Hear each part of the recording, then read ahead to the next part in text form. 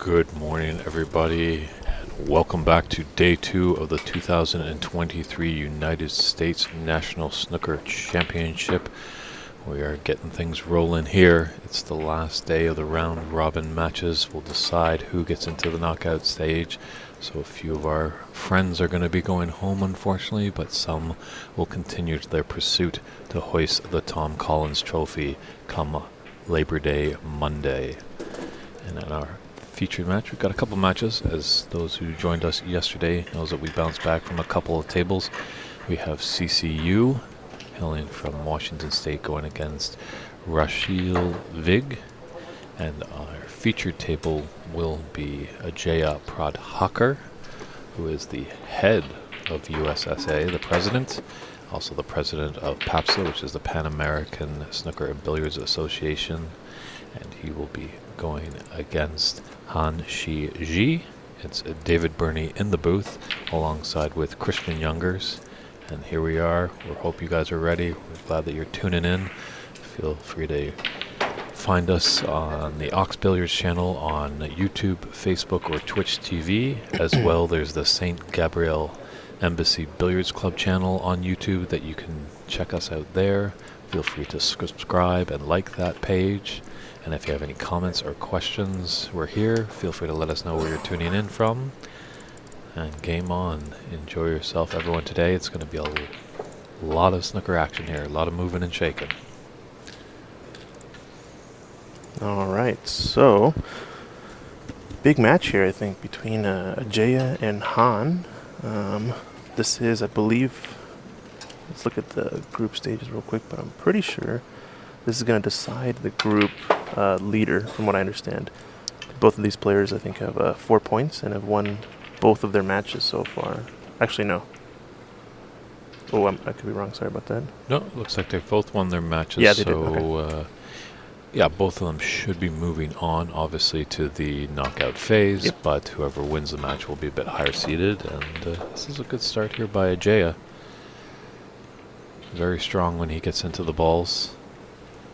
Yeah, tough group that. It had Kevin Quay, Tom Tan, Han, and Ajaya. So pretty strong showing from these two to win their 2 matches in this group. So nicely done. Oh, and Ajaya managed to get that black, but goes into the pack. I think he has 1 red to the left corner pocket, but a little bit of tricky queuing on this one for sure. Yeah, definitely. It's a tricky one early in the morning going over all those balls. You know, hopefully you don't have too much coffee at breakfast so you're shaking around. You want to just be calm and patient.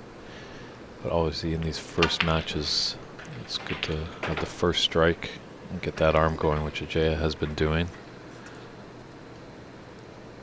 We got another big match too. We got to tune into every once in a while. We've got Stephen Wong playing Tommy Collins over on table 9. That was, I believe, a quarterfinal match last year. Or sorry, no, that was also a group stage match, if I remember correctly, last year during the Nationals.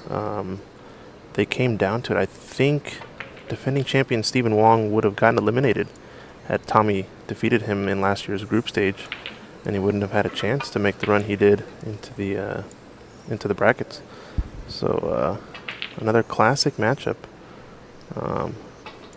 Yeah, over there. The Collins family has done many, many wonderful things for the game of snooker in America. Tom's dad was heavily involved. Unfortunately, we lost him a few years ago. But Tom is carrying the torch. Plays out of Motor City in Detroit, Michigan. There he is over there. Just queuing up and getting ready to start his match against Stephen Wong.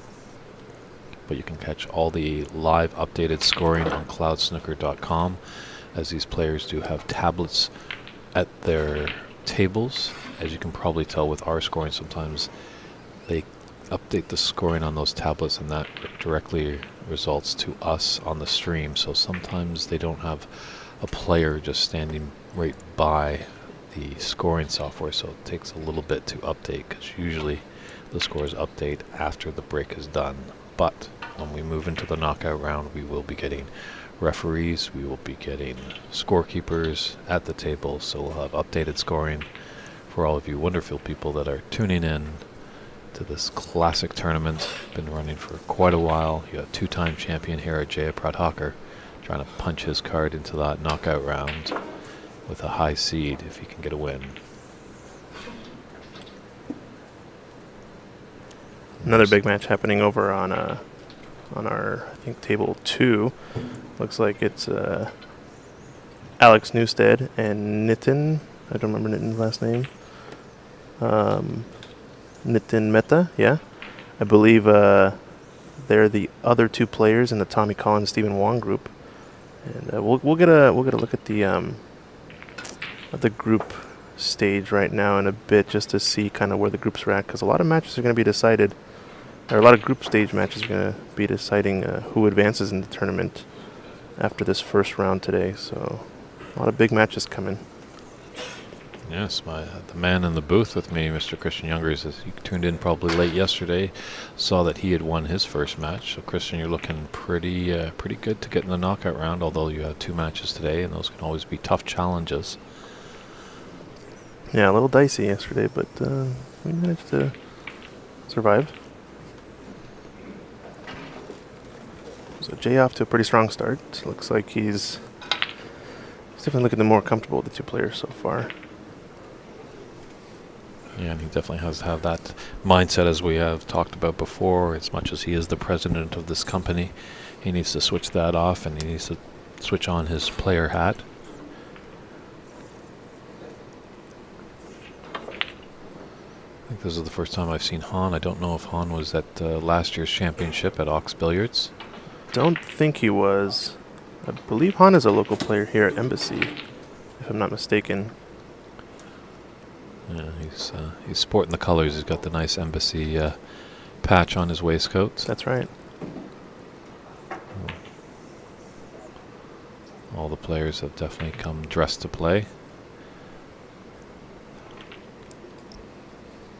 Oh, just saw a nice little double on a side table by Alex Newstead, getting really close to the black next. So it's going to be a match to tune into for sure, as well as the Tommy Steven match. I'm going to check the rest of the groups as well. I'm not sure what the other stages are at. See if we can pull it up. Ooh, not a great in off there. Oh no. By Jaya.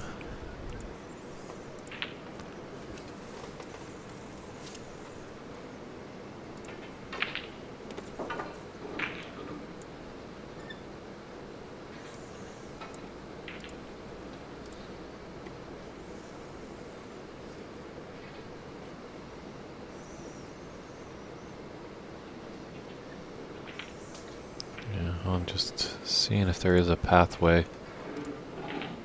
I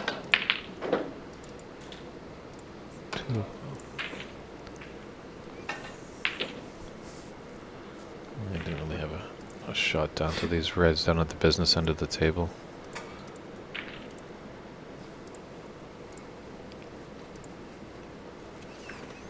This is a thin one, but definitely has potential to go wrong.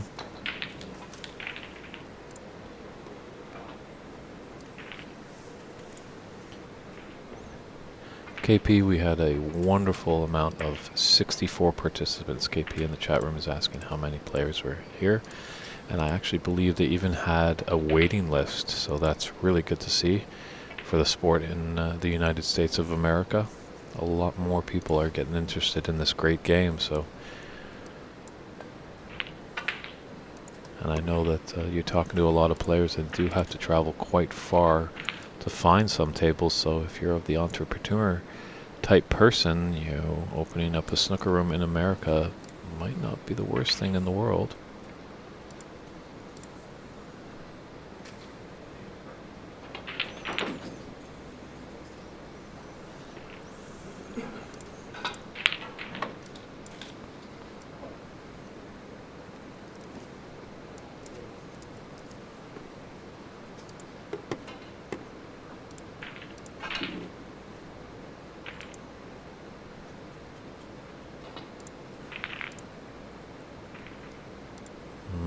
Find the bulk area with that safety shot for Ajaya, so. But doesn't look like a easy starter here for Han. It's got a red into the left middle pocket. It's going to shoot up table, so this will be potential safe if he does miss. Really nice deliberate pause in his backswing. Unfortunately, he's just come up tight to the green.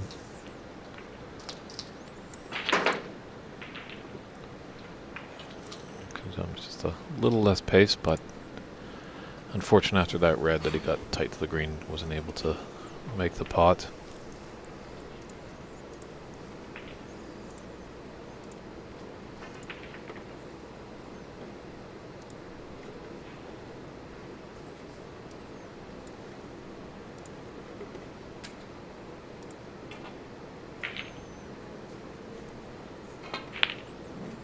Yeah, it looks like there is a long red for a J into this top left corner pocket.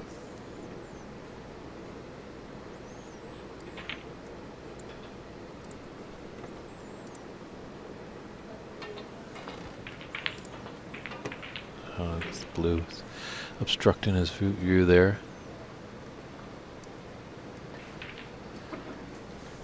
That is true, KP. The Canadian National Championship is usually hosted in Toronto. It's a bit unfortunate. We are a big country back there in Canada, and there is a lot of snooker lovers throughout the country, so it would be nice to see if it could bounce around a little bit. I do know that obviously John White and Jim White have a great club, the Corner Bank in Toronto, and also there's a gentleman who owns Master Q. His name is just eluding me right now. But also Jonathan's son has a nice club out in Vancouver, well in Richmond actually, but just outside of Vancouver. He's got 2 new Rasson tables that he's put in. So I think we might see maybe potentially that Canadian National Championship maybe moving around the country just like this American Championship has. This last year it was in Ox, and I think the previous year before that it was at the New York Athletic Club, I believe. And as well, they've played this event in Houston, so it's jumped around.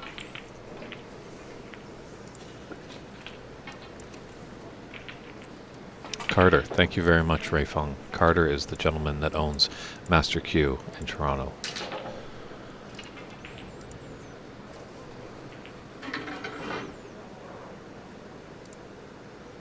Here we got a sorry, we got a shot of the group stage here.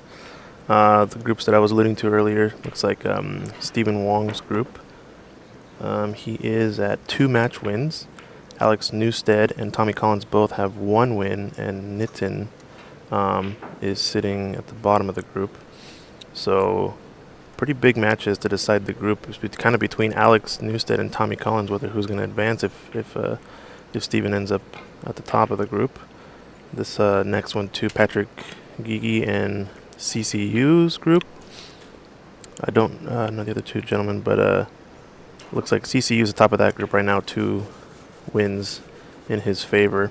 So I think it's a win and you're in situation for CC. Patrick Gigi needs to win this frame, or this match, I guess. I'm not sure if he's still in it. He might not be anymore, depending on how the other match results. And this group that we were talking about earlier, Han and Ajaya, are sitting atop the group, 2 matches in their favor. So this match definitely going to be deciding who advances as the number 1 in this group. But both players essentially are in now. And I think we also have some Group D action as well. I see Dave Daly over there playing against Dai Wei, I believe. Dave, I think, is in a must-win situation. If Dai Wei wins, he's going to be at top of the group with 3 wins. And Mustafa, I believe, is going to be out.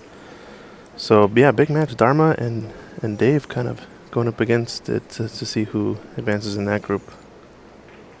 We shall see.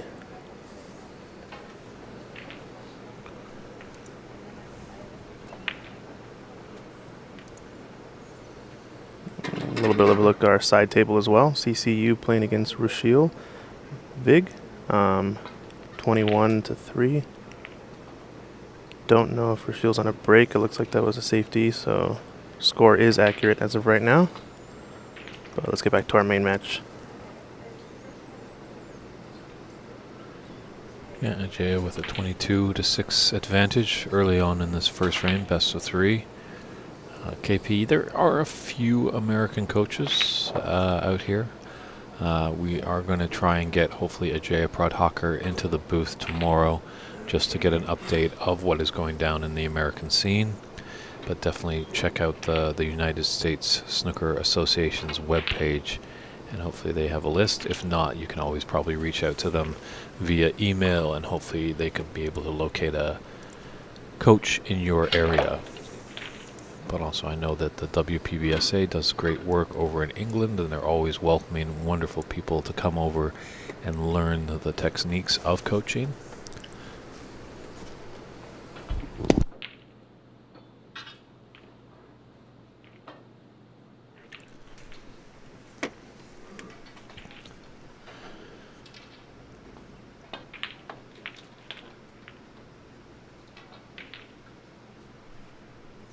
Good morning, Vinny Destani. Thank you very much. Much appreciated for your kind words in the chat room. Yeah, we're slowly building. Vinita's saying he's hoping for the instant replay. That's a nice feature that we like to have. We did have a little bit of a telestrator at the US Open for the women's tournament a few weeks ago at Ox. You know, one thing is when you add more of these tools, you need more people kind of to operate them. So baby steps, but we are always trying to just keep building and building. Don't want to get stagnant and just stay in one spot. We're always looking for new ideas to grow things and expand and just give you great footage at home of the wonderful game. Kind of just like how we're always improving our snooker game.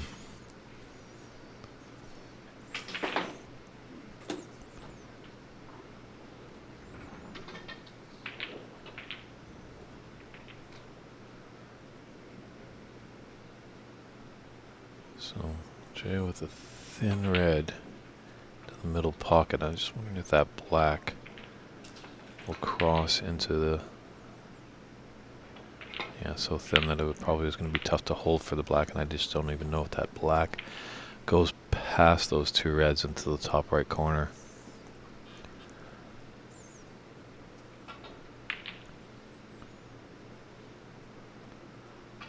Be nice if Jay can get the pink back on its spot and just letting the adjacent table do their bit of business as he continues to ponder this pink.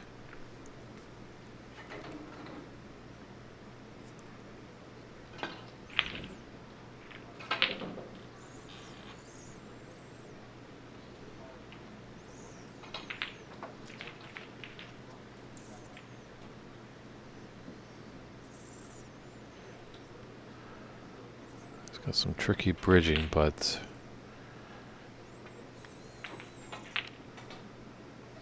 if you can just slightly stun run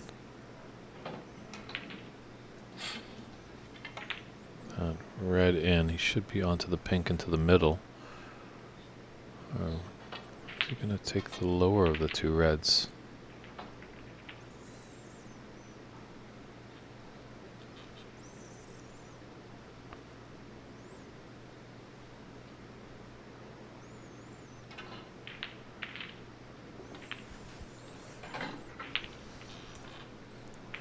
Sometimes there's many shots at the snooker table, but when you commit to one, you got to focus on that one, and that's the only shot to play. Got to tell yourself that is the right shot, that's the shot I want to play, and play it with 100% confidence.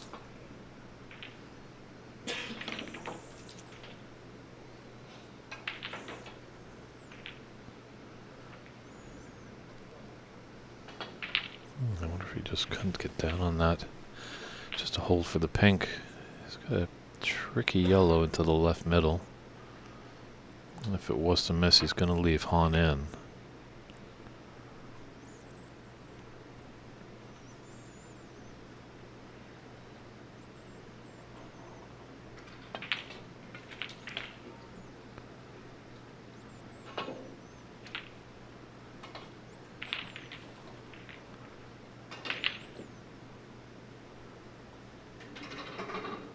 Where's this brown going? Wow, almost came back and fluked it into the top right corner, but just taking his medicine there.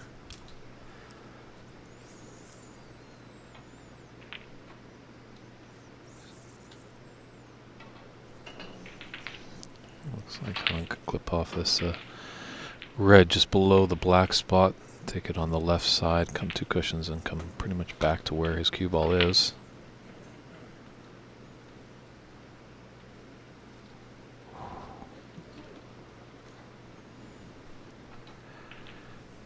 Just a little too much Wheaties, I guess, for breakfast. That had some power. If it had pulled up, it could have been behind the green very nicely.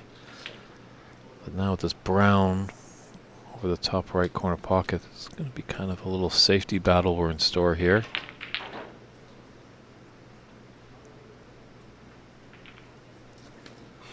Watch out for that cue ball. It's okay.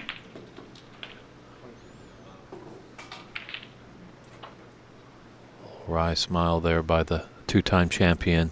Ajay, you got a fortuitous kiss off that green to really put Han in a bit of trouble.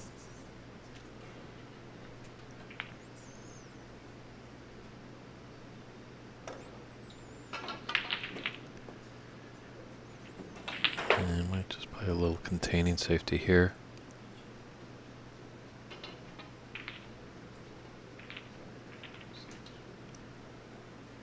Wow, was very fortunate that that brown didn't go in.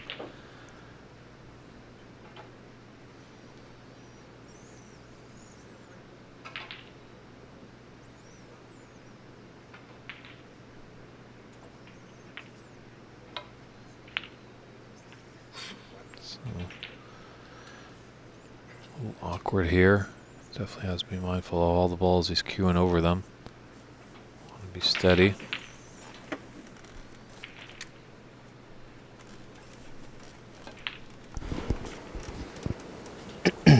Alright, back in the booth.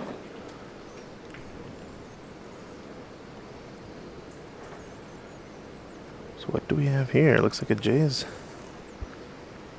starting to take control of this frame.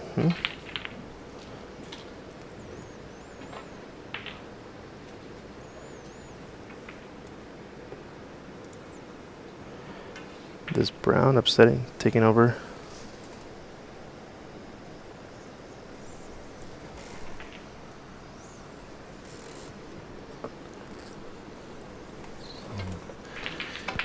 It's a little early here on the west side of California, but it's actually getting close to maybe dinner time in England, and we have Oh yeah, a truly great man, and does a lot of great work for the game of snooker. I think Mr. Nicholas Metcalf, Nick Metcalf, who does the Talking Snooker podcast with Phil Haig, are tuning in. So, oh nice. Phil and Nick have been chatting us up quite a lot in their previous podcasts. Just really appreciative of all the great work we're doing over here in North America. So we hope you guys are enjoying the tournament, and thanks again for all your kind words. You definitely make us blush.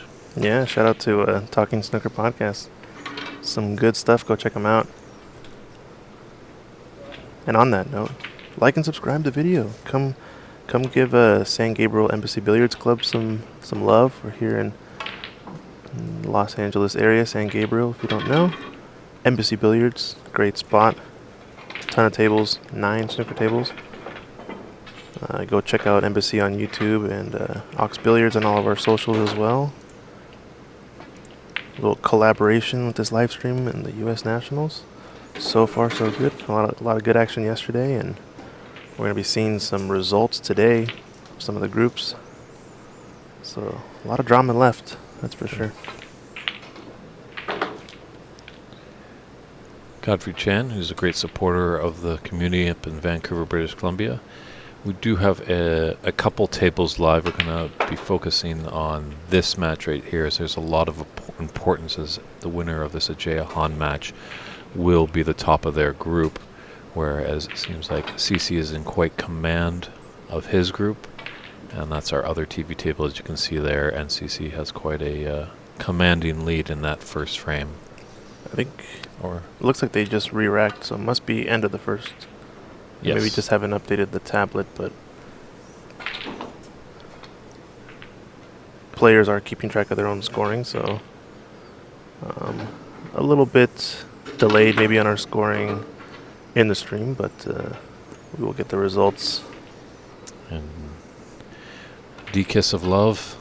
Unfortunately, Ahmad Ali is not playing in this tournament, as he is over in England working on his pro card. So he's trying to, I think, qualify probably maybe for the British Open as we speak. Yeah, he's first American in a long time to be playing on the pro tour. Last year he won the Pan American Championship, which qualifies the winner of that tournament onto the pro tour with a 2-year tour card, right? World Snooker Tour. So you never know. I think winner of this tournament is going to get automatic qualification for that event and get their entry paid for. So we could be seeing amongst these Americans another possible pro into the next tour card that PABSA qualifies. So that's correct. Yes, winner of this does get an entry to the PABSA Open event down in Rio de Janeiro at the end of October. So that will be welcoming all players from the Americas, North, South, and Central. Last year we were in Toronto, and that's where Ahmad Ali did win his chance. And also Igor Fioradora. Someone please in the chat room correct me where I am, but I believe he won that tournament as well, a Brazilian player. So it's a lot is riding on this tournament, that's for sure. And they're going to be about, I think, 32 players down in Rio. So definitely when that chance to fulfill your dream, because it's every snooker player's dream to definitely get on the tour. Obviously the big dream is to hoist that world championship at the Crucible Theatre in Sheffield, but it is a long journey.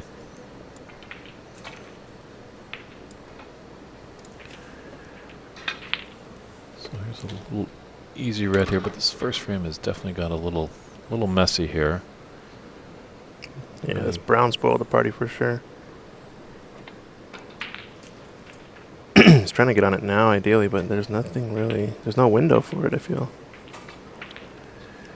Yeah, you really got to be down and tight on that top cushion.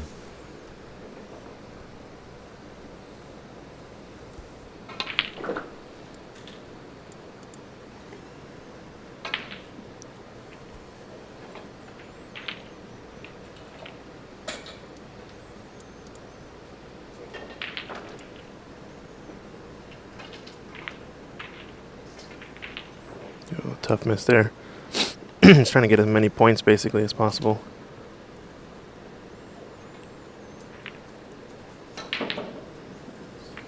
Jay does have an offensive option here, but it's going to be a pretty risky shot depending on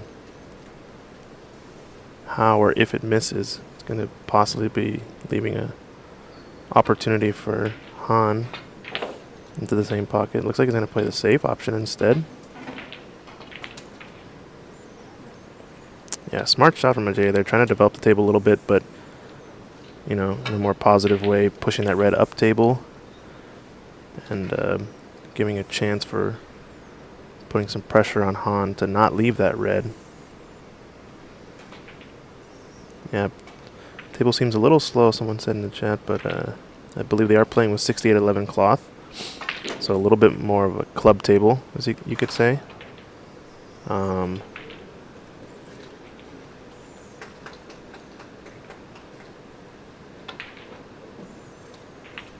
These are pretty recently felted though, so they are playing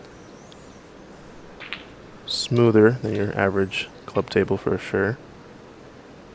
And now we're getting some positive action in this frame. They've gotten behind the reds.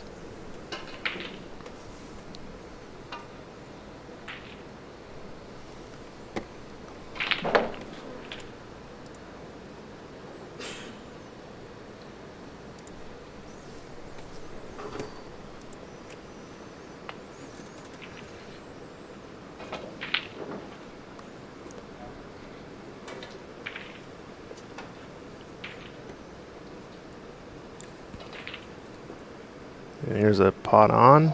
Ooh, good try. I think we're going to see this frame open up now.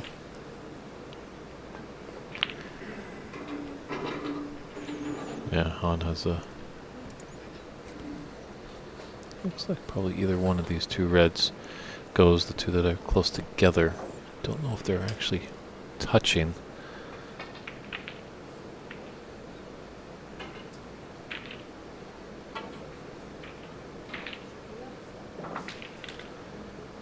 Yeah, now we can open things up.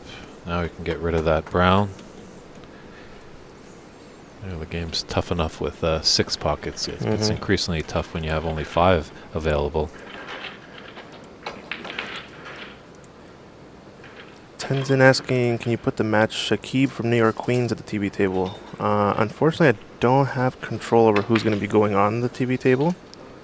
But we will try to switch over and get some angles once that match has started. I don't know if it's... I don't believe he's playing right now.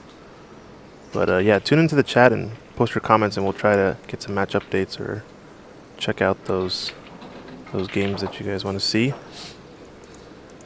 Yes, our good friend Alan Morris with USSA. He's monitoring obviously the stream. He's doing pretty much 101 things all weekend long, running around. But maybe if you put up a request on the stream, you can take a look, and that might influence his decision on who we put on the TV table.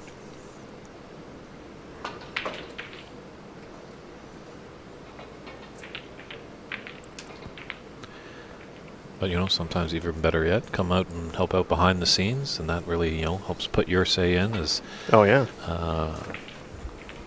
coming from Canada, I know a few of these players, but not a lot. But I know they've been talking with you, Christian, asking, you know, what your thoughts are on what would make a good match. So, some good input there. Oh, definitely, yeah. They've been asking back and forth. I think Stephen Wong has also been setting up some matches. I think he's trying to prioritize a lot of the top-seeded players, obviously, and maybe matches where we're going to see a little bit more drama because the match will decide maybe the winner of a group or who advances in this group, etc.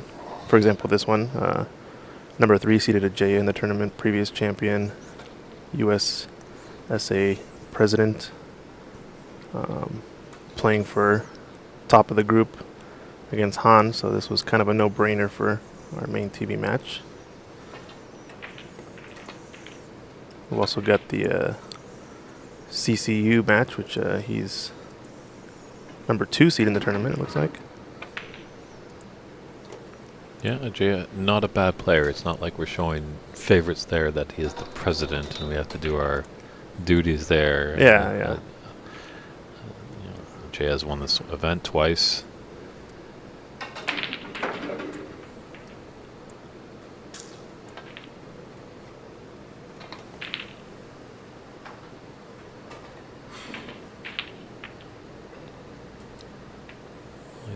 He got some help from the yellow there.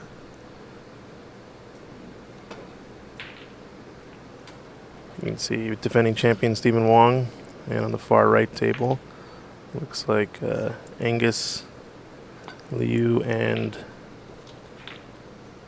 Ramil. Ramil taking that first frame over there, so a lot of good matches in the room. Oh, Jay, I think I missed it, but great pot on this. Red into the right middle pocket. David Brock in the chat. Good morning, fellow DB. He's definitely coming up with every duo in the book to label myself. That is David Burney and Christian Youngers. So, which B do you get? Which B do I get? In his comment, though, is the question. You have to let us know, David. That's the new poll, I guess, in the chat room. Who is the beauty and who is the beast? And Kiss of Love, yeah, these are Riley's great tables, but they're not the Rileys that have the heaters in it. So oh, sorry, yeah, we didn't. Just a different sensation. Yeah, these are not heated, right? Yeah. And not many players are really used to the heated tables. I must admit, you guys are very spoiled up there in Seattle at Ox Billiards. It's a very interesting and strange situation if you're not used to it. When you put your hand down on the table and it's a bit warm.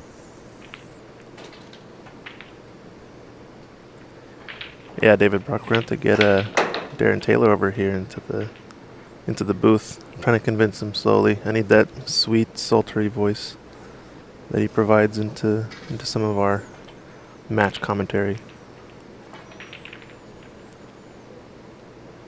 I do believe Darren is still in tournament. He lost a match yesterday to a really tough player, it sounded like. But he's still in it.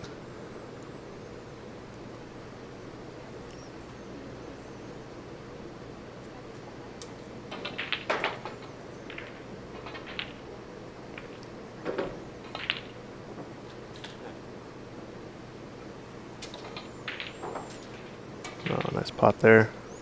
Perfect on the pink.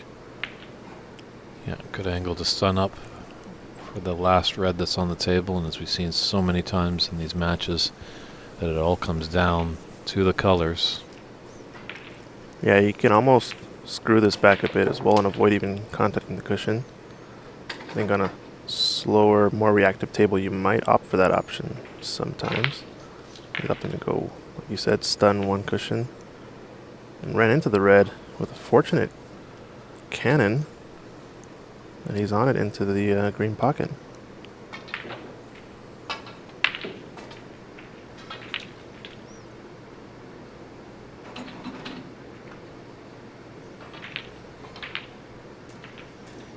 This would be quite a steal to take this frame. But he might, I think he just looked at the heavens there, as I think he's straight onto the screen. Would have done well with a little bit of angle, so he could come down for the yellow.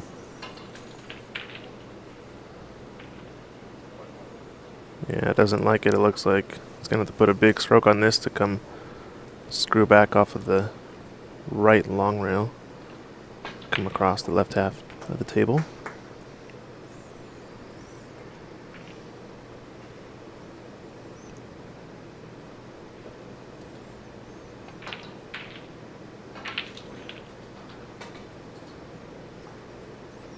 Oh, looks like he's going forward maybe? So opting to take the long shot, huh? Yeah, there's Maybe safety behind the black. true.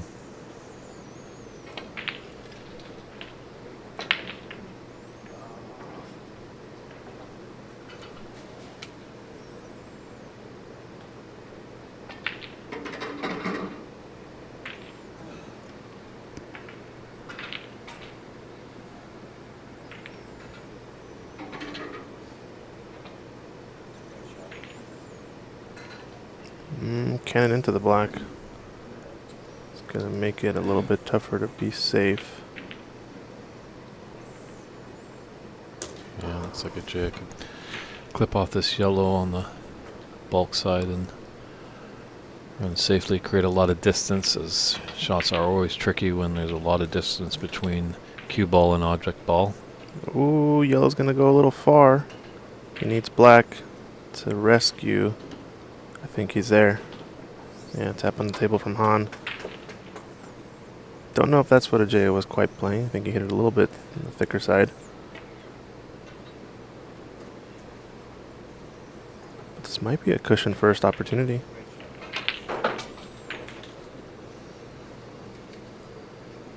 Yeah, this is good on Han just to double check with his opponent, make sure that they're in agreement with where the placement of the cue ball is now, so there's no discussion later on as to where a putback might go if he were to foul. Yeah, in these round robin matches, the players are self-refereeing. So we just don't have the numbers right now for behind the scenes, and that's a nice pot there. But he's snookered Unfortunate. himself on the green behind the pink. Yeah, how do you end up there? But Han is clipping his way back into this first frame. Yeah, 31 his score now after that yellow. So six in the differential.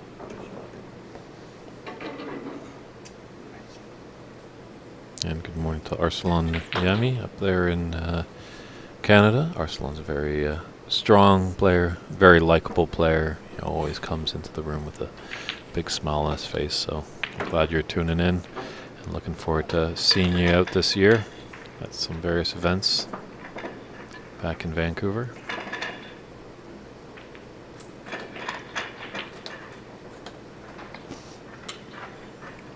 Two cushion escape misses on the short side. Yeah, Jay is going to be putting them back as we are playing.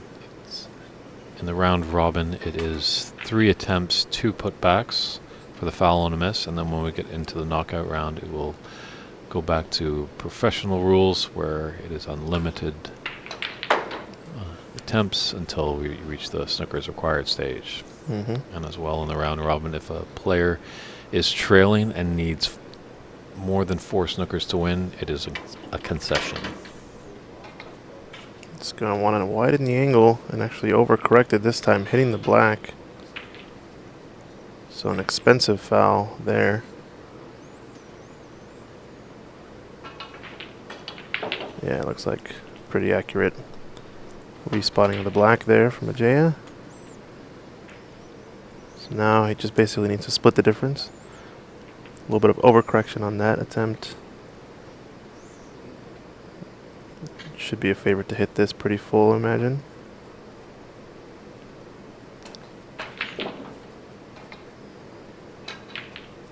Oh, missing the same side. And misses the black this time. Go for the free ball. Yeah, free ball is on. Yikes, so expensive fouls there for Han, leaving a free ball as well. Yeah, it looks like CCU is victorious in his match, so he'll be comfortably moving into the knockout round, as I believe he went undefeated in the round robin. Yeah, 2 frames to the favor there. Yeah, I think Ajay is going to put him back starting from here now. So I believe the rule in this tournament is 2 putbacks, 3 attempts for the same snooker, but if a free ball is left, you're always allowed to put your opponent back from the new position, and then from that position, the putbacks and attempts restart. So he would have had another 2 putbacks, 3 attempts from here if Han had continued to foul. But look at this. I don't think Ajay made the right decision there. He's going to have his little smile to himself there, being like, whoops. In hindsight, I mean, I should have taken that free ball. I still think it was probably the right choice. You can't really ever predict the sort of the fluker situation, I might say. Some might say. Some might say.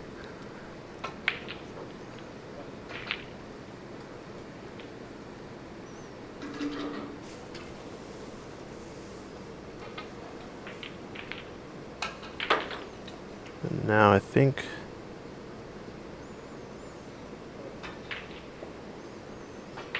Han not in snooker's required stage, but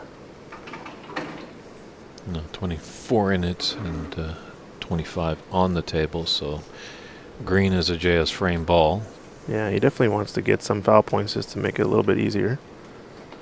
Because the blue does, I guess blue and black are both fairly safe for the clearance. Oh, look at this bump too. Friendly bump on the brown to snooker or fluker the green.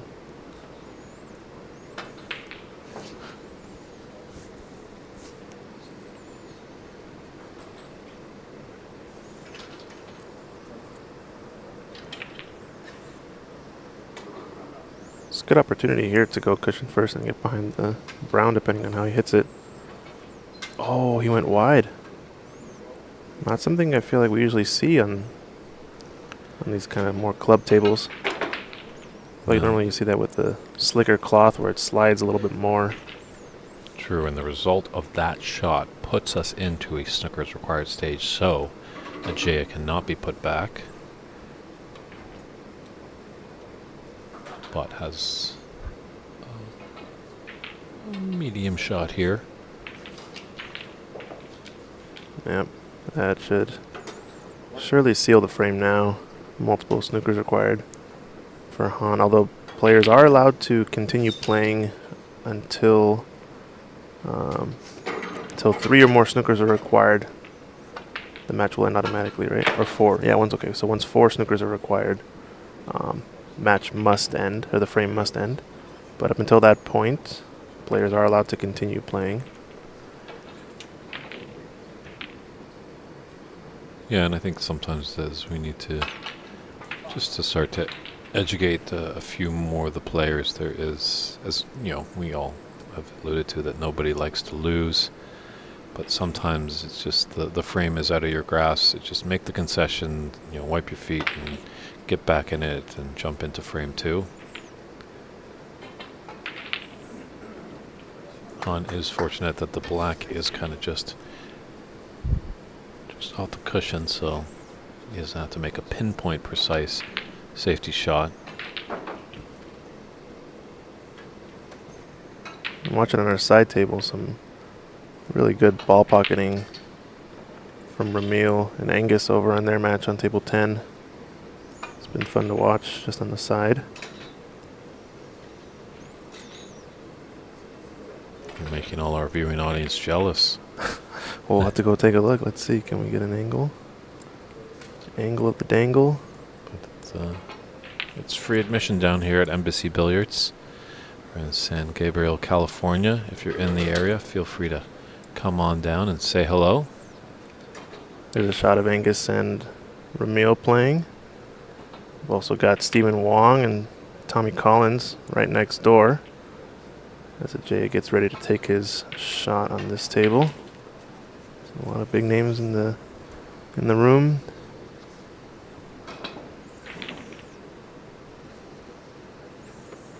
Once again, with snookers required, Ajay could have just rolled that brown over the pocket. Seen it a lot so far. We're only in day 2 of this great championship, but I saw it a lot yesterday with some players when there were snookers required. That some players were just not rolling that ball over. It doesn't matter. There are pockets that have snooker tables. Definitely, there's 8 great tables here down in St. Gabriel. Up in Seattle, where Christian is from, Ox Billiards has 4 phenomenal star tables. I think that's going to be a concession there. Nice. Ramil, who we've alluded to, that's playing, he has 4 tables down at his academy in Arizona. The National Academy, I'm not sure how much they have, the New York Athletic Club. So there's these little pockets, I'm not sure. I think if you head over to the United States Snooker Association's webpage, they might have a kind of table finder philosophy where you could reach out and find out there. It's a shame it used to have a lot more, like I think way back in the early 1900s. So maybe around the time when Al Capone was up to a few nefarious things. Chicago had, I think, over 800 rooms or something like that. Just something phenomenal. Wow. Now, I don't know if they all had snooker tables. I'm pretty sure they did have a few. They obviously had the pool tables and stuff, but people do love their cue sports. And I think with us doing these streams, a lot more people are going to get aware of it. I think going to get inspired. Looks like TJ asking in the chat score of the Alex Newstead and Nitin Mehta match. I believe Alex is down 45 to 55 in that one. And the players are in the colors now. So it's going to be a close one. I think Alex is in a must-win situation to try to advance out of this group. I think if he wins, he's in, possibly. But go check out cloudsnooker.com, TJ, for live scoring on all the matches. I'll try to tune in periodically and check in every once in a while to the other matches. But this is our main match here, Ajaya and Han.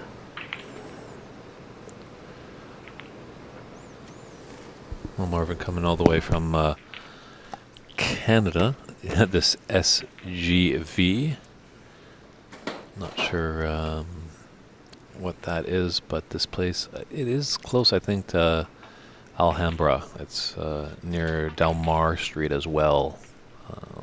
But maybe when Christian comes back, as he's a former UCLA Bruin, he just had to step aside. Maybe he can fill you in exactly, because I'm just not sure where SGV is. Rob Richards, good morning to you too. as well. Rob does phenomenal work in the province of Ontario, up there in Canada, around the Toronto area. He's doing great. Okay, San Gabriel Valley. Well, we are in San Gabriel, so I would assume that that's pretty close. Well, I'm pretty sure if you're online watching this, you probably can search out Embassy Billiards. And Marvin, we'd love you to come in and say hello. 15 minutes away, perfect. You know, there's one thing that's watching the game on TV, and we're happy that everyone's tuning in, but if you're close, definitely pay us a visit, as there's nothing like seeing snooker live. And good morning to Jonathan Wallace, another talented individual from the Ontario region, originally obviously from England, but now takes up residence in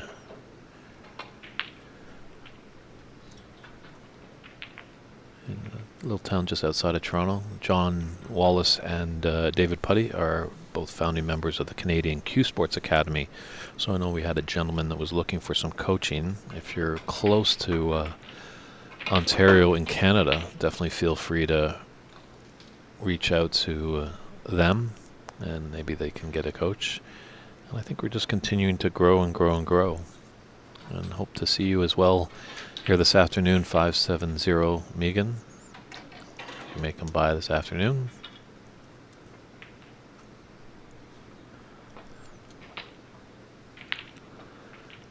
And here we are in this important round robin match here between Jayaprad Hacker and Han Shi Zhu, as the winner of this one will take the group.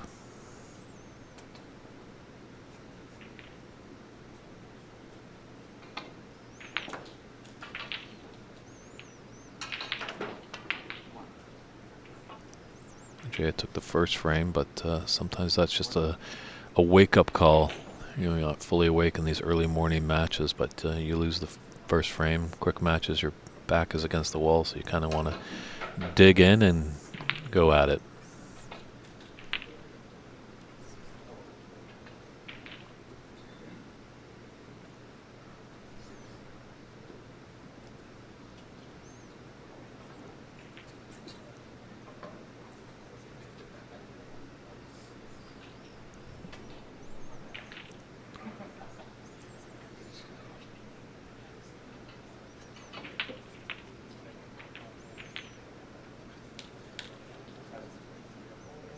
This is a good start to this frame for Han. Plays out of here of Embassy Billiards. Amazing enough, I don't know if you had tuned in yesterday, but before Ramil made his academy in Arizona, he would make the trek over here. 6-hour drive from where he lives in Arizona to come play his buddies here at Embassy Billiards.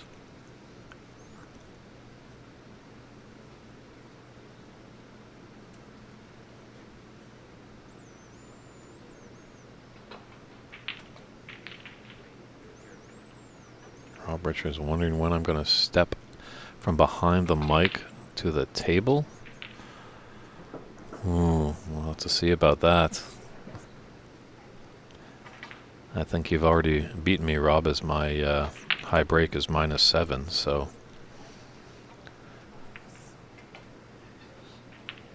But maybe someday, you know, if I'm back in your neck of the woods in Ontario, if you come out to see us in British Columbia, we could have a few friendly matches here and there, but I have no problems kind of hanging up my cue and helping out the growth of the sport by bringing some great commentating to this wonderful game, so all you people can enjoy. I think as we all get into the game because we want to play, we all want to be a champion of some sort. But sometimes we do have to stop that dream, and for the growth of the sport, put our ego aside and say, hey, you know, I can do some great work behind the scenes and really help the game go, because that's what we need as well.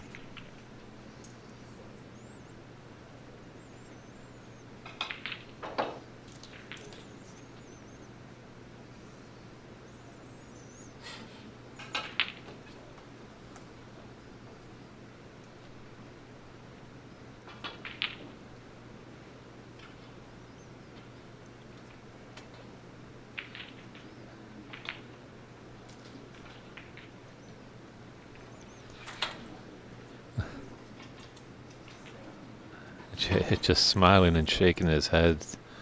What luck. What luck. Didn't cannon into any red there. Just a little flick, kiss, anything could have given him hope to continue this break.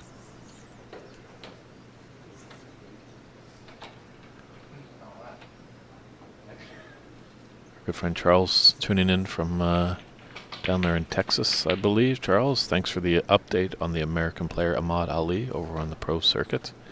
He unfortunately lost a match 5-3 to Zhao, and hopefully I'm pronouncing that correctly.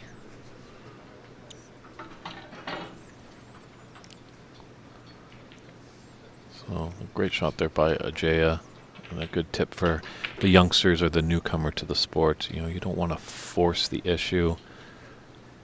Really, he wasn't able to flick in any brown to develop and continue his break. So he just took his medicine, went back in bulk and played safe. As snooker is a game, it's not always what you make, it's what you leave. If you made a silly shot and leave your opponent on, a really good opponent can punish you. And if you're a fan of the pro circuit, you'll definitely know a costly shot could have you sitting for the frame. Tad Thurman, come on up from San Diego. You know, we're going to be here all weekend long. Obviously, the semifinals and the finals will be on Holiday Monday, Labor Day Monday, September 4th. Tentatively, it's looking for 2 p.m. Pacific time for the final. 2 p.m. That's what I am told.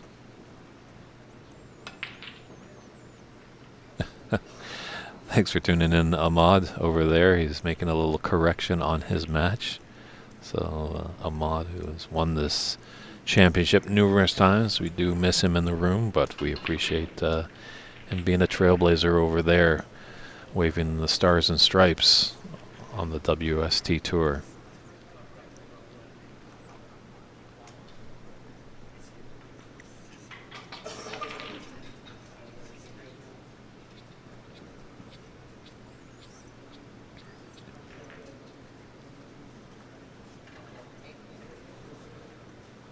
Black's kind of tied up. Black might just unfortunate with that red close to the black.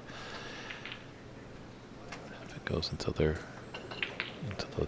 top right, but it's rather tied up. Pink is open if someone can get in. It's an interesting game. It's kind of like almost an old car. It's sometimes tough to turn over and get going, but once you get that car going, you're going to be cruising down the interstate at top notch. So we'll just see if one of these guys can get in and get that engine purring.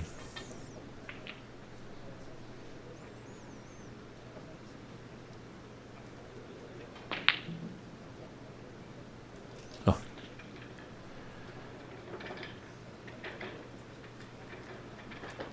Surprised there wasn't, I didn't notice a little hand there. That was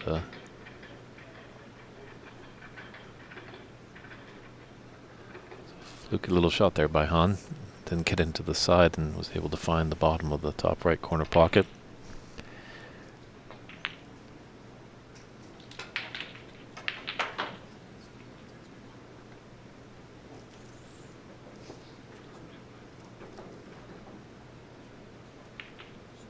Now there's a trivia question for you all.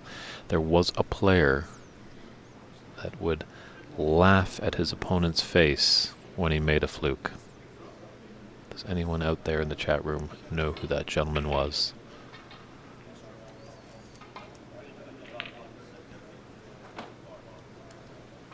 Just to run a little bit more. I was hoping to get behind that yellow.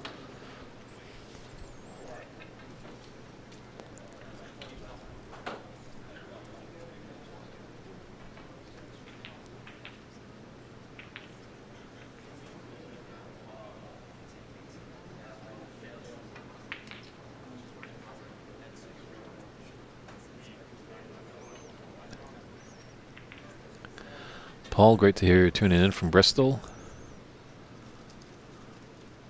Man that actually used to play in the same club as Judd Trump.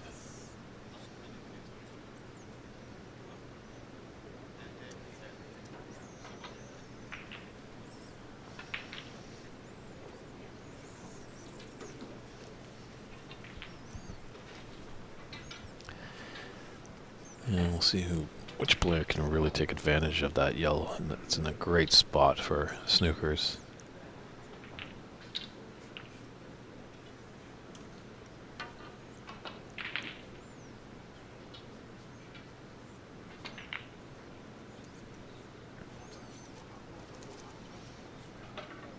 Yeah, it's starting to get a little busy around that black ball.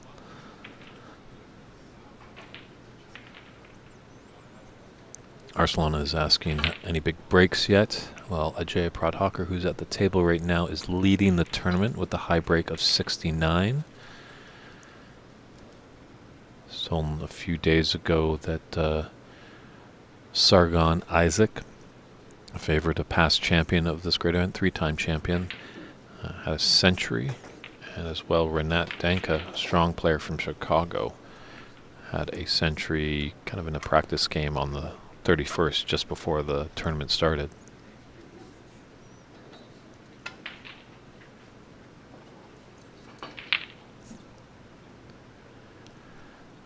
Digital Bookworm 5678.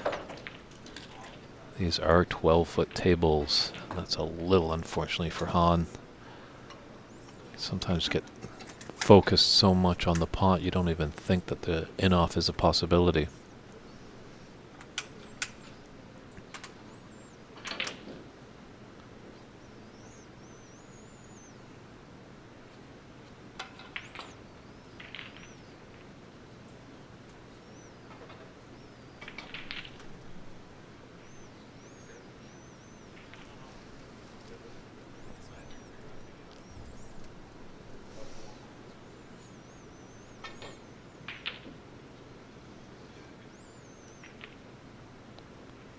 Yeah, I haven't been to, where you really kind of find these tables, and I haven't really done a big quest, obviously. Living in Canada, I don't live in America. But I wonder if any of the servicemen's clubs would have these big tables.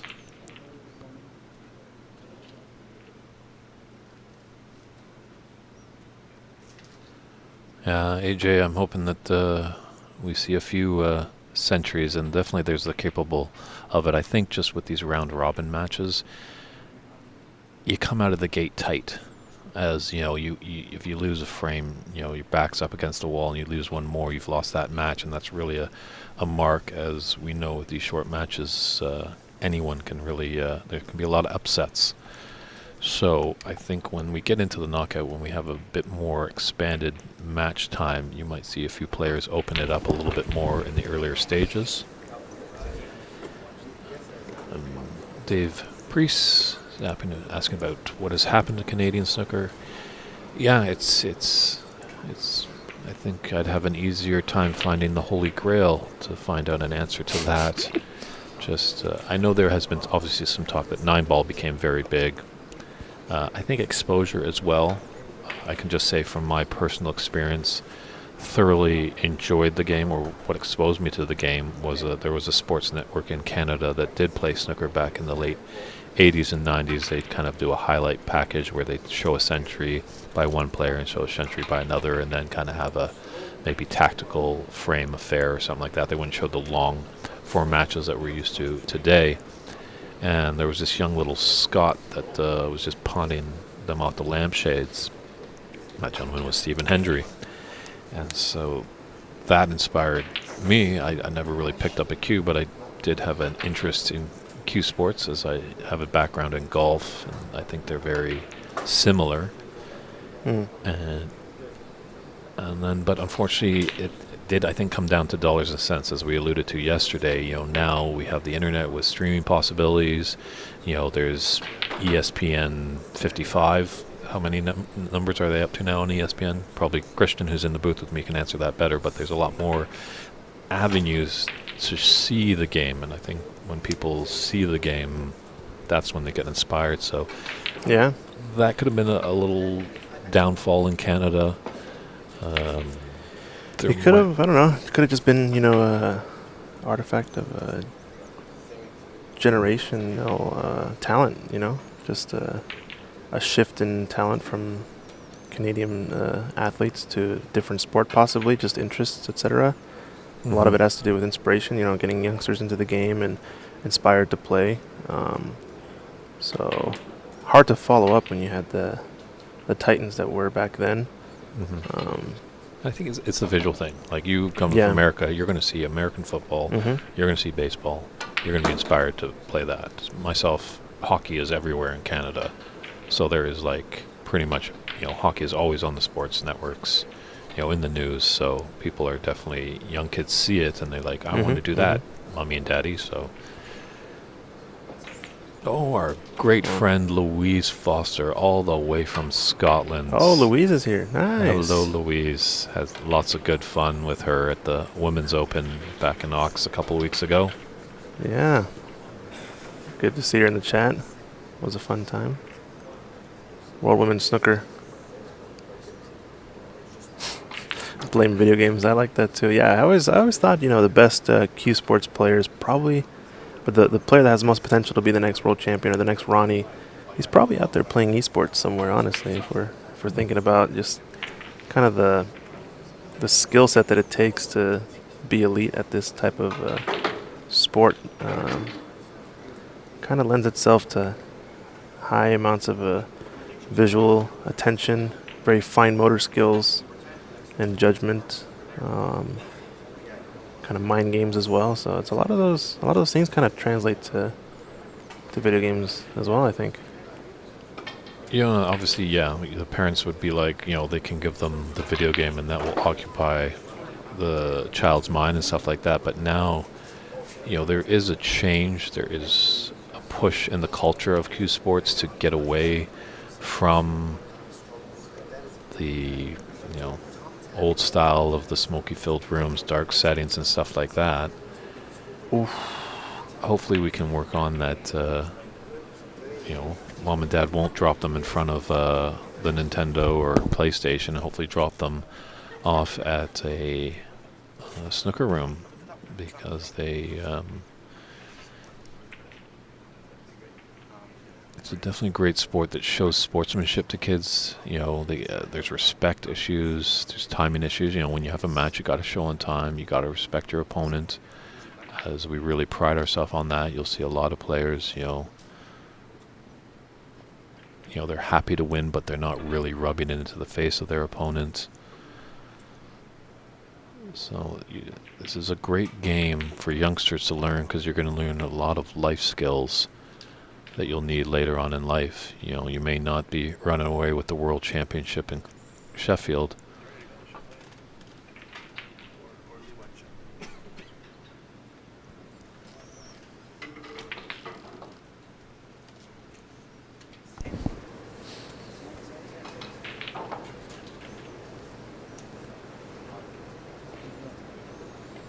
Speaking of esports, have you seen the snooker video games that are out now? Watching a couple of clips from, I think, a virtual Ronnie O'Sullivan doing a treble into the middle pocket or this and that. Seems like it'd be fun to try out. Rob, you might have an idea there. Xbox or PlayStation to sponsor a snooker tournament. Well, we did have Microsoft sponsoring the inaugural Women's U.S. Open. That's right. In Ox Billiards last year. Yeah, that was an awesome sponsorship. Shout out to Dave Daly there, getting us in contact with folks at Microsoft to set that up. Looks like, sorry, go for it, Dave. I think it's just exposure. Once you get like showing people what this game is all about, and we are a niche sport. Are we going to take over the top four? What I mean by the top four is in America, North America, there's hockey, baseball, basketball, and American football. Are we going to challenge those to take over them? I don't think so. But there's so many sports out there that a bunch of people might just jump in and be like, hey, this isn't too bad, and there might be a company or someone in a company that's like, hey, I have sponsorship money and I really like this snooker. As our friends from winesellers.com, I believe, just have fallen in love with the game. Yeah. And they were great sponsors at this year's U.S. Open for the Women's Snooker Championship. Yeah, Jason and Diana Miller, shout out to them. It was a great sponsorship they gave for the World Women's event this year. Check out Wine Cellars. Now they're not a sponsor here, but we got to give them a shout out there. Too good to us. And looks like our main match table. We got another one coming up. I think it's going to be John Poon, number 7 seed in the tournament, versus Sam McGrath. They're just doing a little bit of a warm up, and we'll tune into that match after into this frame. Looks like Ajaya has a chance. Ooh, look at that nice cut on the black.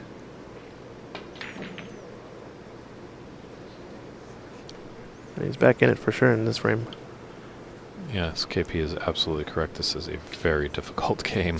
You turn into the pro circuit, they make it look very easy, but that's pretty much with multiple hours of practicing. And that is a great cross double, Ajaya, with the element of safe there. Wow. I like it. Bringing out some shots here late in this frame.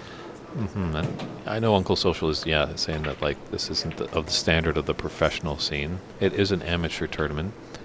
But you know what is kind of exciting, and Christian and I were talking about it yesterday, as when you're watching the pros, you're not expecting them to miss. So when they miss, it's kind of a gas.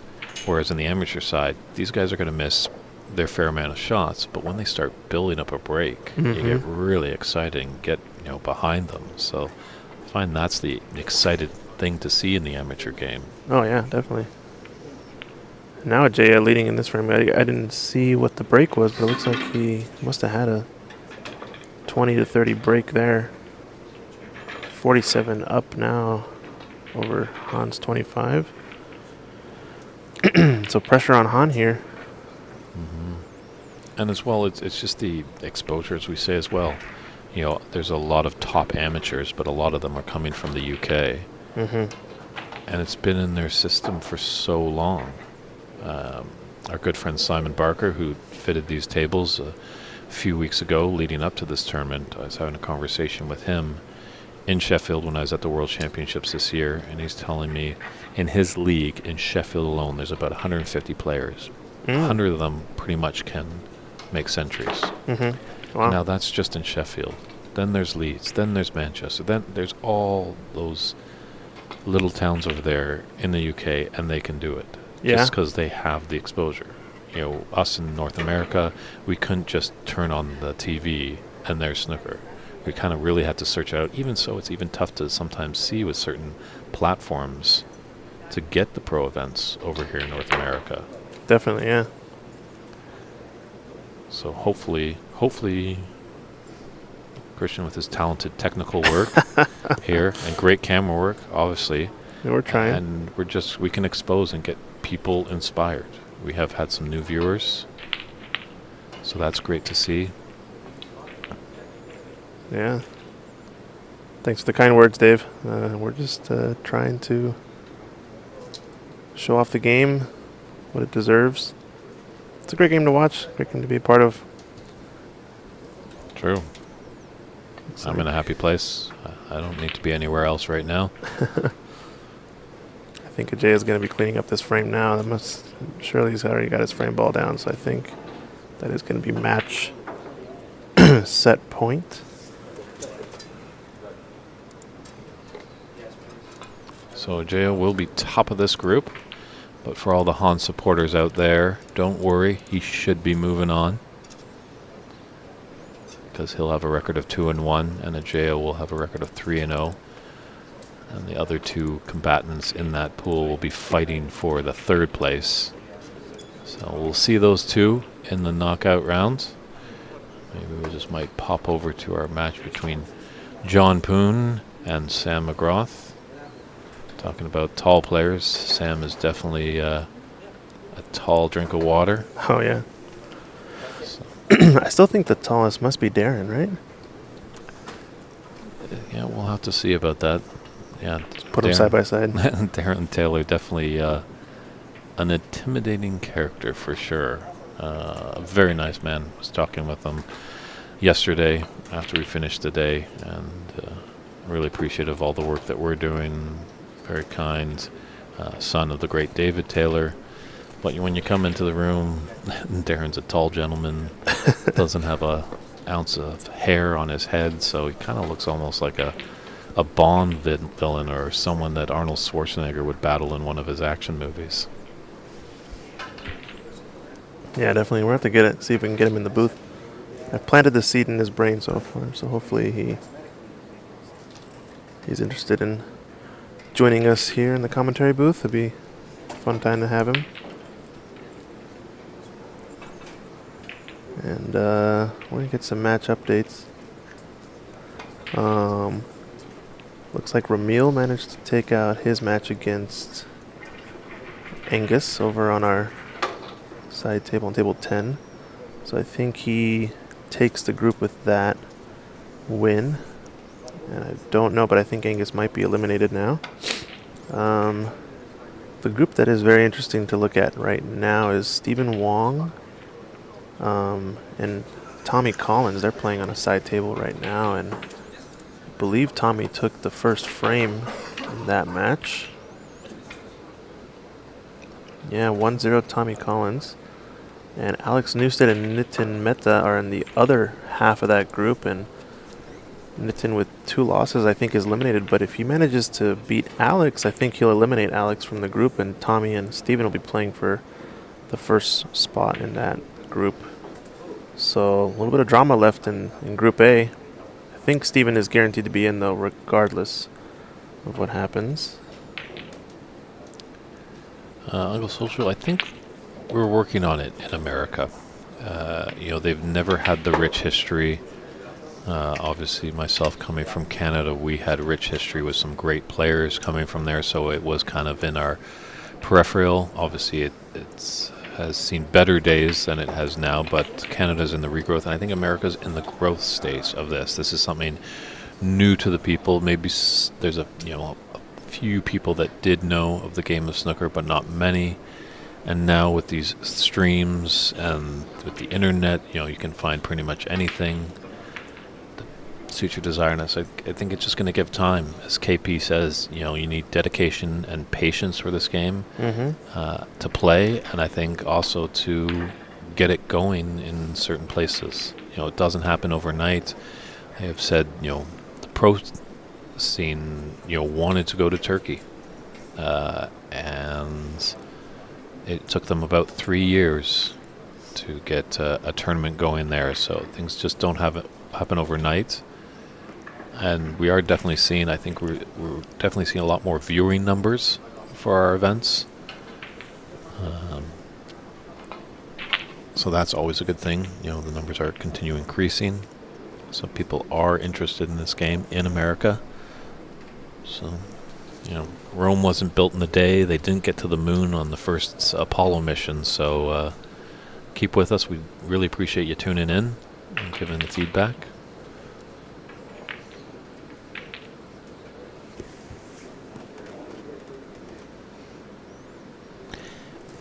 And that's right, KP. It's a very tough thing to do because it is very British-centric, this game.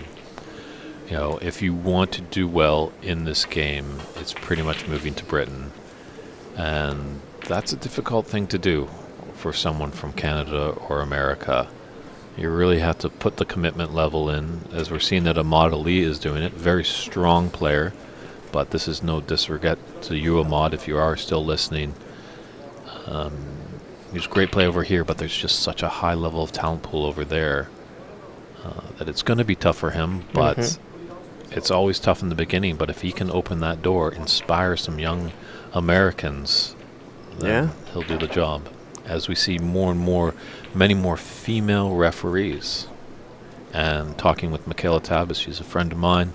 She was one of the first, actually the first female referee, and she always kind of, when she sees a new female referee come onto the circuit, she kind of gives herself a little pat on the back, being like, I kind of paved the way there. So hopefully these unknown markets, they'll expand. As Ding Zhenghui, there's another player from China who really opened the door for Chinese snooker. James Watna, who's a Thai player. We're seeing a lot more Thai players and as well with the strong scene of the women, Rhiannon Evans, Ming Nutcharat, who won the U.S. Open a couple of weeks ago back in Seattle. There's going to be inspiration there for women, little girls, to pick up a cue. So we'll have to come back to that, Uncle Social, when Christian and I are old men, and we'll have to see how this game has evolved and be like, remember when we were on Wind Up? And yeah, the good old days, yeah. Yeah, like even if you have tuned into some of our earlier, in years past, some of our broadcasts, I feel like we've jumped leaps and bounds.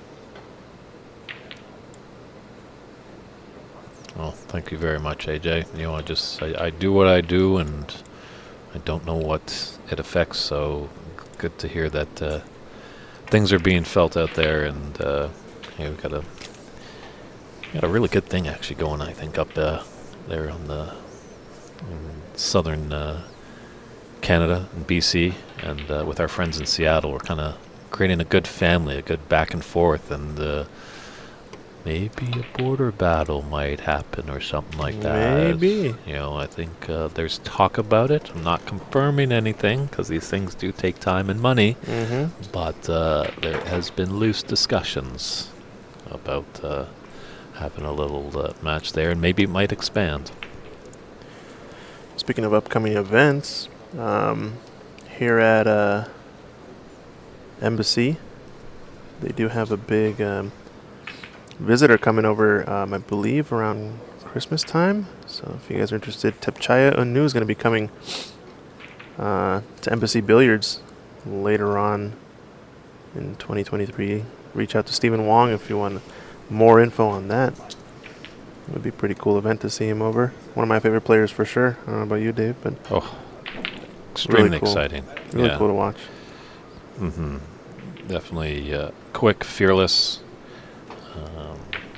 Really unfortunate. I remember watching a match once where he had a 147, made a fantastic red to be on his last black, and then he just broke down on that final black. But eventually, a few weeks later, he did get that 147.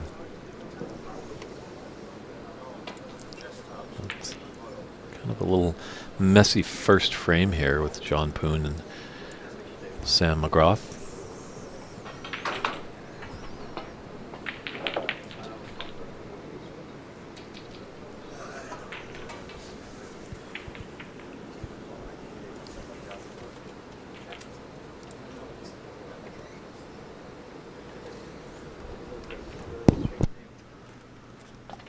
Yeah, KP, there is a lot of older players that are still chugging away, which is a good sign. Obviously, shows that it's not just a young person's game. Any age can play it. But hopefully we can inspire young. Just keep on the lookout for the Desani kids. I'm putting that out there right now. Vineet Desani, who's a great help in the Vancouver area, just a player, but he comes out and scorekeeps and referees for the tournaments we have. It's just a blessing that he has come into the world. But he's got two youngsters that are just enamored with the game, just so fascinated with it, just kind of want to keep playing. So.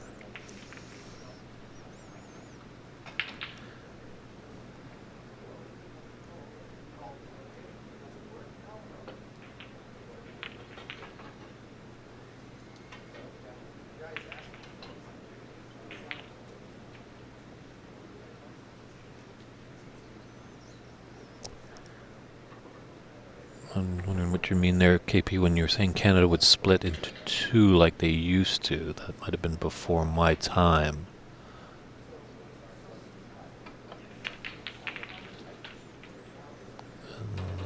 Yeah, if you can elaborate on that. But yeah, it would be nice if the lottery companies could. But the big thing is obviously the numbers, I think. Obviously people, if you had a brand and that you want to get out to the people, if it's one person watching this event, they're not going to maybe invest because they're not getting many eyeballs. but with the stronger, more and more numbers that we're getting, and if you come across as passionate, then the exposure could happen and that sponsorship money could come in. I think there's a little bit of that rumbling. Thanks for the explanation, KP, just about the East-West. Yeah, such a large country we are in Canada, and especially America, that the East-West is kind of thing, because it is quite expensive to travel throughout the country, whereas the traveling time is not that hard in the UK. You know, they travel 2-3 hours for an event. Well, we have to travel, 2-3 hours, but by plane sometimes for these events.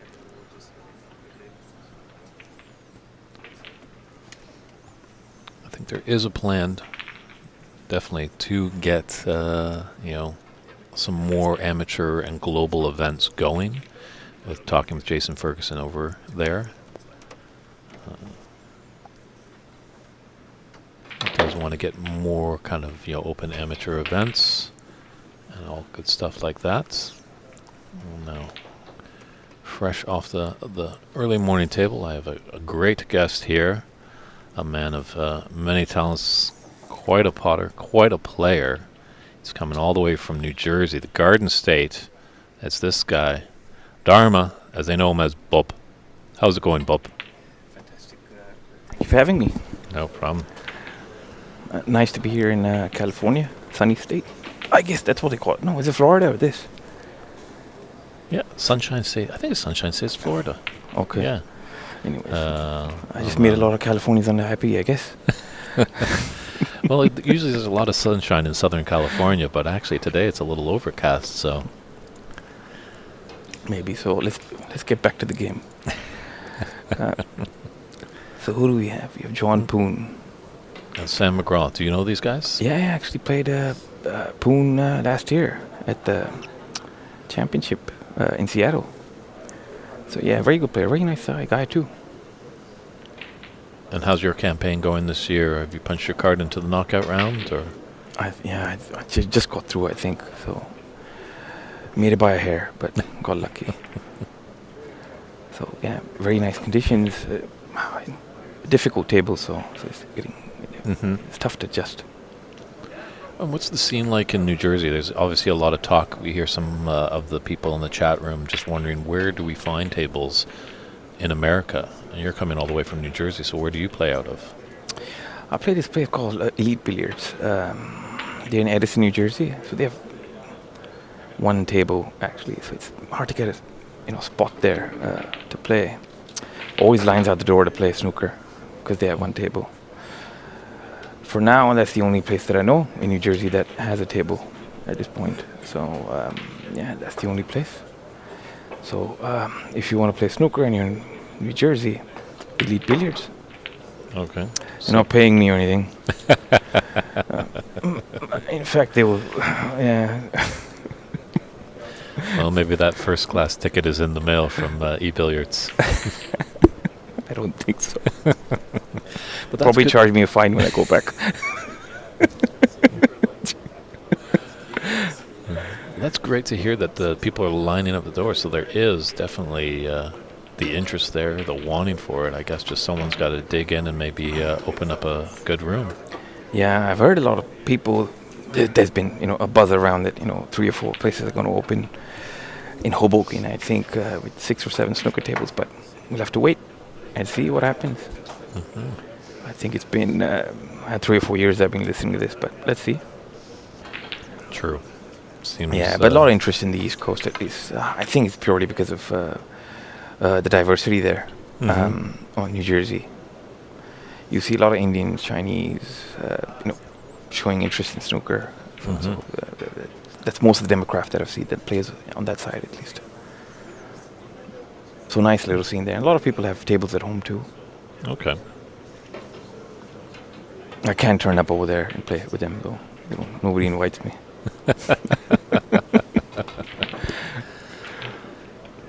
Okay, so our East Scrappy game.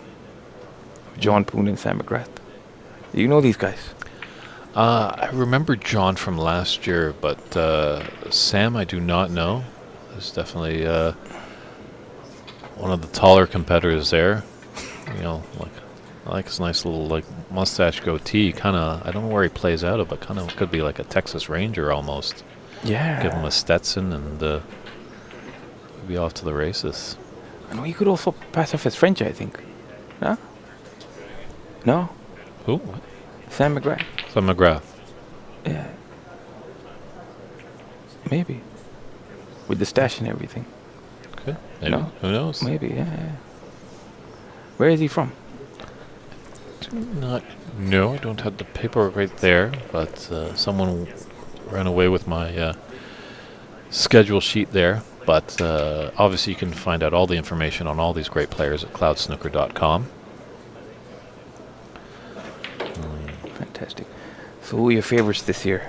Do you have any favorites in mind? This guy called Dharma, I feel like Okay. might. Do you think he's got a good chance? You made a strong outing last year, so I'd have to put you up there. Well, the defending champ, you know, he's already. Someone's got to knock him off his horse, so he's got to be a favorite. Mm-hmm. Obviously, past champion Sargon Isaac, Jayaprad Hawker. Mm-hmm. CCU's a strong player. Very strong, yes. If Jackie Wee could find some form, he was really struggling yesterday, but he's an exciting player to watch. Omar Balasara, Yeah, Omar Balsara. I actually know him from back home in India. really? Yeah, Wow. he used to play down there. So when I used to play tournaments, I always saw his name in the roster. Luckily, I didn't play him. I've heard he's very good. Yeah, never got to play him, luckily. So I think it's pretty open. I think it's a very good, very open tournament this year. You got Reynat also from Chicago. Renat, yes, very, very strong. Yeah, I played him the other day. He made a century against me. So you also got Darren, who made a 98 against me. All these guys, they get very angry when they play me. They make centuries. So, yeah, something about my face or what it is, I don't know. Well, the tongue tornado is in the booth. So yeah, a lot of these guys, very, very talented players. A lot of them that you haven't seen over the years, they've been, busy with family, etc. So great to see the strength and depth in the game that we didn't know about. Actually, I didn't know these guys from earlier, Renat and Darren,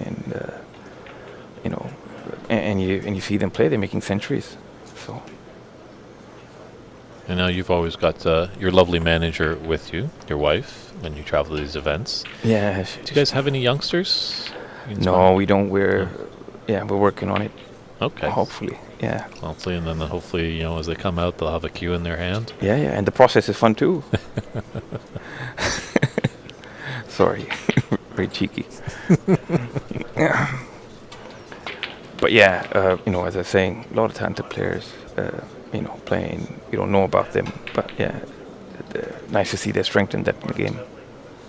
Yeah, it's such a large country that we've got players like yourself from New Jersey, and we're out in California players, Washington players, Texan players. There's a gentleman from Colorado. Tom Collins comes from Detroit, Michigan. Wow. So, Voom Voom Varun out of Houston, Texas. Yes. So, I actually met somebody from Montreal too, from your lay of the land. that is correct. Patrick Geeky, who is the head of Snooker Canada, is down here, and people might be like, wait a minute. I thought this is a U.S. Nationals. Well, Patrick, in his early life, was living in San Francisco for, I think, a number of years, so he was able to qualify to get dual citizenship. Nice. So. Oh yeah, I asked him first time. I asked him when I met him. I said, how'd you get your green card or citizenship? No, I'm just joking.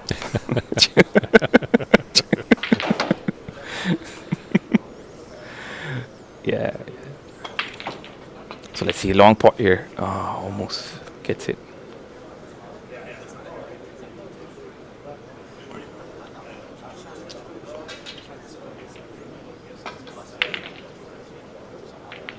And when did you leave India? Do they foster a lot of snooker there? Like, you don't see a ton of players on the pro circuit.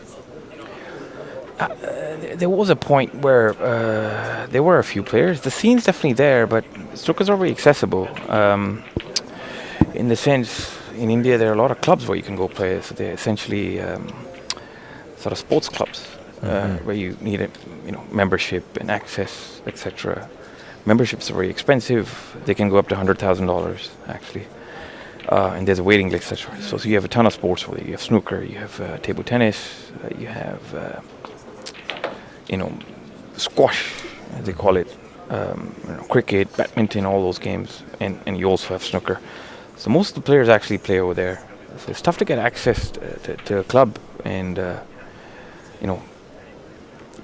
go into different clubs and play each other. That's how you get better, essentially. So there is a scene there, but it's tough to get access, and it's very time consuming, I think. So people don't pay too much attention. We've done very well in billiards, actually. We have Pankaj Advani. He's been multiple world champion. Actually, they call him the Ronnie O'Sullivan of billiards. Three billiards, yes. Wow. He won, I think, 6 or 7 championships by the age of 25. World championships, yeah. Yeah, very good player to watch. He was on the snooker tour too. He actually beat John Higgins. He beat, I'm not sure if he beat John Higgins, but he did beat Sean Murphy. And he gave John Higgins a tough time. Fantastic snooker player also. But he didn't like it. I don't know why. So he actually gave up his tour card. And he gave it up to... he also qualified 1 year for through the amateur championship, the IBF, I think it's called. Okay. Yeah, and he actually gave his tour card to Zhao Xingtong. So yeah. I'm sure everybody knows who Zhao Xingtong is. Yeah. So he gave it to him. Zhao Xingtong was very happy, and then he came on board, and he won 2 championships after that. He won the German Masters, and he won the UK Championship. So yeah, funny how things work. Yeah.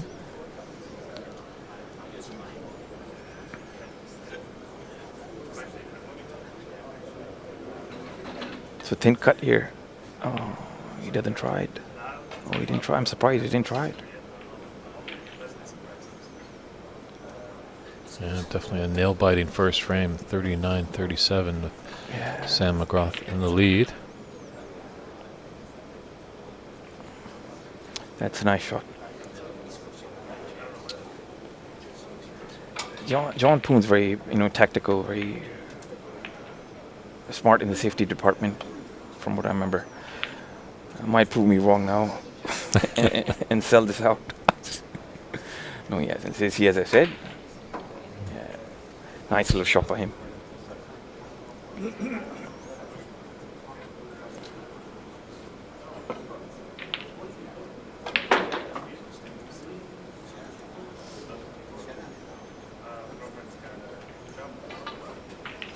So do you think he takes this one? I think it's a nice bet, actually. You can play the blue in the same pocket and the pink in the same pocket, stun across. Yeah, you took the words right out of my mouth. I was going to ask you if he's going to take this into the green pocket. It is a little aggressive, but I'd rather play a pot than lose to a safety. So I'd definitely go for this one. He does pot the ball really well. John does. Almost gets it. You're a little live by the sword, die by the sword kind of guy.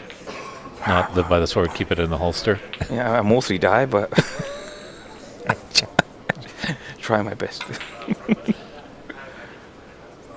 Let's see, long pot here for Sam McGrath. He came across it a little bit. You see his arm go. I guess it's just the nerves, He got away with it. So this game, I think, would depend on the blue here. Black's by the pocket. Pink's open. Yeah, pink is sort of open. Yeah. Let's see.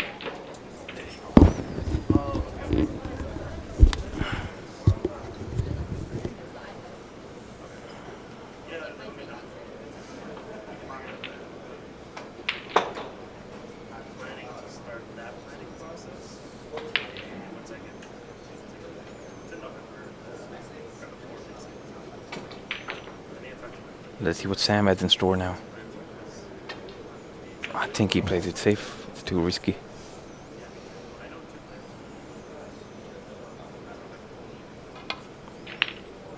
Oh, he goes for it. Not bad. Decent cue ball, though. Mm-hmm. He played like a 2-in-1 shot, so he didn't really commit to it, you know.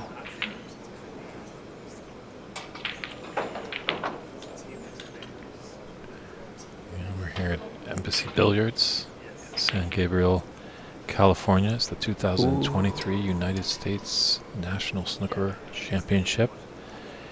David Burney's in the booth alongside Dharma Himani, also known as Bob, a Yes. player in this tournament. Yes, yes. Reached the semifinals last year, so if you have Yes, any yes. questions to get into the mind of a player, Bob is willing to answer any of your questions. Oh yeah, somebody just put in the comments actually.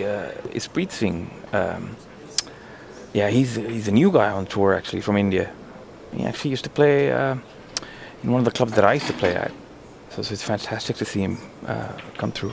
Mm-hmm. I recently played Luca Brazil in a championship, and he made a century. Wow. So yeah, pretty fearless player. Just post him off the lampshade anywhere you go. So very very nice player. Good to watch. Mm-hmm. So Let's This- see. it's pink for the frame. Pink for the frame. Oh, misses it. Now, yeah, Sam's got it all to do actually. Because he can't sell this pink out, you know, the black's over the Mhm. pocket. Yeah. Well, Sam just needs pink, but John needs pink and black. Yeah, John played a very conservative safety there, so just leaving the pink as is by the black pocket.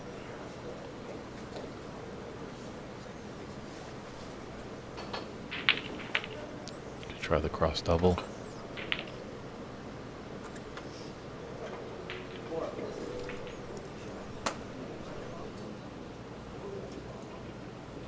I see you're having your Seattle coffee. Possibly, yes. Oh, very loyal, I guess. A nice little safety there from John. As I said before, very good safety player. Although it hasn't reached the cushion, I think John can go for this because cue ball comes back, and you know, it's sort of like a two-way shot to nothing.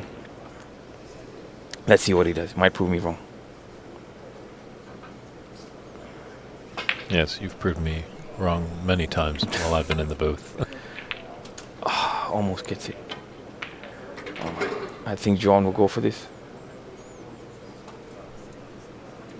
Yeah, just stuns it in, you know. He just has to focus on this pot. Mm-hmm. Stop the cue ball there. Black's by the pocket. And it should be game over. Oh, he played safe. It's kind of disappointed in that, you know. A bit, yeah. He had a good chance actually to go 1-0 up. Yes. The great Cliff Thorburn said, yeah, you can only win by potting balls. Did he? Don't But he think- only won by safety though. Eventually, yeah. some They eventually safety, used to but- pot them, yeah. But those balls got to find the bottom of the pocket at some point.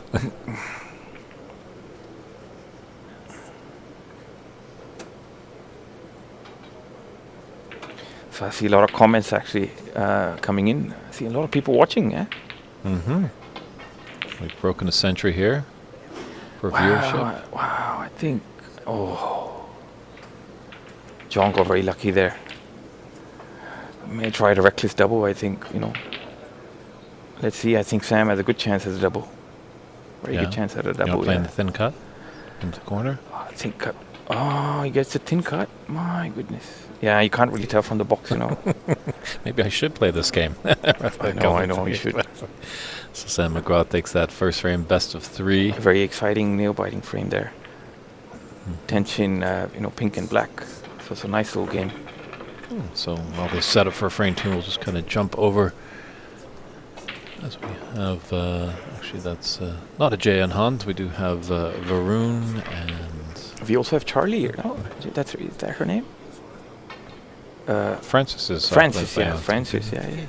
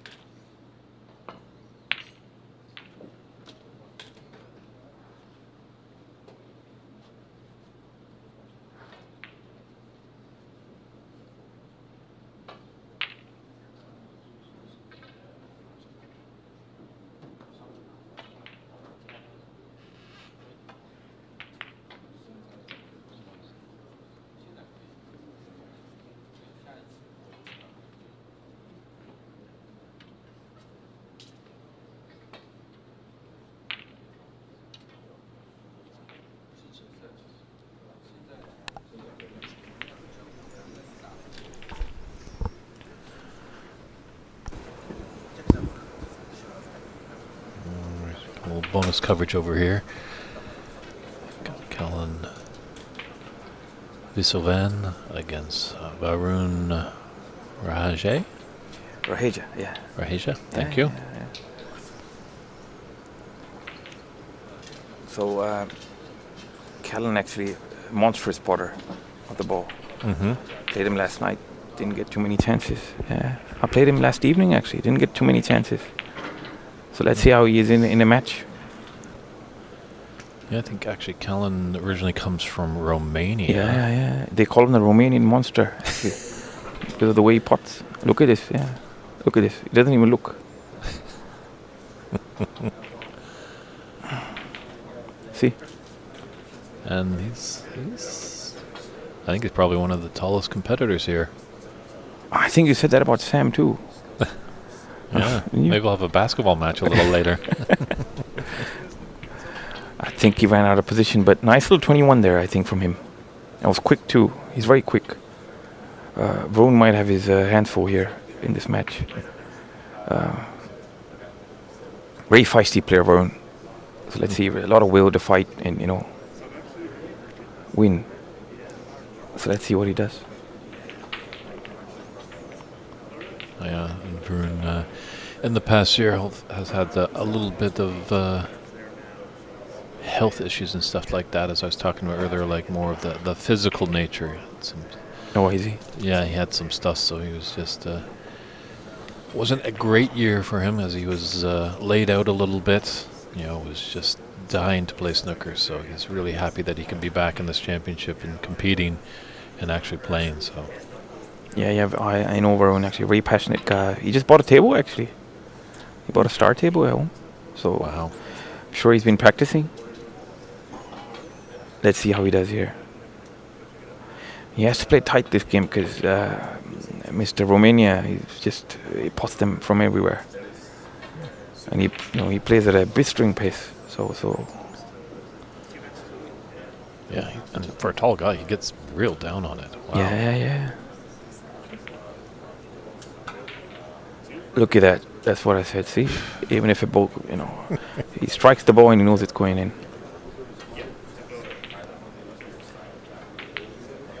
Look at that. See. Wow. This guy might be the. Snooker's like candy from him. He pots them like from anywhere. Yeah, the dark horse, maybe the surprise. Of the whole tournament. Really good player. I played him last night, so I jinxed him. Let's see if Varun gets his chance. Let's see what he does. It's a good chance here. He can come down for the black. Maybe get an angle, get a high black or a low black. Try and get into those reds, maybe. He has to start scoring now. 51 behind. Mm-hmm. He won't get too many chances after this. Oh, he's played it too hard.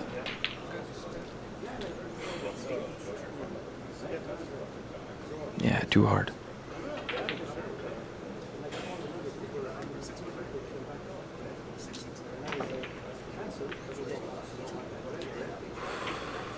Oh, it doesn't go. So yes, Varun couldn't take advantage of that, I guess. Mm-hmm. Let's see, Mr.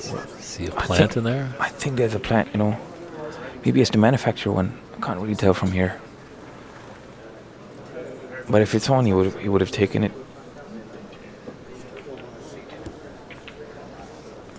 That's a very nice story there, Paul Hamnet. Just relaying in the stream that he worked with some troubled teens, and he said they wouldn't turn their phone off and all that trouble, but got them in the snooker club. Instructed to turn off the phone. They listened to all the advice and they learned many fantastic life skills. So that's great to hear. Hopefully we can continue doing that. It's a great long pot there by Varun. Fantastic long pot by Varun. Has to boost his confidence a little bit. Mm-hmm. Maybe take the black and stun across, split the pack open, and get going, because 51 behind, he has to make something happen. No, he tried that, yeah. Didn't stun enough. A nice little long pot there, and black. And I think he's just got to, play his game. Seeing how Callan's coming to the table, Yeah, running around like a Tasmanian devil so quick, sometimes you can get caught up in that. yeah. And you got to remind yourself, play your game. Sure, he's playing fast, but once you Yeah. you got to stay with your game plan. Yeah, Varun has to, try and slow things down for him, because this guy can really pot balls from anywhere.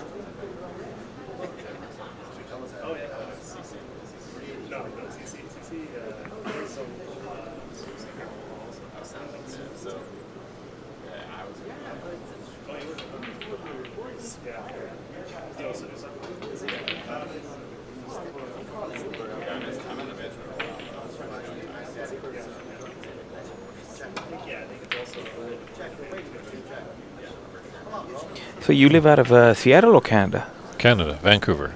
So Fantastic. just about a 2-hour drive north of Seattle, and then tack on about another 5 hours of going through the border. No, it's not that much. That's how long the wait can be sometimes. Do they have a SMAT pass now? They do have a Nexus card, and And you can get in and get out like, It's very quick. in a second. Yeah. And actually, I just got accepted for that on this trip. On the way down, I did my interview. Congratulations. Thank you. So, God bless America. Nice little pot there from, Kalin. Long pot. Misses the pink though. But yeah, that's fantastic. Yeah, I heard about that you can zip in, zip out. Yeah, that's Yeah. definitely going to aid coming down more easier. So what was the approval process like? How long did it take you to? It didn't take that long. The questions were pretty basic and stuff like that, and they have you bring in the necessary paperwork, so everything's on there. I think they do ask you obviously some questions and stuff like that. Mhm. The gentleman was like, "Have you ever been convicted of a crime or something like that?" I'm like, "Did you see how I did my fingerprints? It was my first time." So little stuff like that, but they have like the information. You give them the information. I'm pretty sure they can look up your file, and if there's going to be warning flares or anything like that, I'm pretty sure they're going to find it. Sounds pretty easy. So yeah, not a bad thing. But do remember, if you are going through land borders, that everyone in your car needs to have that Nexus pass. Okay. So that's an important thing that not many people realize. Like, oh, Durham, you have your Nexus. I'm going to go with you to U.S. It's like, well, no, I have to have a Nexus pass as well. So the whole car does. So Gotcha.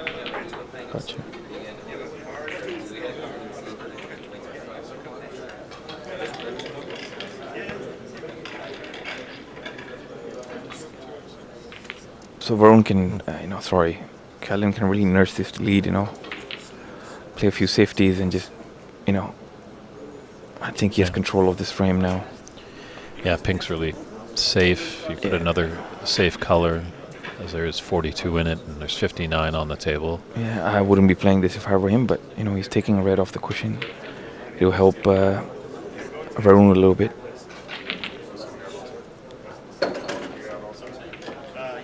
But yeah, I guess he's feeling comfortable in control, so I guess he played that shot, Maybe he didn't have another safety in mind.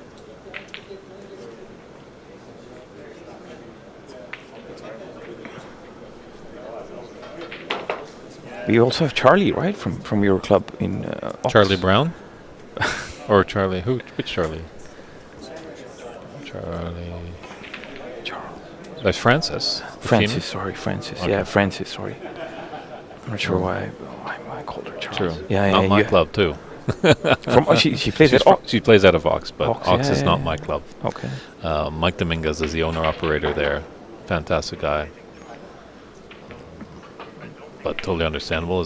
I met you for the first time last year, Yeah, so you yeah. probably could understand. It's like, oh, this guy's here. He must be doing something. Yeah, I know. I thought you thought work out of there or something. My bad. But yeah, really nice player actually. She actually put Varun in a lot of trouble last year. Mm-hmm. Yeah, it was a nice match. We were all watching. It's always fun to watch.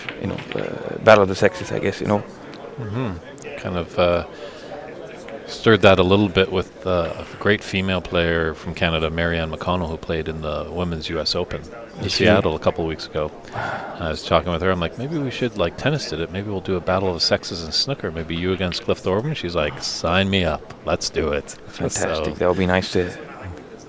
He still plays, is it? He still plays, yeah. Okay. He does have actually his own YouTube channel, The Grinder. Is Oh, up nice. there. So.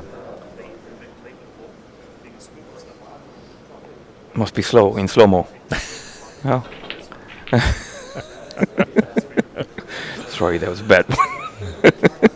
And sorry, Cliff. Sorry, Cliff.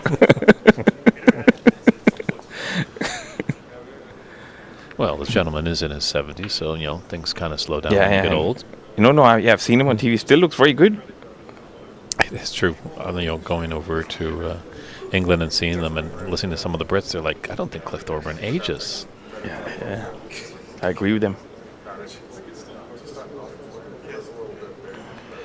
Pool of Champions, you are correct. I'm pretty sure that Brady Golan is fully Canadian. I don't think he has dual citizenship.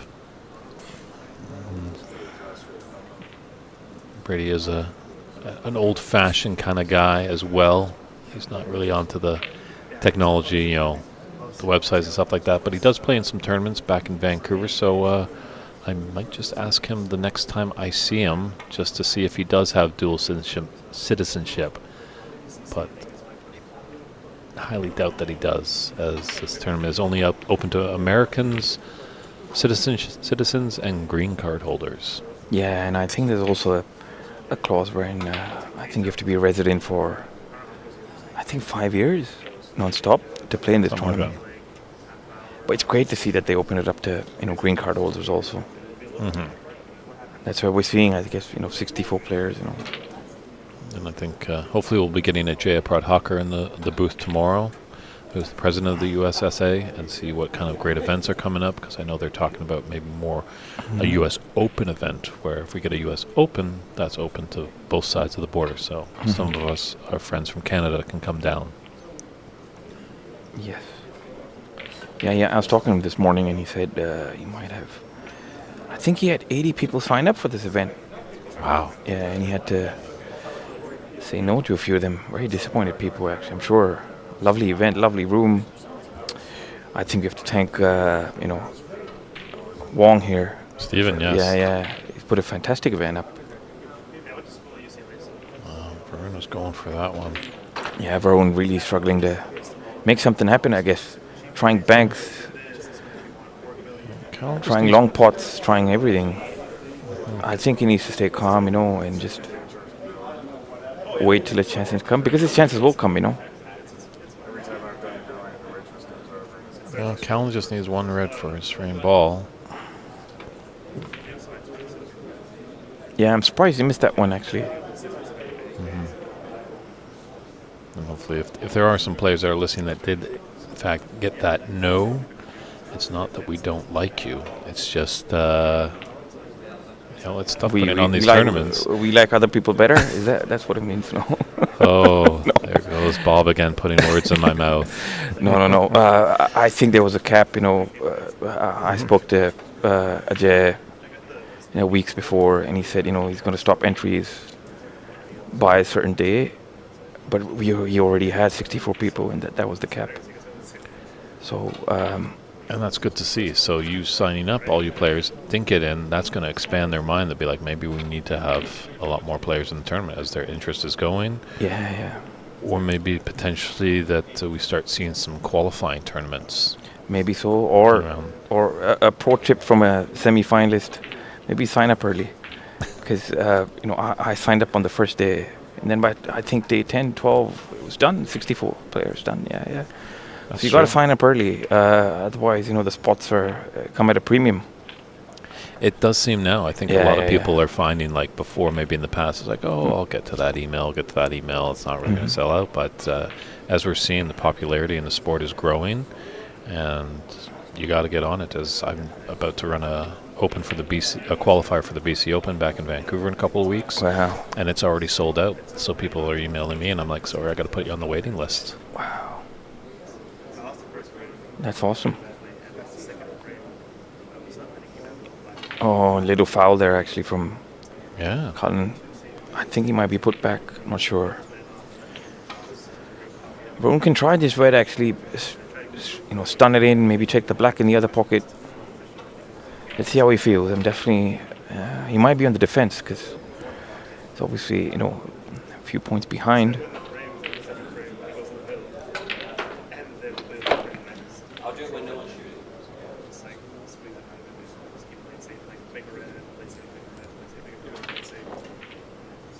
I like his color, his shirt, nice color, like pistachio green. Reminds me of gelato, actually. You getting hungry for lunch? Maybe after lunch. It's nice to see people dress up in, color a little bit. I think so, yeah. It adds a little bit of the flair there, not the traditional, white and black or traditional all black. Yeah. That's how you're going to get the fans. I know. Those pistachio fans now are going to be in the Varun camp. I'm sure.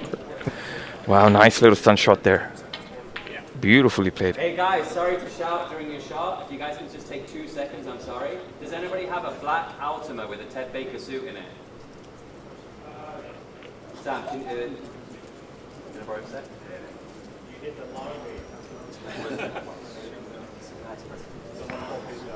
A little stall there. Something's going on in the parking lot. Not too sure. Oh, okay. Yeah, it's good. Yeah, apologies for that. I think somebody's lost something, so the enemy took an announcement. As soon as we find out what happens, we'll let you know. Okay, Varun here now again with this black. Tough little black, actually. Unlucky for him, he landed up on the cushion. But yeah, he has to commit to this, head down. I know. Just make sure of the pot. He has a couple of reds he can play for. See there, he's preparing himself to take it on. Big shot coming up for him.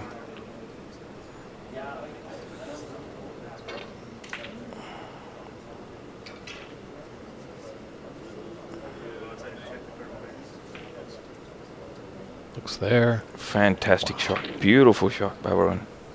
As I said, very feisty fellow. Fighter. Complete fighter. Let's see what he does. I think he'll have to go up for the colors up in balk.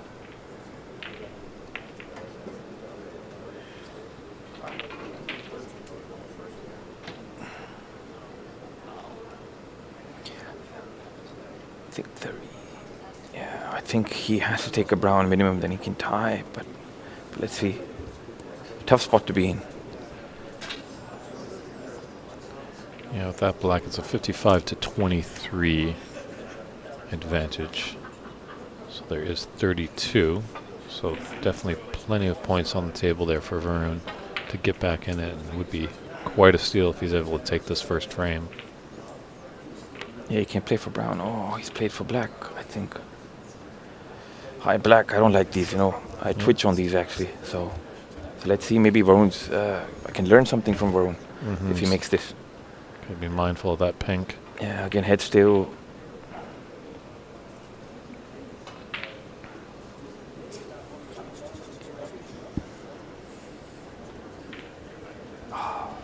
Yeah, there he put himself in trouble actually.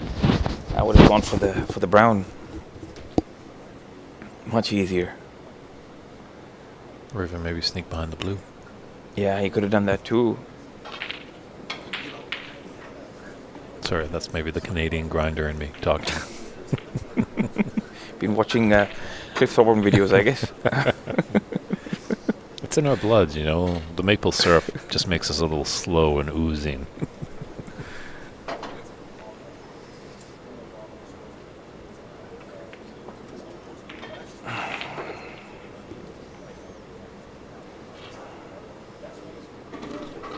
I think, Colin has to take this one. Commit to it. Yeah, I said very, very, very strong potter, as I said before. And quick, very intimidating player to play against.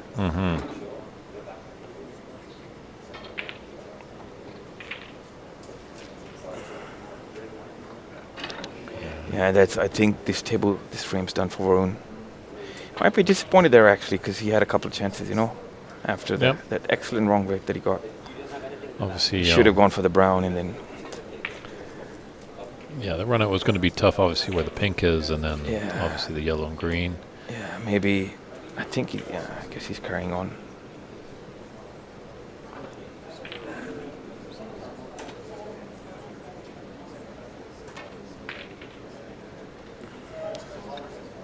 Yeah, a lot of snookers required. So let's see. 39 in it. And Maybe Varun is just trying to get some table time, settle in, get some potting practice maybe. maybe, I thought maybe, was there a chance to get behind Yeah, the blue there? Yeah, hard to get snookers now. Blues on the cushion. Actually, blues in a decent place actually. The pinks definitely tough spot the pink is in. Let's see.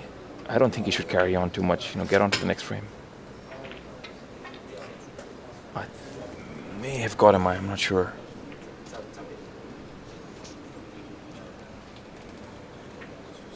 Yeah, Callan looks very disappointed. I think he's got him by that walk.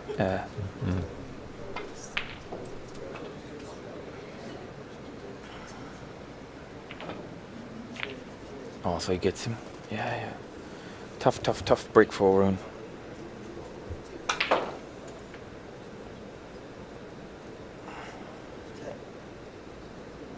I guess he's giving it a go. That fighting spirit that I spoke about earlier is coming out, Yeah. Very feisty. 37 in it and 25 on the table, so does need a fair amount of snookers. So he's trying to go behind the pink there. Tough. Yeah, if Colin can just pot this, save him a lot of time because this can go on forever. Varun will keep trying, slow him down. Oh, there it goes in. Beautiful pot there from Colin.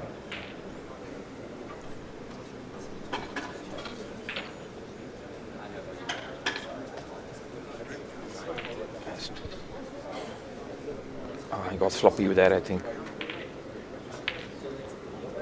I'm just taking a look, and that's a concession there. So Colin Visavan takes that first frame, and I'm just going to jump over to our table two. Sam McGraw did have a little issue. He's the one that was dealing with that announcement. So just checking in, there it is. Standstill right there, but Sam leads that match and frame.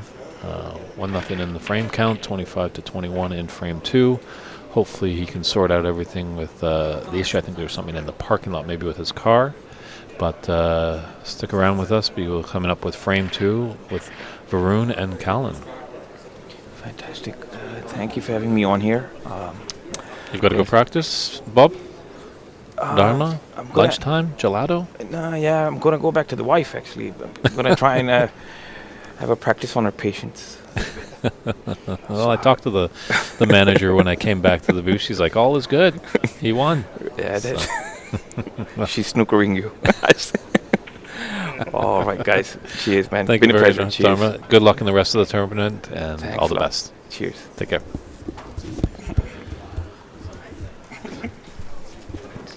So there we are here. That's the United States National Snooker Championship right there. There's the website right there, www.snookerusa.com.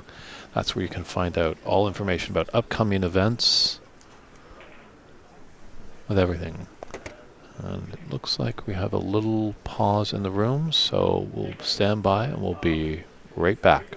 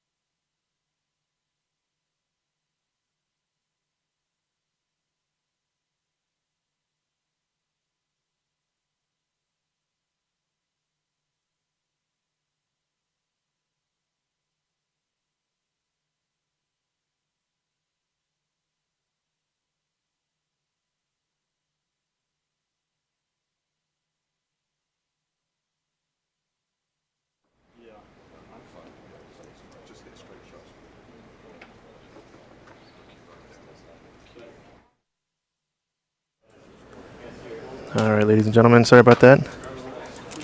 A little bit of a pause of play. But we are getting back to it.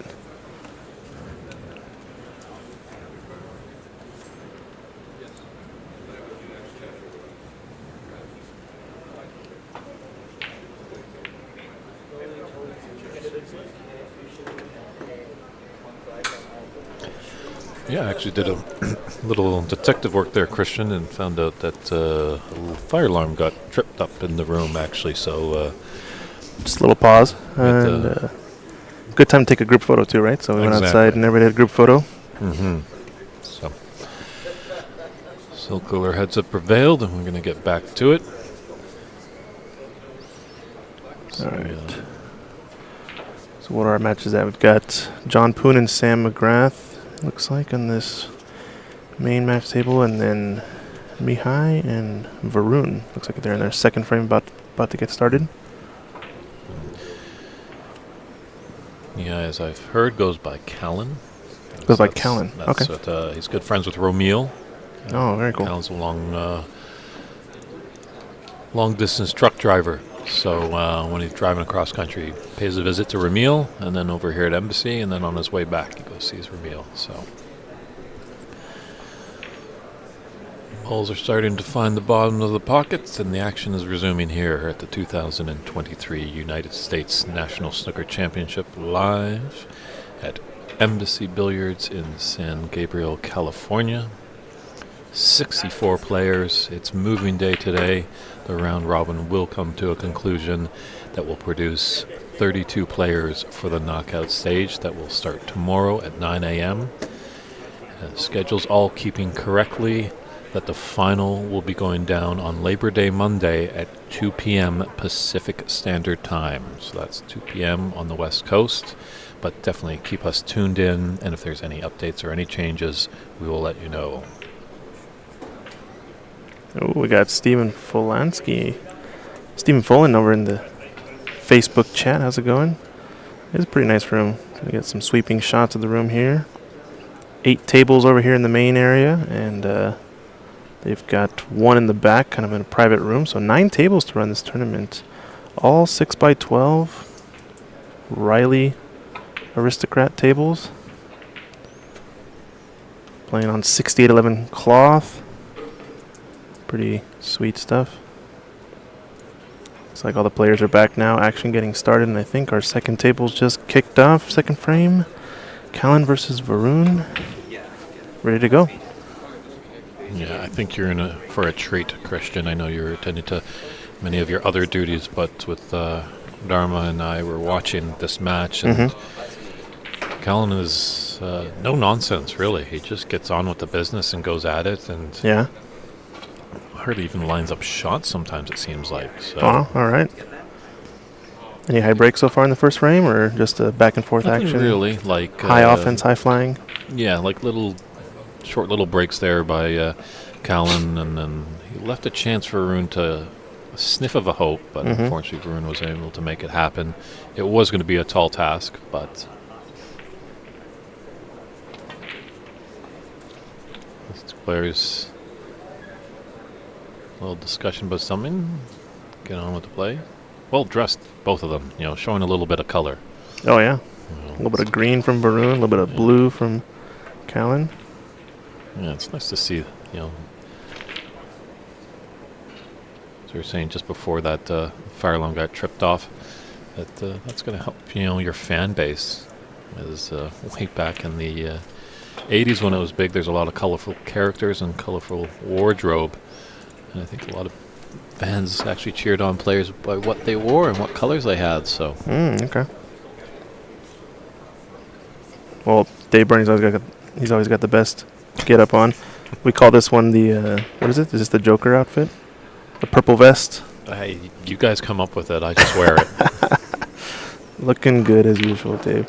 Well, thank you. I Oh, did get a nice comment from Dave Hendon on his podcast that he said David Burney was one of the best dressed commentators. Yes, sir. Almost in the lines of Rex Williams. So and what do we call it? We just came up with it.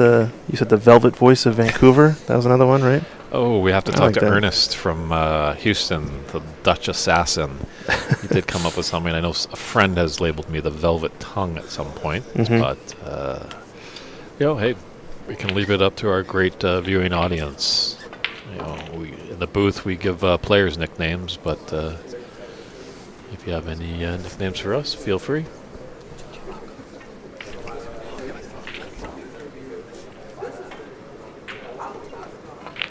Good stuff. Good stuff. Well, we got matches going now. So it looks like I think we're pretty much on track. It seems in terms of the match play of order. I think the timing seems to be pretty close. I think there is one match. Stephen Wong and Tommy Collins are still going at it over on table 9. That's, I think, still been on since the morning, but everything else has already flipped tables a couple times, I think. Yeah, I think that could be a battle for first place in that group with Stephen and Tommy. I have to go check in on that match actually in a little bit. Yeah, there hasn't been actually no real slug matches. Everything's kind of been open. Obviously, we've had great tactical play, but there's also been some wonderful potting by these players. So, and I think it's just going to increase as. Right now, we're sitting at a high break by Jaya Pradhaka at 69 for the tournament. But I definitely see that could fall, because I think when we get into that knockout round, they're going to start at best of 5 matches, I think, in the first 2 rounds. Okay. And, those opening frames, it's not the end of the world if you lose that first one, but you can kind of maybe be a bit more open, try maybe a more attacking shot. Okay. Yeah, for sure. Yeah, I think we're only going to see standard of the match play improve over time, for sure. Kind of want to see if I can get. Let's check on this table real quick. I want to see if I can get another angle.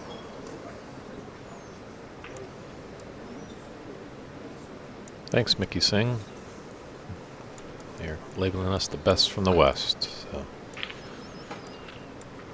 maybe I guess we have to have a showdown with the East. People are talking about East-West battles in the game of snooker. Do we have East-West battles for commentators? I don't know. Yeah, I don't know either. But I've been jumping around this great continent, so I've been in the East, so who knows?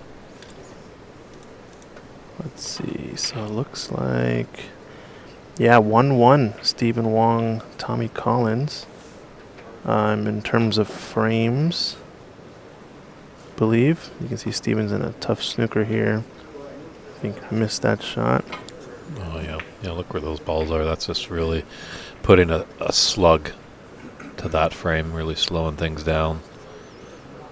Stephen's gonna have to go for another attempt here.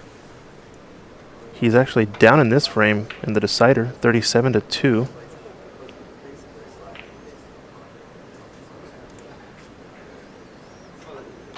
So he's in a tough spot here.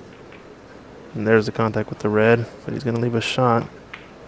So we'll have to tune in, check in on that match in a bit and see how it's going. But so far, we're here watching Varun and Callan.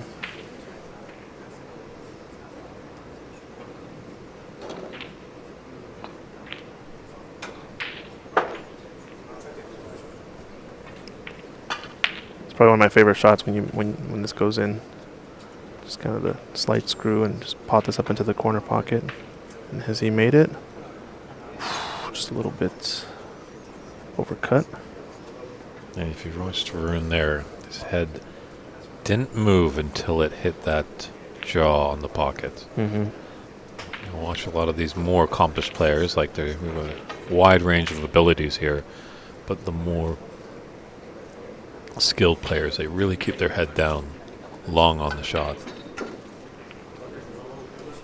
It's like a side table just finished over here, table 6. Omar Balsara taking that match down. Don't know his opponent. But Omar, previous Washington resident, was part of the original Bays Grand Opening, Team USA with Dave Daly. That's true.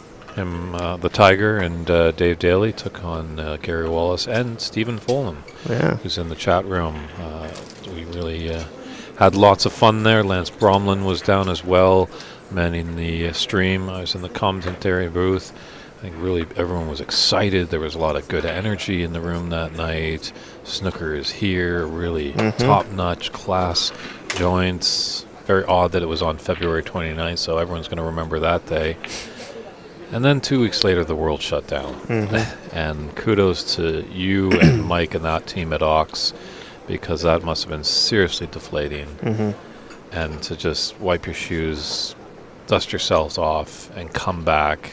And from the demise of Bays, you've opened up Ox to a great standard, and it's getting a lot of great cred, and everybody's talking about it, this side and the other side of the Atlantic.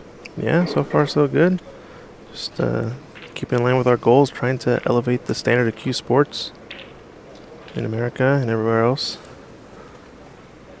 Meanwhile, Kalinov, a little bit short on this, but still trying to cut the black in. Good attempt. It's a great effort, but rattles the pocket. It's not too bad of a break there. I don't know exactly how much it was.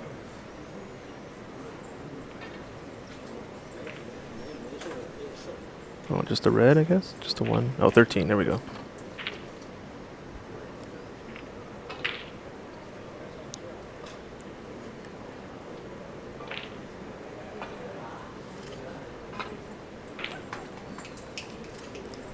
So our main match table has John Poon, I think number 7 overall seed, versus Sam McGrath. This is getting down to it, actually. We should check in on this one because Sam's put the pressure on. Yeah, it's getting into the colors, so.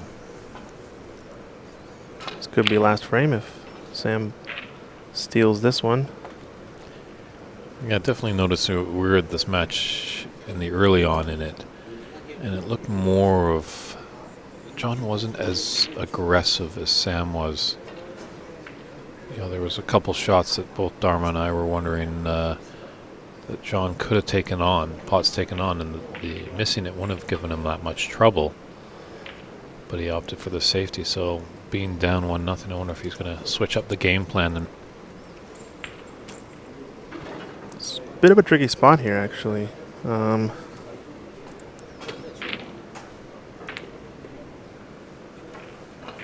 Not sure. Oh, looks like we had a little bit of a stutter in the stream, but I think everything's back up and running.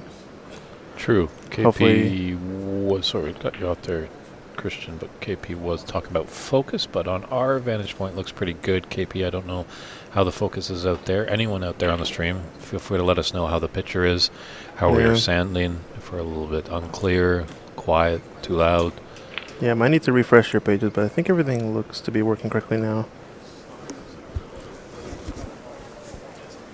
We're doing this one over Wi-Fi, so far so good though. Sweet. Okay, yeah, everything looks good then. Awesome. Thanks, Mike.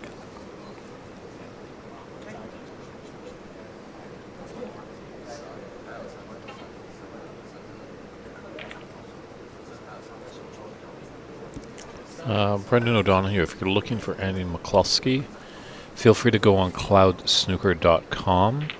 That's where all the updated scoring is. Looks like that match hasn't started yet, actually. Yes, he'll be going against Li Wang Chen. But it was supposed to start at 10:30, so I wonder.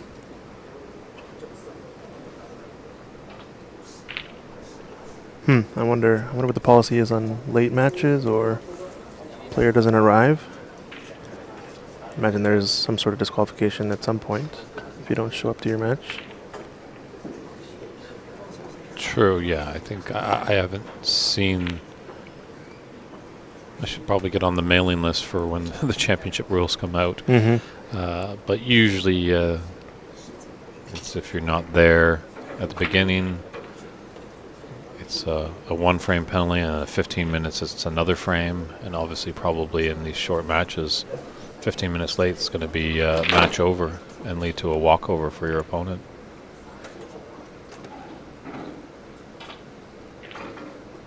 Well, Prayon, good to hear you tuning in all the way from Utah.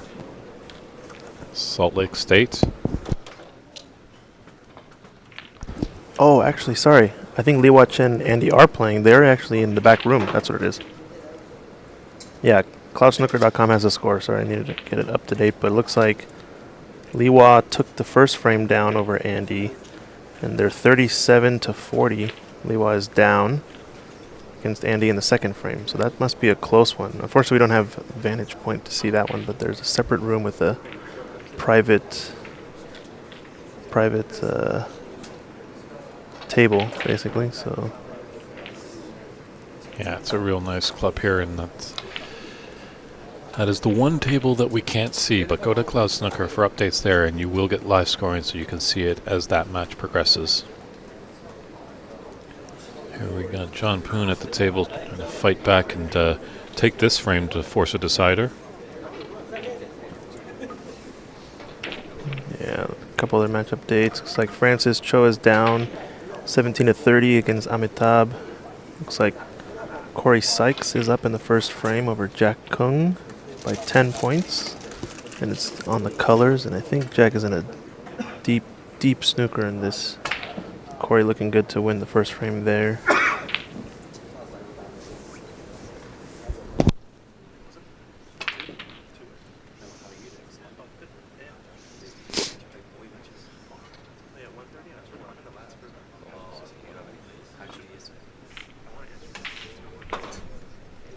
So Sam back at the table.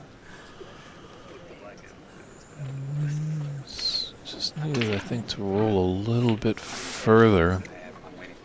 He might. I don't think he's got the snooker there, and I wonder if John's even got the angle.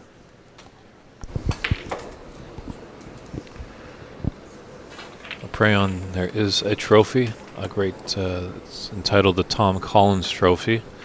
That was gifted to the USSA by the great Barry Hearn, and I'm pretty sure as we get into Championship Monday, there'll be some great screenshots of that wonderful trophy. I think that we're just getting it polished right now, so it's nice and shiny for all those photo ops when the winner can host it in the air. And that's an unfortunate off there by John. Oh, Apers on. Looks like that must be our friend Jason Miller. How's it going? Saying hi from Utah. He's saying if I get a 147, same prize as the Women's Open. I don't know if we'll get there, but we'll try. We'll try. Had a couple times where the 147 was on yesterday, but unfortunately came short. No big deal. Hey, I've been close too. I got a red. Yeah. So, but good to hear that Montana is tuning in. How's the scene up in Montana? Lots of space up there. You would think that they have room for these giant snooker tables that are pretty much the same size of a Canadian football field. Yeah, good stuff. Good to see you.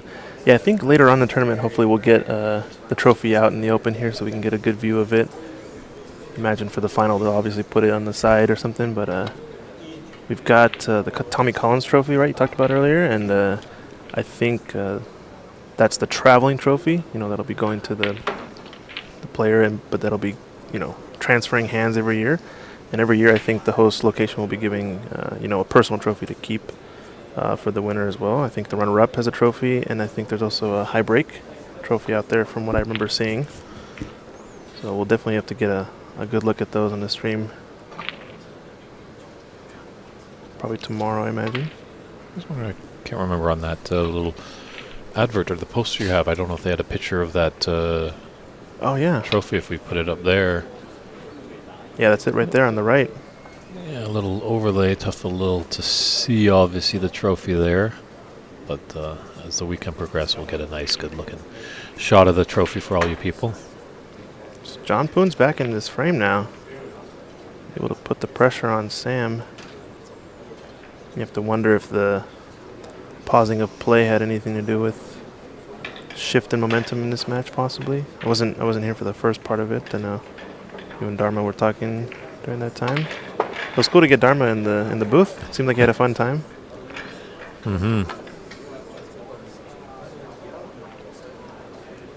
It's a little bit short. Clip the brown, that's going to go back.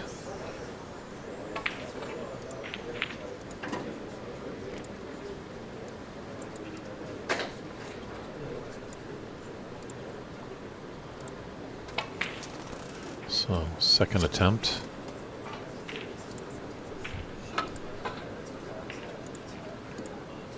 And he got it there. Well played.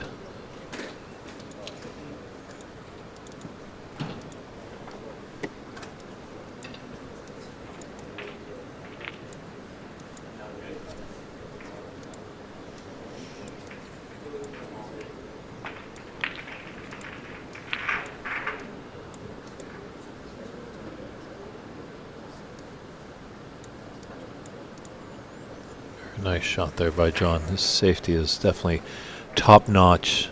It's just what makes him so dangerous. But you do have to have all the facets of the game. You know, sometimes we see some great potters, but their safety play suffers. Ouch. Expensive miss there. Oh, no.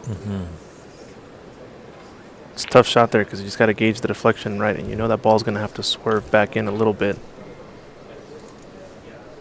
Yes, Apreon, we do have one woman in the tournament, Frances Chow, coming from Ox Billiards up there in Seattle, Washington. Hopefully, she was on the TV table a little bit yesterday. Hopefully, she's inspiring some women and some potentially young girls to pick up a cue and to get involved in this game. So I know I've seen a lot of great progression in Frances's game over the years. So it's definitely nice to see that she's keeping at it.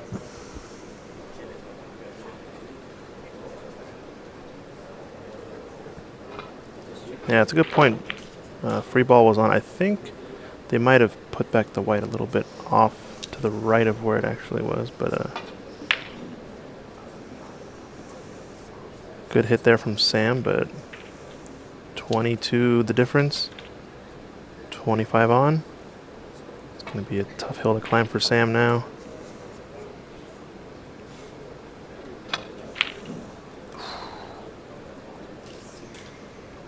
It's going to leave a fluker here. Fluker is on. Hand wave.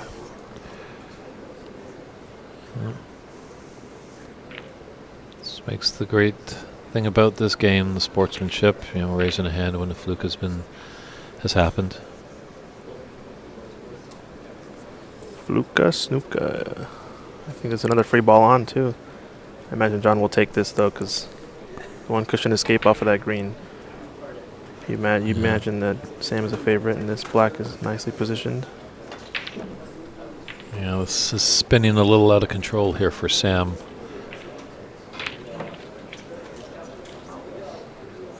Oh, he's gonna be a little short. No, I think he has an angle. Looked awfully close, like blue was hampering. Yeah, okay, he didn't have the potting angle then. I guess not, yeah. Relying on a safety play. Awfully close there. Well, 26 in and 25 on the table. Just one snooker.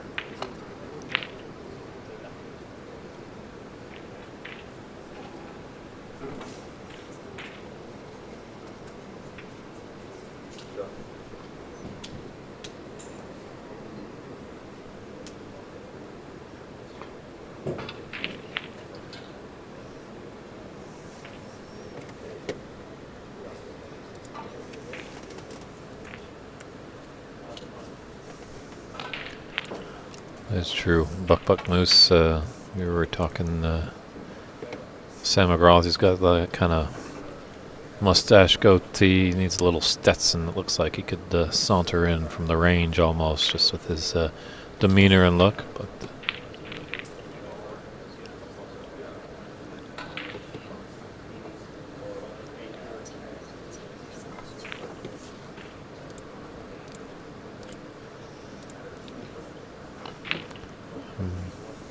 plays with an Ash Q. I wonder if that goatee ever gives him a problem. It'd be nice to talk to him, as the maple cues that don't have the chevrons do slide rather smoothly through a beard or a goatee, whereas the ash cues with the chevrons, sometimes a hair can get caught in the fibers of that wood. And my good friend and great helper up in Vancouver, Sam Tonning, has informed me that beard oil is the best product to get that cue going through the beard. As if any part of your clothing or facial hair touches the ball, it will be a foul. As the great Rory McLeod over in the pro circuit found that out a few years back. He's known to have a long beard, and one time his beard just grazed an undesired ball, and the referee called a foul.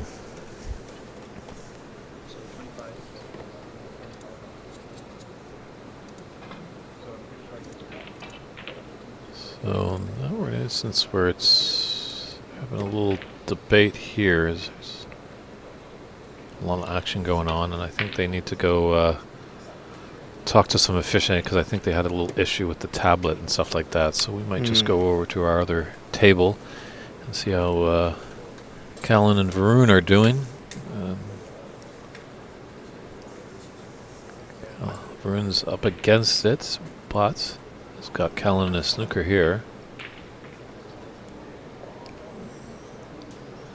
And forced a foul there.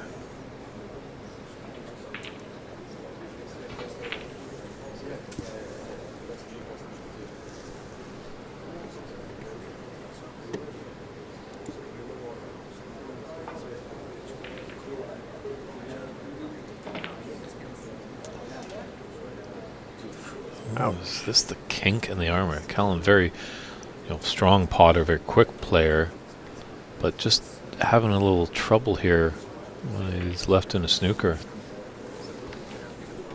Yeah, I think he was trying to swerve around that green, right? And just caught it pretty thin.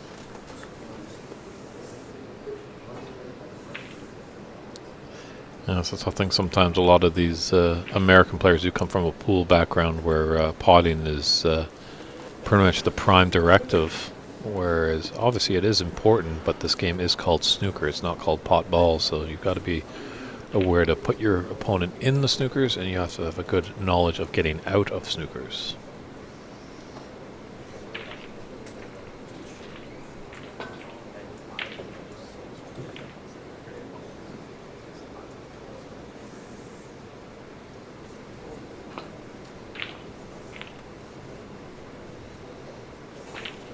Like playing the free ball, trying to play safe behind the green pink. Might be an edge here though, and this yellow might be potable past the blue, depending on how close. No, not quite. I think pink was just in the way. Oh, got the jaw.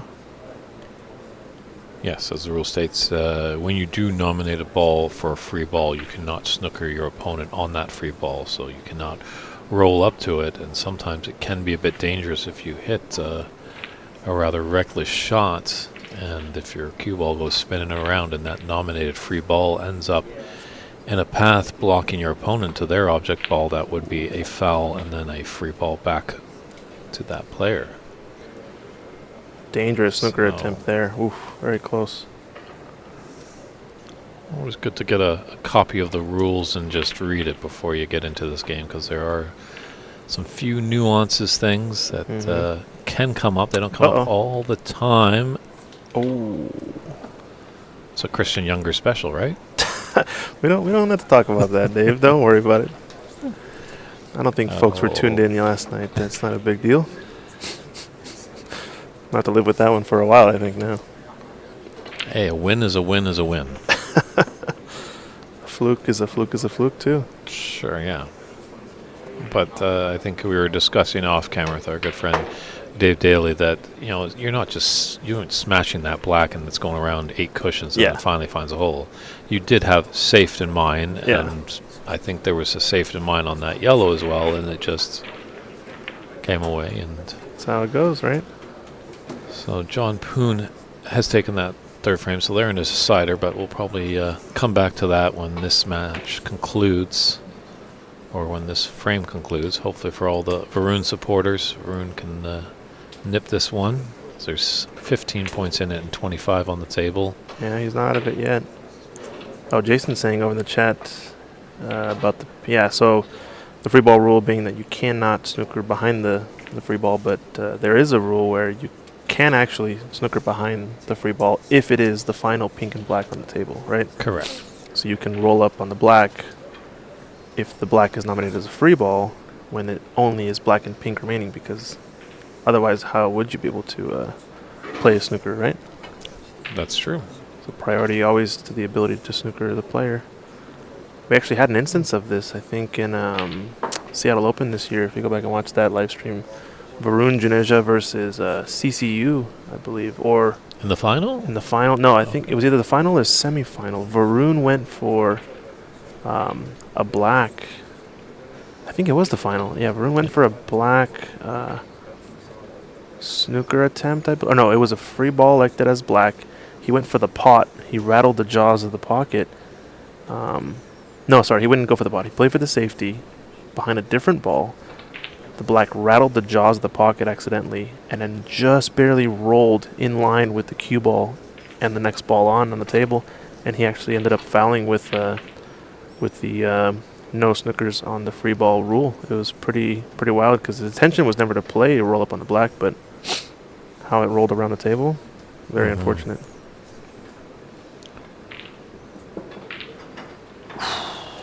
Yeah. Good pot. Foul points there. They haven't put them on the scoreboard. I believe Callan is due 8 points and another 2 points there. Puts him 64 to 39. Another 3 points. My apologies there. So yeah, this looks not good for the Maroon supporters. The Vroom Vroom machine might be coming to a close here at this U.S. National Championship of 2023. Yeah, what does that group look like also? So there's handshakes over there. And we'll just jump back over to our other TV match between John Poon and Sam McGrath. Oh, really quick, we have another quick little advertisement for Ox as well. We've got, shout out to Mike, but setting up, just announced that we've got a new cue in line, the Goad Stick. Ox is going to be selling these, kind of a good intermediate or beginner cue. You can buy the cue and case and extension all in one. Goat stick is an old English term for guide stick. This cue will help you guide you to the next level of development. It's nothing like it having your own quality cue to improve your game, obviously, and get used to playing with the same cue over and over again. And yeah, check it out. It's a pretty nice cue. It can reduce a lot of variables for beginners, learning the game, etc. Always using a house cue. But yeah, come on down to Ox and check it out. There's a couple of packages you can get just the extension and cue. You can buy just the case. But go check it out over at Ox Billiards. Shout out Mike. Go get a goat stick for yourself, especially if you're in Seattle area. You can come play on awesome tables, play on some good equipment, and have an Ox cue for you. Yep, there's many great things coming out of there, Seattle. So we're now just getting things started in this deciding frame here. John Poon at the table. I'm going to go check out and see what the next TV table match is going to be. So I'll be taking a quick break and I'll be right back. Or maybe we'll get some other player to come join you in the commentary booth, Dave. Okay. We'll be back in a bit.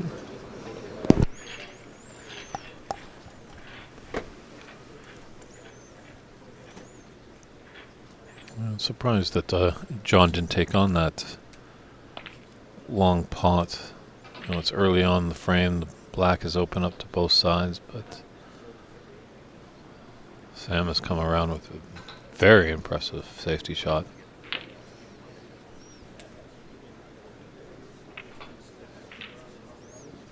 But lots of reds on the table, so can definitely hit a red. The big question is, can he put his cue ball safe?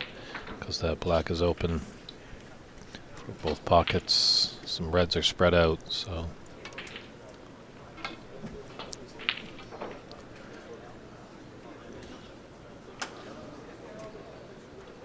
So that's probably going to go back there. Coming on our other TV table, we have Sargon Isaac and Stephen Chen.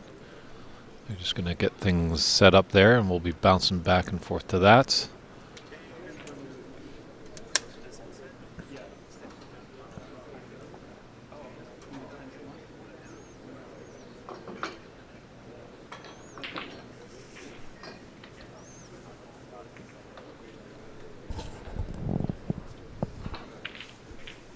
Marianne, thanks for tuning in.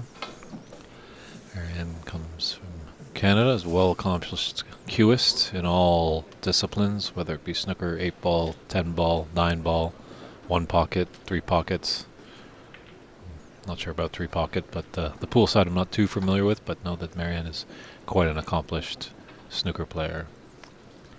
It was great to have her down at the U.S. Open a couple of weeks ago, and hopefully we can get some more Canadians down at that tournament in the coming years, and possibly even get a tournament up in Canada in the Vancouver area.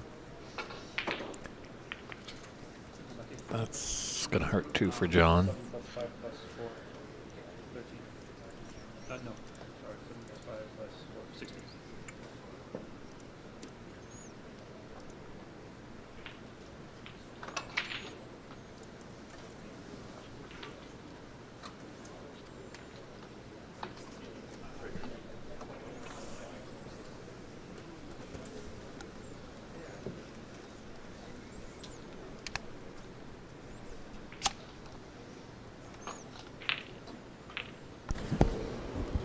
So now we have another great player in this tournament, a man that we've been jumping around and maybe thinking starting a podcast of getting in the D with.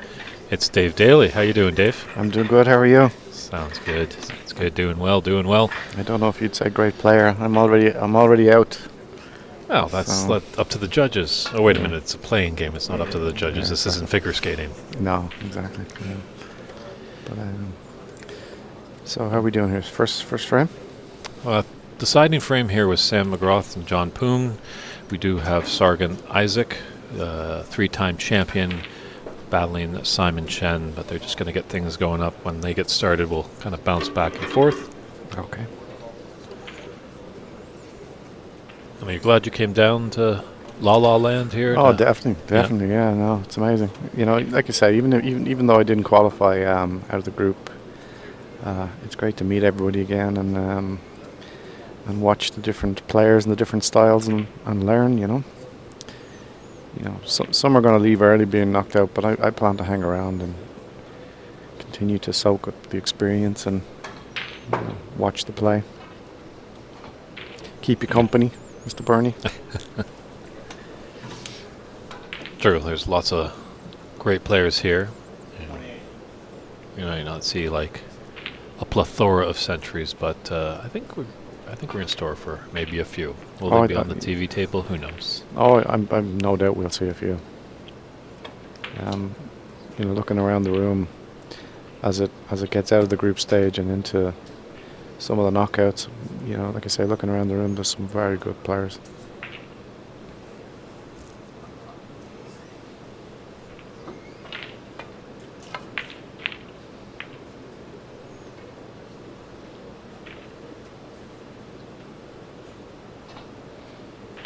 And how are you finding the tables here? Conditions? They're good. They're interesting. The pockets are reasonably generous. They're not too bad. Middle pockets in particular. So you're coming from Seattle, where the pockets are very tight. It's a bit more generous in that respect. But to contrast that, though, the cloth is a bit slower, so while there's the benefit of the pockets, you do have to put a bit more work into the cue ball from a pace perspective. So it takes a bit of getting used to. I think that's the thing that differentiates great players from not great players, is the ability to adapt to different conditions quickly. Mm-hmm. Yeah, definitely these best of threes, you got to be quick on your feet, and the adaptation needs to happen rather swiftly. Yep. Agreed. And I think, for me, that's my Achilles heel. Like starting a match at 9 a.m. with no warm up on table conditions you're not used to. It's very very tough. A little jet lag kicking in, maybe. No, I wish that there's no excuse jet lag wise. Same time zone. Beer lag, maybe. It's a good shot.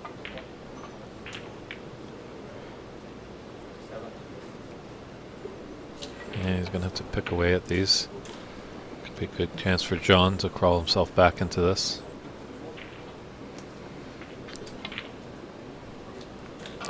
Ooh, need to put a bit of side on that and avoid being so close to the cushion.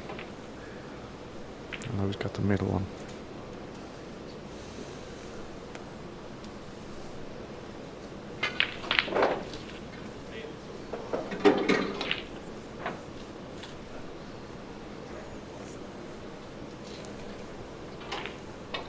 So I saw John lost the first frame right on the pink, I think. That is correct, yes. I did not see the second frame. Yeah, that's when the delay happened in the room. Oh, okay.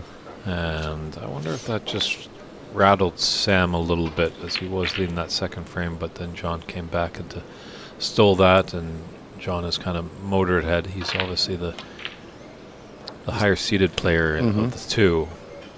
So was looking close for an upset, but John is digging in.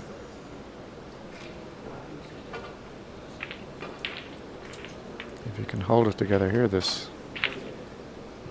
a nice break on the table from.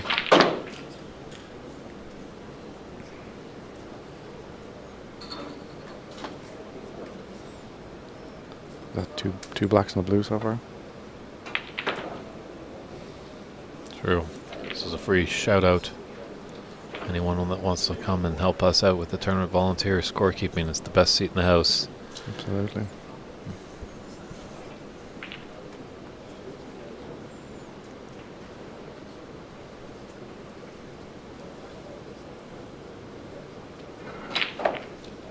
Oh, that's a nice shot. Yeah, he's developed a few more.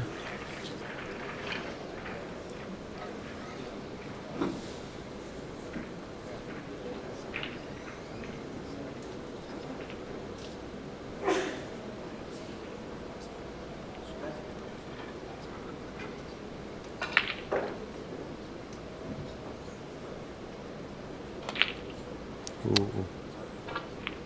A little pacey on that one. Yeah, I think he pulled a quick one in there.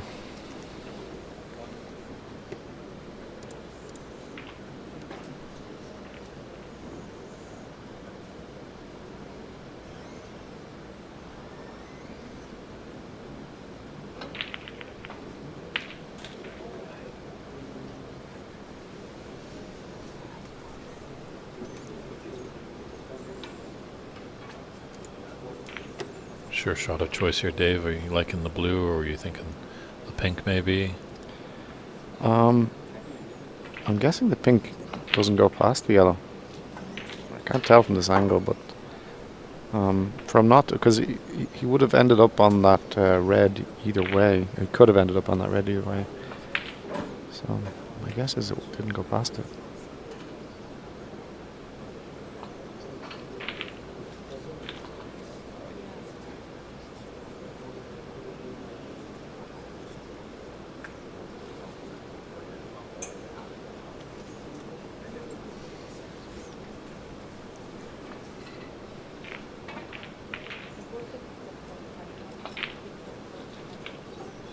This is a good rebound from Sam.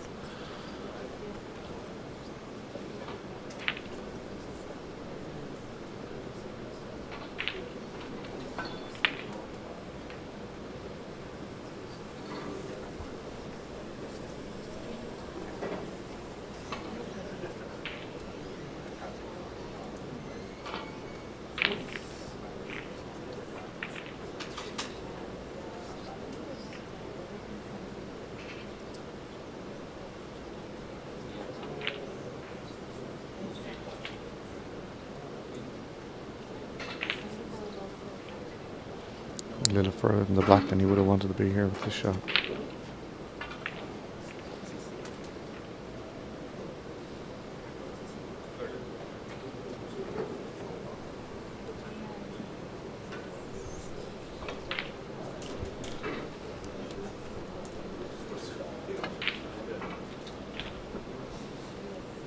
recovers nicely. Unfortunately. Left himself nowhere. Mm-hmm.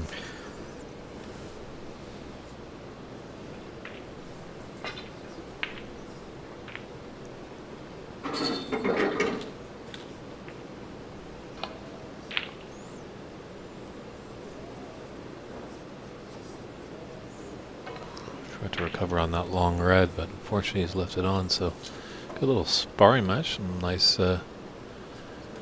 mini breaks here.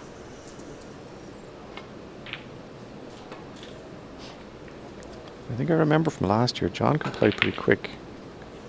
Has he been playing fast? He's been playing moderate, I would say. I think, yeah, he's not the slowest of the tournament, nor would I say he's the fastest of the tournaments. What's surprising is sometimes when he's electing to go safe rather than maybe taking a little aggressive long pot that might not have got him into too much trouble. Mm.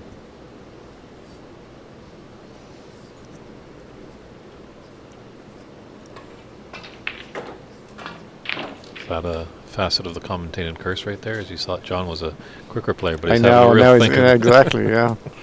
Yeah.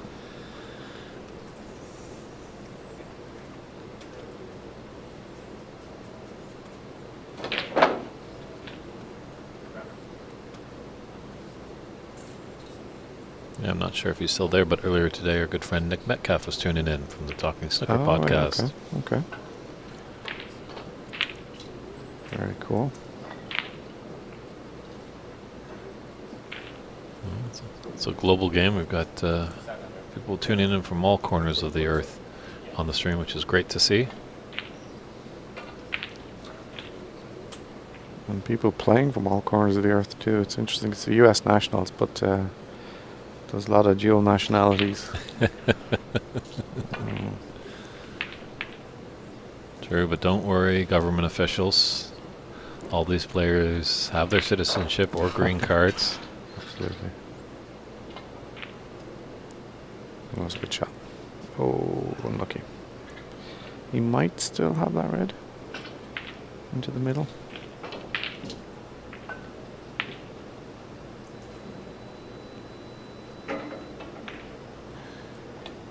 He does. Overran it a bit more than he probably would have wanted.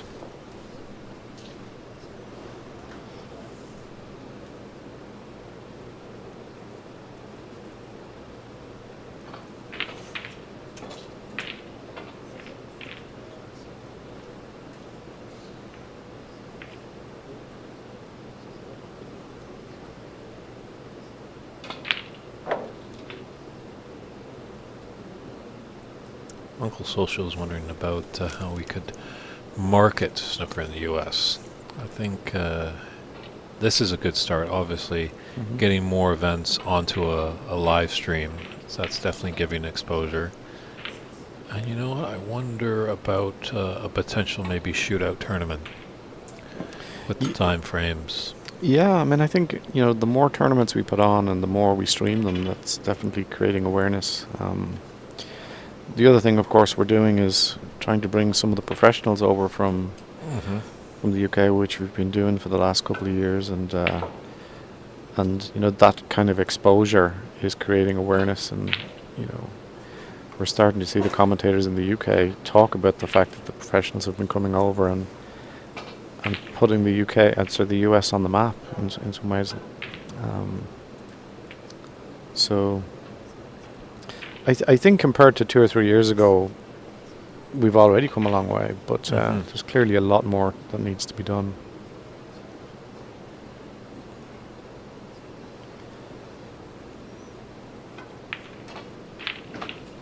And I don't know if Jason Francis has that 900 series like trademark that format where I think it's just 15-minute frames, isn't it? Because it's 900 seconds or something like that, and there's no shot clock. They play traditional, but it's under a 15 minutes when the 15 minutes is done.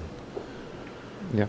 But there must be something about time wasted at least. You don't want to make a red and then you're sitting there for 14 minutes. Exactly. Yeah.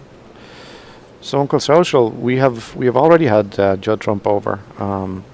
Judd Trump came to Seattle 2 years ago, and Ricky Walden came last year, and and Luca Bracel came about 3 weeks ago. So we have been getting the pros over to entertain us. Wow, what a gentleman gesture there. Sam was in his head. He's ready to get down onto the blue and pot it. And he was like, wait, you just, potted the yellow after your red, and now you're on the yellow. Oh. It's very nice about our game, for sure. Okay, there is a 20-second shot clock in the 9-headed series, as our good friend David Brock has mentioned.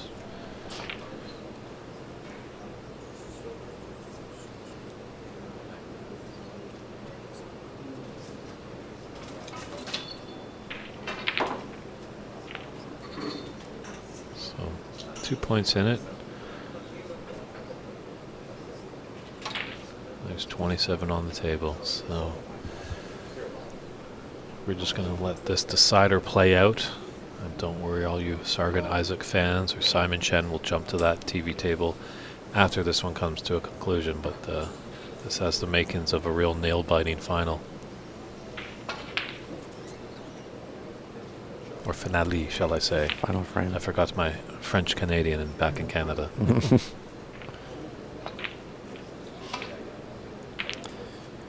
I missed the sportsmanship. What was that? What had happened? Sam had hit a red and put in a yellow, and then was lining up the blue. And John was like, "Oh, wait. Mm-hmm. I respotted the yellow. You're on the yellow." Oh, I see. So, I'm actually kind of a little surprised that he did that. Like, there is a lot of sportsmanship, but that's definitely going higher and above. It is, yeah. It's Yeah, actually- there's a difference between calling your own foul Mhm. and preventing someone else from making one, Yeah. I think if Sam is to win this match, I think he should buy Wow. John a bottle of champagne or something. He was very fortunate that white did not go in. That's an awkward position.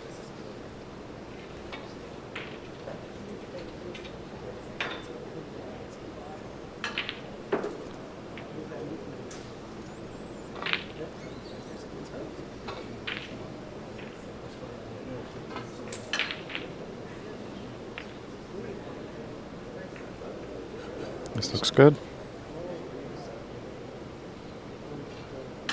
From our vantage point, it looks very good on the monitors. Pretty easy to get out of. It's a question of what he leaves.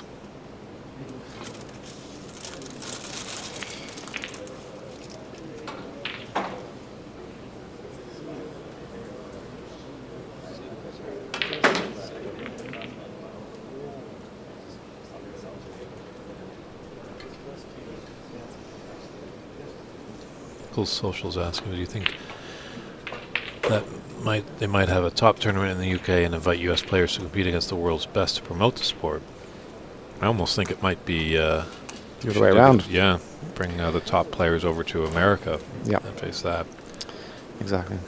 I think as well helping Olympics, obviously that's a big one that we've talked about, and also potentially bringing back the World Cup, because I think there's a lot of interest in America now, and the players are there. They might not compete with the top pros, but at least they're getting some exposure over there, Right. and fellow Americans can tune in so they see their fellow country people playing a game, a sport. So, Uncle Social, yes. In the US, we absolutely, that's something that we're thinking about on the cards. Wow, he's missed it twice.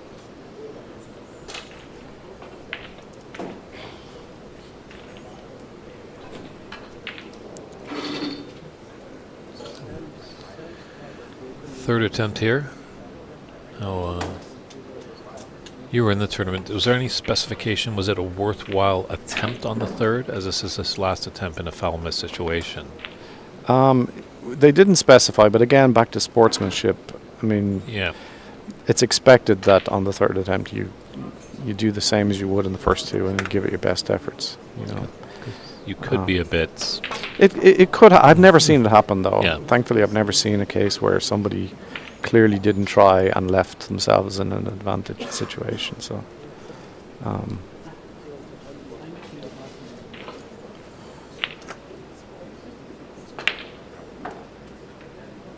Ooh.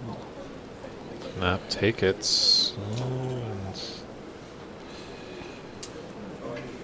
Sam looking up to the heavens, wondering what he's done.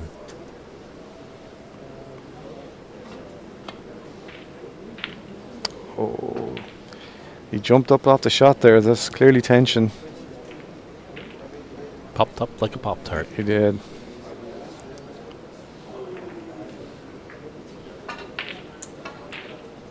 If Sam can hold it together here, I mean, he should be able to completely clean up here.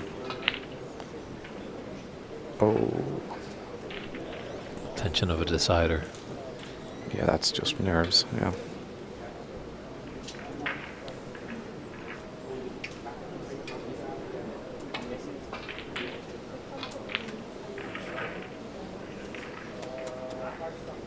I think KP is right. We do need to get the young kids into it, and maybe there's a potential of maybe exhibitions in the schools. You know, I know that in the UK they had that. Steve Davis did Q Zone in the schools, and the kids liked it because they got out of the classroom, not that stale environment, and teachers were happy because the students actually are learning stuff. There's some geometry, arithmetic that they need to know.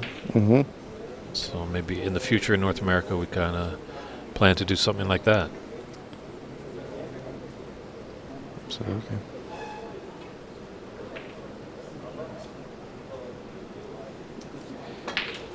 This is definitely very edgy. I mean, both players are on a normal day would have knocked in most of the balls they're missing right now. But when it matters, you know, when qualifying out of the group, you know, I'm just not sure exactly where these guys are in the standings in the round robin. You know, they could be battling for their livelihood right here.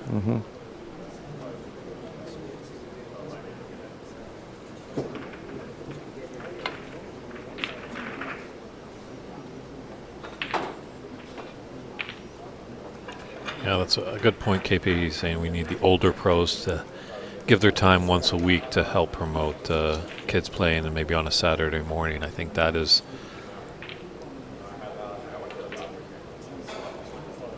I think that's a great idea that we do need to come back to. And like some of us that work behind the scenes, you know, we've kind of hung up our cue a little bit to help the sport grow. Maybe some of those pros that they've had experience, and even like back in Canada, like a Cliff Thorburn or Kirk Stevens, Brady Golan, Jim White, can also mention to some promising kids of what you need to go over to the UK, because it's quite a jump, obviously. Yeah. Fortunate enough that there's not a real big language difference. It must be tough for the Chinese players, obviously, to come over to England to play. It's not cheap either. I mean, I mean, going to the UK, there has to be a degree of, you know, skill, you know, and talent displayed before it's worth that investment. But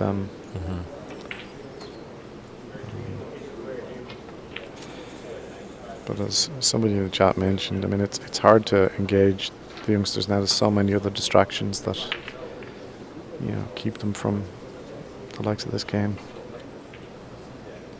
Sure, and I think it's going to take, it's not going to be this generation, but possibly fall, as Uncle Social doesn't mention about, you know, buying kids a 6-foot table. I'm not sure, obviously, the marital status and the family status of our players here, but if they are passionate about the game, I couldn't see why not they would buy one of those small 6-foot tables. That's how I started. Yeah. Yeah? That's how I started.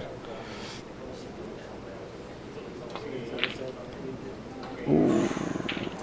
Now then. A really costly miss. I know John has Q power. He could screw this back. I haven't seen Sam in action. On this cloth in particular, you know, it's not as easy as it looks to get that cue ball back out of there. Although if you do it that way, it's fine. You had more angle than I realized. But just a little unfortunate. It's interesting, this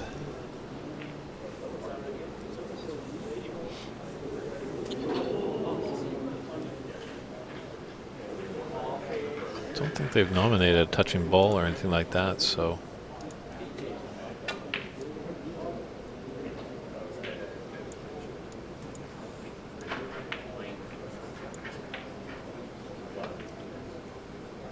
I think there's a gap in there.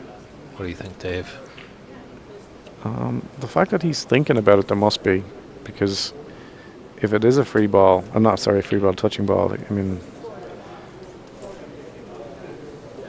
it would be a much easier choice selection. Well, look, it's clearly not a free ball. Not a touching ball, the angle he's going.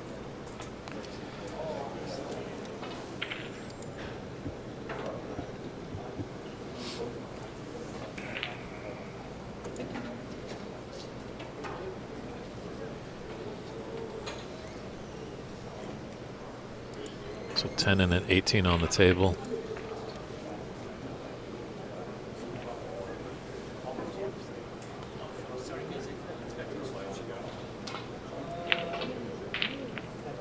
Sam just needs the blue.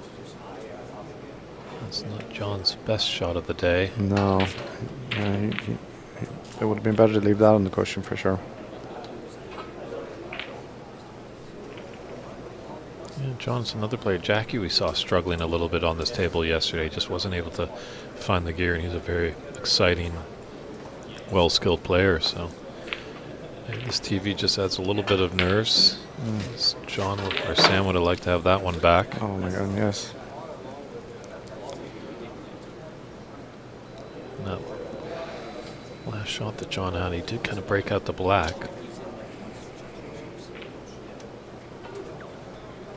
I would suggest no heroics here. Just roll it in, given he only needs the blue. And look for an easy long pink into the corner.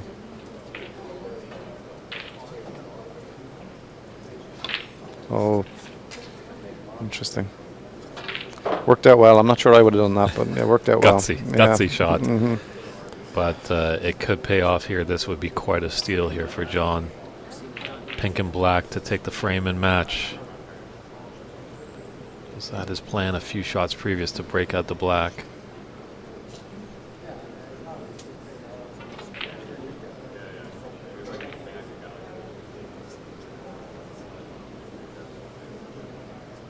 Frame and match right here.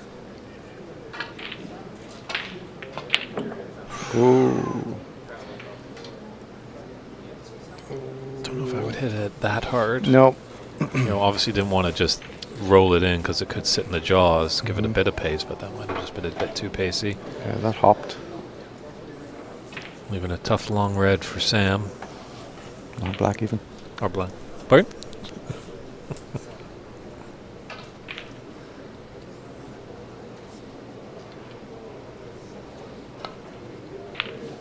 All the way. Wow, there it is. Frame and match. Sam McGrath takes that one over John Poon. So definitely take a look at cloudsnooker.com to find out the results of that group and see who's moving on. And now we're on our other TV table between Sargon Isaac, three-time U.S. national champion, against Stephen Chan.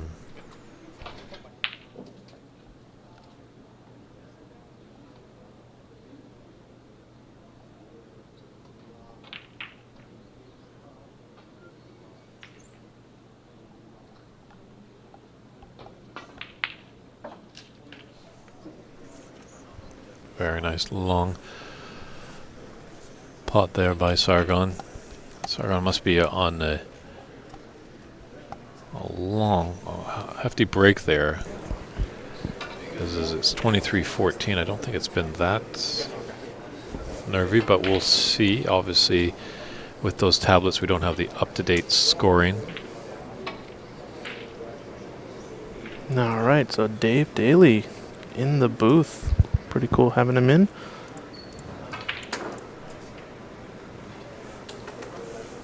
The commentary of the Daves, as you might say. That's true. I forgot to ask Dave, does he know how many Daves are involved in the game of snooker? We have Dave Daly, we have David Burney, we have Dave Hendon. People might remember David Vine.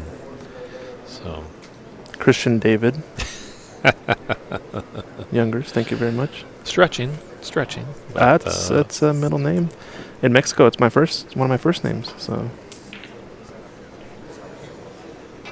And then you have derivatives like Fred Davis and Joe Davis and Steve Davis. oh, the Davises too. Okay. The Yeah, Dobbs, shall we say. the Dobbs. Thanks for tuning in, John Sparks. Great player, great guy to see in the room up in Vancouver. Thanks for your kind words on the great snooker and commentary. Appreciate the kind words as well, KP. Another Canadian tuning in. Nice to see all this global support. We do what we do because we know all of you love to tune in. And I'm pretty sure like they're like all of us, well, I could have made that shot. I'm going to get in this tournament. Well, It's a little different when you're out there, though. very different, yes.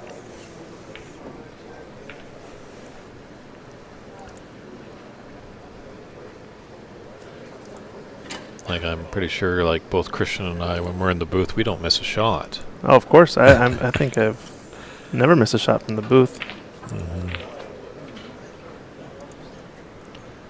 So that score is kind of, sort of, it is accurate now. I thought maybe Sargon might have had a larger break, but he does have a 32-23 lead in this first frame. Our other table, they're just getting things sorted up. But we'll have Renat Denka against Norman Hung. Norman, California player, and Renat comes from Chi-Town in Chicago, Illinois.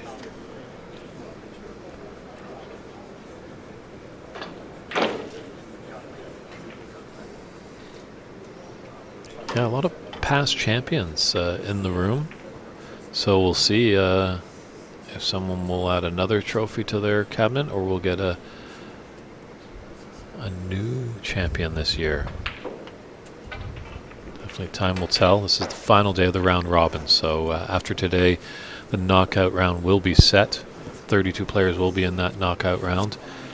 Well, the first, second, and quarterfinals tomorrow, leading up to Championship Monday with the semifinals and the final, slated to be 2 p.m. Pacific Standard Time on the Hollywood. Well, we are in Hollywood.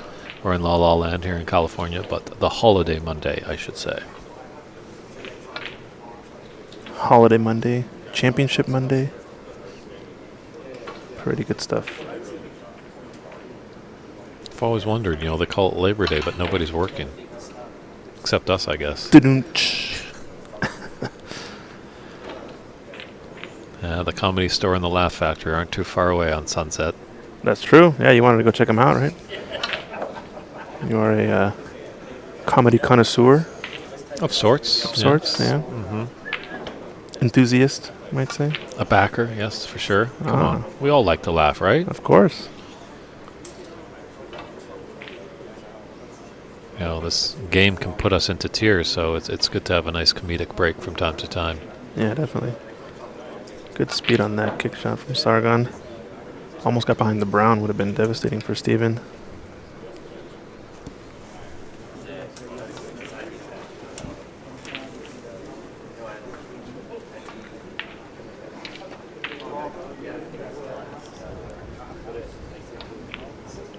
Yeah, I don't know much about Steven. Very impressed with Sargon. I heard he made a century in practice a few days ago. Look at that thin shot there from Steven. Mm-hmm.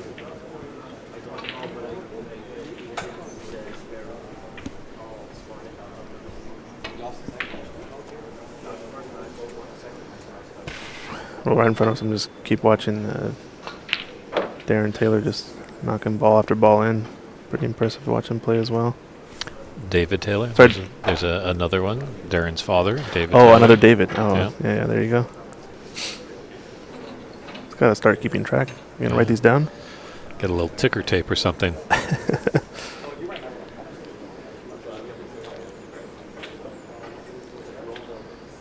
Sargon or Simon's going to try and get behind the black here, off the yellow. Oh, Steven, yeah. Can go for it, but position on the green isn't very good. Snooker definitely seems more likely.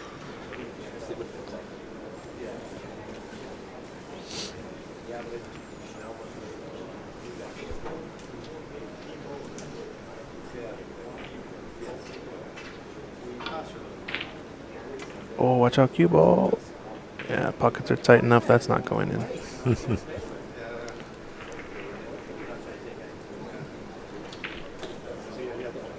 Yeah, just based on where the green is, seems like snookers are definitely going to be in order for Steven to try to get back in this one.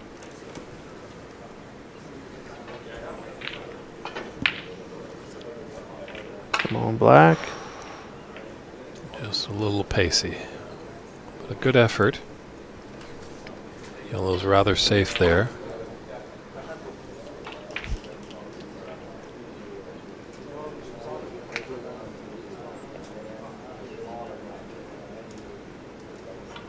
Cross double here.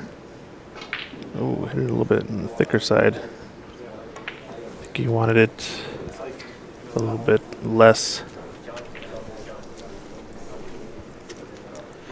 Yeah, he's really put that yellow right out there in prime position, but the green's a bit tricky.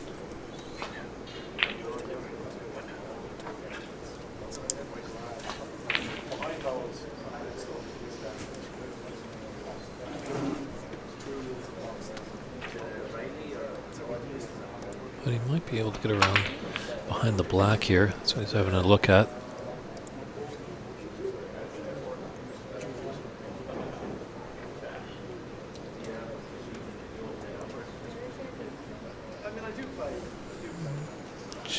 Just didn't get the angle. Great idea.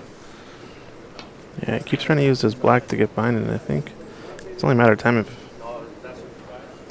that he gets it. If Sargon keeps giving him the chances.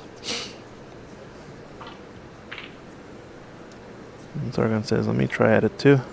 Pretty close. Gonna leave some hampered queuing maybe? Not quite. Yeah, just it's all about millimeters this game. He's just a little too much. Gonna get a group update here with some of the winners of the groups after this frame.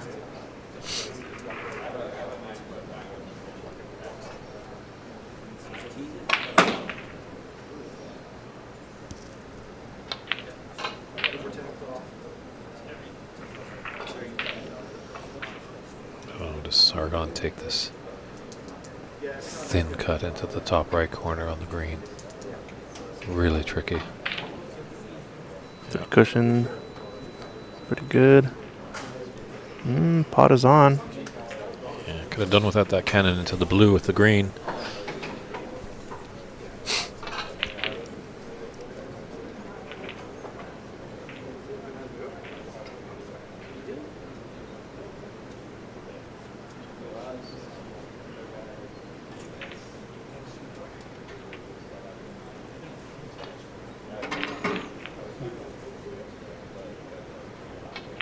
Ooh, this could be bad news for Steven. Oh, I think this green actually ended up holding up in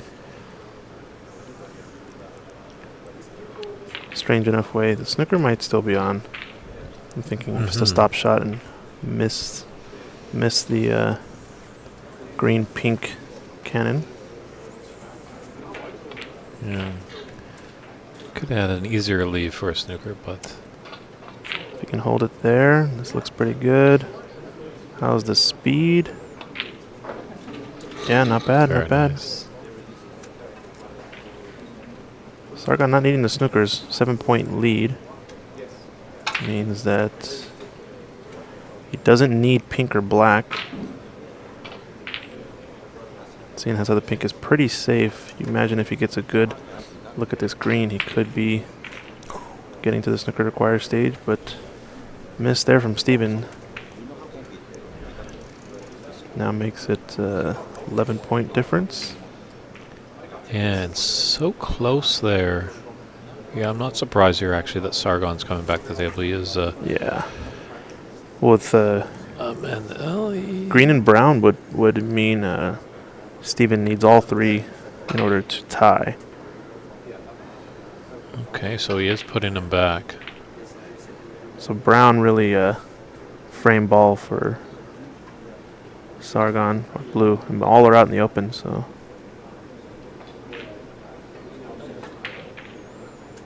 Hey, thanks, Mike.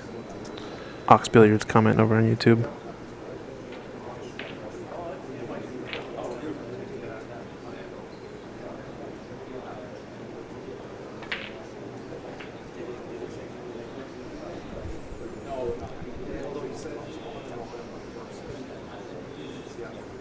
Well, is Ox Billiards and Mike putting up our campaign, help get Christian and Dave to Brazil? Hey, I like that. That sounds fun. And it's not for a vacation, everyone. It is actually for work. So The Pan American, right? the Pan American, the PAPS Open Championship. That'd be pretty cool. The winner of this tournament will get an entry into that tournament, and if you're victorious in that tournament, your snooker dreams will become a reality as you will be invited to play on the professional tour Yes, for sir. 2 years. Yep. Yeah, I wonder. I think the right choice was for Sargon to go for that green, especially in hindsight. I mean, he would have much rather had the long pot that was pretty potable, as opposed to this shot. But can't go back. Ooh, it's gonna be a little short. Hey Andy, thanks for tuning in. I think were you up in Sheffield this past year or the year before, Andy? Not sure if I met you. I met a bunch of WPBSA coaches that are under the great tutelage of Chris Lovell. Yeah.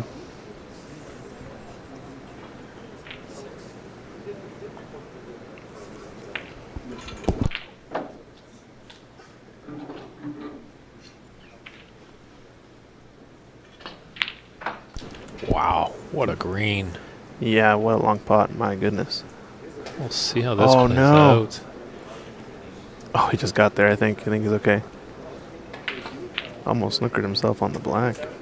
This would be quite a steal for Steven if he's to take it, because there was definitely a long green that Sargon, as we were both surprised that he actually put Steven back in after he succumbed some penalty points, but still a lot of work. Yeah.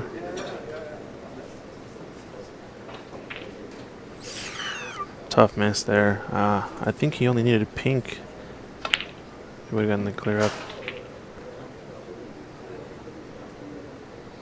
This is frame ball for Sargon now. Actually, no, sorry. He needed brown and green, so. Oh, good pot there. Great pot. So blue yes. is getting a frame ball. Got some claps in the background here for Darren Taylor finishing his match. Strong showing against Charles Benham. Sargon just needs this mid-ranged blue. Little hampered by the cushion with his bridge hand. Frame ball. Not a Nicely problem. done. Just gonna have to play the double on the pink. Maybe play safe behind the black. Actually, you wouldn't even risk that. Don't even try to go. You risk the N off there, so just play the double. Play the cue ball to the bulk cushion. Mhm.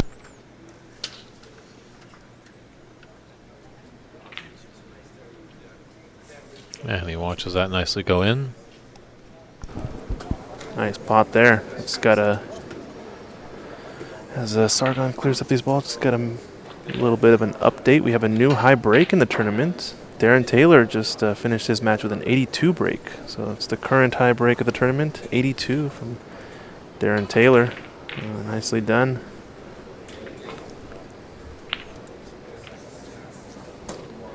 We're going to do a little bit of a group stage update as well. Let's check out the group. Some of these have started to finish up. Starting with Group A, I believe. Yeah, we've got Stephen Wong and Tommy Collins advancing out of Group A. So they take it away. Stephen Wong atop the group. Group B, we've got CCU with a comfortable lead. Advancing in the first position, I think, between Rushil and Yongat. I don't know who advances. I think the tiebreaker there is going to come down to the high break. that matchup, but one of those two will be advancing, and Patrick Gigi has been eliminated.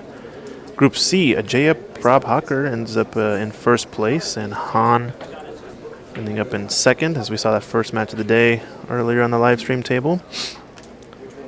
The Group D, it's going to be Daiwei taking it in first position, and I believe the tiebreaker has gone to Dharma, if I understand it correctly. So it's going to be Daiwei and Dharma advancing, and Dave and Mustafa have been eliminated. Comfortable lead here for Ramil, ends up winning Group E with, I believe, let's see, frame wins, it looks like. It's going to be Raymond McCarthy advancing in second place based on what I can see, because frame differential is the tiebreaker after points played or points won, I'm not sure. Oh, actually, I think that match might not be scored. It could be a toss-up. I think Mark Wilson and Raymond McCarthy didn't end their match. I'm not sure exactly. So, bit of a toss-up whether who advances second in that group. It might be a three-way tie, and we'll have to figure out who's there. But Ramil definitely advancing in first place. And then Group F looks like it's a tie between Jackie Wee and Kevin Wong. But Jackie, I believe, has one more match left to play, so still undecided. And rest of the groups, still plenty of matches to go. I believe most of these have 2 matches or more remaining. So go ahead and check out Cloud Snooker if you guys want to see where the match scores are at. But in the meantime, we are going to be heading over to our table 1 for a bit. Looks like Renat is at the table now. Let's get his scoreboard up to date. We had a little bit of a hiccup. Let us know if everything's good. I think we had a slight disconnection with our network, but I think we're back up and running.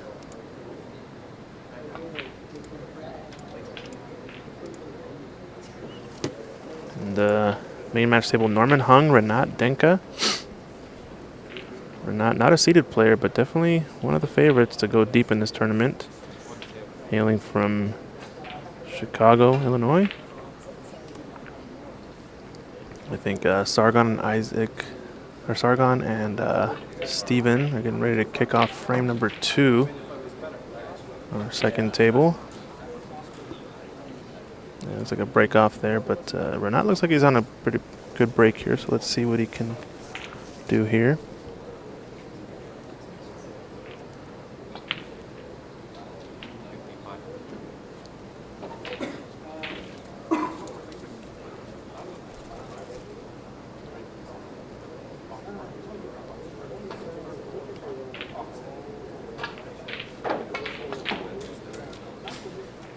Yeah, looks like well in control of this cue ball here. Playing really nice high on the red here to come down for the black. Wants to finish high on the black. Play 1 cushion up to the right hand side of the table. Play the red to the bottom left corner.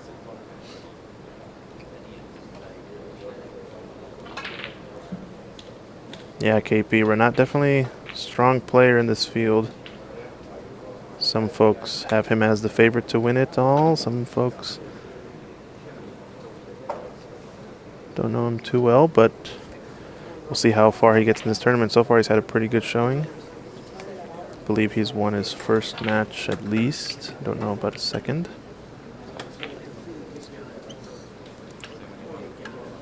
Good cue ball control there. He's got a nice angle to come up for the yellow. Yellow, the trickiest ball left in this clearance.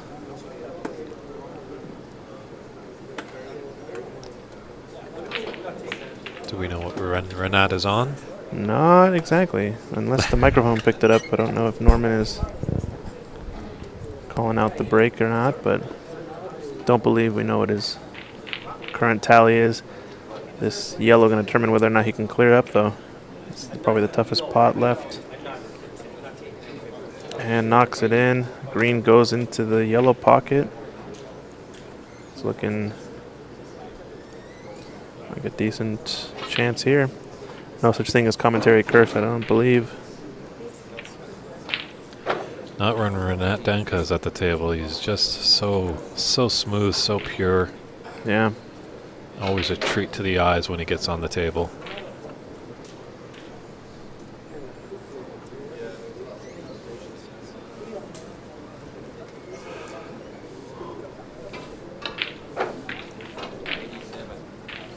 Good shot there. It's going to be a little bit close. Yeah, just overran the blue.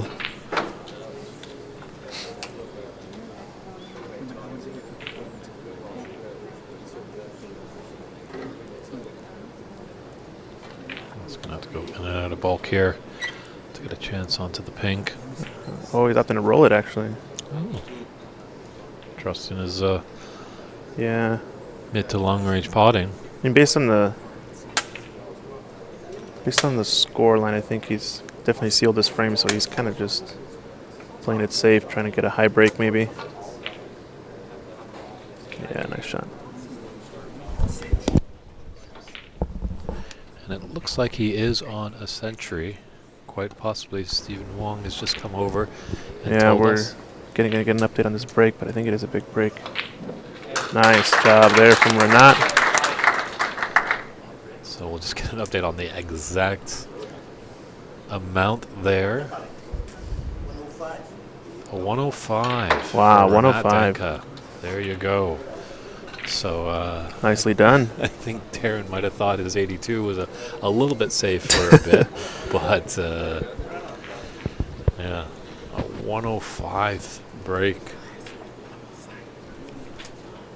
Yep, 105 confirmed. So Darren Taylor had the 82 break, high break, for only a short moment until Renat takes that clearance. First century of the tournament so far. Well done.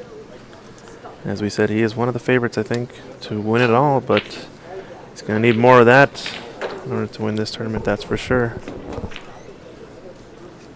Yeah, I think when we started the day, we did have a high break of 69 by Jaya Pradhakar, who is the head of United States Snooker Association and the Pan American Billiards and Snooker Association. But I think a lot of people, us in the commentating booth as well, felt that that was going to fall, and it's starting to happen. So just as they get set up for frame two, which is a scroll of some great advertisement there, is Tepchai Unu is going to be coming to Embassy, a very exciting, very electric player from Thailand. He'll be coming to Embassy Billiards in San Gabriel, California around December time, so do get in touch with Stephen Wong. Tickets probably go very quick for that, as he's a real exciting player, treat to watch. If you're in the neighborhood, definitely well to check it out. And that Gord, Sorry. Q Oh, stick. The goad stick. The Yes. goad stick, this goad stick that Ox is pedaling over there. There's a good shot of it there. Yeah, go check it out at Ox. Reach out to Mike at Ox Billiards to get your own. Comes with a Q case and extension, designed for the beginner to intermediate player to have their own cue. Pretty good deal, $150 for a cue and case. Good stuff. We're going to have to watch this frame, as it looks like Renat has another chance at this red here. Yeah, getting support from his family, I hope. Mirna is saying, good job, Dad. So I hope that in reference to Mr. Renat.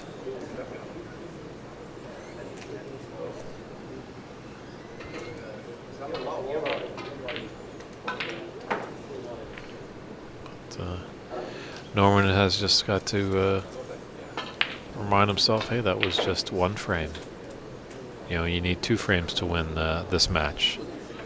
So if he can shake it off and rebound nicely, maybe put a nice clearance of his own together.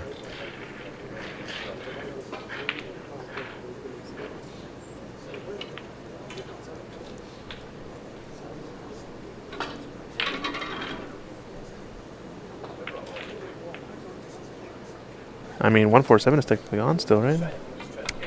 That is true. He's got 8.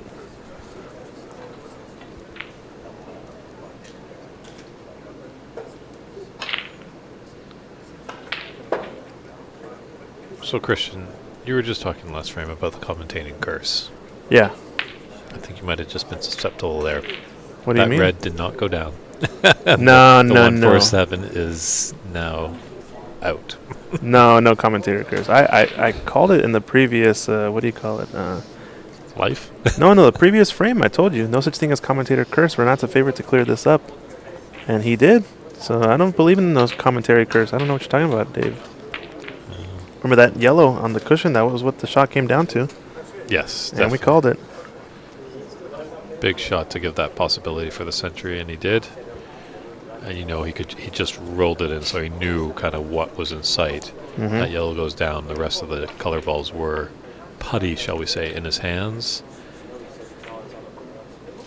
And let's see what he can do here. Yeah, a lot of the red's fairly open. I think these 5 that are in this cluster, not super accessible, so we're definitely have to see him go into the pack possibly once. Maybe 1 or 2 cannons.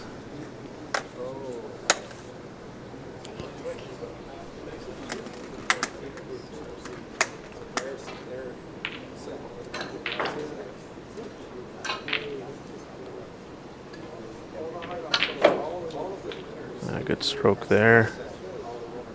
Has he gone too far though? Maybe short actually. I think he may have been playing for this red to the right corner pocket that's between the blue and the pink spot to the right of those 2 balls, but now he's going to take this tricky red just to the right of the pack. And I think it's a chance for a cannon as well.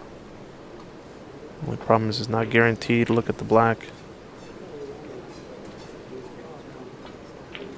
Oh, he missed the cannon. Yeah, I think that's why he missed the pot. I think he had to go into that ball slightly. And you got away with it, I'm pretty sure. Yeah, it looks like the black has come to help him. He had great shape on the black if that red did go down, but in this great game of snooker, every shot has also got 2 purposes. Most of the time, get your red in, and then get shape on your color. Or if you're in a safety world, put your object ball safe and your cue ball safe. The swerve around a little bit here. Oh, went for it, yeah. Decent effort, yeah. Well, those 2 reds of the 5 in the middle of the table. The one on the left, he might or not maybe able to clip that in and put it into the side pocket. Now he's left that other red of those 2 into the opposite side pocket. So both players going for their shots. They're not like tiptoeing around.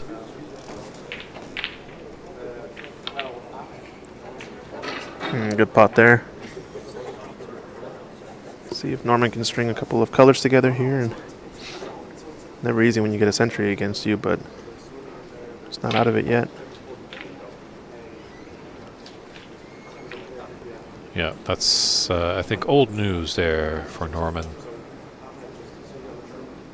He knows he puts a frame to the good for him right here. He's right back in the match and will be into a decider.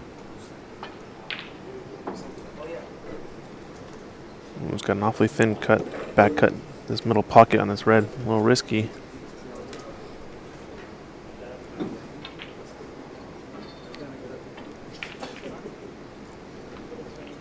Hasn't left much.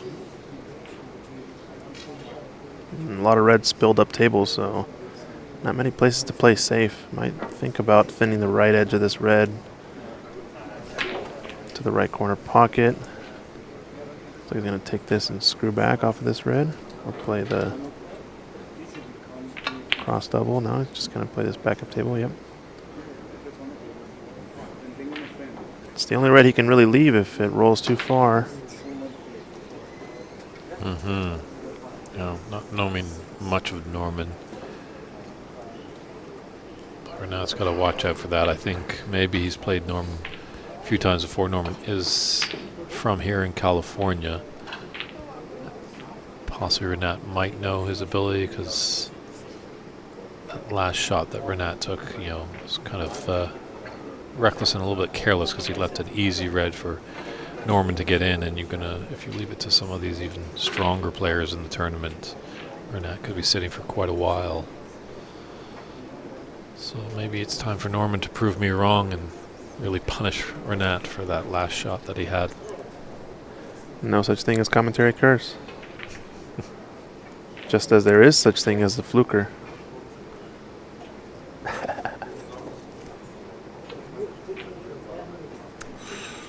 Oh. Tough miss there. Leaves a straight in red for Renat. I think he's a favorite to win this frame if he puts a big break here. His 3 reds in this cluster below the pink are still a little tricky. But I imagine Renat's going to try to just pick off all these loose reds first. Yeah, up in the bulk area, just a simple little potting exercise here. You can put them away.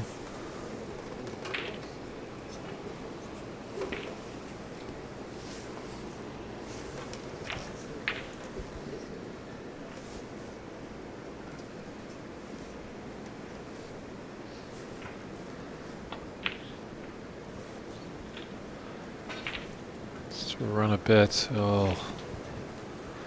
Or pull up. Yeah, it's just betwixt and between right there. Yep. Hey, Ethan over on YouTube. What's up, Ethan? How's it going?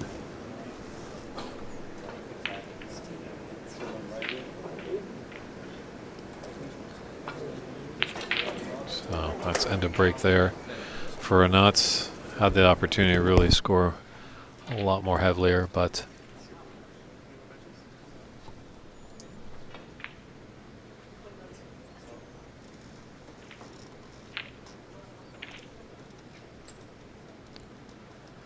he hasn't really left anything easy on.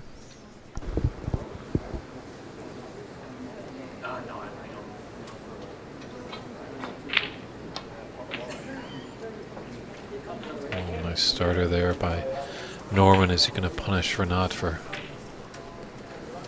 Ooh, just overran this black.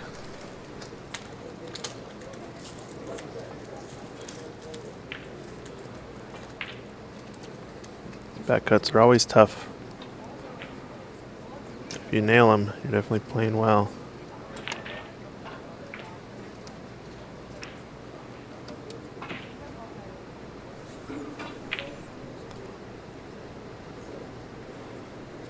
Yeah, Ethan, no, we'll definitely play next time I'm in Seattle. For sure.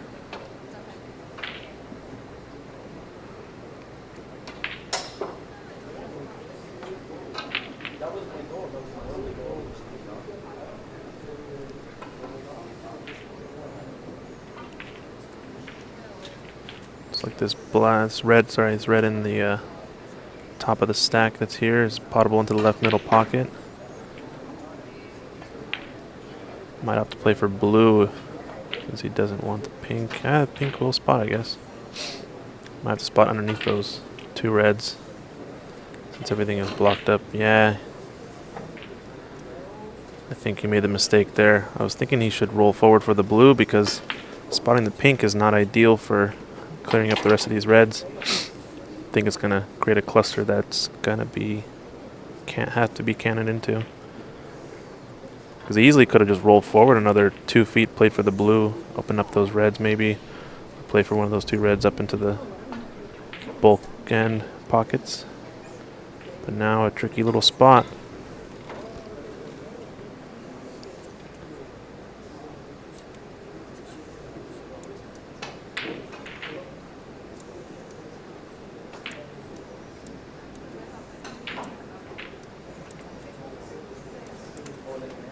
Definitely clusters up those reds, no longer potable.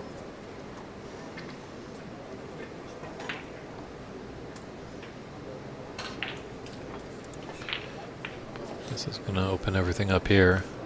Oh, I guess he is potable. Okay, so I didn't think that red went into the left corner. And it's on. Nice pot, but no reward. Yeah, the colored is desired there.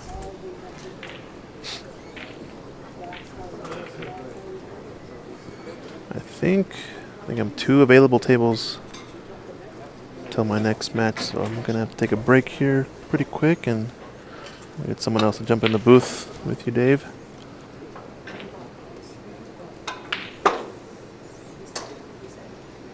Well, we'll see what we can do. Wow. Lots of players probably have gone out to lunch. What a pot there.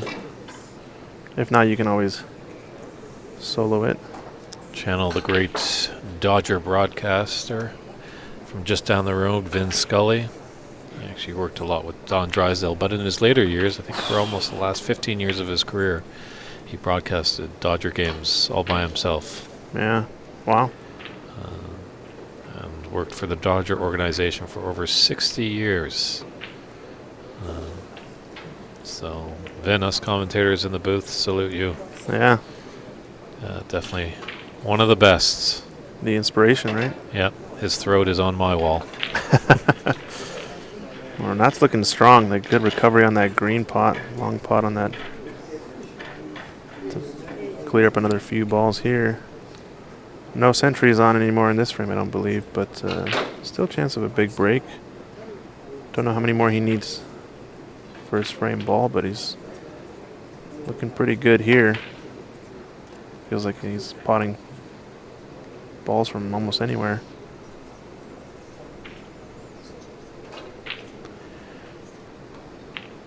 Take care, KP. It seems like duty calls for you up there in Ontario. Thanks for tuning in. Hopefully we can see you back here tomorrow and on Championship Monday. Thanks for your insight, your questions, and giving us little updates on the Canadian Ontario scene. Right now, Renat Danka is making a scene of this match. Looks like it's going to be a 2-0 victory for him. And we'll just, when it concludes, we'll jump over to see how Sargon Isaac is doing against Simon Chen. And let's just sit back and enjoy the great potting of Renat. Yes, Richard Parker is asking, on-screen scoreboard doesn't seem to be upgrading. The thing is, with the system that we have right now, they all have tablets at the table, so that's where the players are keeping score, and that tablet directly goes to the Cloud Snooker website for live scoring and also talks to our stream. Yep. The one problem is, most of the time, most of the players, when they're playing these games, usually, you know, when a frame or a break comes to a close, that's when you put up the points. So that's kind of what they do there. So that's why you're not seeing a up-to-date scoring on our stream right here. Hopefully, as we move along, I think we are promised that we will have a scorekeeper and a referee on our TV table when we get into the knockout phase. So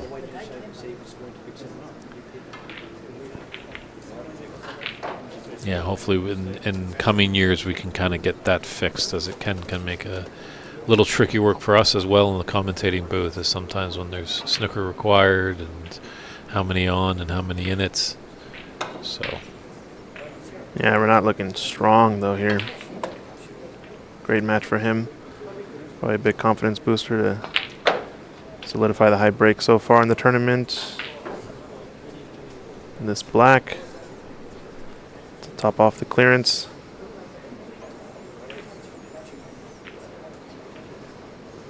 Oh, just caught the jaws. There's the handshakes though. So Renat takes that 2-0. Let's just pop on over to Sargon and Stephen Chan. And Sargon in a commanding lead here. He's up by 37 points. Now 36. Yep. And after this color ball goes in or not, there'll be a 43 on the table. So Stephen's not out of it, but Sargon has definitely a commanding lead.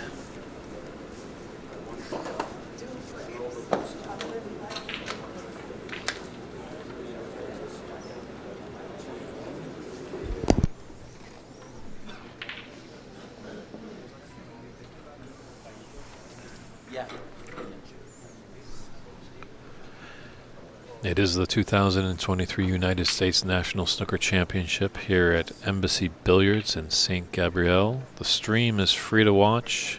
We're on YouTube, Facebook, and Twitch TV under the Aux channel as well. You can also find us on Embassy, St. Gabriel Embassy Snooker Club's YouTube page. Remember, like and subscribe to that page so you can get notified when we go back on air. Planning to be on air tomorrow at 9 a.m. for day 3. Still a lot of great snooker here on day 2, moving day, as at the end of the day the knockout phase will be set, and that's when the nails really get bit down to the quick as it gets a little nervy, and slowly we work our way to find out who will be the champion on Monday. All right, but with that, I think I'm going to be taking a break now, Dave. I'm going to go get ready for the match. Don't know who's going to be next on the TV table, but we'll watch this one for a bit. Possibly Francis and Corey, or not exactly sure, but we'll get it up to date. Sounds good. Well, yeah, it's definitely good luck, Christian. He is Yeah. double dipping. We'll be back in a bit. Take care. See you. Good luck. Thanks.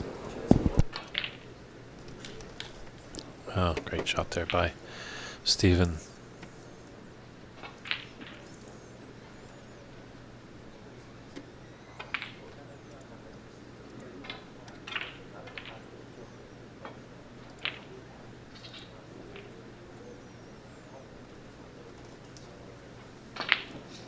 Oh, Stephen. Let's have that one back.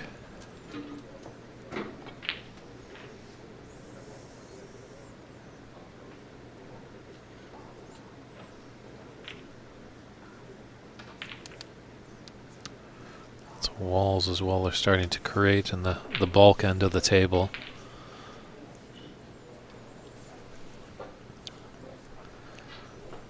There's 35 in it, and there is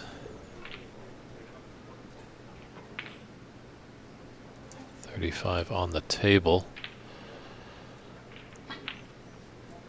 So this red is Sargon's frame ball.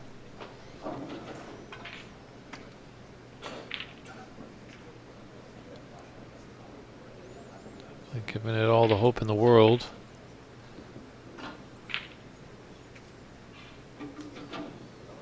Surprise here.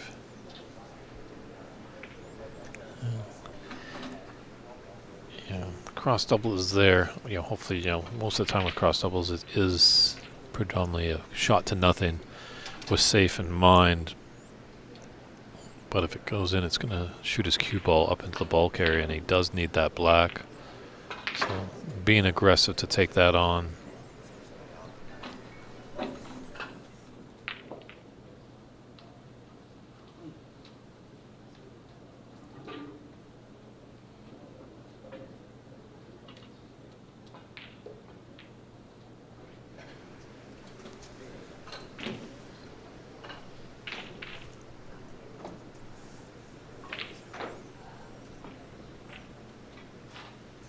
Yeah, and we try to do the best, obviously, to give a lot of different players some TV time. Obviously, there are some high-seeded players there. We want to get them on because they really excel at the game. But with the roll-on, roll-off philosophy, it's kind of just as tables become available and within the nature of getting the tournament done as efficiently as possible. Sometimes, unfortunately, your players might be... favorite player might be stuck in a real grind match and they won't be able to get onto the TV table.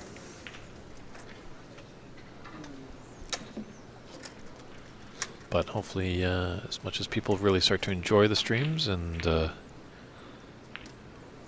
get more and more people playing, more people helping out behind the scenes, and hopefully maybe budgets for these events can expand and we can get cameras on all the tables.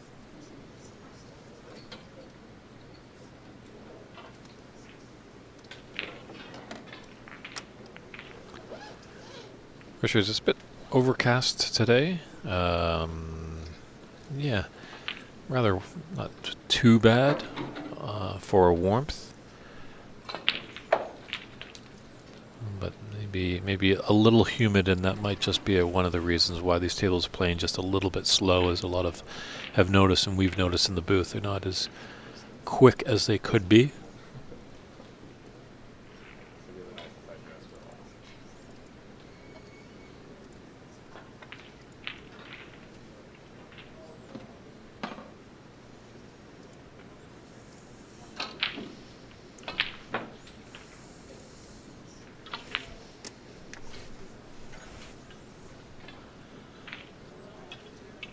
Wonderful snooker right there by Sargon.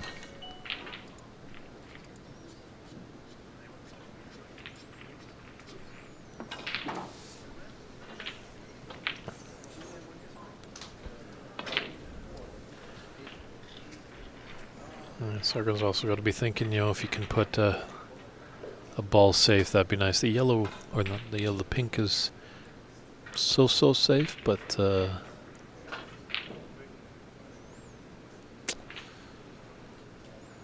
so with that, that's going to force that snookers are required.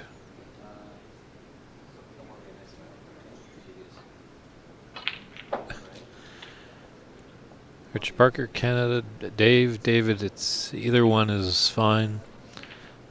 Thank you for your kind words, much really appreciated. We're glad that everyone's tuning in and enjoying it. And I know, Richard, I think you're tuning in from the UK. Hopefully maybe you can make the trip up to Sheffield this coming year for the World Champs, as I will be over there again. Doing my thing. I shoot a lot of photos, so I have been fortunate enough to gain access and take a lot of shots of the players. However, I shoot 35mm, so I don't shoot as many as these other digital photographers. But I do it for the love, and that's the important thing. So it would be great to meet some of our great viewers in person sometimes and sharing stories and good laughter.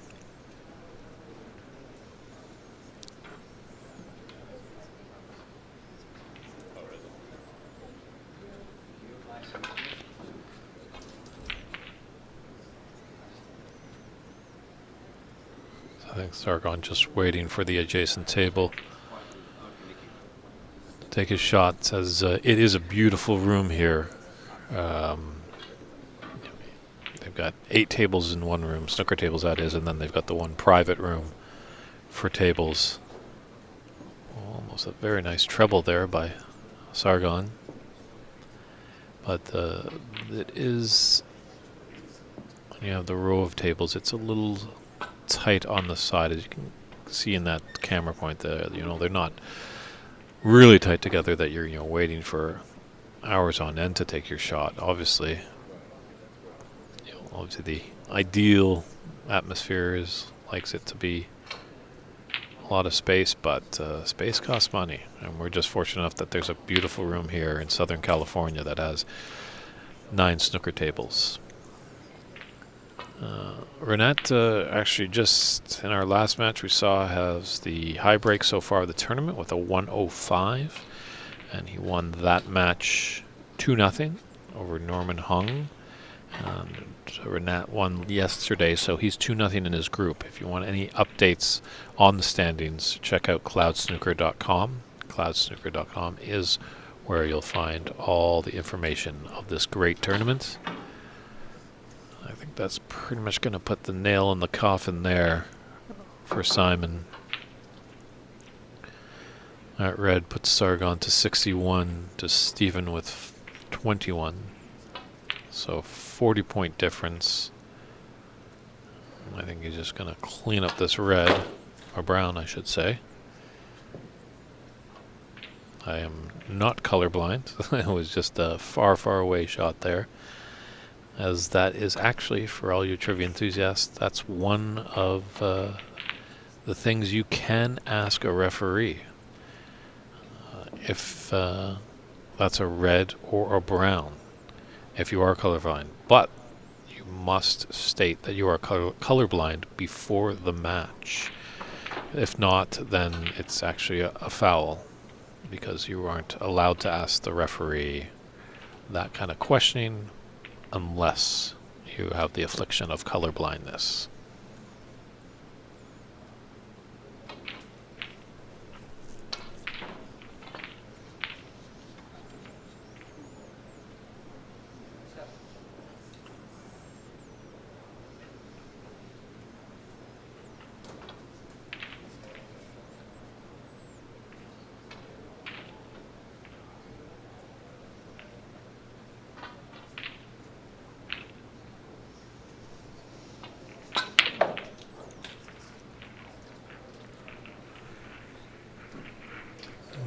27 on. That's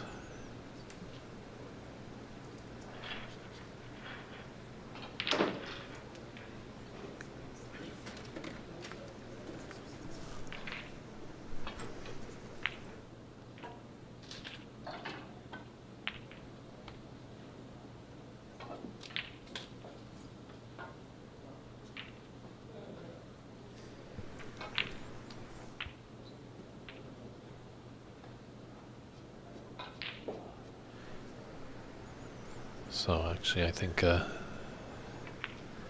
Stephen might have had to take a little look at the roll, or maybe he's just getting some potting exercise there, because he was in a situation where it was 4 or more snookers required to achieve victory, so that in the round robin is a concession. Well, look at this potting right now. I think he's just having some fun. You know, wants just to get a little bit more table time, and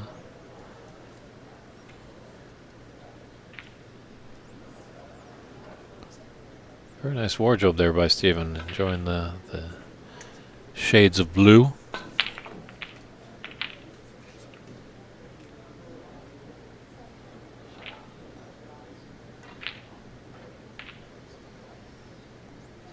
Well, someday, hopefully, Mike, I can come down to the In the Pocket Club.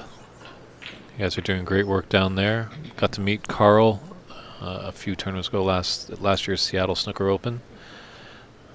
Great snooker enthusiast and arm wrestling enthusiast as well.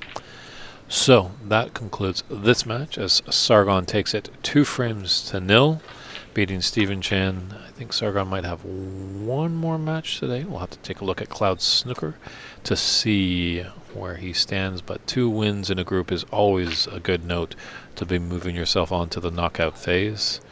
And we'll just quickly jump over to our other table where we have Francis Cho against Corey Sykes. And they just got started over here in frame 1.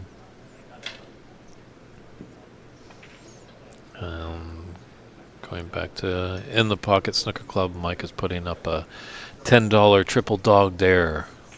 It's almost a Christmas story proposition there from Mike to any players out there.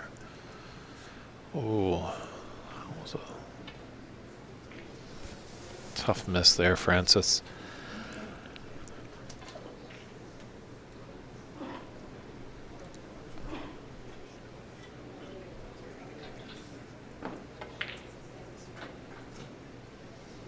We'll just see who's going to be on our other TV table. But for right now, we have got Francis and Corey doing battle here. And obviously the smart shot is clip off a red and go into bulk. But the unfortunate situation is there's that red up in the bulk area. That was a nice red there by Corey.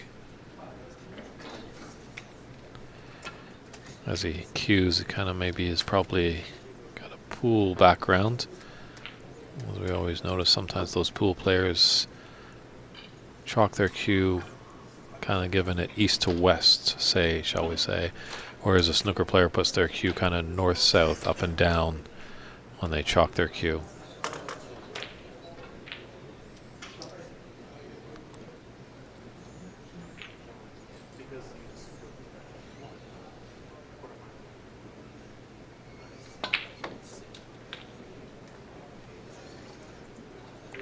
Needs to run, yeah. Don't forget about that red up there in bulk, Corey.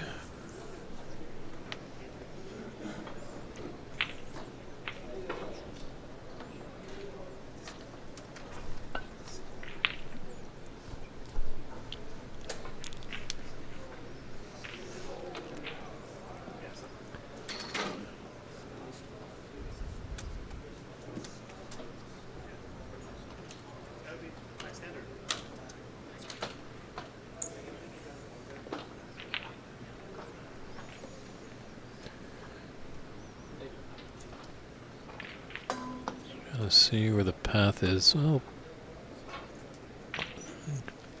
Almost that red in the open on the left side of the table. Maybe Francis should take up. Maybe she thinks she can clip off.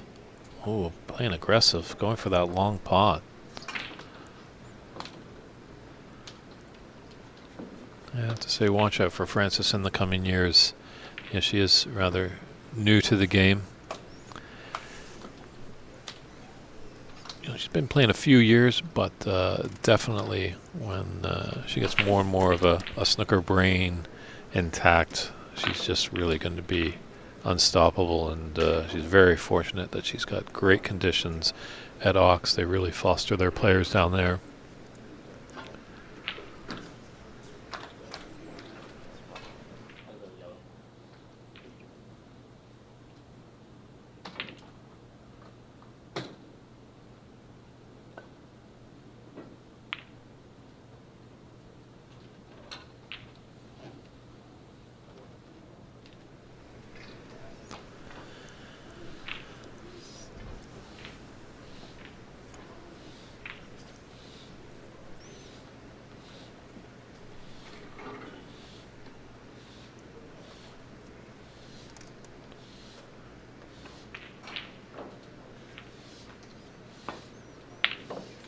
Wow, great long pot there by Francis. She got a nice little kiss on that red to be nice on the black. She doesn't fear the long pots, that's for sure.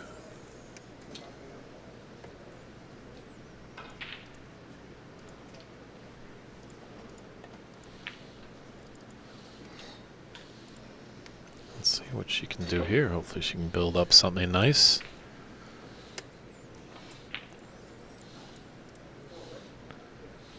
She might be able to take that red that's in the open just left of the red and pink. She can just follow through ever so gently. There's a black onto the opposite middle pocket, so maybe just run just a little hard. She is going to be cannoning into that.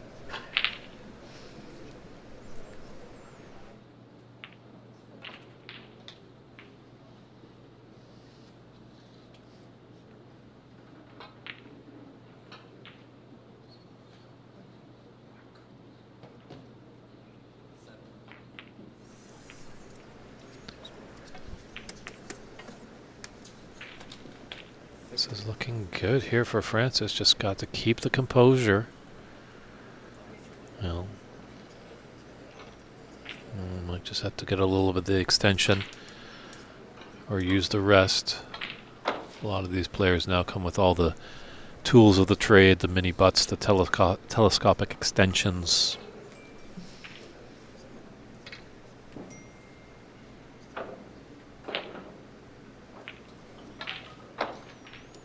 Hey, no problem, Mike. Hey, I'm here to inform players. I know we do have some players that have been around the game for a long time, so obviously some stuff is rudimentary, but some players might, or fans might not fully know everything about the game. I definitely didn't when I first saw it, and my dad had to explain, well, it's a game where you take a red and then you take a color, and those reds are worth 1 point. But obviously, as you grow, you find out that the idea is to stay around that black ball because it's worth a great 7 points. But pink's not too bad with 6 points. Blue is always nice out in the open in the middle of the table with 5 points. And those bulk colors, brown is 4, green is 3, and yellow is 2. And then when you come to go potting those colors when they're on, in that phase of the frame, it goes in that order: yellow, green, brown, blue, pink, and black. And more often than not, in the amateur game, we do see a lot of matches come down to the colors. I think that's a good mantra to have if you're into this game and playing. There are going to be some players that are really skilled, and you'll probably be sitting for a while, but you got to lick your wounds. But if you can get to the colors, at least you have a chance. And going back, and if you do get rather demolished, shall we say, by a player and you feel like you're sitting for a while, regale you with a little story that I heard many years ago. So I think it was back in the 80s in Scotland. This Steve Davis, gentleman who was a 6-time world champion, was playing wonderfully, pretty much the player of the 80s. Got a phone call from a gentleman by the name of Ian Doyle, and Ian Doyle said, I want you to come up to Scotland and play an exhibition against this kid. This kid's name was Stephen Hendry. Now I want you to destroy this kid, Ian Doyle actually said. So Davis came up, played the young Hendry, and just demolished him. It was 10-1, 10-2, 10-0 the score lines. Stephen Hendry took it on his chin, took it like a good sportsman, and turned it around and used that fuel to fire in about 7 world championships and overtake Steve Davis as the leader in world championships. So, and you can learn a lot when you're losing, that's for sure.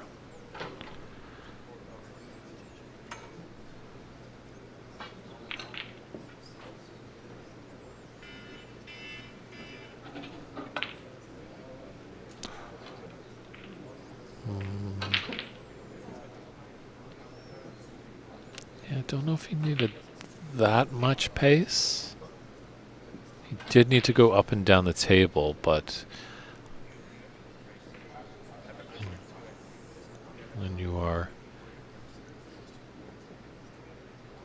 playing this game, obviously the slower shot gives it all the more chance to drop, as it could just jangle and drop, where if you're hitting it hard you have to be that more precise. But it sometimes comes to your advantage. If you play it a bit with pace, it's not going to sit in the pocket for your opponent.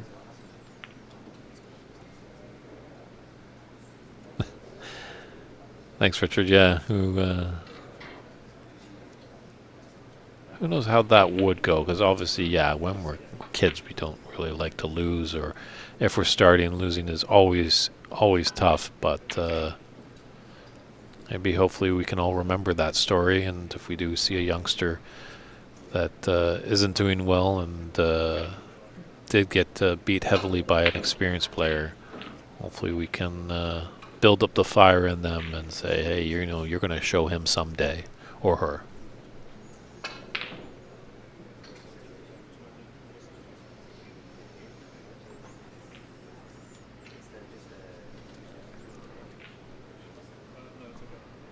I'm just going to take a little peek at our other table to see who we've got there after Francis takes this shot.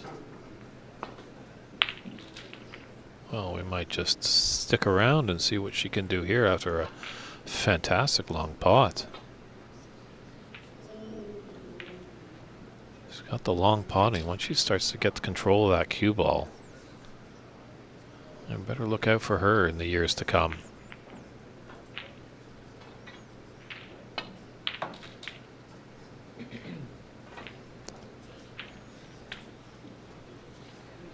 Yeah, a little smile to herself as she just realized where that black was going to go back on its spot.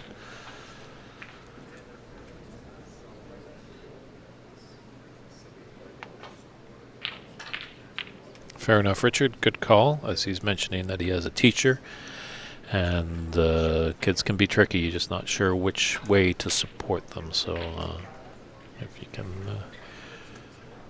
give us the magical ingredients, we appreciate that, Richard. But a good comment there.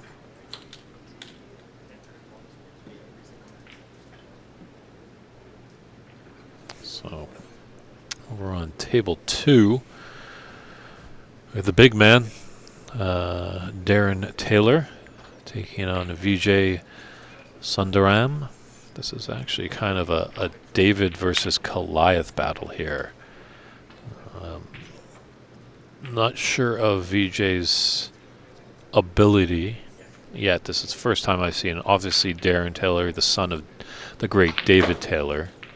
And Darren, in his last match, had a 82, which was looking good. But then as soon as you blink, Renat Danka comes around with a 105 to lead the tournament with that high break. But yeah, Vijay is the smallest competitor in height, but definitely, he didn't get here by accident, so he knows what to do around the snooker table.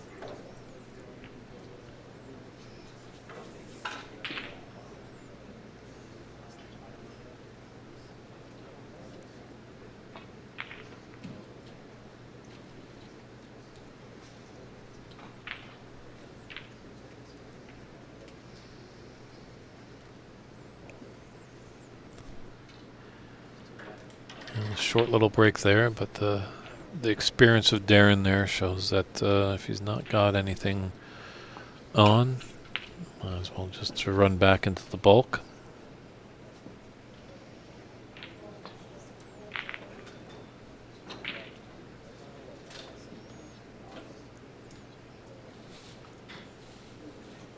Very nice shot there. Great weight there by Vijay.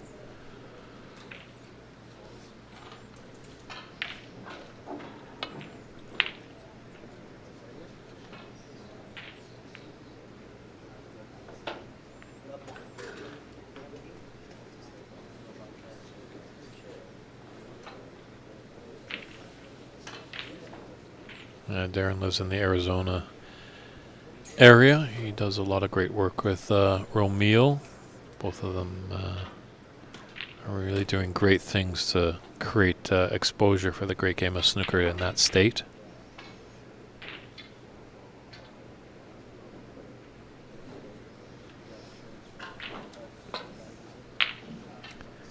Unfortunately, the black is tied up a little bit here.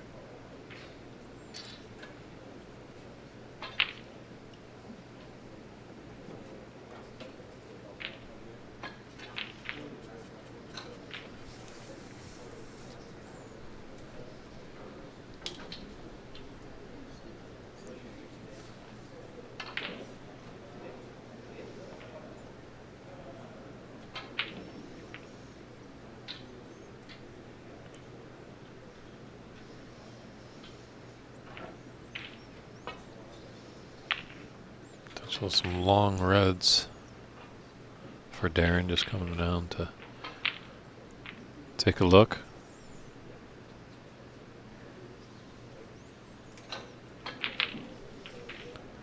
It's great chatting with him before the day began, because Darren's father David and the great Canadian player Cliff Thorburn were really good friends, so Darren has fond memories of Cliff. I was actually mentioning him, and I have yet to ask Cliff about it, but I know I've read the stories of it, so is it fact or fiction? Got to go to the source, but I haven't gone to Cliff yet. But when he was running up and down Canada and the US in the late 60s, early 70s, wow, great long pot there. Fortunately, his colored is to be desired.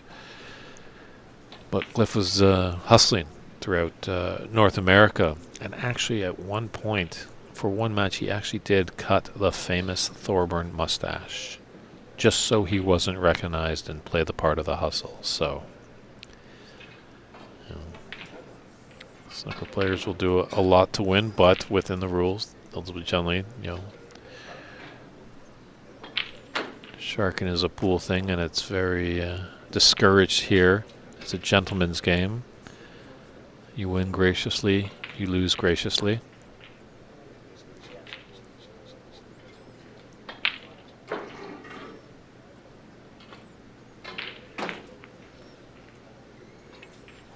Another great episode of Cliff, if you're ever in your local bookstore.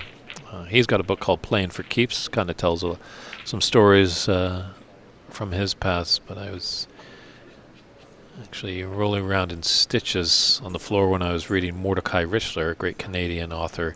He wrote a book called On Snooker, where Mordecai just regaled stories of all the characters in this great game. And he's mentioning one about Cliff when he was down in Texas. And he's in a room and playing a gentleman, and playing quite well and taking this gentleman's money, and this gentleman is kind of curious because he hasn't seen him around, and he asks Cliff, you from around here? And Cliff's like, yeah, I'm from around here. He's like, oh, do you work in the neighborhood? And Cliff was like, yeah, I work at the gas station on the 2nd Street, say for instance. And the gentleman was like, no, I don't think you play work at that gas station. And Cliff's like, no, I do know where I work. I work at that gas station on 2nd Street. And the gentleman finally was like, no, you don't, because I own that gas station. There's no way that you could work there. So I found that quite a humorous little anecdote from snooker lore.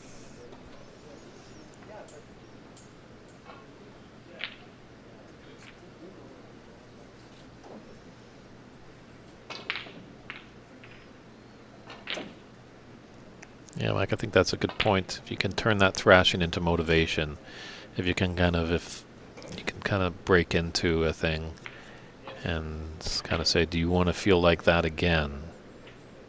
Probably most people are going to be like, I don't want to feel like that. So that will give you the motivation to practice the long days and get good at the game.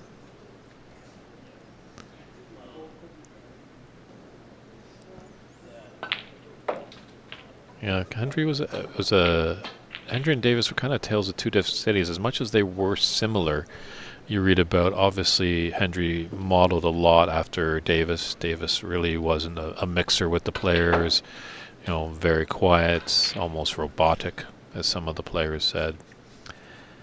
But him and Barry Hearn were always out for having fun, enjoying themselves, outside the table. Sure, they'd come down and get on with the business, but they enjoy some good fun.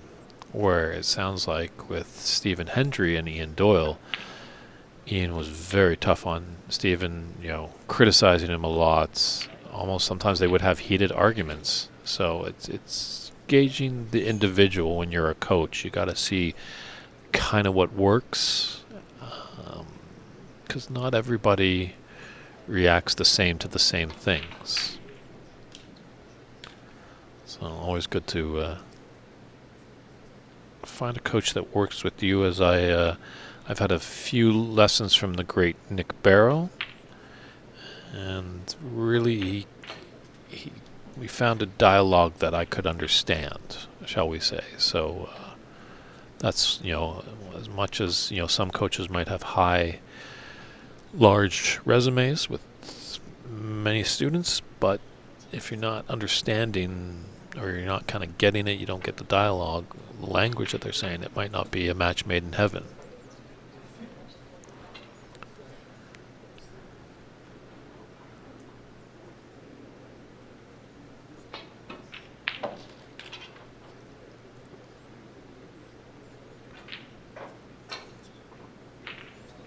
Very nice long pots here by Darren.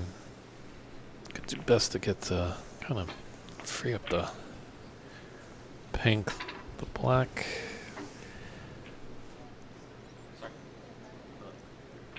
Looks like it will go to the left middle pocket, but it's a lot of trouble down there at the business end of the table.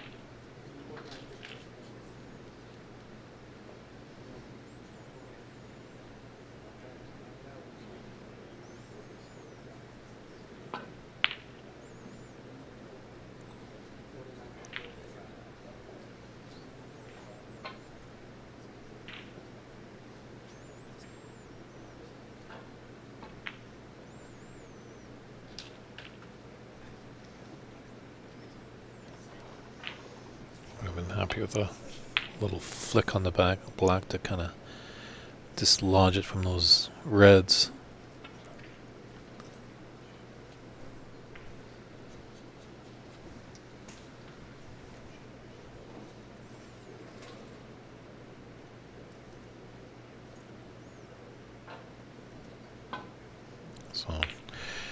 Darren just waiting on the adjacent table.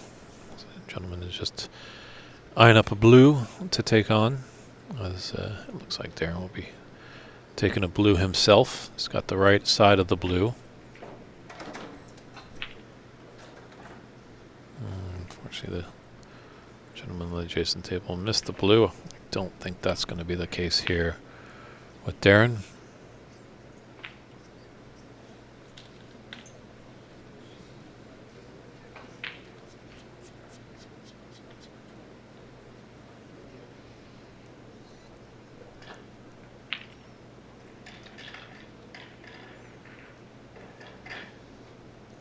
It looks like it's really tied up, so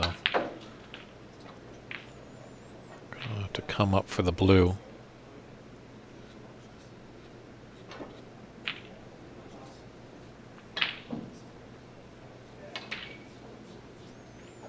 Oh, look at this. Oh,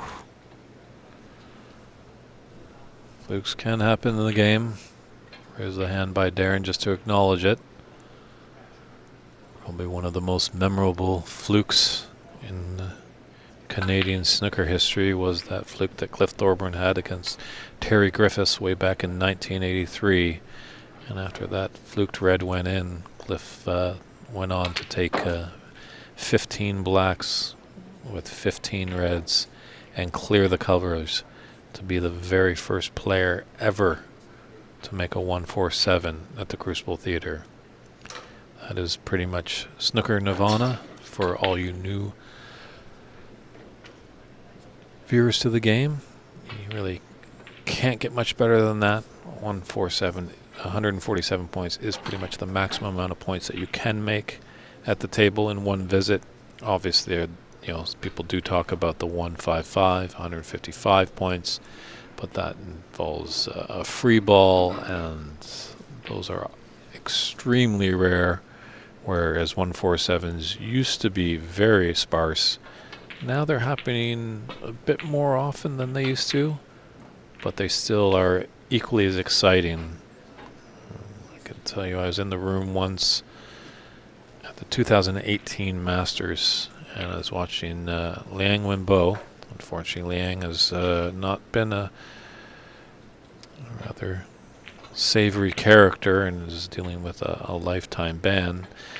But back at that Masters, I was in the Alexander Palace, the Ali Pali, where the event was held, and you can feel the excitement when they go red, black, and I think he broke down on the 9th red that he had with blacks, but you could just feel the energy in the room, and it definitely doesn't get much better than that.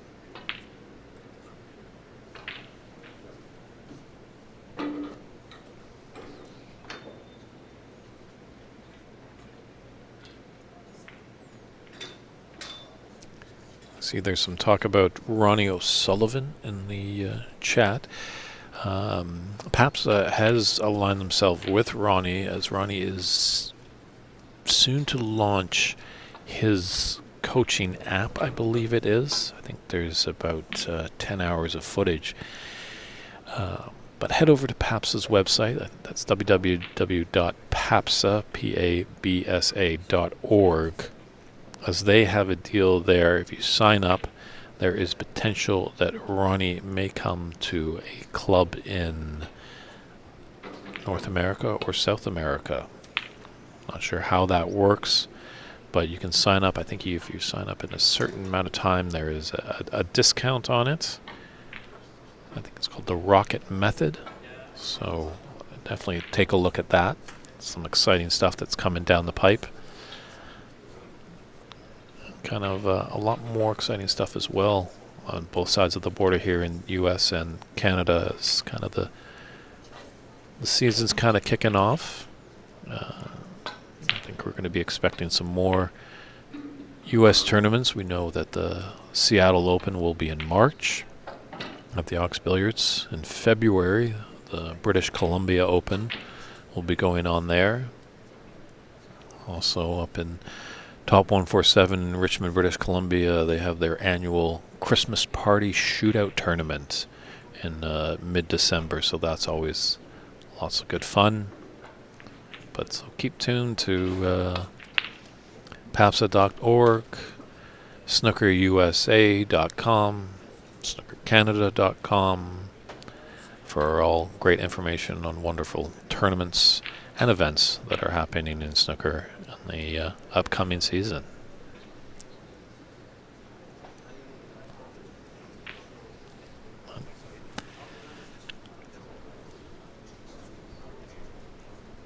Darren has a rather commanding lead early on, and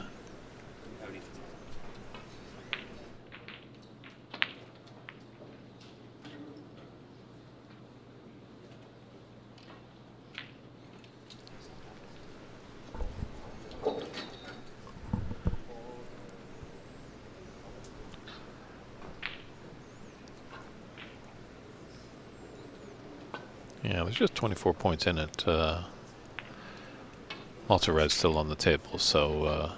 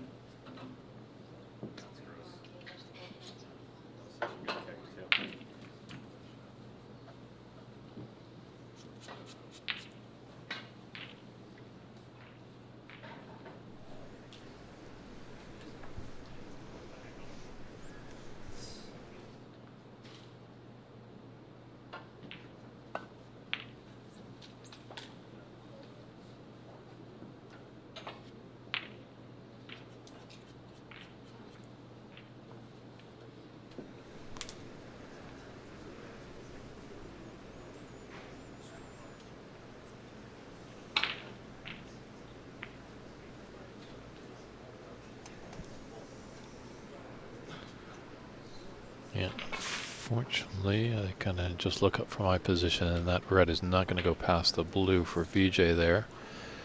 But a little mid-range shot for this red into the yellow pocket.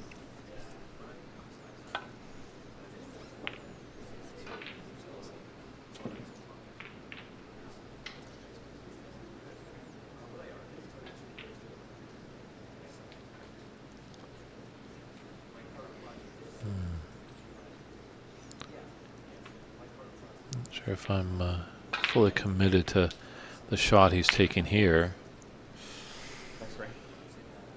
Yeah. No, this is the first time I'm seeing VJ. I wonder if he's maybe new to the game, and that can help or happen with a new player sometimes. Even an experienced player, you know, sometimes you can just get wrapped up in what's going on, and sometimes you don't see the whole table. You want tunnel vision when you're down on the shot, but sometimes when you're just surveying, you want to keep your eyes open. Doesn't hurt to have a little stroll around the table once or twice. So now he's opened up some reds, and Darren's quite a skilled potter.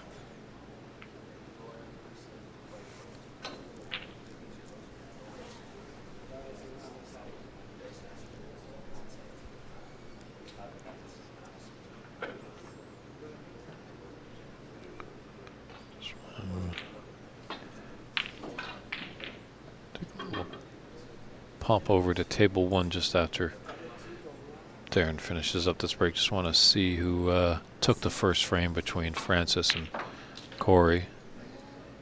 Great long pink there. And it looks like Corey took that first frame, so they're in the second frame. We'll check back with them.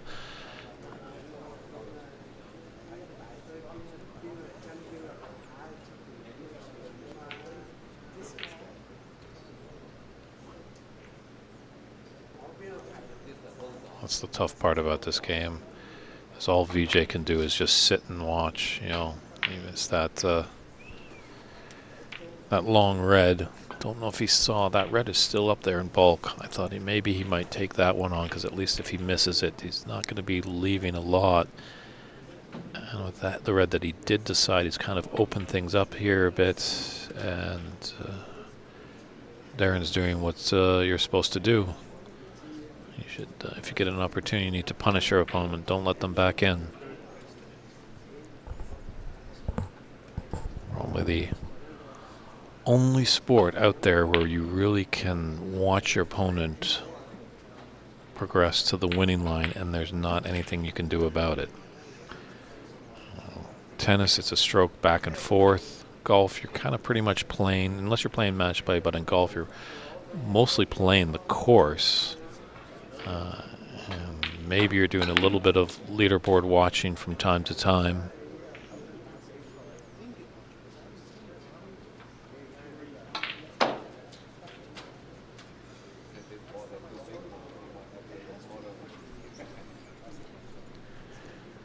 As we can kind of see, we almost got a good shot there. As you can see, the stature of the two players, the David versus Goliath. I think VJs need to find his slingshot soon so he can maybe tower the giant, because Darren is looking very impressive here.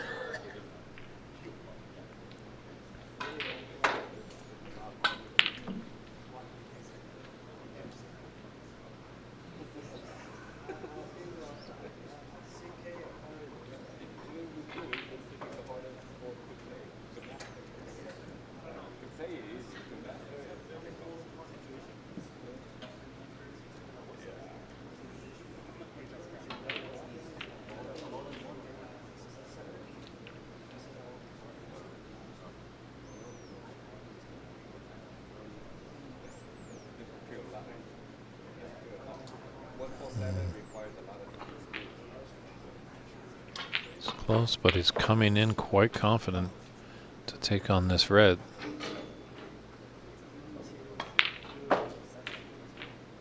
Wow, just wonderful.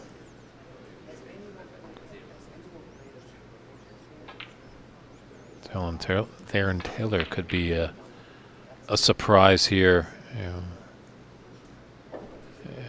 It's going to get definitely interesting once we get to the knockout round.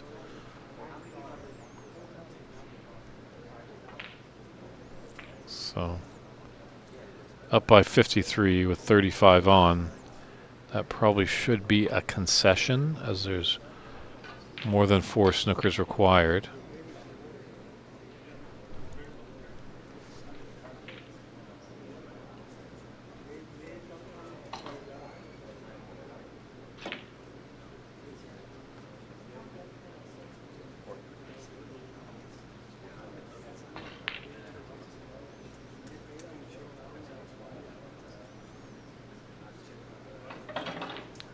Shot by there by VJ.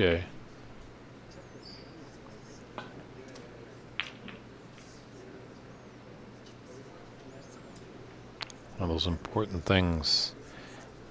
All you players, newcomers, or high tournament players, read those rules. Most of the rules are the same, but sometimes on the amateur scene we have a few little subtle variances. Obviously, we're playing with foul and mess in the round robin. It's 3 attempts, 2 putbacks. Obviously, in the round robin as well.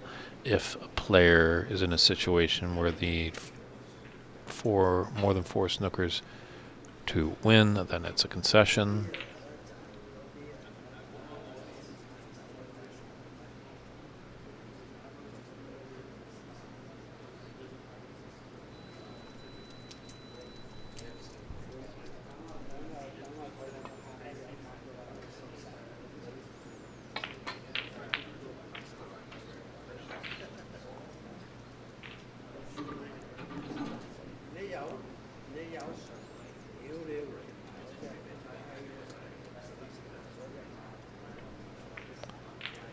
Definitely, if Darren is able to take a red, there is also potentially of a free ball as well for VJ, which is also important. Always a danger when you're on that final red.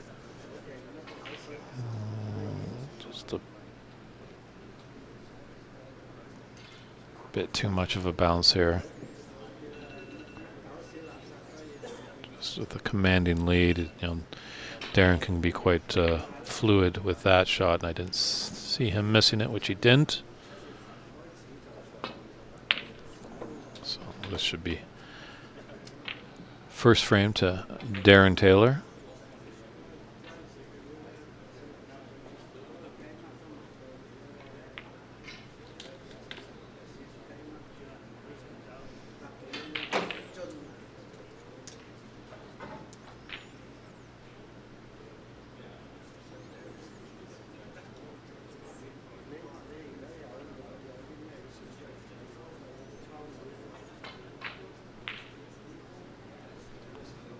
And that's a concession there by VJ. So Darren takes this first frame by a score of 63-27. Let's see if VJ can rebound and force us into the decider by taking the second frame. Just going to step aside for a quick comfort break, but I'll be right back with you guys with this great action from day 2 of the 2023 United States National Snooker Championship live at Embassy Billiards in San Gabriel, California.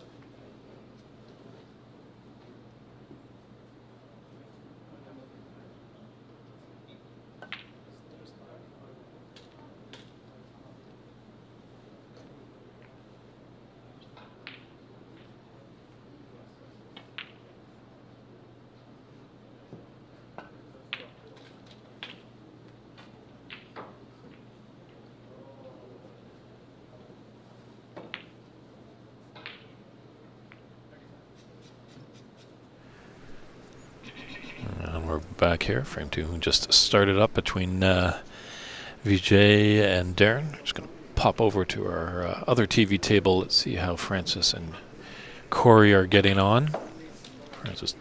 Corey took the first frame there.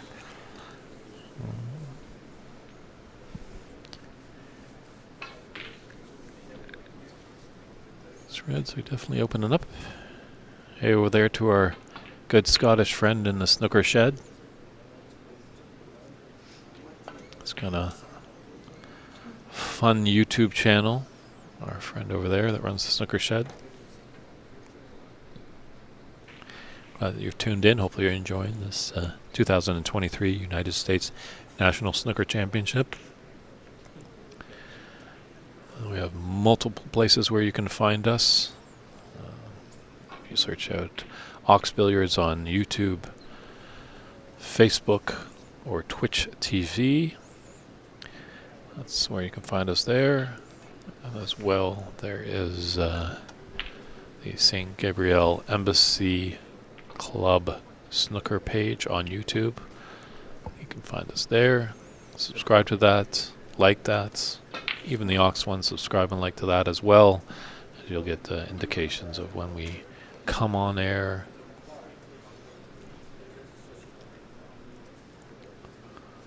Because it's obviously scheduled on the knockout round sites tomorrow. It's 9 a.m. Pacific Standard Time. So just pencil that down. All the days are starting at 9 a.m. Tomorrow is going to be definitely a big day. Well, some more people, unfortunately, are going to be going home. But we'll have the first round, the round of 16, and the quarterfinals leading up to holiday Labor Day Monday, as they call it in North America, with the semifinals starting at 9 a.m., leading up to the finals at 2 p.m. on Monday, September 4th. So, but definitely tune in a lot as things could change. maybe I know we've talked a bit in the booth with some friends on the stream of the marketability in the U.S. Many ideas have come about, some great ideas for sure. But the one, I guess, challenge when it's all about the bucks over here in North America, the dollar bills, is snooker is a tough game to predict the end, shall we say. We can have matches that are very swift and quick, but sometimes, a pocket could get plugged up, and we could be here for a while, as most of the time a lot of these frames might last about half an hour to 45 minutes as an average. Obviously, we had a Herculean frame yesterday. That was about an hour and 20 minutes. But then you have Renat Danka making a 105 and pretty much did that about 15 to 20 minutes or so. So that might be the issue. So maybe for the first start, the marketability, just bait the hook to get people into snooker. Maybe an idea of the 900 series, which is a 15-minute timed match, 20-second shot clock, or even in fact the shootout. The snooker shootout, which is a 10-minute frame, and that has a 15-second shot clock between 5 and 10 minutes, and then a 10-second shot clock between 5 minutes and the end of the frame.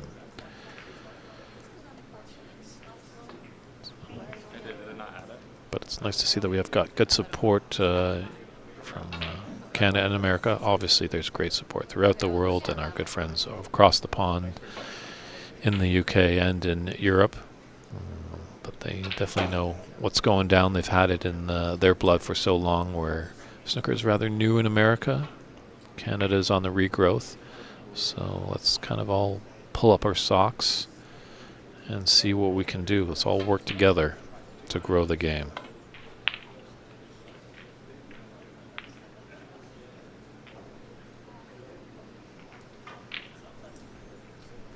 Take a quick peek back at our other match over here.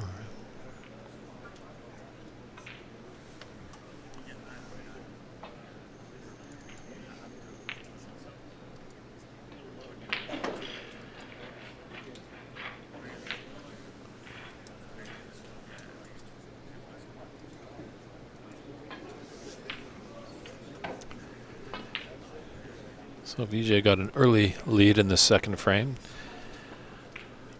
Definitely needs this one to force a decider.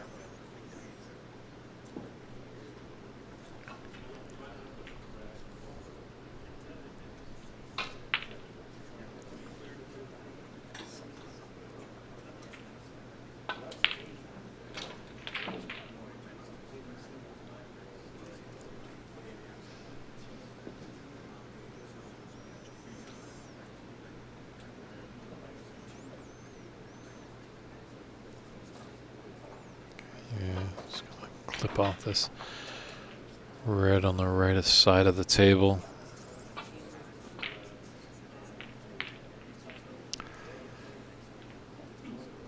Ooh, just a little fat.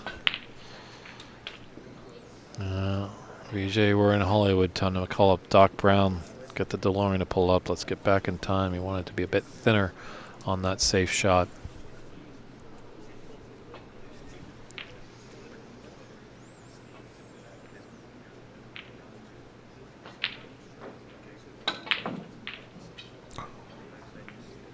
Oh, that's a little unforgivable there, shall we say? Darren kind of looking at the heavens there, wondering what happened.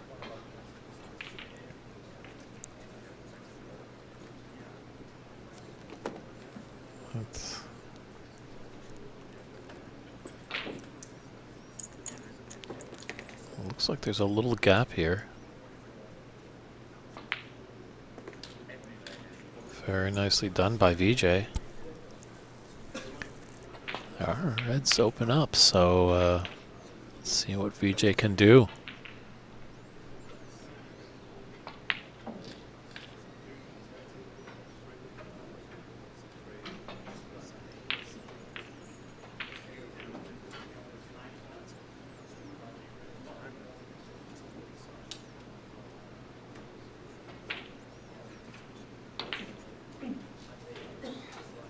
This is quite nice here. He might be. He's the shortest competitor here, but he's playing like a giant right now. Just these short, compact shots. No pun intended there, but that's what you want to do. You don't see a lot of these great players, running around the table, taking on long pots and nailing them. It's a delicate, precise game here. It's an art form. VJ with his brush and this baize as his canvas. Let's see if he can paint a masterpiece.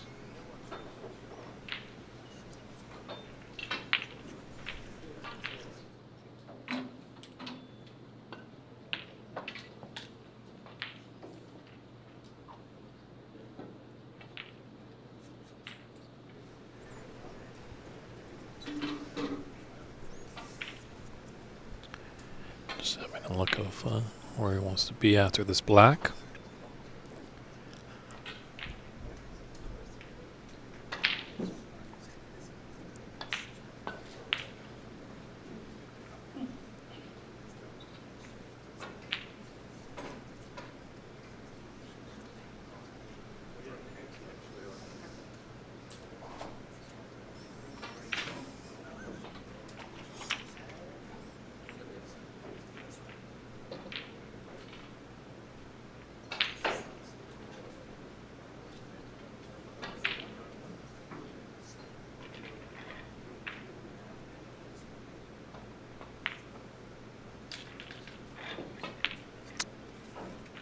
Oh, a little unfortunate there.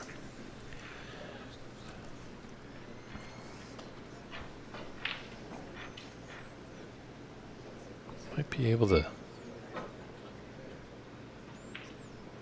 Yeah, he's taking on this blue. He can get by the red here. Have to come in and out in bulk to keep the break going.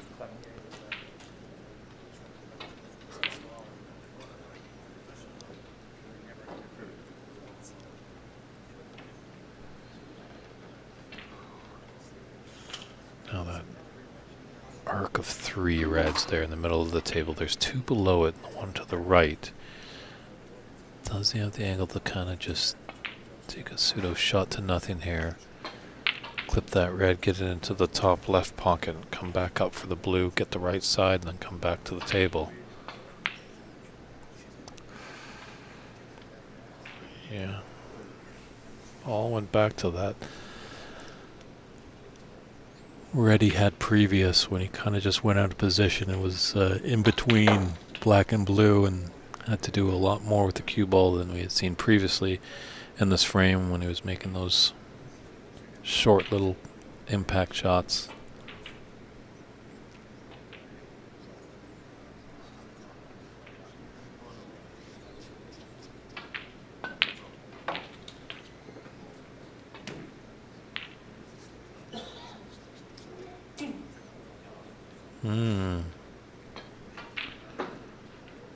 Interesting.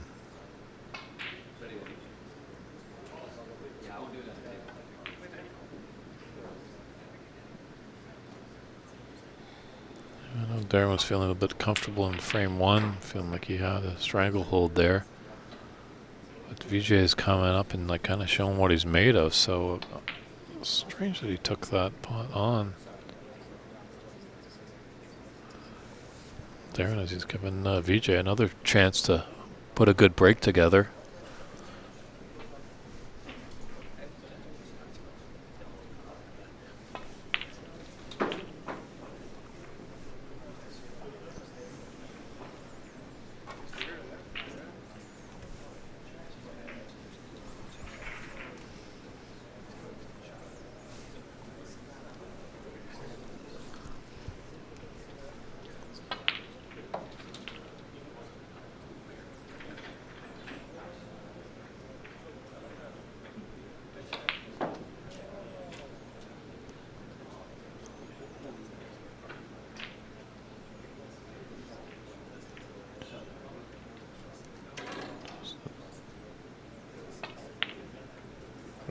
Could have done with a little less screw back.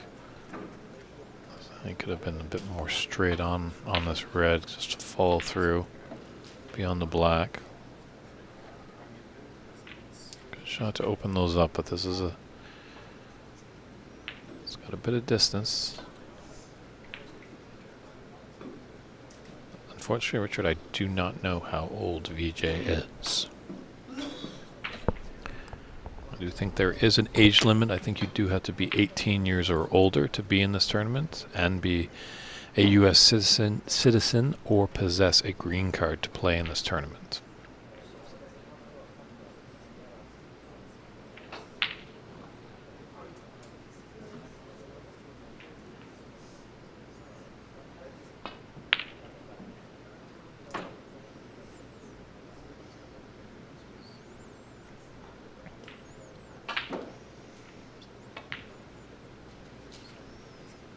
Good opening red there by Darren.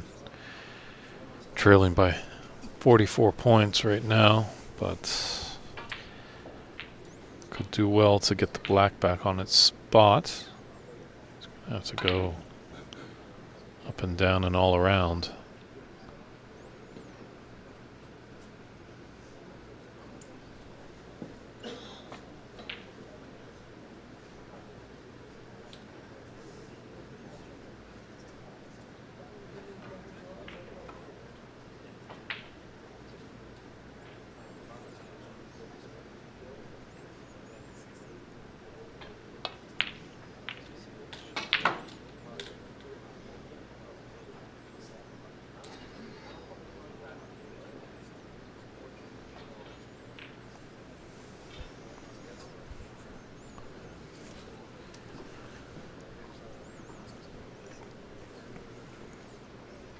Play a nice stun on this long red.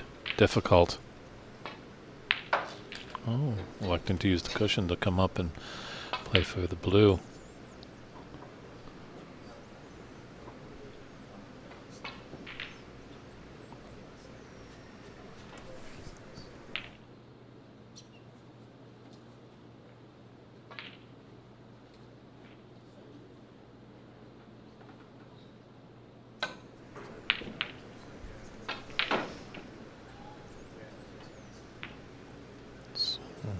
Right side of the blue there that Darren was on.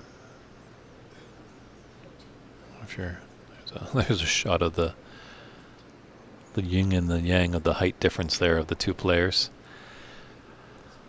But when we do commentate and mention the right side of the blue for all the new fans that we have out there, when we say right side of the blue, most of the time the cue ball is going to be on the bulk side of the blue, because after you make contact with the blue, the natural angle will take the player's cue ball down into this position where Darren is onto the top side of the table.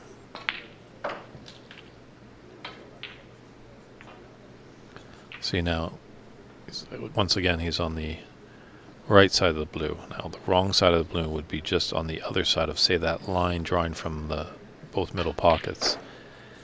And then Darren, if he was on the wrong side, to take that blue, he's going to have to go in and out of bulk to come back down for these reds.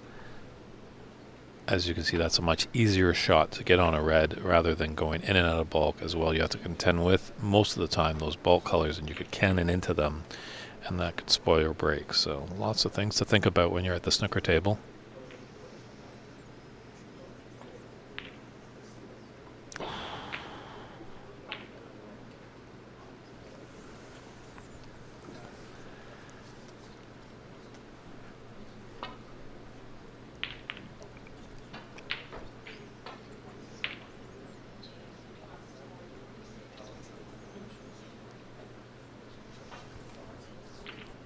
Well, they almost cut the lead in half.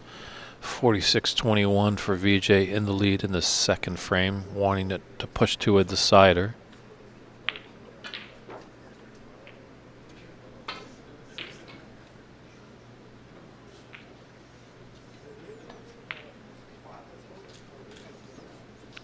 Shot by VJ. All VJ really needs to do, hopefully, is just get rid of reds.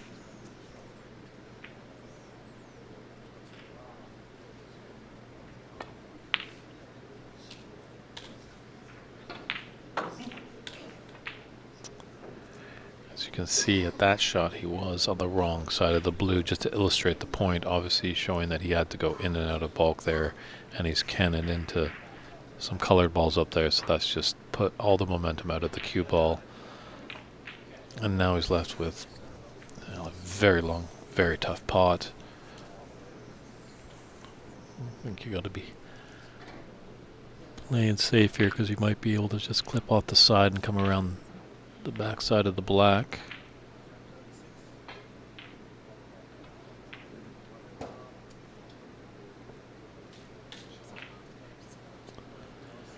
Correct, Richard. Stephen Hendry, that's one of the shots that he patented pretty much. He'd be on that quote-unquote right side of the blue, as we've been talking about.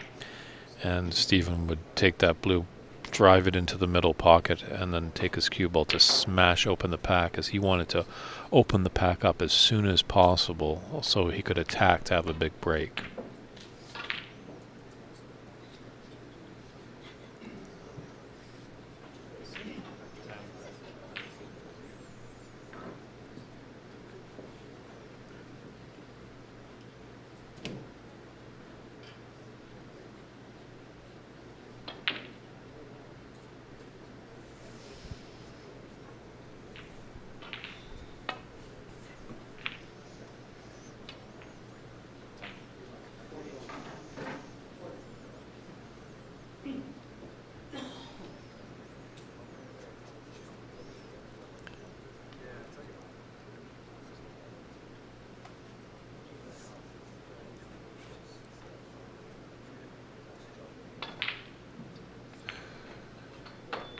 Decent effort there. Is that red gonna? No, red's not gonna come to his rescue. So an open there for Darren as he kind of contemplates which red to take on. We'll just pop over to our other TV table.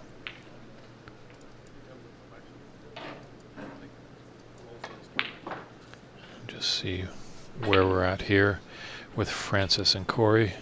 Francis is trailing by 12 points, but we have 22 on, so an important frame for Francis. Can she push us into a decider here? Just to keep an eye on it, as there's a few more balls to be potted on the Darren and VJ match.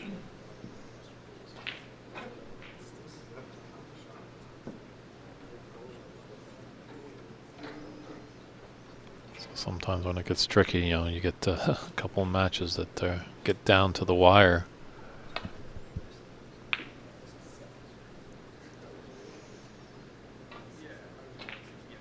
So 15 in it and 22 on. So this brown is Corey's frame and match ball. If it goes down, then Francis will need a snooker to steal the frame. Well, it's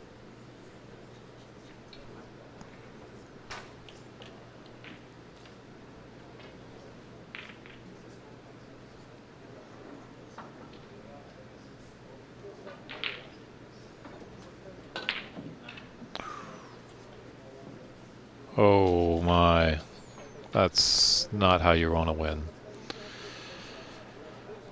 Yeah, he's a little disgusted with himself there. Obviously a win is a win, but yeah, you don't want to do it by a fluke.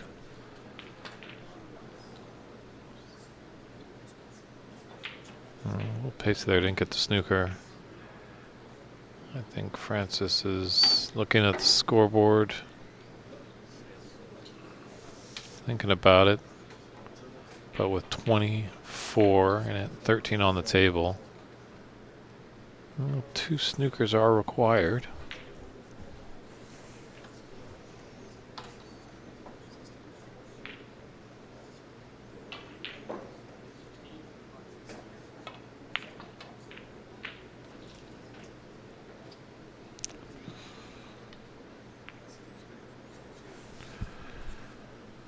A bit too much there. So, Corey, you just need to roll this ball in. Just put it over the cushion. This one should be over. You can see from my vantage point that VJ and Darren are on the colors. See what Francis does here, and maybe we'll pop back to table 2 right after this.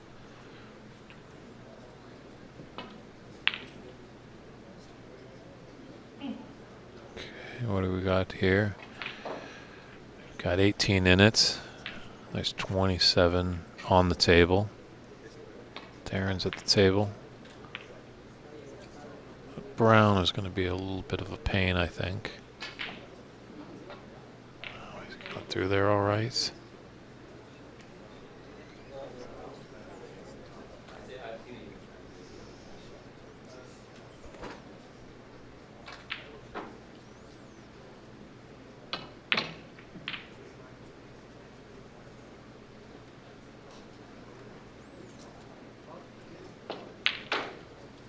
Cue ball. Ooh. This is going to be trouble for Francis here.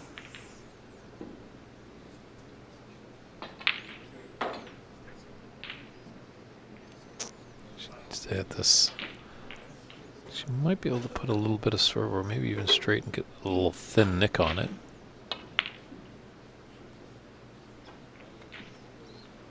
Sometimes you just need a little bit of patience, and that's going to just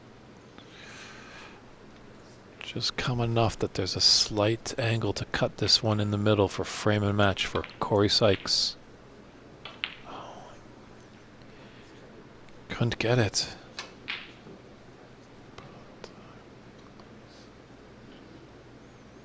It's going to be the hot ticket right now, bouncing back and forth, that's for sure. 16 points in this one, and there's 25 on.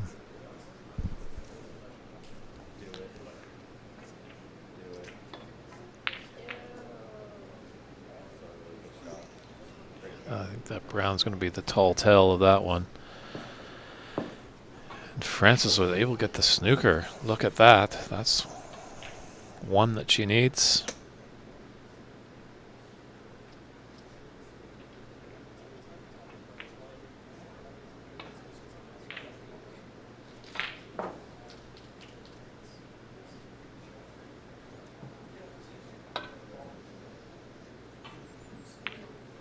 Very nice hit there by Corey. Wow.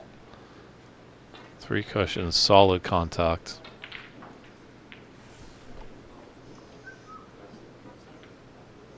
I think Darren just potted the green.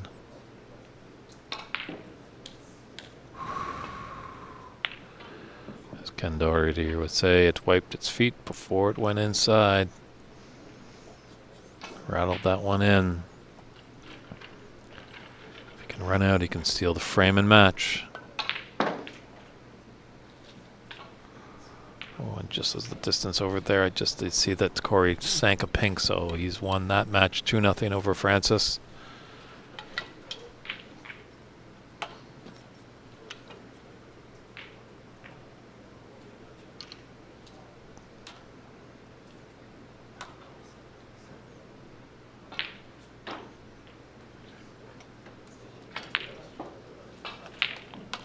Great shot with the rest. It's so still as well. That was a great camera angle there to just see how still Darren is down on the shot.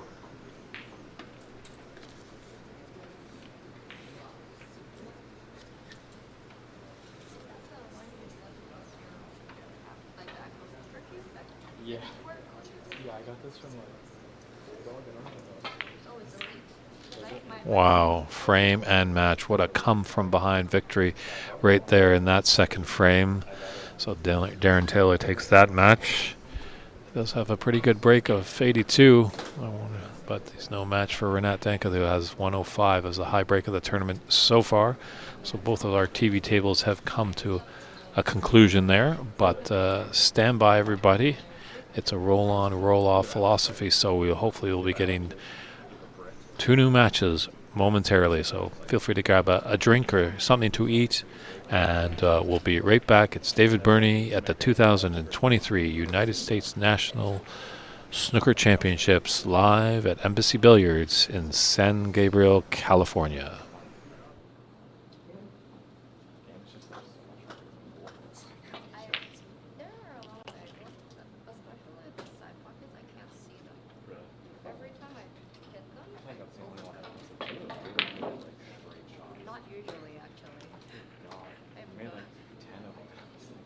Every time I went to fish, I was like, I just want to get that.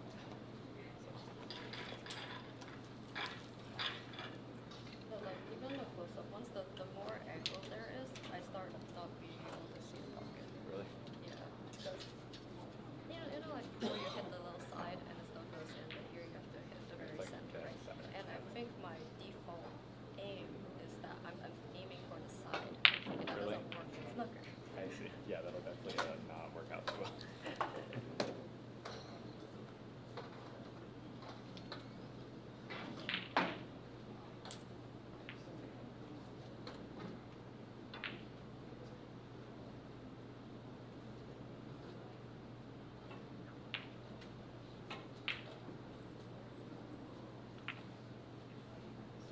It's my fault. I put it.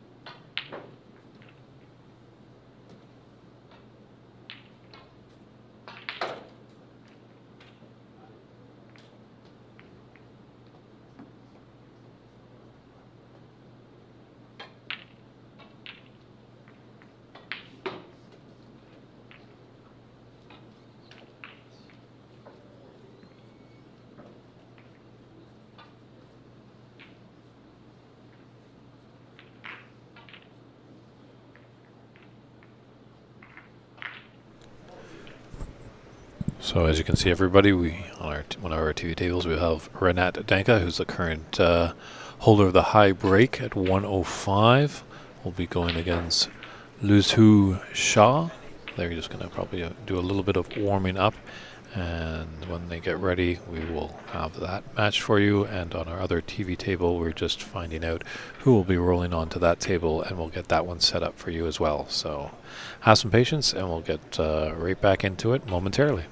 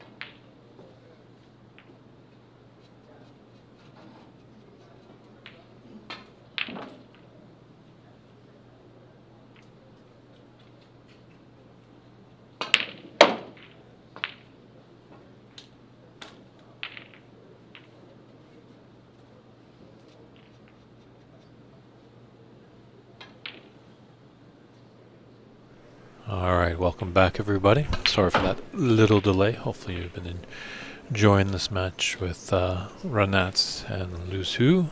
Just had to set up our other TV table with the scoreboard. Now we're back and rolling here at the 2023 United States National Snooker Championship. Live at Embassy Billiards in San Gabriel, California. If you're close by, feel free to pay us a visit. It's David Burney in the booth. We're live on Facebook, YouTube, Twitch TV under Ox's channel, or you can also subscribe and like St. Gabriel Embassy Snooker Club's channel on YouTube. That's where you'll find all the action.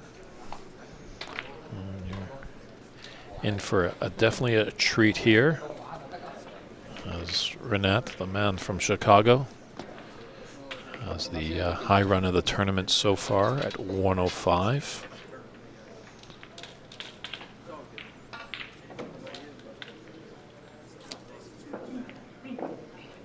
The green, yellow, and blue have kind of got a little funny here, but you won't be thinking about that. There's pinks and blacks. Might not have got the develop those reds as much as he'd like. Might be a plant. Body language just telling me he's just a little deflated there.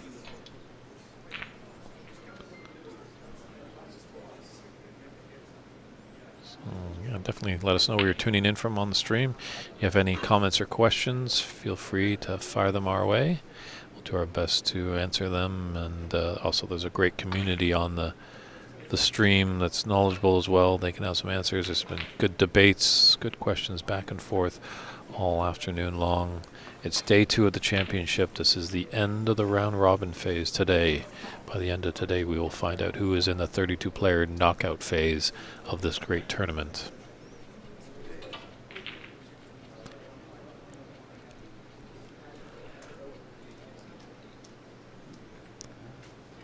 Lu Su has just got to be careful, as the pink and the black are very open and doesn't want to leave Renat an easy sitter. And just as I say that, he might have done that. This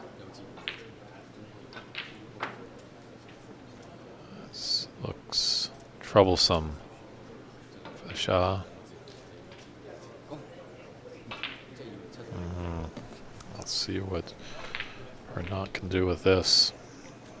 Lots of reds open. High value colors really available to all pockets. To all systems go here. Ooh.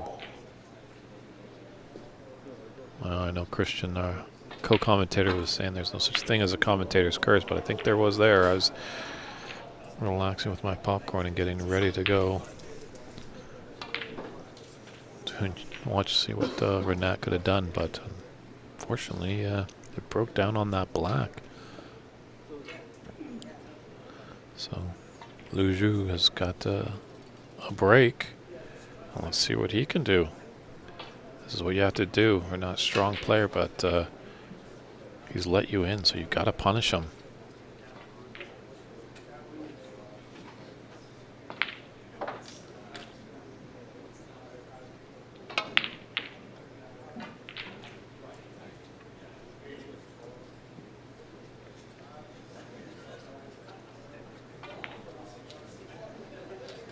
He's got a 16 and growing. That has got him right back into this frame.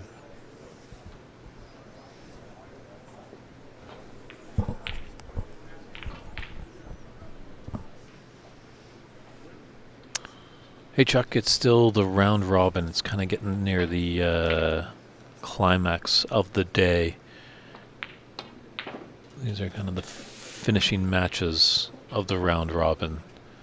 So there's going to unfortunately be half the field is going to be going home by the end of today, and tomorrow at 9 a.m. Pacific time we will start the knockout phase with 32 players hungry to lift that Tom Collins trophy into the air on Holiday Monday.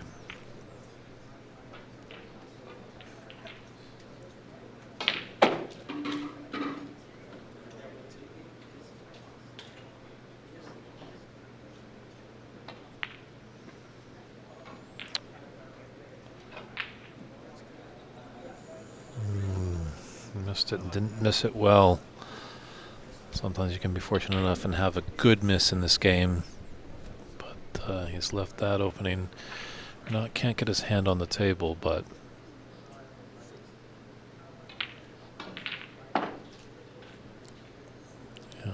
draws that back. He's on that right side of just a little bit of an angle, as I can see down.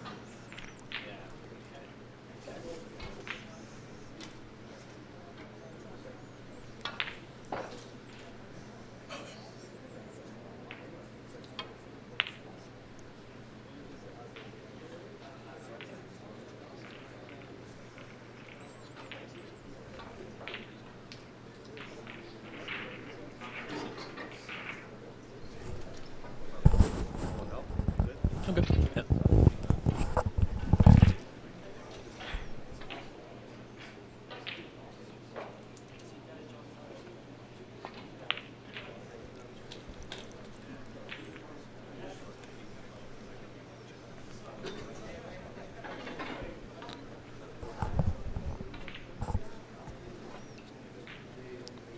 Ooh. Just when a chance was given to Lu Zhu, he hands it right back to Renat. And you can't. You can have a few chances, you know. This is Renat's second match of the day. So he's definitely getting his arm going. You can't give him many chances, or he will definitely punish you.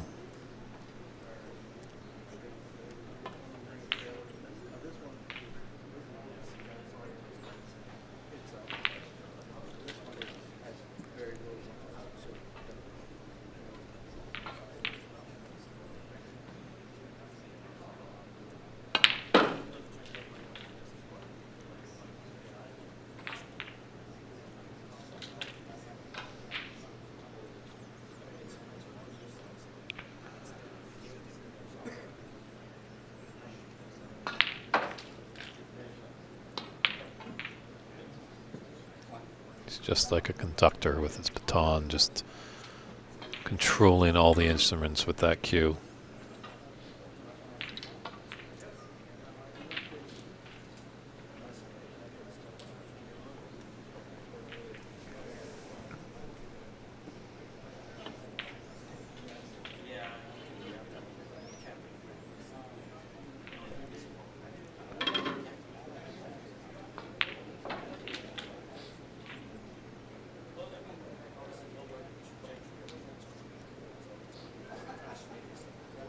Be a tricky last red. He's going to have to draw it back just to get behind that.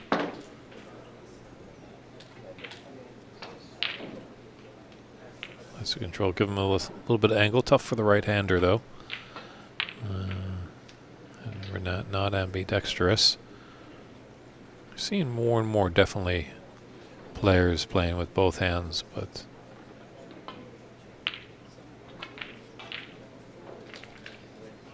you don't see the controversy anymore, as our friend from Canada, Alain Robidoux, had once in the World Championship, was playing Ronnie O'Sullivan, and then Ronnie just decided to play a shot left-handed, which just felt like unheard of back in the day, and really frustrated Alain. And Ronnie wasn't too bothered. He's like, I've done it in practice, so why not try it out? And now a lot more players are bouncing back and forth. But it's interesting how chatting with Nick Barrow about that is sometimes he's got the cue action trainer. Nick, who's a great coach out of Milton Keynes area in England, and some players have thought to use his cue action trainer for both right and left hands. So actually that's just a concession there by Lu Zhu.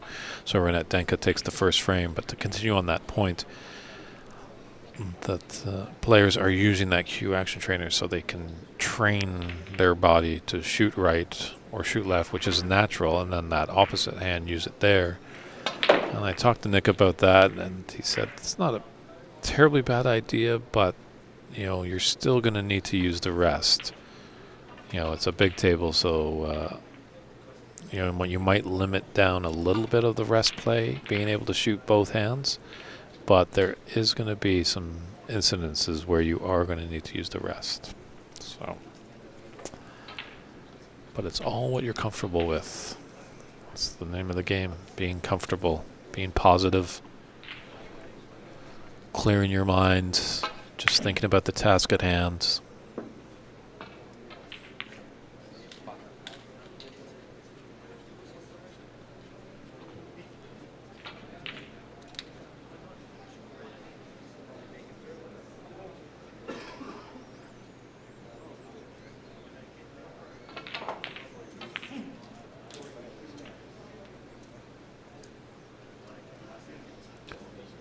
I wonder if he just takes this to give him an angle to go into the bunch.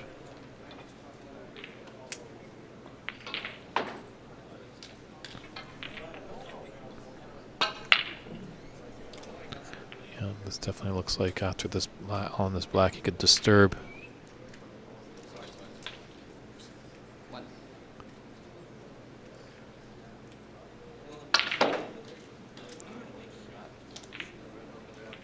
Not a bad split. Not a bad split.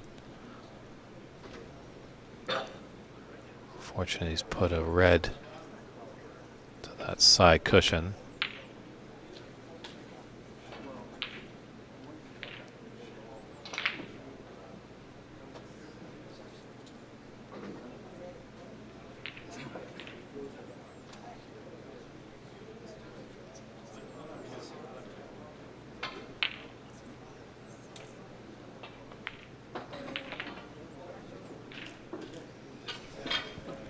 Just came around. Obviously, it's going to be tough to hold for the black, so I think it's always a big shot when you go off black and into the bunch. And if you get a good split, we all might have been thinking some things.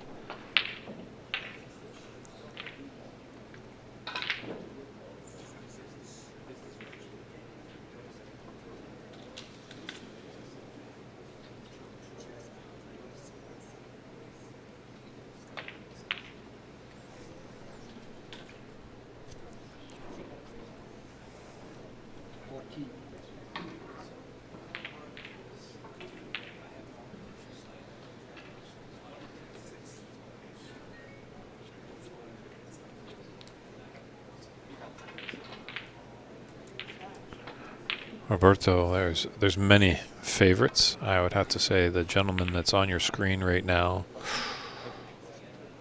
just as I say that, but he does have the high break of the tournament right now, Renat Danka from Chicago, has a 105. He set the standard there.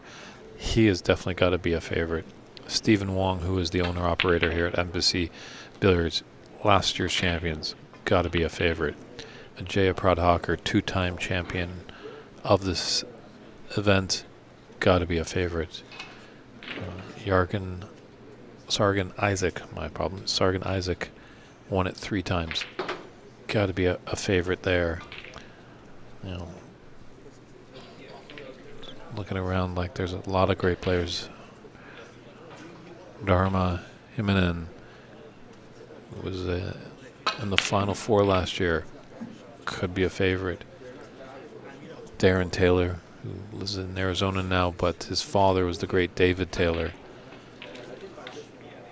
So I think it's pretty open. I don't think there's really anyone that really has a mark on their back. The only one that really probably would be the defending champion. But it's a 64-player field. Lots of great players here. It's an amateur tournament. It's not there's no professionals in this. So.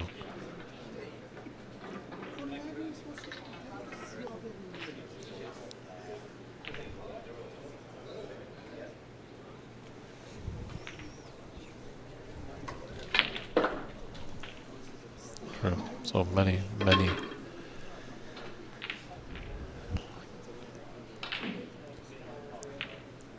To make one maybe bold prediction, possibly, just because I have seen Renat play before, and I've seen him. He did get to the finals of the Richler Cup back in 2017 in Burlington, Ontario, Canada, in Shooterville, and was playing lights out at the beginning of that match, but his opponent, John Everekian, held on, weathered the welts, and actually became the champion of that event. So, but Renat, who was absent last year from this tournament, had a little bit of health issues, but he's rebounded nicely, and he definitely looks strong. So if there's any lean, I might tip him, but Steven's a great host here, so I might have to give him a nod as well.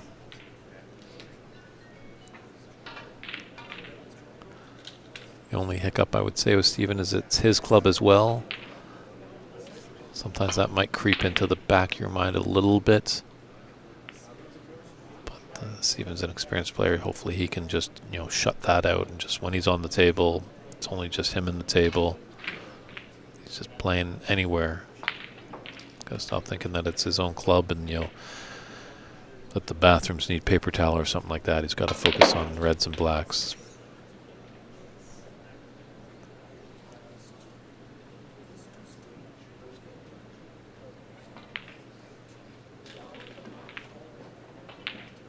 Lu Zhu is doing a nice job here, actually. Open reds. Obviously, he sees an opportunity here, but you can't get ahead of yourself.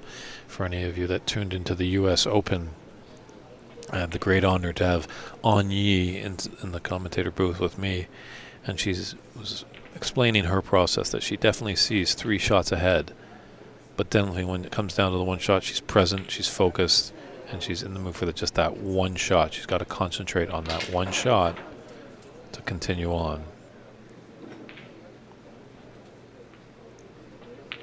I mean, you can think ahead and you're kind of walking around as you're planning your attack.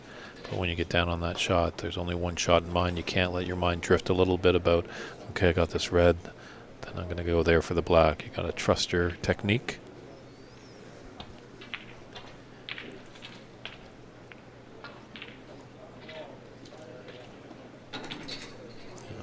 Renat there is definitely, he knew the shot he needed to make, knew where he needed to hit, and knows if he does execute it correctly, he will be on the black, and there he is.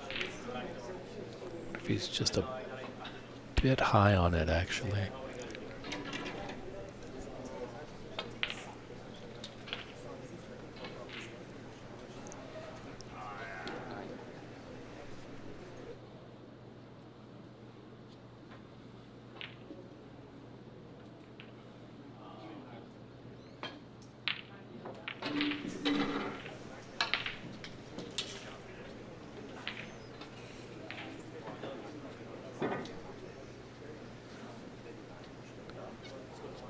Yeah, going back to that note on technique, just if you watch Renat, you think you need so much power just to draw it. And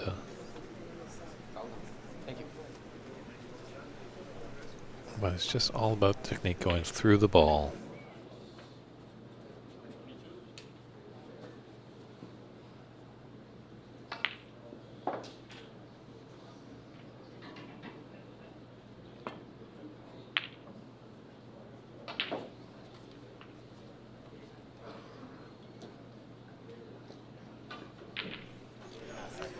Well, ladies and gentlemen, I am distinctly honored with a very fantastic guest in the booth. A strong player, probably, the tallest, most intimidating player in the room, Mr. Darren Taylor. How are you doing? Good, thank you. Yeah, some interesting games going on. Mm-hmm. Yeah, that was kind of a fun match that you had with VJ. It was kind of built up as the David versus Goliath kind of match. Well, I know the guy can play. If you give him a chance, and he proved that in the second frame. Mm-hmm. In fact, he was unlucky not to score a little bit more on that one. I thought potentially he can make a frame-winning break in that second frame, and I was just fortunate in the end.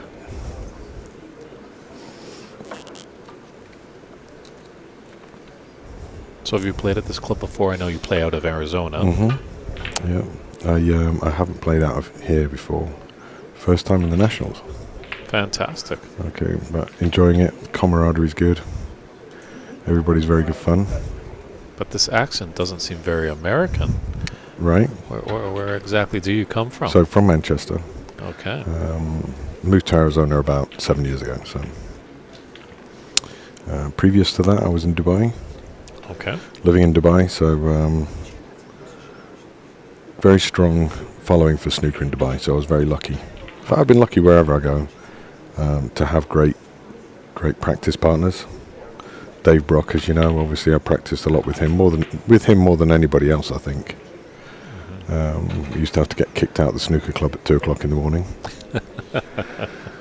And then in Manchester, had some really good practice partners. Rob Spencer, who was the referee, Rob Spencer. Mm-hmm.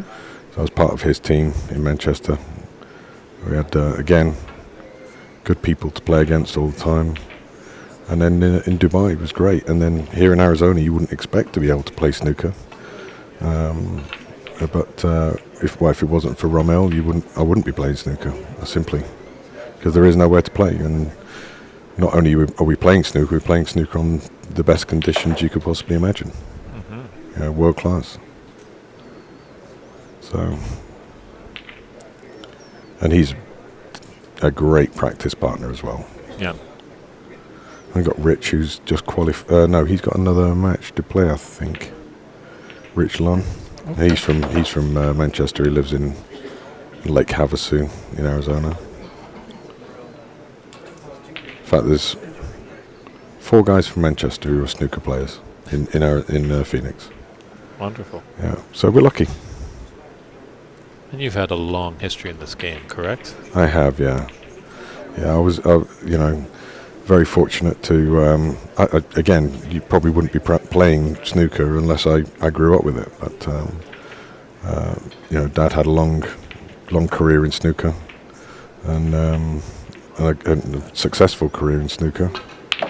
Taught me a lot as well, and it's the subtleties of the subtleties of the game that you pick up. But I've been lucky to learn from people like David Rowe as well. Great professional, coaching out of Hong Kong. Mm-hmm. Yes. Well, you had the girls in Seattle. That's correct. Come over, and they're coached by Dave Rowe. So. Mm-hmm. And I think Alan is their kind of road manager. Right. He comes along. But, for all of you in the viewing audience that you don't know, Darren's father was David Taylor, the great player. That is the same one. So it was really your dad that exposed you and got you. Did he get you into snooker? Did Absolutely. he push you? No, not at all. We just picked it up and just, really enjoyed it. I mean, I played with the same cue that I played with all those years. So it's we were laughing about it because it's not a cue you'd particularly want to go and buy or want to play with, but it works for me, And when I pick up another cue, I can't play with it. Yeah. So people say, "Oh, try this out." I'm like, I don't know what I'm looking at. We do, definitely talk a lot about comfort and stuff like that. Mm-hmm. And I think Ken Doherty is still playing with his same cue. Oh, really? He bought many years ago. If it wasn't for a nasty plane incident, Stephen Hendry probably would still have that Rex Williams cue he bought when he started out. So because he had it started to weaken at the end or something like that, and then he had it. I think he had a bit cut off and something added to the end. It just wasn't the same. But he had quite a few years as well when he with another cue as well. So Renat takes that really quickly and swiftly. 2-0. He did. He's playing great snooker. So we'll jump over here to our other TV table between Jeffrey Pong and Peter Kwan. Are you aware of these players at all, Darren? No, I'm not. No. But there's a lot of... I've watched... who's at the table now? Is that Jeffrey? It might be. Obviously with the tablet scoring, sometimes it's not directly right, up to doesn't date. directly relate, yeah. Hopefully in the future we'll have scorekeepers at those tablets. Yeah, I watched him practice the other day, and he's a steady player. a lot of these guys pot some amazing balls, and they go for some incredible balls. VJ went for some pots that I probably wouldn't go for, but he got them. You know.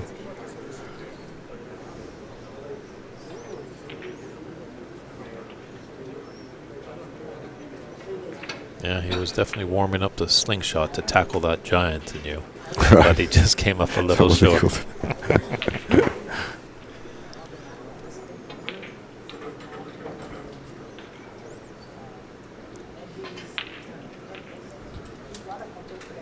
So this, so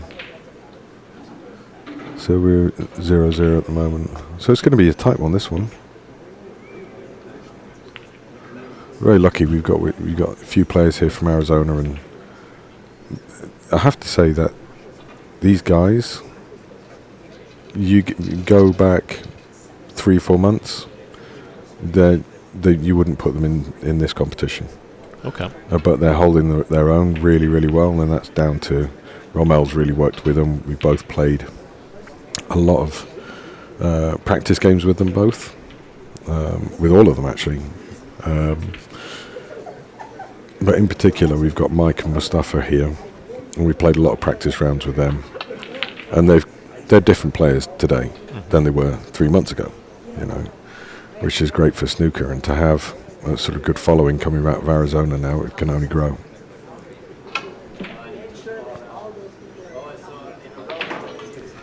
Well, Nikki, they kind of have opened it up a little bit with this tournament. All these people mostly are American citizens, or they possess a green card. So as much as Darren in the booth with you might not sound like he's from Arkansas, he has become an American citizen, so he is entitled to play in that.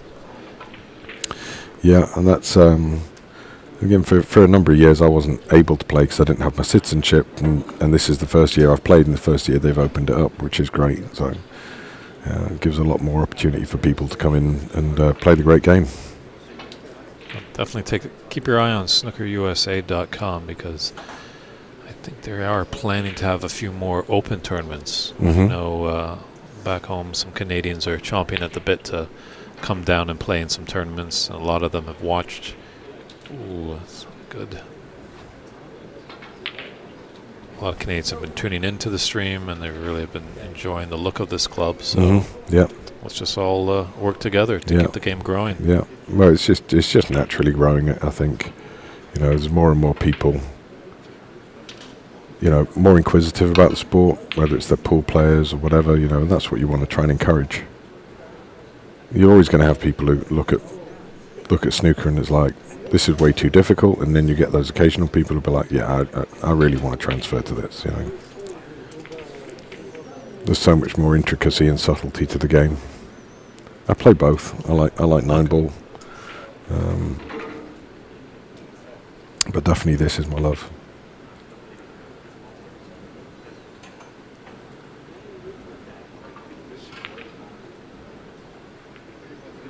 So, just as an aside, how's Christian doing? It's tough to tell. We can always take a look at cloudsnooker.com. That's where all the results are coming in. Let's see our friend in the booth. He's actually trailing in the match 1-0 and trailing in the second frame 39-36. One of the things I definitely see here is with a lot of players is the shots that a lot of guys take on that you just shouldn't be taking on, regardless of whether you think you're going to get it or not. But where there's no real reward for it, you know. The risk is high, but it's one shot, and it could potentially lose a lot more. You know, you could potentially lose a lot of points as a result of it. And I think there's even shots a lot of these guys go for that not even the likes of Ronnie or any particular pro would ever go for. You'd just rather take the safety play and wait for another opportunity. But and I think that's why a lot of these games are won and lost, because there's just almost a little bit too much risk taken, especially over a short match. Definitely, I think as it's more growing and developing, I think some of these players will start to get that snooker brain developed. as kind of, I'd say probably a lot are coming from the pool background, where it is definitely more of an aggressive game, you know. And these are great tables, but they are more generous than the ones we've got in Arizona. They're more generous than the ones we've got in Seattle. Ooh.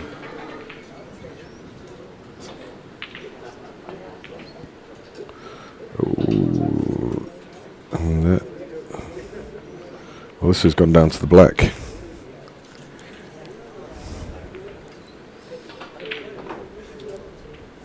It can't be down to the black. Oh, the score can't be right here. Yeah, I think they haven't made their way, or they're probably just not updating it, just because it is a black ball game. 'Cause as we see on the scoreboard, it looks like an 8-point difference. Right. Yeah. So.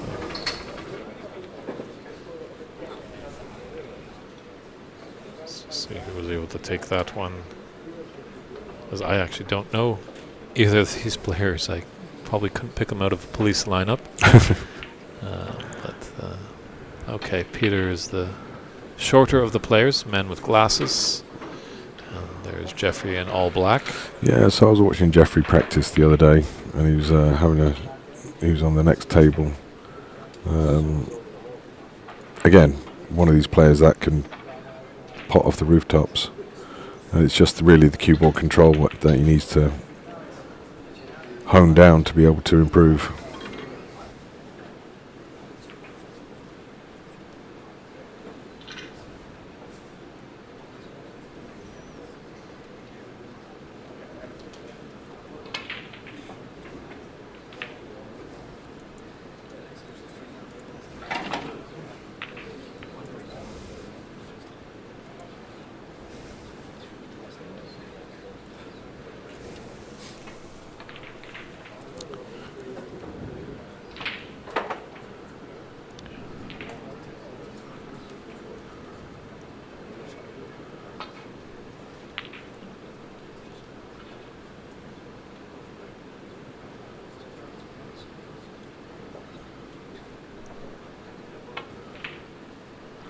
I'm interested to watch the match with, let's have a look, with Mike from our club, who's playing now on the TV table, on the other TV table. This is a guy who I've done quite a bit of coaching with, and he's a completely different player within, 1 year. Practiced with him yesterday, and he in one frame he just potted me off the rooftops and controlled the ball well, and within no time at all I'm 68 behind. Wow. So this is Mike in the grey vest? And in the grey vest, and this is a guy I could have he had a great frame of snooker, and this is a guy I could have probably given him 60, 70 points probably if we go back a year. Wow. So definitely works hard at his game. Got a lot to learn, like anybody else. But yeah, he's starting. I would say they're probably another year, and he'll start to make more consistent breaks. And that's all they've got to do is get that under his belt. Yeah, I know. Get a 50 under your belt to start off with. Yeah. Well, you had a very impressive 82. Yeah, I probably should have played the blue differently, and maybe made the 109. But I was trying to just drop it in and finish on the yellow and keep it simple and finish on the yellow into the green pocket, and it just kept rolling. So ended up with a tough yellow into the middle pocket, but wasn't meant to be. But and it would have been funny if Renat had made the 105 and he still wouldn't have beat me. But there's still time yet. Did you go undefeated in your round robin group? No, I was beaten by Rick Rady, who was in the Egyptian national team, really good player, and a gentleman as well, have to say. But yeah, we actually had a great game. He made a frame-winning break in the first frame. I made a frame-winning break in the second frame. He made a frame-winning break in the third, which did include a fluked red. I'm gonna, I said I'm not going to talk to you after this. But no, it did include a fluked red, and that's just the way snooker goes. But it was good snooker by both of us. No complaints. Both cued well. Both played well. But I think he's a really good player, and he knows a guy called Mohammed Sami, who I used to practice with in Dubai. He was also Egyptian national team, so they produced some great players.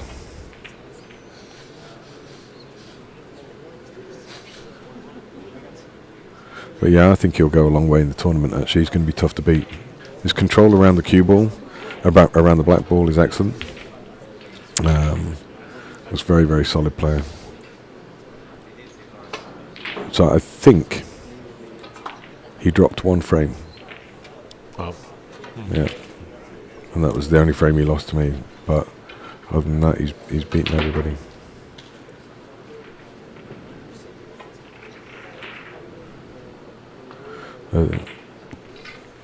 Have you made it up to Seattle to Ox Billiards? I haven't. Definitely want to go. Obviously, heard a lot about the club and follow it on Facebook and everything. So I'd next time there's a tournament there, I'd definitely love to go.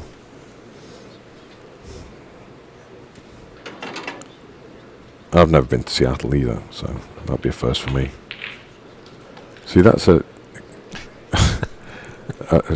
crazy pot by John there. Again, I wouldn't be taking that pot on, but these guys take these pots on and get them all the time. I was like, are they fearless or just insane? I think they're I think they haven't got enough battle scars.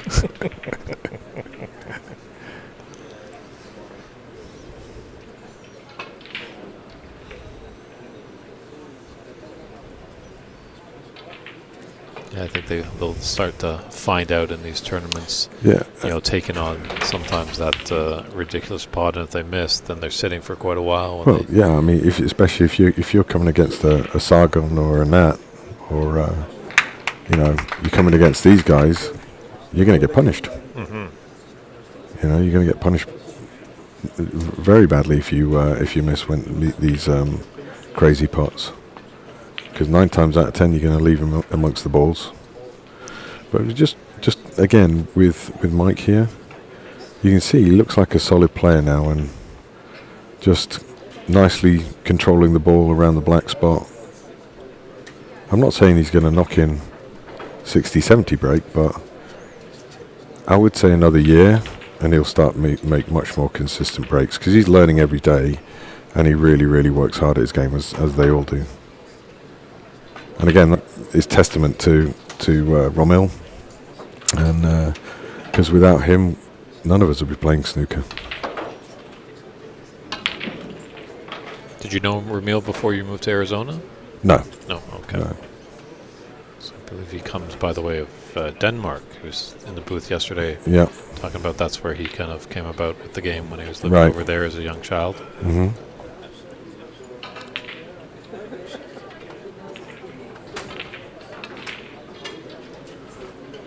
See, that's a nice shot.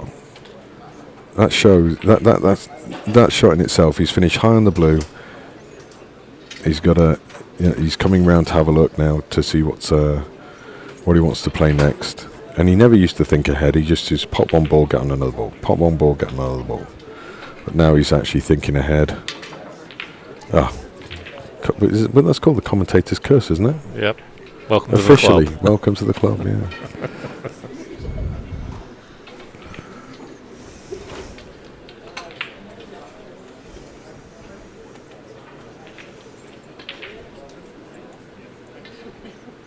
Yeah, just dip down a little bit, and for anybody learning how to play snooker, then you hit that cloth first and you dip the cue down and hit the cloth first. That's going to happen every single time.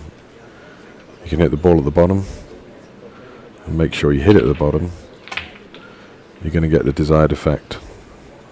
Yeah, that kind of like scooping motion, would you say? Is Yeah.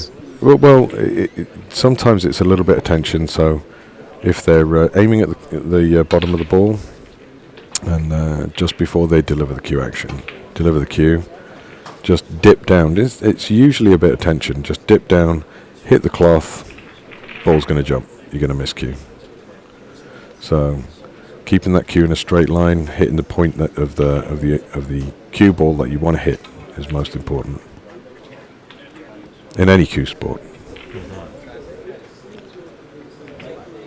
Especially with snooker, you just can't get away with it, you know.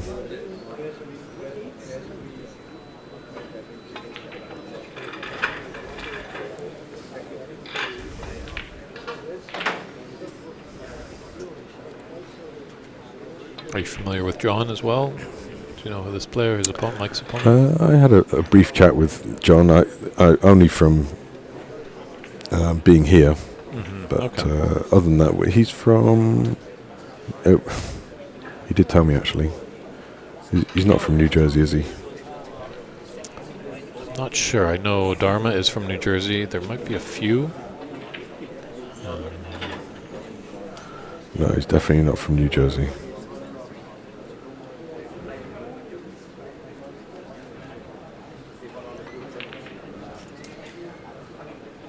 Because there's Mark, who's from New Jersey. Sorry, Mark's from Colorado.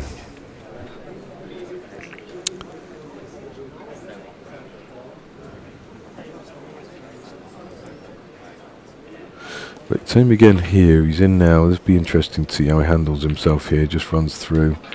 And this is the lack of experience here to just make life a little bit difficult for himself, unfortunately, by leaving himself on the cushion. Now this is a tough shot.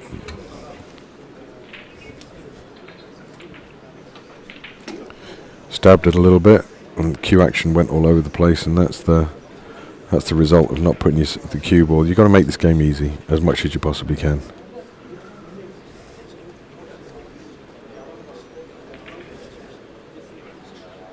Yeah, watching your 82 break and Renat's, you know, it's not wild shots. You're not going all around the table. It's kind of, you want to cut the table in half.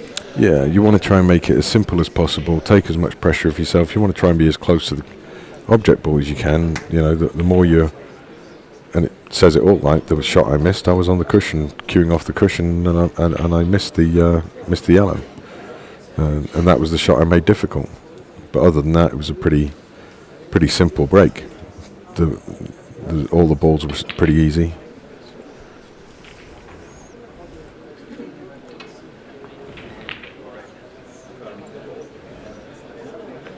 The tables play well. I think some of the guys are saying, well, they're slow, but you know that's the same for everybody. Pockets are fairly generous. I think if you've got tight pockets and a slow table, then the game does get very difficult. But yeah, okay, it's not the quickest table on the planet, but or they're not the quickest tables on the planet, but certainly they're very generous. So you can get away with creating a little bit more angle by hitting it to the left or right hand side of the pocket. So. On that note, what do you find the most difficult thing about this game?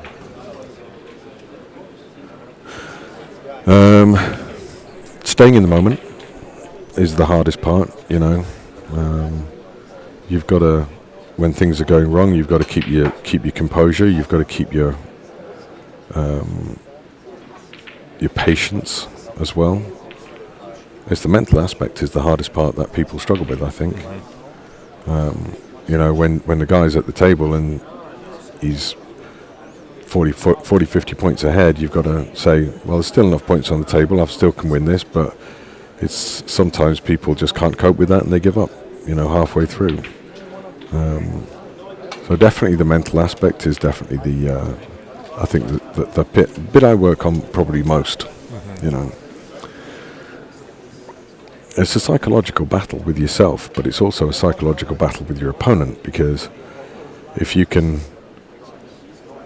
you know, you can make a good player suffer by putting them under pressure. You put anybody under pressure, I don't care who it is, they're going to miss if you put them in under enough pressure. He's going to run away with that championship and win another second tournament because he just didn't look like he was Stewart was going to beat him. He took his foot off the gas. He let Stuart in, and Stuart Bingham ended up 4-all coming out of that session, which in my mind should never have happened because Sean Murphy was cueing beautifully during that championship. As a result of that, Stuart Bingham just grew from confidence, strength to strength in terms of confidence, and basically he was hanging on to his coattails for the rest of the tournament. Eventually won, crossed over the line. That could be also said about the 1980 championship in the final, where it seemed like Alex Higgins was kind of playing a bit more for the crowd, and Cliff Thorburn crawled back and eventually took it 18-16. Yeah. That's definitely true. That being said, I think what Cliff did for snooker, and still does do for snooker, is incredible. Being an overseas player is very, very tough, especially when all of the tournaments were in the UK, and you're away from home. And to achieve what he achieved was quite incredible. But I'd say during that period of time, I mean, he was definitely the man to beat. Mm-hmm. Definitely the man to beat. There's very few tougher players on the planet in terms of snooker players than Cliff Thorburn. Again, you go back and watch some of this stuff, you learn from anything. These old matches. Look at the great matches. Stephen Hendry's match against Mike Hallett in the Masters. I was telling one of the guys about that. I'm like, you got to watch that match. It's one of the all-time classics. Yep. Mm-hmm. Hallett just so close. Sorry? So close, Hallett was, and then. And it came down to a poor choice. Mm-hmm. It really came down to a poor choice, or just a little bit of tension in the grip. Didn't come quite through enough from the blue to the pink, left himself a rest shot and ended up missing. And then the one of the all-time classics is the Liverpool Victoria Charity Challenge with Ronnie and Stephen Hendry. That was just two boxers, punch for punch, and Stephen Hendry went way ahead. Ronnie came back, went down to the final frame, and Stephen Hendry made a 147. It's great watching these break builders, because that's the way you learn. You can learn by thinking, before you watch the shot, what would I do before they play it? Where would you put the cue ball? And if you're getting it wrong 90% of the time, you need to work on your break building. But if you're getting it right 90% of the time, and a right guess, then you're on your way there. Because it is an art form. Break building is definitely an art form.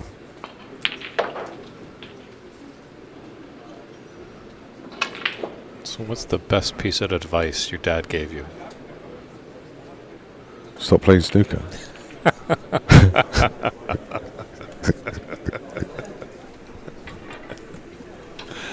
Touché. He said, I think there's lots, but I think one particular, he said, look, don't be afraid to win ugly. It can't always be pretty, but don't be afraid to win ugly. So at the end of the day, a win's a win. And if you have to make it messy, then do that. Nobody. You don't score extra points for big breaks. You've got to win that. You got to win the thing. That sort of. Yeah, it's great if you can win in one visit, but it just sometimes you just got to muscle it out. Mm-hmm. So don't be afraid to win ugly. I've done that plenty of times. Yeah, as they say, there's no pictures on a golf scorecard. Right, exactly. That's a good analogy. Do you play golf? I do. Nice, yeah. That's another love that I have. Trying to encourage Romel to start playing golf. Oh, we've got some beautiful courses in Arizona, I bet. Oh, absolutely. I think there's something like 250 golf courses. Wow. Yeah, and perfect weather for it as well. So yeah, we've got a nice bunch of guys that I play golf with in Arizona.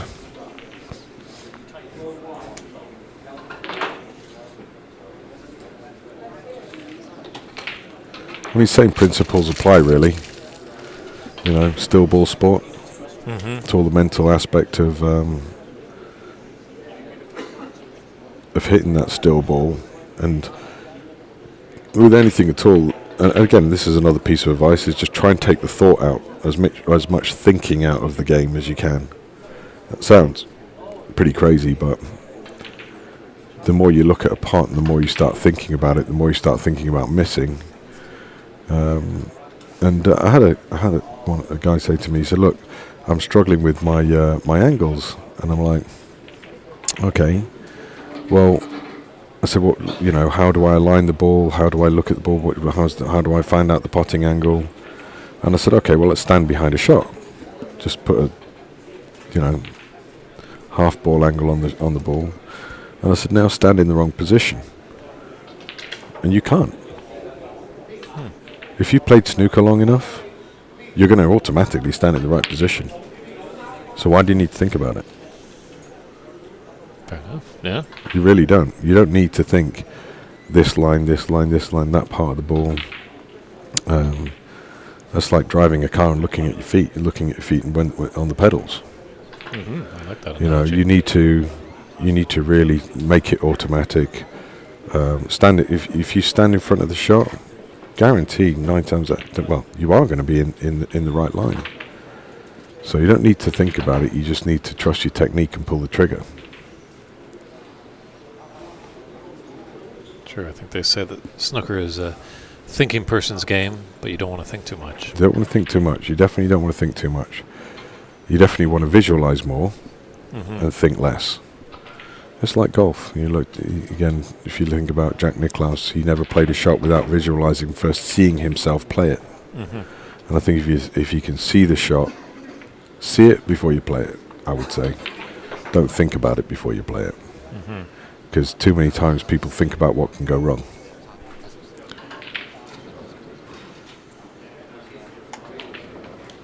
Always kind of felt in golf that I do like the pre-shot routine, know what I need to do, you know, pick my aiming point, have the right club, get all that stuff down, and then when I'm addressing the ball, I just let my mind go somewhere different, to a nice, happier place, like, Right. and think that way.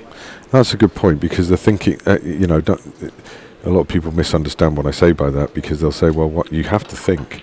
Yeah, you do. You have to think, well, what's the next ball after this, and you have to look for that. But once you're actually on the shot, it's got to be like golf. It's got to be automatic. It's just almost a trigger, and then everything happens from there.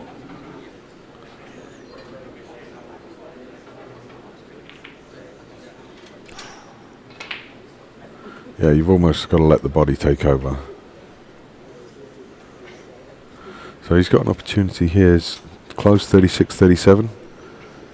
And there you go. That's pressure. Both of them. There's no other answer to that. That's just pressure. Thinking ahead a little bit, because that green's quite a sitter in its own Well, pocket. I mean, you didn't really even need to think ahead. You just don't even need to focus on the green, because that's automatic. Let's see what he does here. He can run up behind the black and get... You want to try and get... Okay. Interesting. The debate continues about fearless versus insane. Yeah, well, anywhere but there. Now, you'd expect him to pot this, but this is missable. Especially on a tight star table, it's missable, but he's got it. And these are difficult. Now he's lucky because the brown's very close, but these are difficult. So, and that's why it's difficult, because it's so close into the pocket. The pot's not difficult, but the position is. You've got to probably play cushion first. A lot softer cushion first with a touch of side and let the cue ball run around. But now he's left himself a difficult shot.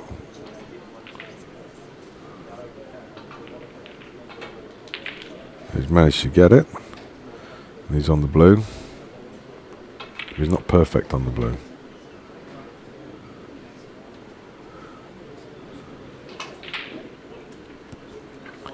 Not sure what I fancy here. Maybe the cut back, but it's into the centre pocket, and he's played that. But you've got potential in off, and he's managed to get it. And there you go. I think that's 2, 3, 4, 12.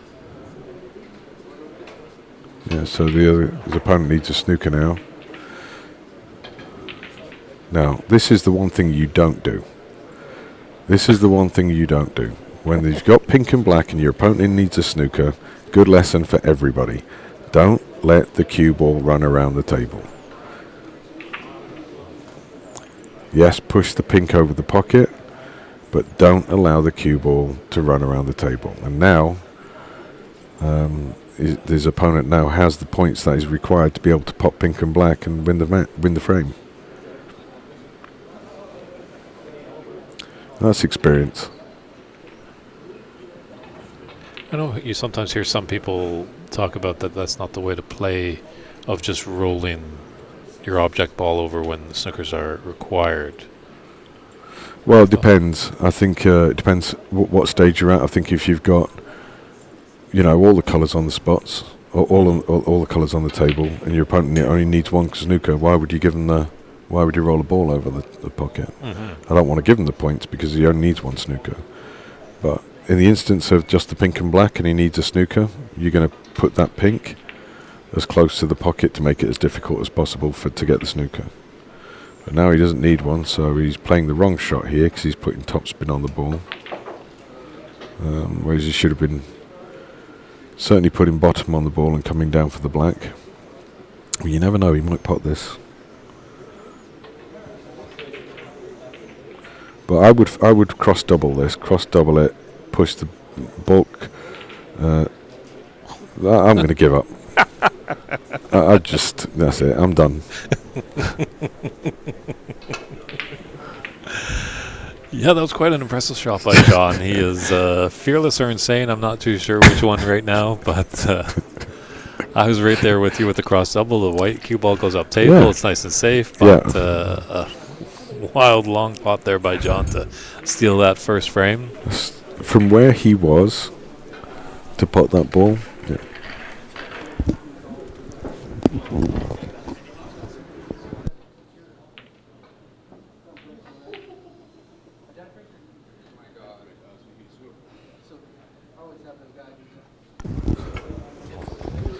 Yeah, it's definitely a good lesson for budding snooker players out there. You got the game done and won, and then 5 minutes later you've lost it.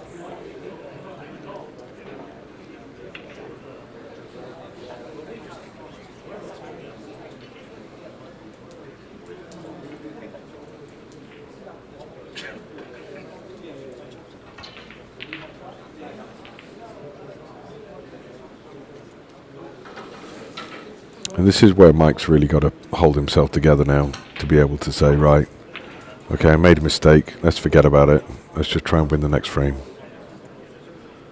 The worst thing you can do in any cue sport is dwell on it. And then start to worry about things. And next thing you know, you can't pot anything.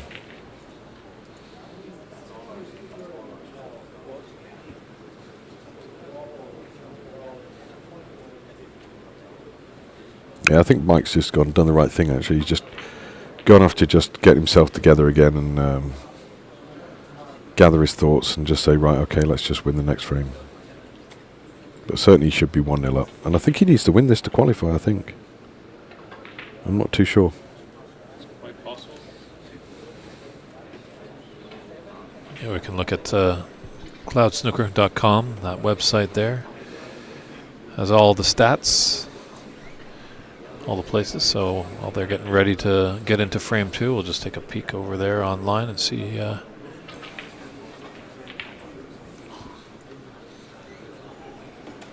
the standings are looking. Yeah, we're getting close to the end of day 2 here. A few more matches that are rolling on, rolling off. Yeah, it's pretty tiring. I think whoever wins this tournament, it's probably definitely the toughest US Nationals in the history of the, American game out here. So True, yes. 64 players, I believe that is the highest amount of entries that they've had. and oversubscribed as well, right? Mm-hmm. lots of reserves and cancellations, and still can fill 64 slots. So yeah, I don't know what.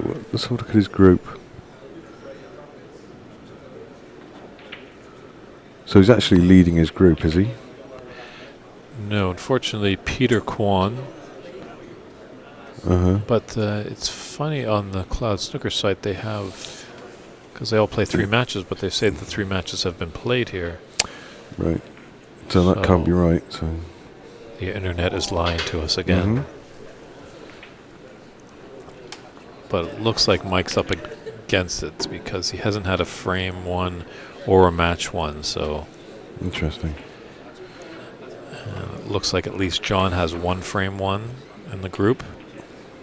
Peter Kwan has won 3 matches, and Jeffrey Poon has won 2 matches. So this is kind of just a pride match here. Right. Okay.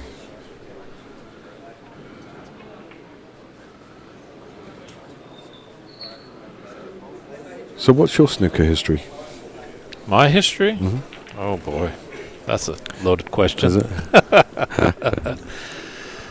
Well, way back, I grew up in Oakville, Ontario. It's a suburb of Toronto in Canada. And in 1983, Daniel Lanois and Brian Eno made this fantastic album, Apollo Atmospheres and Soundtracks, in Hamilton, Ontario, just down the road. I'll get to it. It's all full circle.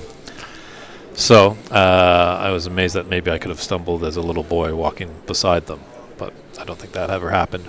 But a few years later, late 80s, TSN, the sports network in Canada, started showing snooker, and this young Scot was knocking everything in off the lampshades. His name was Stephen Hendry. I was fascinated by the game, really interested, but couldn't find much. Like the pool rooms, they have a lot of, the smaller the pool tables, and then there'd be like a few snooker tables deep in the back, but I was always timid, and I was only a 10-year-old boy, 11, so I never really jumped into it. And then it kind of just disappeared, and I moved on, with my life. The film bug caught me. That's where I make my money, in the film industry and the artist's life and stuff like that. And this album, Apollo Atmosphere and Soundtracks, came in, and I was like, this is fantastic. This is a great album. So I listened to it and enjoyed it, and went along, kept going along, and then Brian Eno, who's one of the musicians on that, had an artist talk in Vancouver in 2013. And he talked about his process. It was great to hear. But then he also mentioned, I'm not really a sports guy, but I do like a game of snooker from time to time. Light bulb went up. I'm like, I remember that from my childhood. So I started to research it out and found some tables, found that there was like a little bit of a scene, found that there was a BC Open, British Columbia Open Championship put on by Snooker Canada. I went played. I went undefeated. Coin tosses. I lost every match. But I stuck with it. Right. And kept looking at Snooker Canada's website, just seeing what's coming down the pipe. And actually they had one thing once that said, do you fancy yourself as a commentator? We're looking for commentators. So a lot of people throughout the years have asked me if I'm on radio. I guess I have some voice. It's just me, so I don't know what people hear, but that's very complimentary and very nice. So I rang up Snooker Canada, because I'm not going to email them my voice. I talked to the head of Snooker Canada, Patrick Geeky, who is actually playing in this tournament. He's got dual citizenship, so that's why he can do that. And he's like, well, you're sounding pretty good. Can you, do something for us? I'm like, sure. So I, ripped a match off YouTube. I have a little setup at home that I could, record my voice. Did that, put it off to them, and they really enjoyed it. And they took me out to Montreal in 2016 to do their top-notch tournament, the Richler Cup. Great experience, lots of fun, very interesting. We've gone night and day, because I was kind of in a room with a guy that only spoke French. I don't speak that much French. Right. And we can't see the table. We can only see it on the screen. Okay. And there wasn't the elaborated scoring system that we have like now. So I'm getting Post-it notes on the score. So then to complete the whole story, the next year we have the Richler Cup in Burlington, Ontario. And Friday night we're getting ready for a good match between 2 top Canadian amateur players, Floyd Ziegler and Charlie Brown. I don't know if those names. Charlie Brown, yeah. No, Charlie Brown very well. Okay. So I'm getting ready. I'm in the commentating booth, just kind of sorting things, and then I look over where we've got like 3 rows of seating, and who do I see? Daniel Lenoir, Okay. who worked with Eno on that album. Right. So I got to sit beside him Wow. and just talk about the whole process of making that album, and I was just like, How amazing. wow. How amazing. That's a cool story. That's a very cool story. So I know some people have been wanting to hear that on the stream, but sometimes we have to wait for some moments, and Yeah. I think we're at it. I wasn't coached to ask that question. It just came into my mind. That works. Yeah, and I've just been at it ever since. I still play poorly, but you enjoy it? But I enjoy it, and I do run things in British Columbia. Yeah. Obviously, at one point I did try doing tournament directing and playing, and then saw That's got to be tough. no, Not doesn't going to work. happen. You and I are playing a match. A player finishes a match. They're like a fawn just lost in the forest Yeah. with their match card. Mm-hmm. And it would have been unfair to you because then I have to go run Sure. and fill that out. So I Yeah. thought, okay, let's just, for the good of the sport, Yeah. I'll hang up the cue. And hopefully over the years we can start to build up a team. And then Mm-hmm. things can happen where we can all kind of participate in the tournaments, but we know that, okay, Darren's going to be watching the room while David plays. And then when Darren's playing, David can watch Sure. the room, say, for instance. Yeah. And at those tournaments, that's where I got to know Mike Dominguez, Mm-hmm. who runs, started off with Bays. We went down there February 29th to do a grand opening. It was lots of fun, lots of good energy going. Didn't you have the Canadian versus the American team? Is that right? That is correct. And Dave Daly played in that, didn't he? Dave Daly and Omar Balacera, actually, who's here, who now lives in Ghana. He played in that event, going against Stephen Folan and Gary Wallace. Okay. But lots of, like, the drive was going. Like, it was, Right. things were happening. Mm-hmm. And then 2 weeks later, the world shut down with COVID. Right. Yeah. Yeah. But kudos to Mike. I and his do team. remember all of that. Yeah. And I had some conversations with Mike. That's a tough time, and incredible that he's managed to keep the whole thing going in Seattle. Mm-hmm. Yeah, he regrouped, licked his wounds, and opened up Ox, and it's just a fantastic club. So, Yeah. yeah, we're just I'm certainly looking forward to going down there at some stage. we're just continuing building and stuff like that, and doing the best we can. And So creating some your noise. highest break is? -4. 100 away from brilliance, 47. Right, that's good. Yeah. But So you can string a few together then. from time to time, but you know what came to me a few years ago? The devil came into my mind. Sometimes I'm seeing, a green just off the cushion. I'm like, I want to put my there. cue ball Yeah. behind there. So when I was a kid, we used to obviously travel around the tournaments, and it was great. It was amazing. You're in the players' lounge all the time, and meeting all the players, and hanging out with. That's why I know Cliff from my childhood. But I remember we went to Warrington, which is not far from Manchester, and we went to with my dad to the Mercantile Classic. Do you remember the Mercantile? Vaguely. Mercantile Classic, great tournament, and we went there, and they put the practice tables in squash courts. Okay. So they just carpeted the squash court. So you've got this huge, big white wall, so it's very unatmospheric. So we walked in there, and with my dad, me and my brother, and we were, I don't know, can't remember how old we were, maybe 16 or something like that. Mm-hmm. I'm not sure, maybe 17. And then this kid's playing. He's about my age, and he's hitting balls. And my dad sort of looks at him as if to say, "You need to get off the table now, sonny." In the end, my dad piped up and he said, "Look," he said, "are you playing in the tournament? I.e., get off the table." And the kid just looked up at him and said, "Yeah." And my brother turned around and said, "Dad, that's Stephen Hendry." That's a good one. And he was literally saying, I'll never forget it, because the guy didn't care who anybody was. Mm-hmm. And he was setting up shots just past the blue pocket, putting the cue ball down the rail and just smashing these balls into the corner pocket. And I'm like, yeah, I can't do that. And we're about the same age, you know. That was my first experience of watching him. I just became fascinated by the guy, you know, because he was an incredible animal. If you want to become a winner, you've got to have that kind of mentality. You know, like a Tiger Woods, like a Stephen Hendry, like a Ronnie O'Sullivan type mentality. You just want to win. Well, and a Mark Selby, you know, that kind of mentality. You just want to win. But another story was David Rowe told me. David Rowe, if people don't know, was a top 16 snooker player, coaches out of Hong Kong. And he told me that when they went to Dubai Classic back in the 80s, Dubai was like the place to go. Everybody's going to the water parks. Everybody's enjoying Dubai. Stephen Hendry, as a young guy, stayed behind and practiced. And that's incredible, you know. As there's a young guy who doesn't get involved didn't want to make friends, didn't want to be with people, except his job, as far as he's concerned, is to win tournaments. So they went out for the whole day, and on the way back, Dave Rowe said, I thought I'd just pop my head into the practice room just to see, because there's no way he's still practicing. And sure enough, there he was, still practicing. And guess who won the tournament? 2 years on the spin. So, yeah, I've got absolute admiration for Stephen Hendry.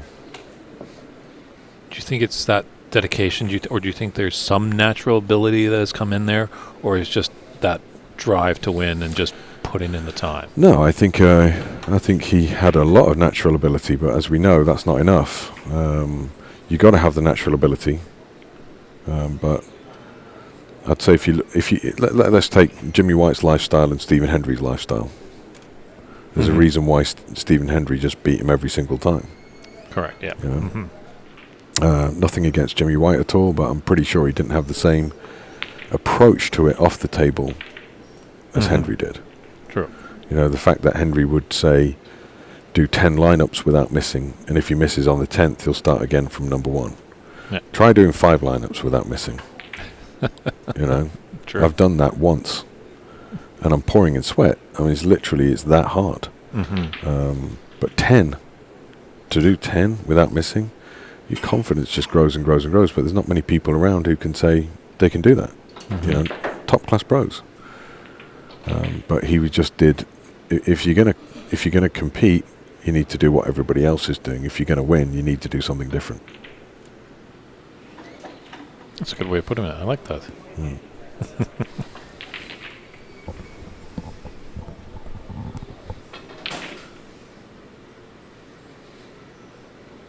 Did you ever know the Canadian referee Bob Hargrove? No. Okay. No.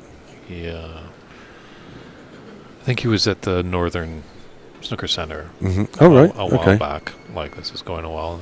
But he is just dynamite. Just actually recently got inducted to the Canadian Snooker Hall of Fame. Okay. But just solid gold.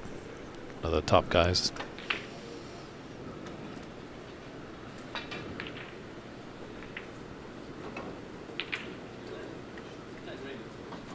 So, have you been to the Northern Snooker Centre in Leeds? I have not, no. Yeah, that's a hell of a club. Probably is the best club, I think. Paul Rinaldi would probably argue with me on that one, but I'm sure. I've not been to his club, but his club looks amazing as well. But Northern Snooker Centre is something else. Yeah. Great place to go and play.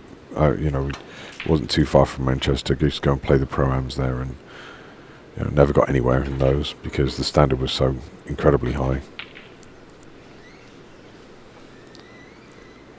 Yeah, but Ali Pali and Crucible Theatre. That's where I've been. And Right.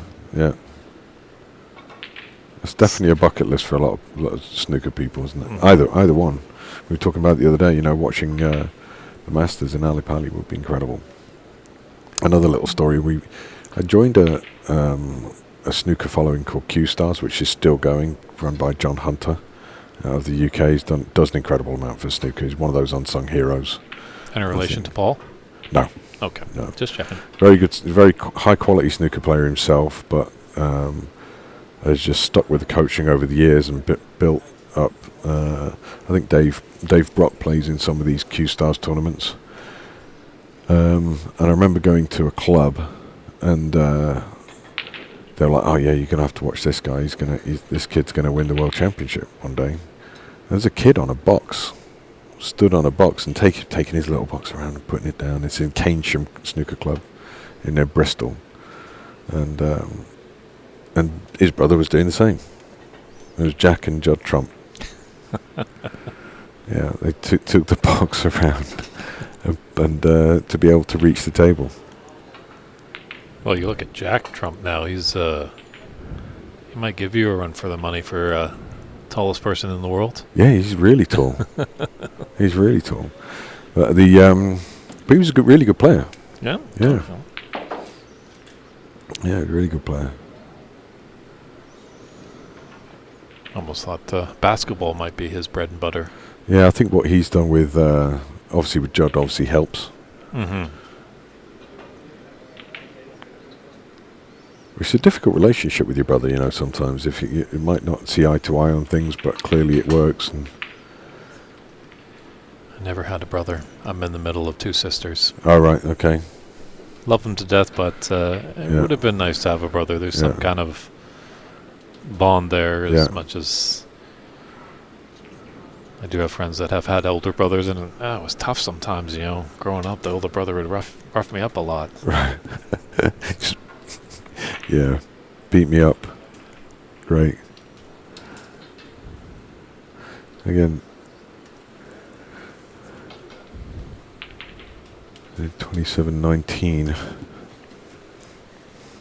So again, here's a shot here. I'd rather put the cue ball up near the bolt cushion, but I can guarantee. Well, I don't know what happened there. He's left Mike an opportunity.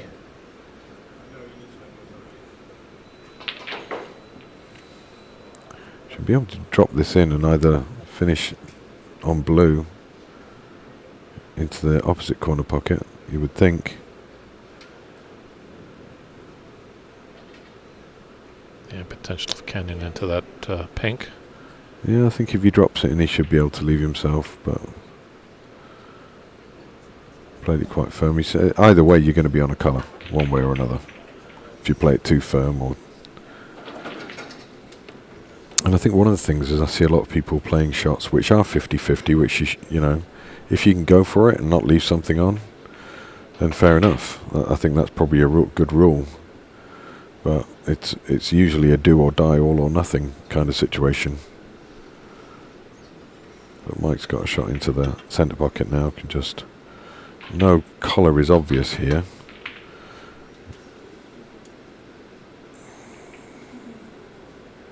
Yeah, very difficult. It was actually very difficult to get on a colour there, unless he was black or brown into the middle, which I'm not sure he absolutely played for. But that can sometimes put you off putting the ball. If he goes for this, right, there you go. One of those do or die nothing. I was going to roll it over the pocket for my opponent and see what happens.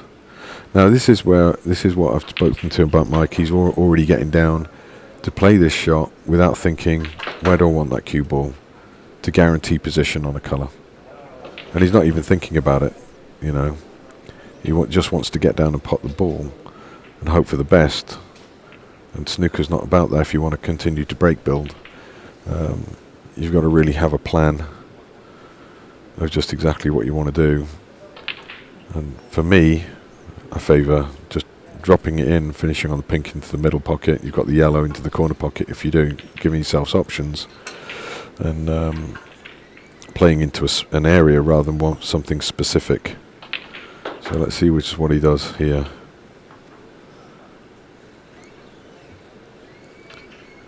Just hampered by the green, so he's having to take the rest down. He doesn't need to hit this hard at all. Should be on a colour. That was the issue.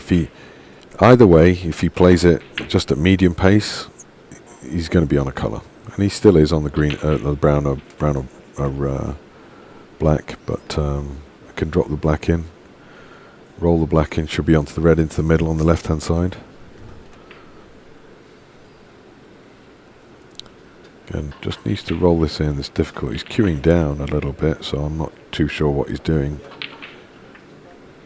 There's a problem with queuing down when you're off the cushion is you can put a little bit trace of unwanted side and throw the ball off a lot more because you're queuing down on the ball. It's almost like a masse shot, so makes the pot 10 times more difficult. So keep the cue flat, deliver it through, just roll it in. Just waiting for the other player to finish. Yeah, I don't like the fact that he's queuing down on this. No, so he's played the safety shot. So try to play the snooker.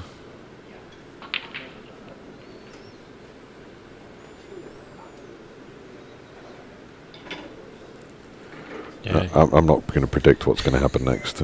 I pretty much guarantee he's going to go for a pot. Yeah, There it is. Yes, yeah. And I guarantee he's going to go for the pink in the corner pocket. I know his game now. There you go. Go for everything. Go for it all and let the paramedics Right. sort it out. Oh, there. Really? Again, it's just selling the game out sometimes. And I think it goes Not back the to what best you're saying idea. about watching. Like, Yeah. the commentating that I've done over the years, just seeing it and running tournaments, you just kind of see how different players kind of go about things. Yeah. And you're like, really, you took that? And obviously that was a ridiculous red that he had, and it's surprising that it would end. But Yeah. I more feel like, that pink in the side be the better. Yeah, I for think, if you think about the guys that are playing in professional tournaments, and sometimes it's not what you take on, it's what you turn down. Mm-hmm. Mike played a really good red there, got nicely on the blue, back onto the red. He's a little bit hampered by the brown here. He's got to watch himself with that pink by his leg. Just roll this one in. Doesn't need to do anything. There you go. Yeah, too hard. Way too hard. He's going to be on the black into the middle pocket. Unless he wants to just... And this is actually good. I like this. Just going to... Little tip for anybody rolling behind a ball. Just look at the object ball when you're playing it. And you can get... I guarantee you're going to hit the ball every time. Just roll behind it, but just look at the object ball as you're striking it. The tendency when you're looking at the object ball. So did I say look at the object ball, look at the cue ball? Look at the object ball. Yeah, look at the cue ball as you're striking it, sorry. Okay. So look at the cue ball as you're striking it, and because the object ball can put you off. You just tap the cue ball, and you'll finish nice and tight behind the ball. But this is going to be... I don't see how he's going to hit this at all from where he's going. That's going to be a tough replacement, but it definitely does need to be replaced. So going to have 3 potential misses here.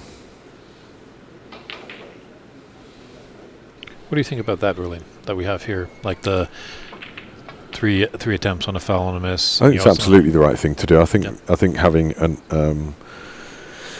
having no limit on the misses, I don't think is a good idea. Yeah. I think that's right, because at the end of the day, this is the US Nationals, so the miss rule should be in there to stop people deliberately missing and getting an advantage. So, but 3 is definitely enough. So he's got to be careful. He's 22. So there's 1 more miss. And then if you need more than 4 snookers to win, a concession happens there. I think that's a good idea as well, because we play a very similar rule in Phoenix, but it's sometimes it's just 2 snookers. Now I'm fairly comfortable, and it's handicap. That makes it very, very tough but I'm usually confident that if I'm playing somebody and I'm giving them a handicap and I do need 2 snookers, I'm confident of getting those snookers. So, but 4 snookers. Keep in mind if you need 4 snookers, you probably got to get 6 or 7 good snookers to be able to get those 4 snookers, if not more. So I think that's fair.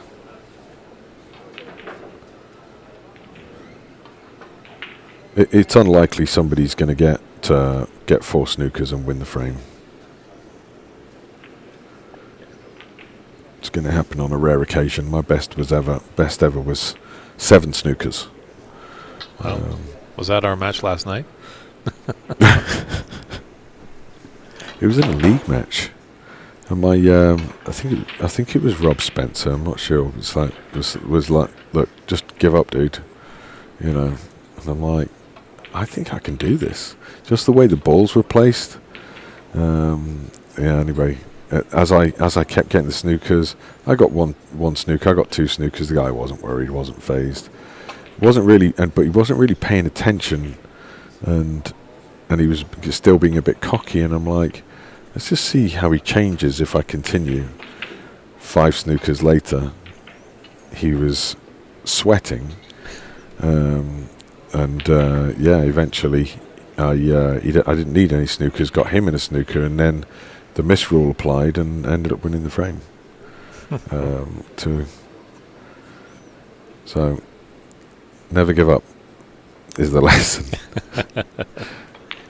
Be a boring snooker player like Darren Taylor is the lesson. What's wrong with this guy?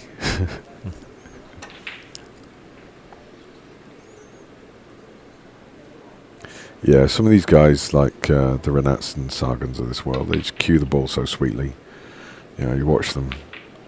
What I do like about watching these guys play, especially Rommel as well, nice quick players, they just get on with it, and I think that's the way the game should be played. Mm-hmm. You know, get down, cue it 2 or 3 times, and then strike the ball. You know, the whole 6 or 7 cue actions, and you know,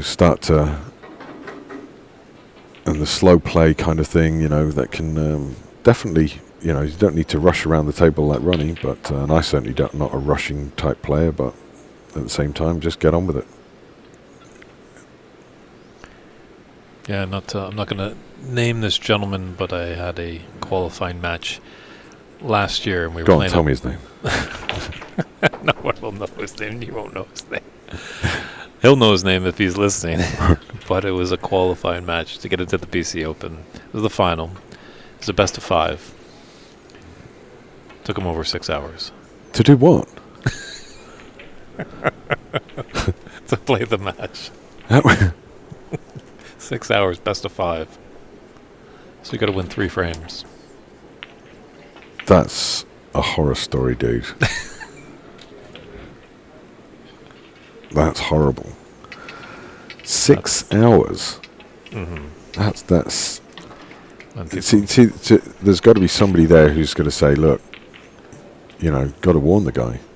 Sure. Well, I did after that. That spurred a email to all the members up there. Remember, time wasting is a penalty. It is a penalty. And absolutely. It's not a 4-point penalty. It's a frame penalty. Yeah. So just be aware.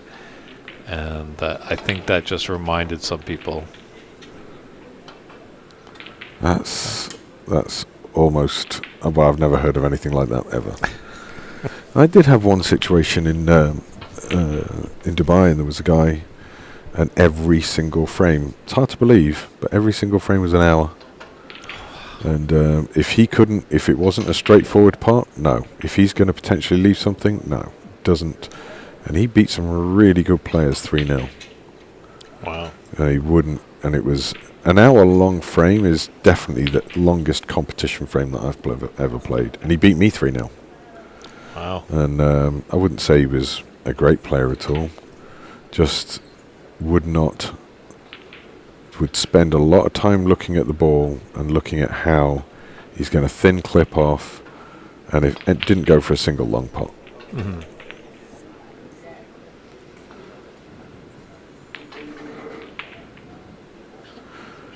the game. It's not. The game's not.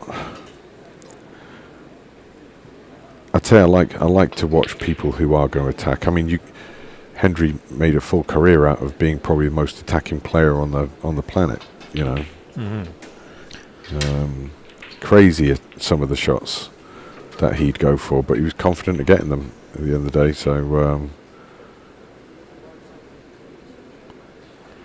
There is a time when, like it's not just all about potting. There is safety, tactical play, and stuff like that, and you can have good frames that are engaging with both of those qualities. Absolutely, Yeah. and you look at Ronnie. He's probably one of the most, definitely is the most gifted snooker player on the planet, and I think an aspect of his game which has resulted in him winning so many tournaments is,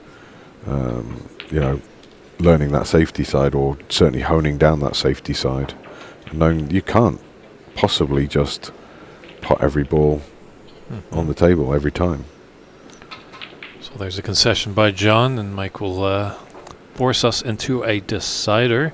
I'm just going to quickly step aside. Darren, feel free to entertain the crowd. I just want to talk with Stephen, tournament director, to see how we're looking on our day. So I'll be right back. Okay. But, you've got some great stories. Feel free to share some more. I will.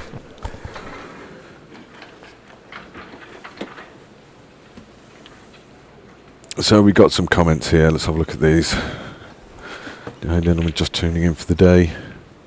Yeah, well, we're still at the qualifying stages, not at the knockout stages at the moment. So,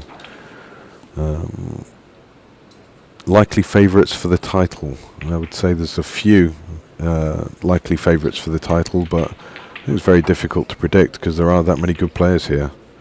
And most of them, well, I think one of them was surprisingly knocked out. Can't remember his name.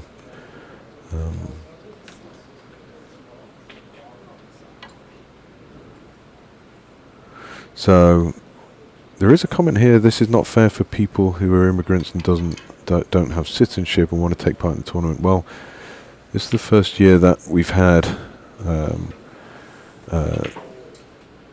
It used to be that it was purely citizenship, and now it's anybody with a green card. So the actual tournament's opened up fully to anybody with a green card. Tablecloth is a little slow, yeah, but same for everybody. That's an interesting comment. Hate the players that avoid losing instead of trying to win. And I like that comment because I do believe that it's better to try and win than try not to lose. There's a big difference. It looks like going back to the table and just trying to get out of that snooker, and he's hit the blue again, so looks like that'll be replaced again. It's an easy escape. That's why the misrule's here, because it takes away that element of saying, right, I'm going to deliberately miss the ball to be able to give myself an advantage. But he's in a snooker. It's an easy escape. It's easy to hit a red. He's just trying to escape without giving away too many points, and now he has hit the reds. Maximum 3 miss rule.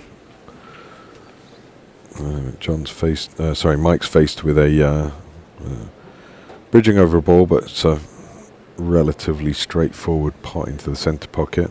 Just got to be a little bit careful you don't put a tracer side on this. He's handled that well. Now, knowing this guy, I know he's going to take the blue on.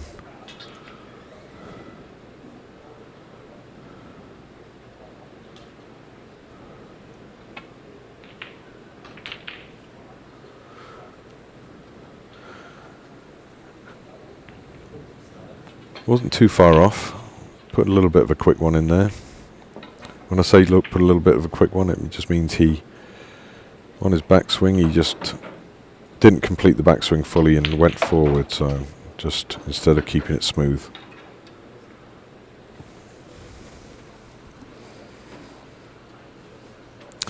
And from Andy B, just been chatting to David Brock. I'll see him at the World Super Seniors in Reading, 17th September. What do you think about 900 tournament compared to the shootout that you mentioned earlier? Yeah, Dave tells me all about the 900. I think any at the end of the day, anything that's that can involve anybody playing snooker and mixing with pros is great. Great stream, guys. Even better here on YouTube. Thank you. So the Seattle Opens in March is open to all. Great to hear. Yeah. I was looking at a comment that said it's unfair to people who are not citizens, but as I pointed out, this tournament is open to non-citizens. Well, if they have green cards, that's the thing. If they have green cards, yeah, absolutely. It's the first year. Interesting to watch John there, and this is, again, it's worth sort of, for anybody learning how to play snooker, if you're a pool player, before he's even hit the ball, before the actual ball has got even close to the pocket, he's up and standing up and walking around, almost getting halfway around the table before the ball's hit, and because he thought he got it. Very important to stay nice and still on the shot. There you go. He's up and moving as soon as he's hit the cue ball. It's just a good habit to get into, is to just stay down, stay still on the shot and cue through.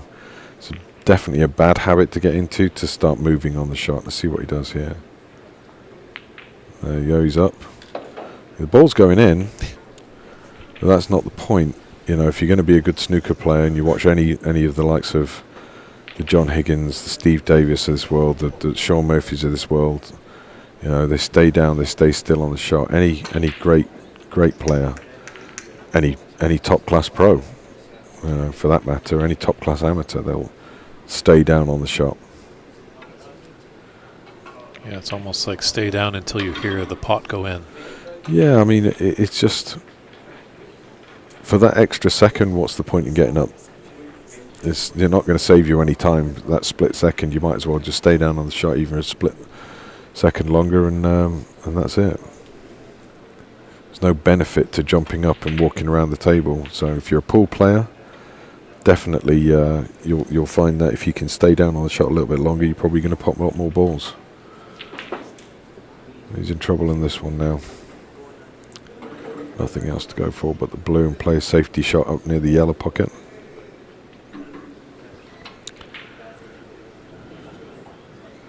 Just wants to roll this cue ball up near the yellow pocket, and well, you could play it off the jaw and up near the green pocket. It's up to you. I think he's got a little ear mic. He can hear what I'm saying. I'm going to prove this guy wrong every single time. Or maybe it's that white flag you're waving as you give up. Now this is definitely a safety shot in my opinion. Or you can go for the shot, finish on the black, roll it in, but make sure you don't leave anything if you do miss it. Takes the pressure off. But it's a final frame. So what do? And you can tell he's considering it. So if you are considering it, then the safety shot's probably on. The red near the blue you could clip off and then come up be on the two cushions up behind the red on the side cushion. That's exactly what he's tried to do, and he's cannoned into the red.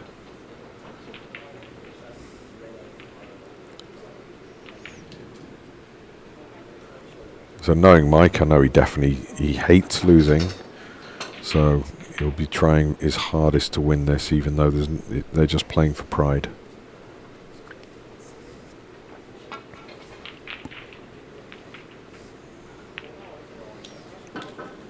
Have a little chat with your pupil after this. You're going to talk to Mike.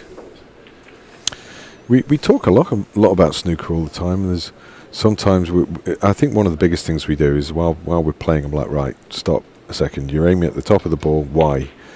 Let's just take a step back and look at the table. Mm-hmm. You know, and they've learnt a lot by doing that. He was in perfect position for that pink then.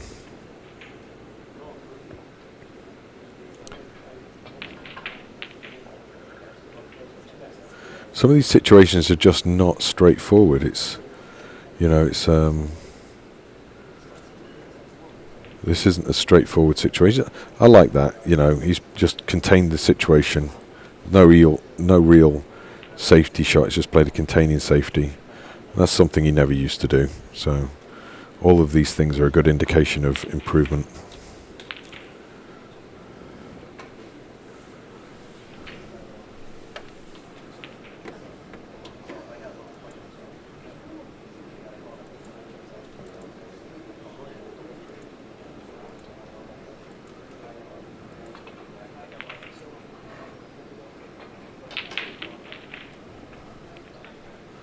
A little bit short on the safety.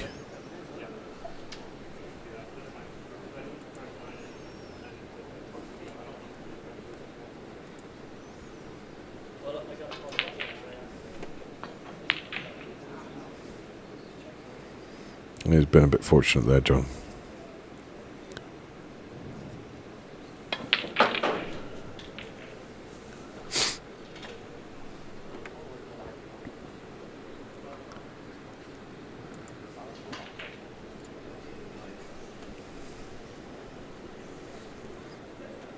These are harder than they look, these tricky little pots into the centre pocket, because there's no obvious colour on unless you play it slow. When you do play it slow, you can tend to hit it a bit thick, which is exactly what he's done.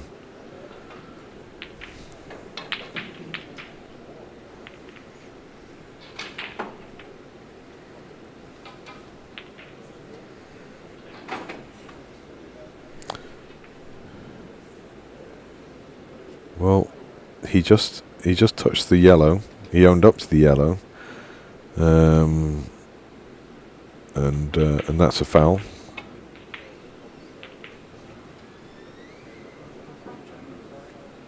Interesting. That's an interesting situation. It looks like he's letting him play on.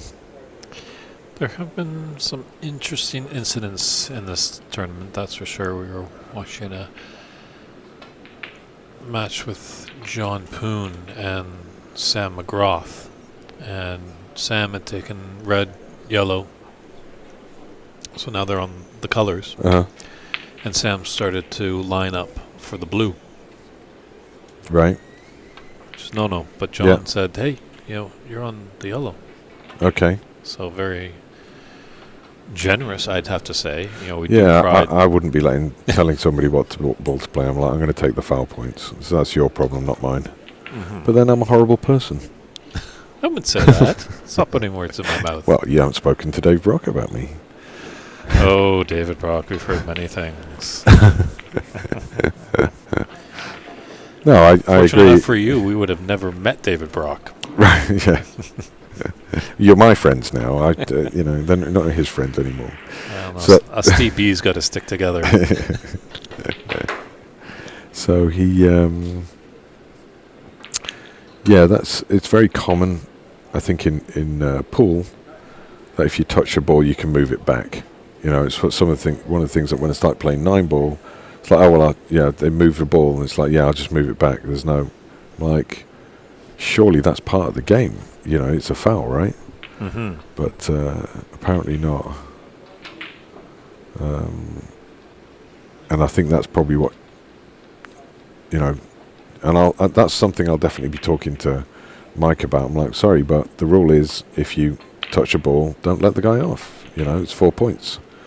And he ended up pointing a red after it. So that's your fault for not actually being strict on the rules.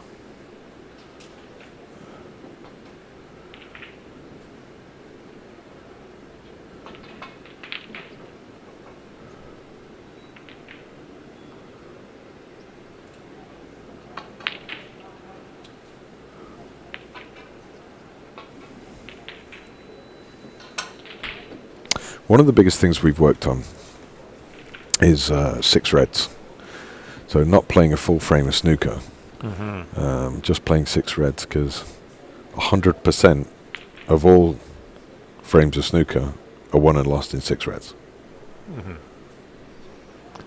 You need that 6th red to be able to win the frame if you're on a break, or the 7th red or the 8th red, but 100% are lost within 6 reds. So 6 reds is a really good way to practice, because that's where the pressure is, in my opinion.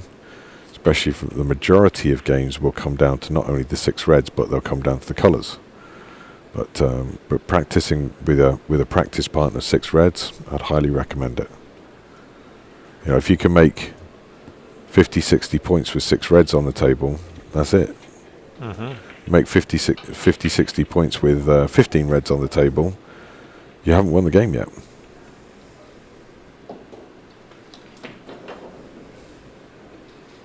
Obviously, with 6 reds on the table, you only need to make a 40 plus break, and that's it.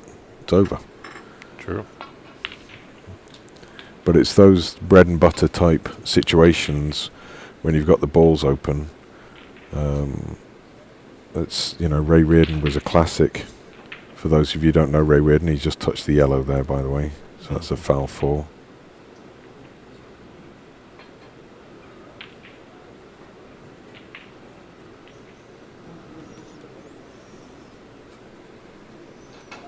Yeah, sometimes you got to learn the hard way, these rules. That's why Yeah. they're there, or everyone's going to break them. Absolutely.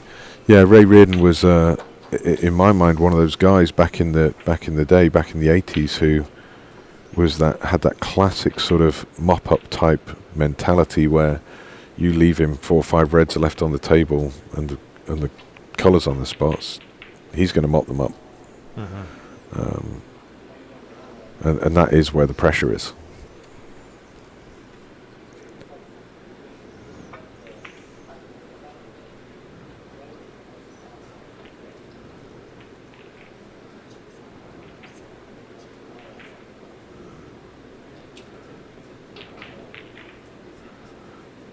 It should be either on green or brown after potting this.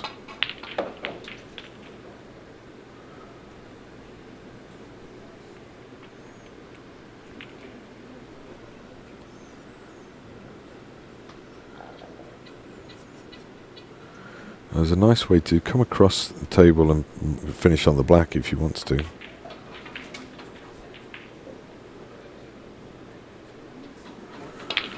I would have preferred to try to get down on the black, get down to the business end. It was an opportunity to be able to get there. Now you've got to really work to get down onto a red. I thought he would be taking on the blue. Isn't that John's MO? Yeah, yeah. Smash the pink down the rail. Well, he's had to work, and he's actually done a really good job there to actually get onto a red and get into the, disturb a few reds. So blue's blocking the path, but again, this is where you're trying to think ahead as a snooker player and say, at some stage, I've got to try and clear that blue out of the way, and that opens up all the reds into they're all available. So it's not just about potting one ball; it's about thinking ahead and planning your strategy and what you're going to do. And you've got to do it quick, because you don't want to be that hour frame type guy. And as a player, what are you thinking about, say, this situation? You're in the round robin, you're playing an opponent, both of you really can't move on, you can't spoil someone's party, you can't move on if you win, it's kind of just that pride. What do you think's going through their minds right now?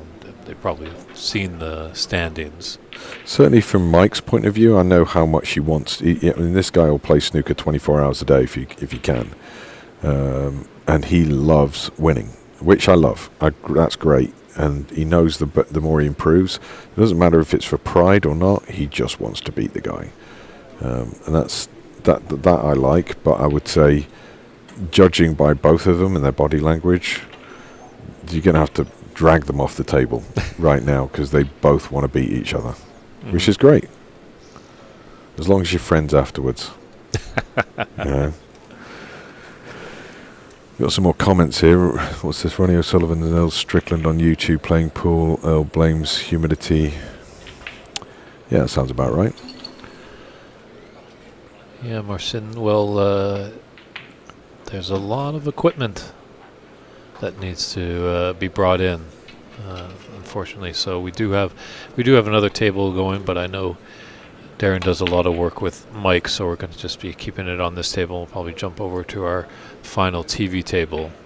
But if you're wanting to make an investment, obviously we'd love to have cameras at each table and be able to jump around and stuff like that. But it's just dollars and cents as it comes down to. Yeah.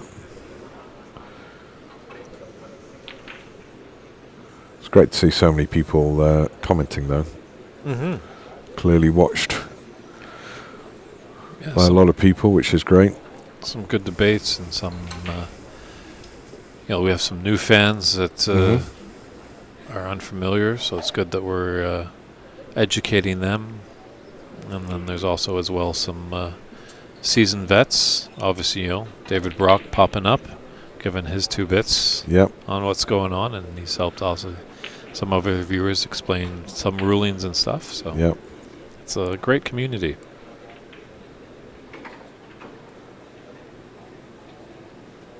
And I definitely encourage people to continue watching as this competition grows, because once we get to the knockout stages, if you're in the knockout stages, you've got there by merit, and this is a tough competition this year, certainly.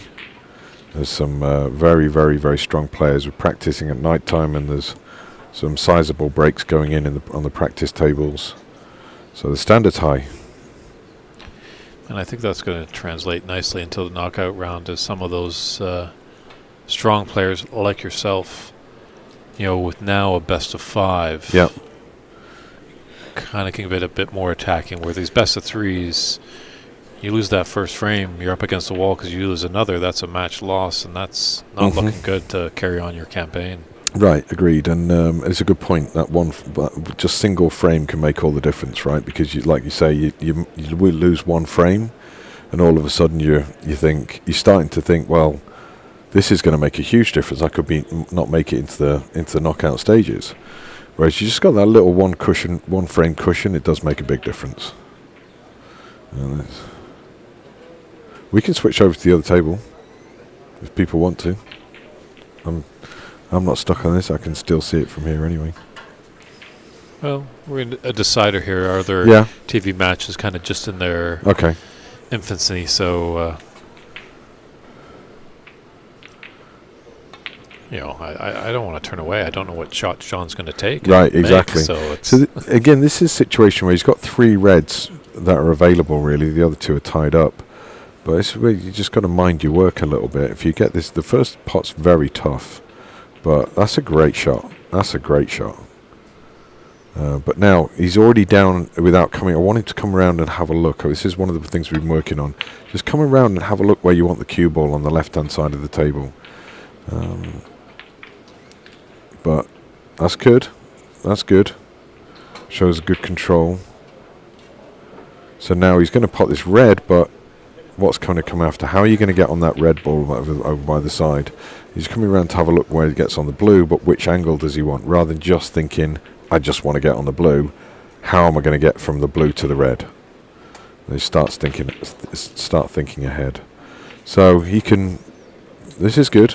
This is not a bad angle. He can just roll the ball blue in and come back across and hopefully get a cannon on the pink so he can leave himself a red into the corner pocket. So let's see what he does here. He might put a little bit of side spin on it. He's off.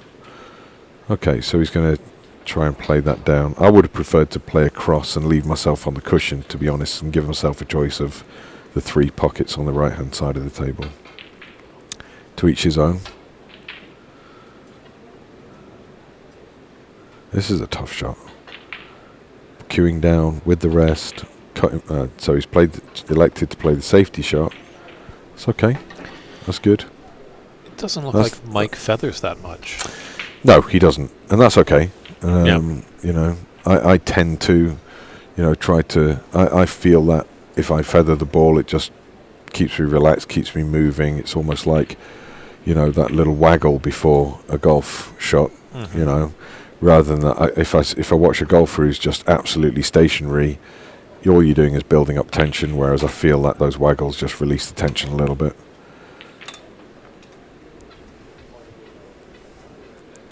What's this for the chat info? This is from Richard Parker for the chat info.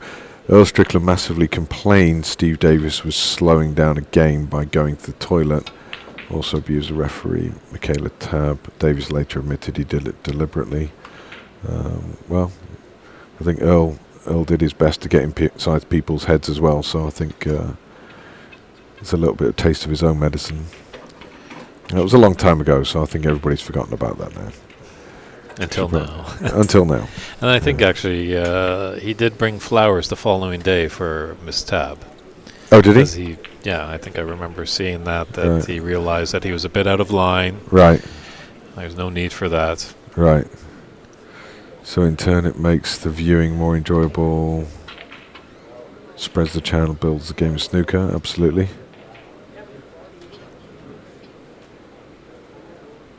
It's great to see so many people on the chat. So where are we at now? So it's pretty close, this 29-26 down to the last two reds, 43 points left on the table. There's plenty of points available. I think there's another key point is that when the guys are playing, I'm like, look, you know, you got to be aware of what you need to be able to win, how many points are left available on the table, always, you know, especially when you're getting down to those 6 reds.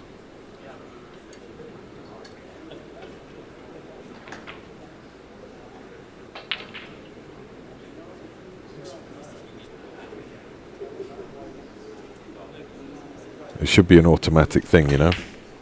You look at the table, right? Okay, I'm 30 points ahead. I've got 2 reds left on the table. My opponent can still win because there's 43 points available on the table if you take blacks with the reds. So, taking one more red will put me 36, which means that sorry, if we're 30 points ahead, so one more red and a colour. Will make all the difference. One more red and a high value colour will make all the difference. If I take the other red, he's not only needs snookers, he's in trouble. He's got a good opportunity here to just, if it does go, I don't think it sneaks past the pink. So let's see what he's going to do here. He might convince himself it does by the way he's queuing. And he has convinced himself it does and it didn't go. I did that earlier. Convinced myself a red went and it didn't.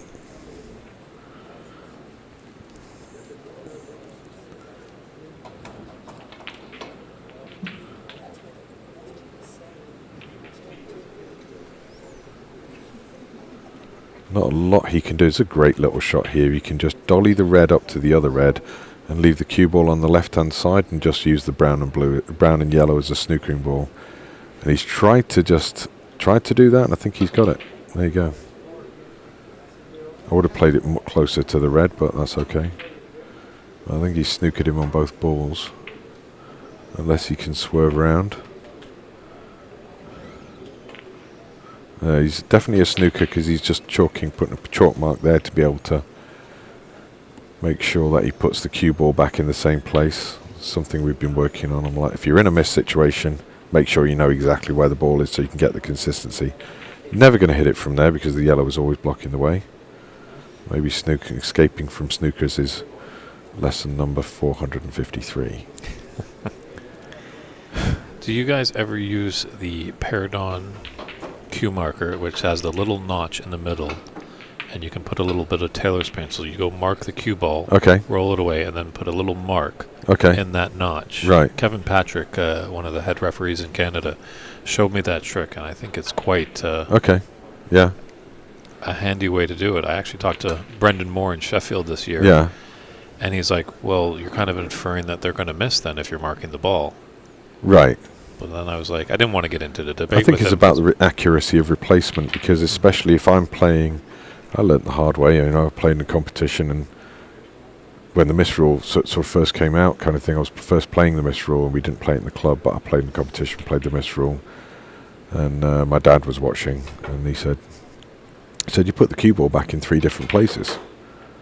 So how can you consistently know exactly where you're hitting if you're hitting from a different angle because the cue ball's in a different place? That's why you missed it 3 times. You know. So I just learnt from that. I think it's important, and if there's a tool to be able to do that in amateur snooker, certainly I think it really helps. A straightforward escape from here because you can just come off the right hand cushion. Actually might be in fact a free ball. Oh, I don't know if free ball situation, yeah.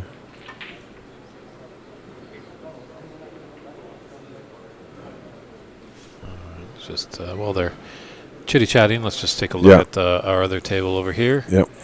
With Nakib Karim going against Jay He. They're their first frame. They're pretty close right here.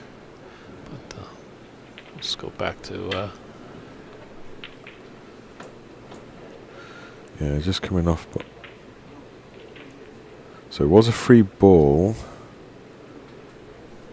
Interesting. Obviously, if for those who don't know, if you have a free ball situation, it means that your opponent's fouled. They've not gone out with snooker, but you can't see both extreme sides of the object ball. If you can't see both extreme sides of the object ball, it's now a free ball, which means you can take a color, another ball, which is now essentially a red ball. If there's reds on the table, if you're going for the brown and there's only the brown to black left on the table, there's another brown on the table essentially. So it will be the value of that free ball will be the value of the red or the object ball that you will be going for. Now in this situation, if you do pot a blue, for example, and there's reds on the table, that counts as a red, so you can now go for another color. So essentially what you've got now is instead of 2 reds, you've got 3 reds on the table.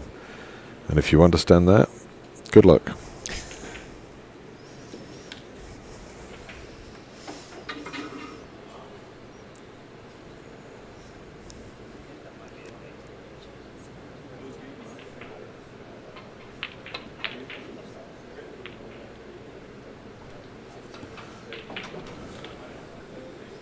What do we think? Do you think it's going to go down to the black ball in this one? It's got black ball written all over it, this one.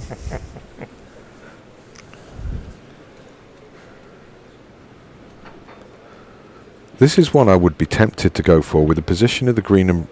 I would have been tempted to play that. With the position of the yellow and the green, you're sending the cue ball back down to the top end of the table.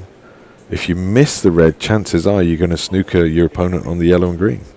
So I'm a bit surprised he didn't go for that.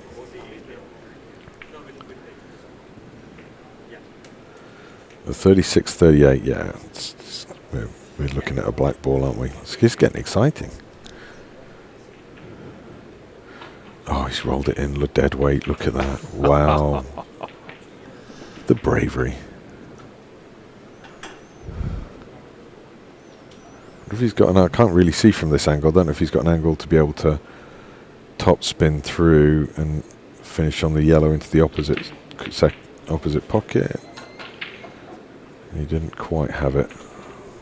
So this is going to be tough. If he pots this and gets on the green, that's me, I'm done.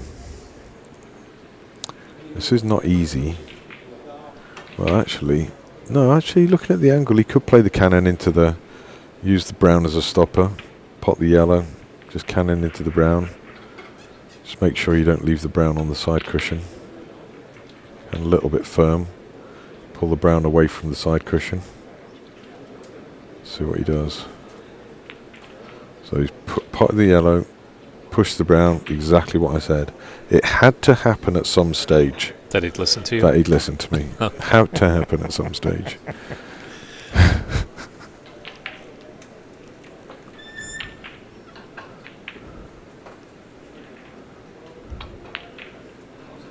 Oh, that was a nervy one. He's left the green up on the centre pocket. Good, just drop this in dead weight. Got the nap of the cloth to allow for. Drop in dead weight. Yeah, that's the problem.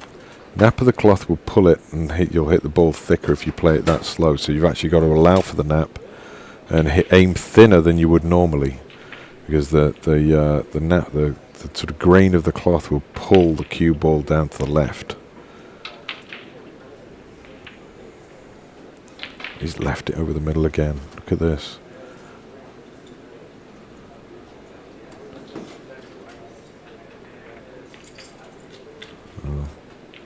Just chose to take the pot.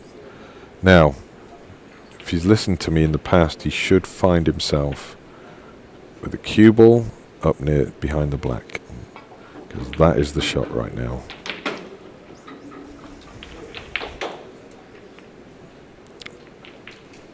No, just didn't play it wide enough. That was the shot to try and get the cue ball up behind the black. But he made a decent effort there. He at made a least. decent effort, which means somebody listened to me. True. That's one person on the planet.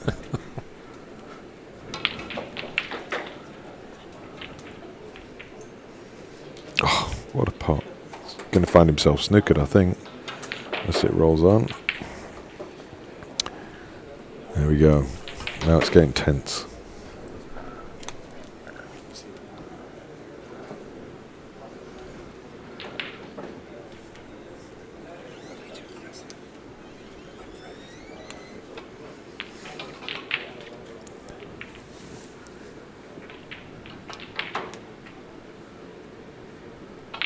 Just give it a nice Just- mark there, just yeah, in case just- the Yeah. cue ball needs to be replaced. Sometimes you got to be careful. These one cushion escapes. They can, especially if you hit it too hard, it can shorten the angle. I'd rather hit these a little bit slower. That's the way to do it. And there you can control the ball a little bit. So he's actually left it necessarily safe, but a very, very, very difficult part. I prefer to come off the right-hand side of this ball, thin, but he's not going to. He's going to do something, but it's not what I say.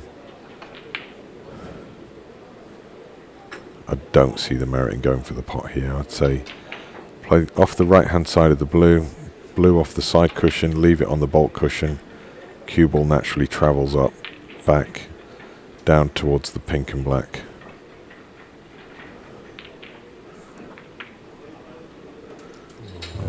He had to judge that one. And he's left himself a pot here. Knowing his opponent, You know he's going to go for it. you know there's a probably good chance of Yeah, I wouldn't want to leave him there. I'm telling you, his chances are he knocks these in for fun.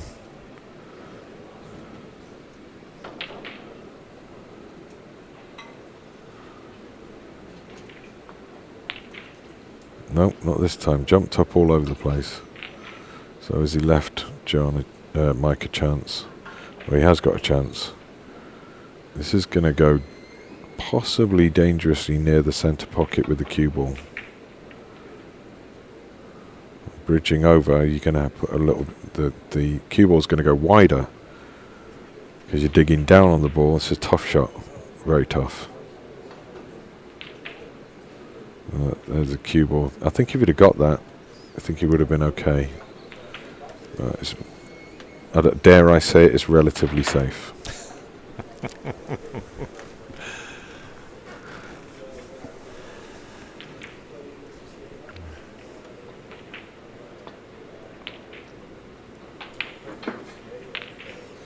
Oh, dare I say it? There we How go. does he do it? I don't know. I think you got a new pupil, maybe. Do He's gonna- exactly what I He's don't going to say. score me all day long.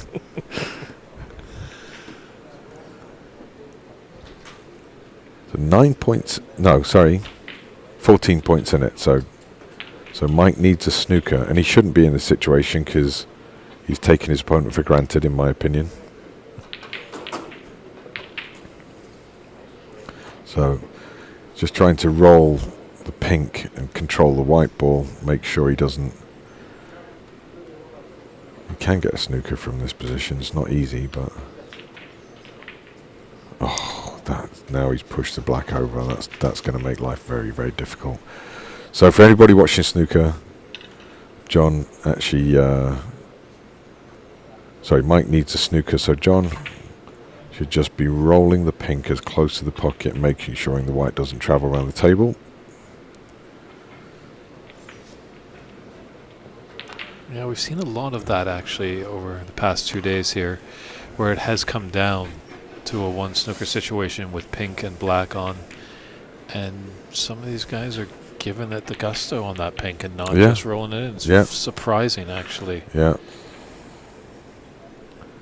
So just a pretty straightforward pot here. Just finish the game off and seal the deal, and that's it. There's handshakes. There we go. They're moving quite quickly there. So John Idone the third has taken this rather pride match, but a good outing by both. Yeah. I know Darren will have a little talk with his pupil Mike over there. when the day is done. But we'll just Yeah, I'm sure there's going to be a long conversation. jump over to our final TV match of the day. We have Shakib. Do you know these Karim. guys? I do not know these guys. Yeah, with the field of 64, there's definitely a lot of new faces. Yeah. And being in the Great White North, you don't see these Americans every day, shall we Right. say.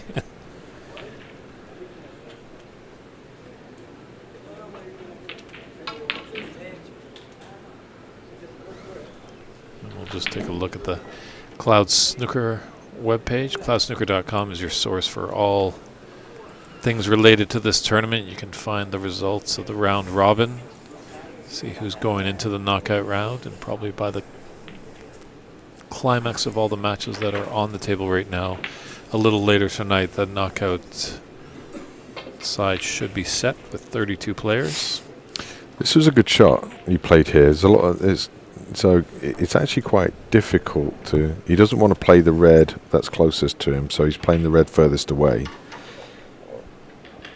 He doesn't want to disturb these two reds, that's for sure. So he did well not to do that. And that looks like a full ball snooker.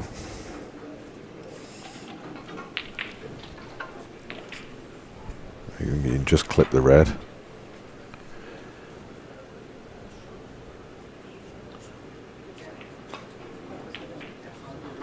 Oh, not only could he clip it, it was a get. No, wow. That is amazing. There's a lot going on here. There is. Well, just in this group alone, as Christian is leading the group, Christian Youngers, he's got 2 match wins. Right. And Jay, he has 1 match won. Okay, so he needs to win. He needs to win. Karim, he has no matches, so he could be spoiler for Jay here. Okay. But then Amit has 1 frame match won, so if he's able to beat Christian, it gets a little messy at the top. We might have a 3-way tie and have to look at the heads-to-heads to see who resolves the tiebreaker. Right. This is tough because either way you're going to break these reds up. You've got to get a good cue ball. You can't play them thin. You've got to play it a little bit thick. You just got to get a good cue ball. Difficult shot. That's not too bad. Be happy with that. That's a result.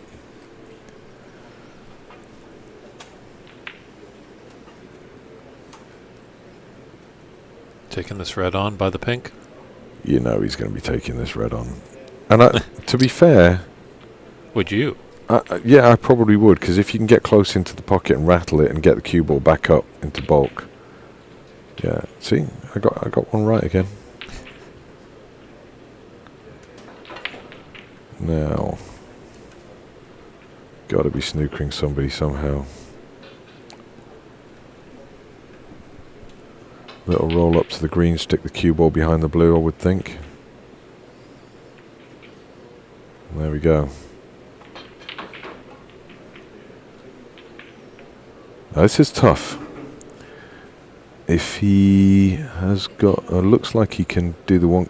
Yeah, that's not too bad. One cushion escape, pretty straightforward actually. If he couldn't see that cushion, it's a tough shot. It's pretty straightforward. He could find himself in trouble after this one. He'll clip off the left-hand side of the red, possibly get himself up behind one of the bulk colours. A little clip off there. Oh, that's a strange shot. That is a strange shot. There was no benefit in that whatsoever.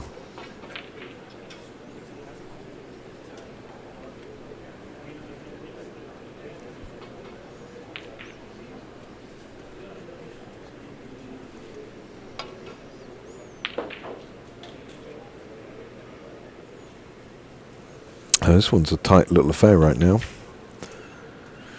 Jay needs to pull it back a little bit. This is definitely going to come down to the wire on this frame. See what he does here.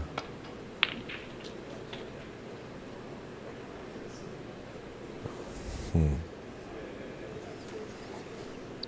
A little mid-range yellow there to that green pocket. Again, with the blue being where it is right now, there's no real benefit in taking on the yellow. You've got such a straightforward safety shot. You can screw off the yellow, off the side cushion, up behind the brown. You could stun behind the pink and send the yellow back into the top end of the table. There's plenty of options, but going for the shot is probably not one of them. See what he does. He played to try and stun behind the pink. And he's got it. Good shot.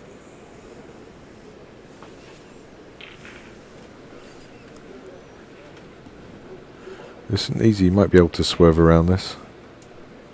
You're going to try the swerve. Which is actually a little bit easier on the thicker cloth. Oh, he's missed that, so this is where the ball replacement is so important, because half an inch one way or the other. Mm-hmm. Especially when you're playing that swerve shot. Just potentially make it a little. I think that's a little bit easier than he had before. That's a lot easier than he had before. Yeah, that's very, very, very, very simple. Now he's guaranteed to get this now.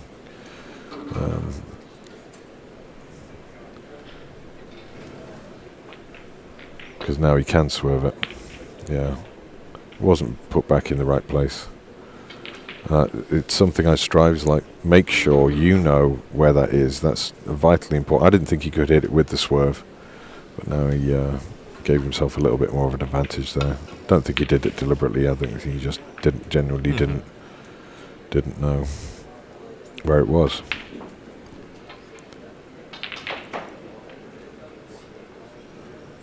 Well, that's a good plug. If you love this game, maybe you're not the most skilled player, but if you want a front row seat, we always need referees. Yep.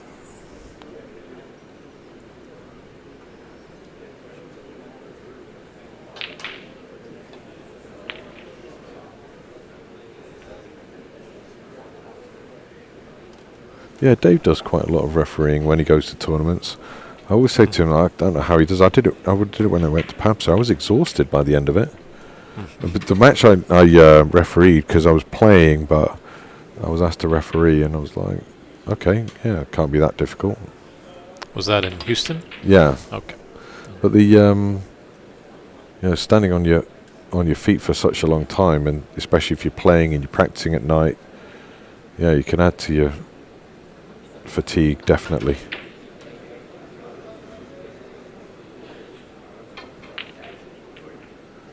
Got to be careful of the brown underneath him here. Again, for all the pool players out there, if you touch an object ball with your waistcoat, or your shirt, finger, whatever, Beard. yep, and it's a foul. Full stop. Period.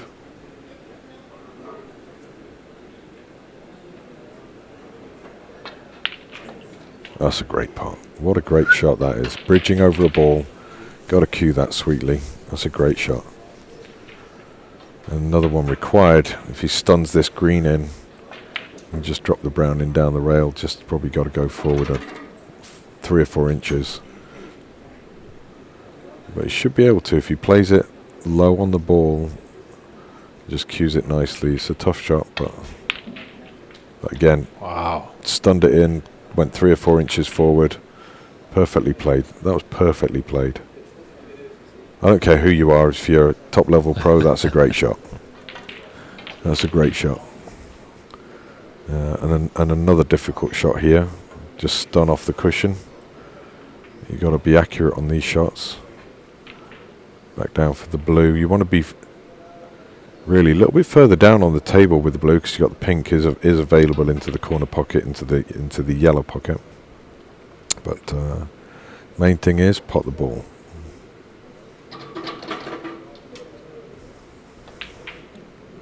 Oh, he was so close, and he's finished perfect on the blue as well. As we said so many times, a lot of these matches always come down to the colors. Right. absolutely. That was a tough shot. You can excuse him for missing that. It was a difficult shot. Oh, he's got snooker. Wow. I think it's a particularly difficult one to get out of. I don't think he is snookered actually. It's a small swerve shot. It's unmissable, this is. Cushion first, maybe. Yeah. Main thing is get the ball safe, and he hasn't done that.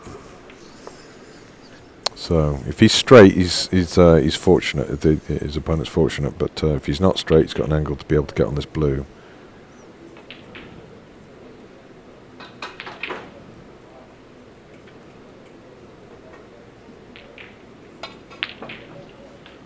Well, he wasn't straight, and he had to put a bit of side spin on that. He played it really well. Put a touch of left-hand side spin on that. Played it well. Played it almost too well. And only just drop the blue in and leave himself a long pink. I think is his only option.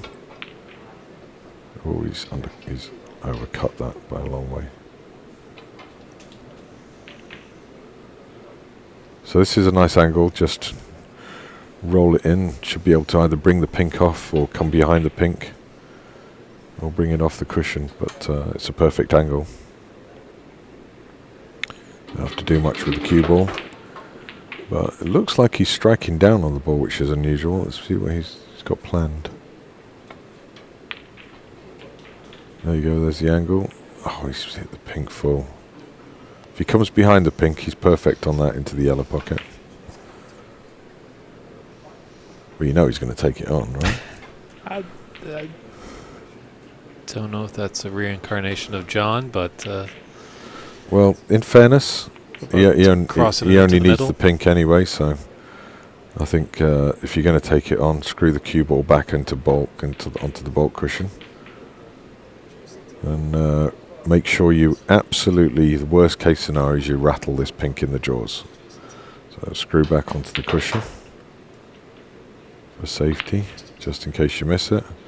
It didn't rattle the pink in the jaws, and the result is you've left it up now.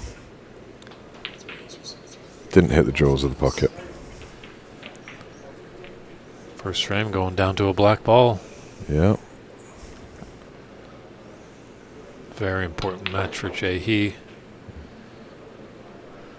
Oh, this is a tester. Yeah, going from one side of the table to the other. This is tough. It's one of the benefits of being tall, you can reach these, but one of the disadvantages of being tall is you're not as compact as everybody else is. You've got to find ways to be able to make yourself compact. But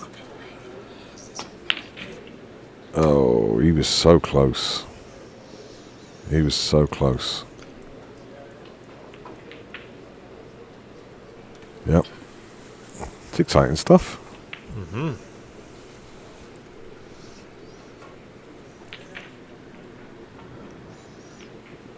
Yeah, Shakib trying to play spoiler. Right.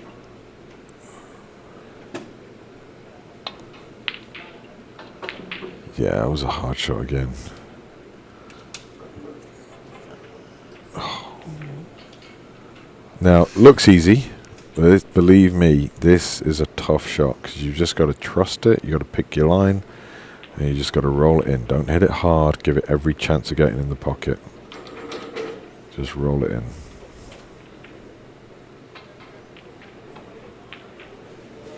That's a great shot. That's there. Yeah, Well great done. shot. Very well played. Excellent.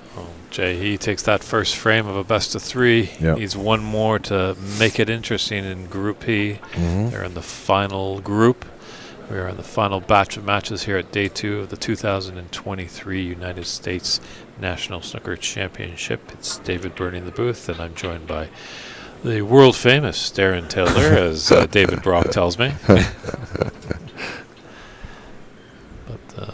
I think I'm famous in a small village in England. Manchester. And not for all the right reasons. Well, we have a little break while they're setting up the second frame. Some exciting news coming to Embassy Billiards. Tepchai Unu. Are you going to come down for this event in December? Is that's actually here? That's going to come down this club. Wow. Depchai, a very exciting player. Lots of fun, so it should look like a good event nearing the end of the year there. I can guarantee you he'll probably... How long is he going to be here for? I do not know. That's a Stephen Wong question, the owner-operator here of Embassy Billiards, so you'll have to reach out to him. I'll bet money he's going to make a maximum on these tables. Okay. If not a few, depending on how long he's here for. Wow. There we are. Earmark that spot on the broadcast, ladies and gentlemen. Yeah, mark my words. You know, he might not be able to predict John's long pots, but he's predicting maximums for Depchai. Yeah. And there's, as well, the tournament that we have here. There's www.snookerusa.com. That's a great resource to find out information on all the upcoming events that are going on in the US of A that revolve around the great game of snooker. So we're back with frame 2. Tense one of the last frame went down to the wire, the final black. So we'll see how frame 2 pans out. Yeah, definitely exciting stuff.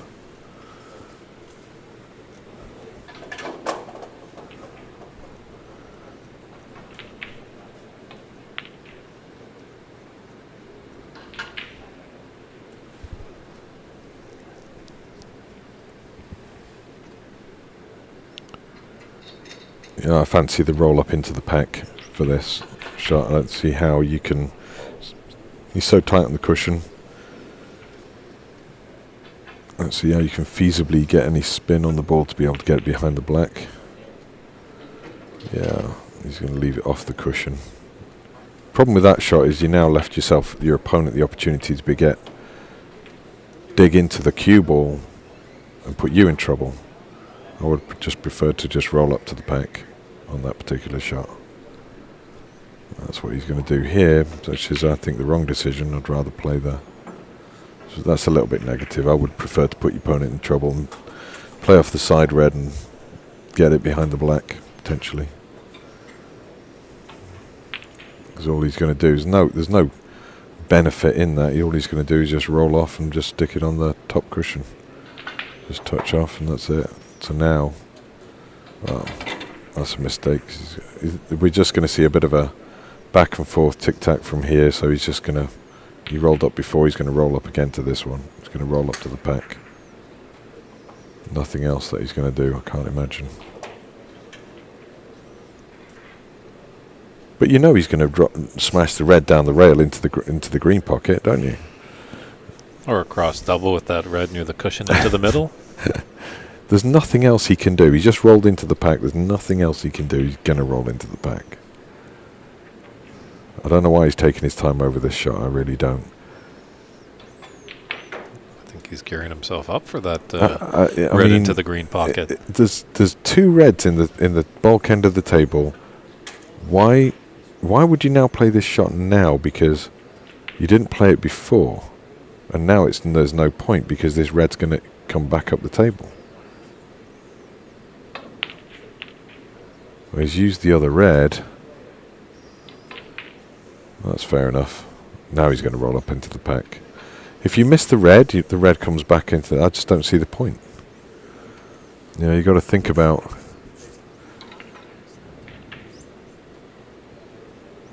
So somebody just commented here, it's Adam Edwards. This does nothing to promote the game of snooker. The standard of play is awful. So, thank you for your comment. So here's what I'm going to say to that is I've been playing this game for a very, very long time.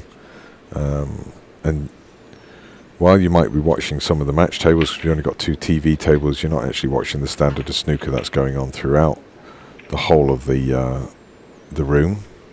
And we've got 9 tables here. And for instance, you may have missed it, but we had one of our players knock in 105 break. This guy's winning frames in one visit, so it's fair enough to say that, and I understand your comment, but believe me, I've been playing snooker for a fairly long time, and the standard of play here is actually very, very good indeed. And what it's all about is promoting the game of snooker here in the USA and growing the game, so that can only be a good thing. Well, I guess that red didn't go. That's sticking out of the bottom of the pack, or he would have taken it on that last shot.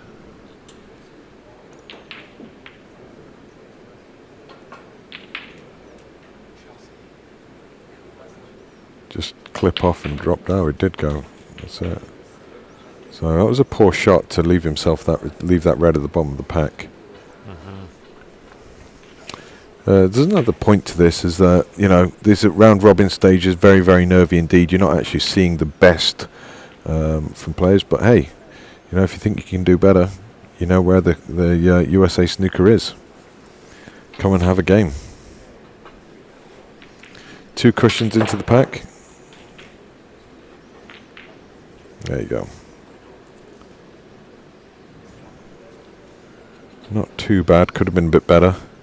Bit unfortunate there. He's got a red into the corner pocket.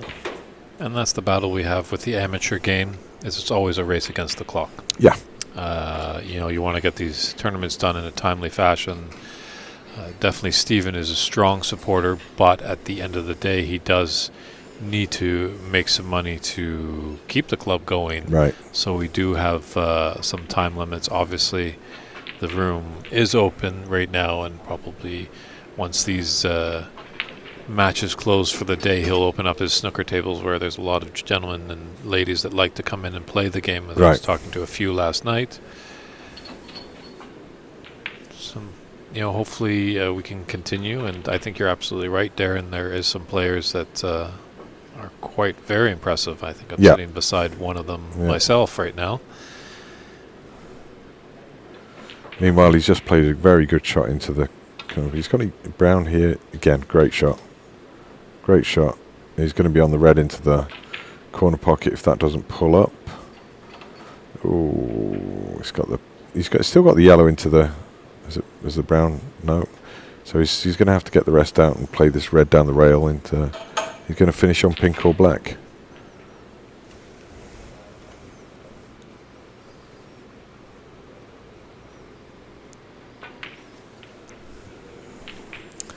Chose to play the snooker. I don't see the benefit in that.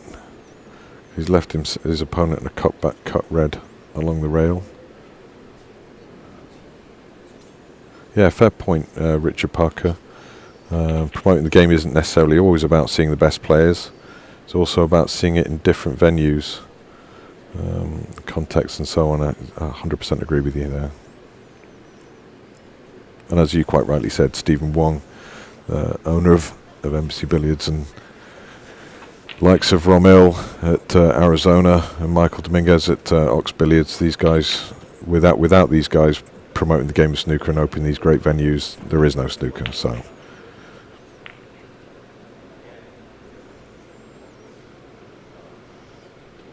Yeah, I know. I have that balancing point in Vancouver. There's a gentleman by the name of Jonathan Sun, has a nice club, Top 147 Billiards.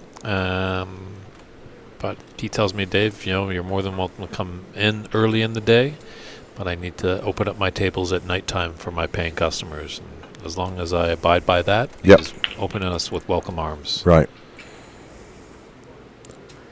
Oh, he's just played a great shot there. Jay got the ball tight on the cushion. This is a really tough shot to get safe now, because he's just cut off that angle with the black. Reds are all open. Quite honestly, I'm looking at this, I wouldn't know what the hell to do right now. But there's going to be a shot somewhere. I can't see it. So this might take a little bit of time to work out.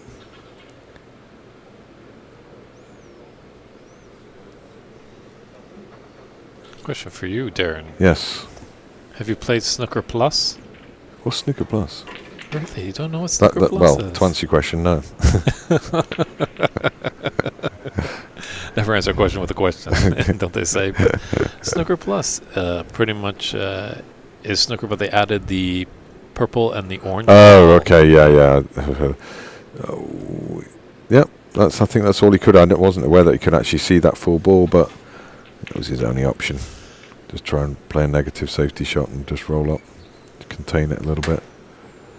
No, I haven't. Have you played it? I've not played it, no. I've just read the stories about it. I think snooker's such a great game. You don't need to really. I mean, I'll tell you what though, snooker shootout's great. I love that. It's exciting. They've got it right certainly for that.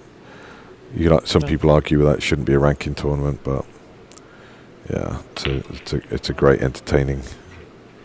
It's a one-off. It's great, and I think it's a kind of tournament that could do well promoting the game over here. You know, quick, exciting, entertaining. Lots of ups and downs during a course of that 10-minute frame. And they've got the 6 reds as well, which is a great tournament. Mm-hmm. I like 6 red tournaments. Nice and quick, exciting.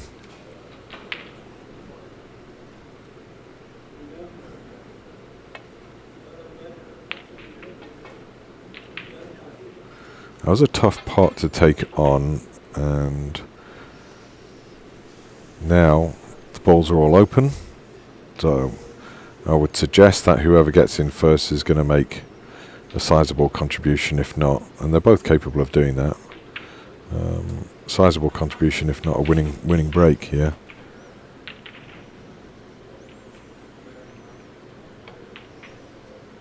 A comment here: snooker is the greatest game of all. 100% agree with you. It's nicely on the blue. He's got the red next to the green. Natural angle to get on that.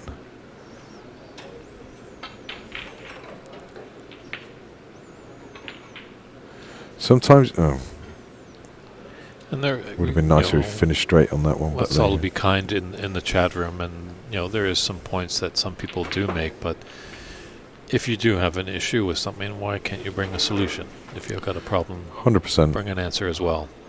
100%. I think people playing snooker and trying, you got to remember, a lot of these guys, every single person has invested a lot of money in travel, knowing full well that they're not going to win this tournament. Mm-hmm. Their accommodation, travel, time off work, etc., all because of the love of the game. And I don't think anybody can fault anybody who does that. True.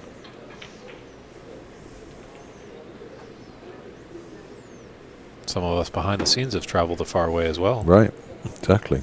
Yeah. There's a lot of commitment goes into making this happen, and it's all for the benefit of the game. There's a bigger picture here.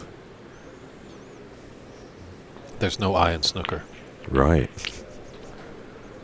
2 O's. Oh boy.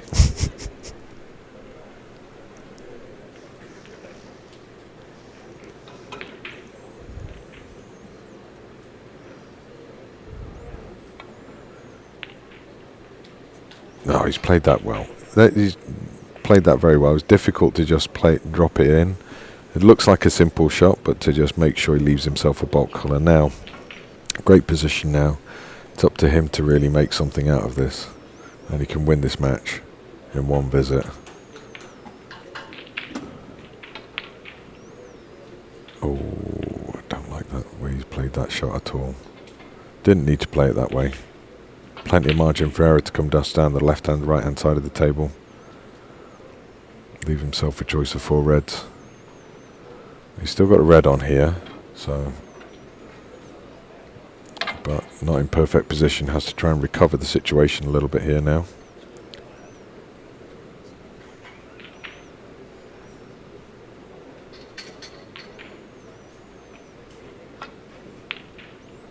Yep, that's the problem. Got to make this game simple, and he didn't leave it simple. Made it more difficult than it should have been. So let his opponent off there in a big way.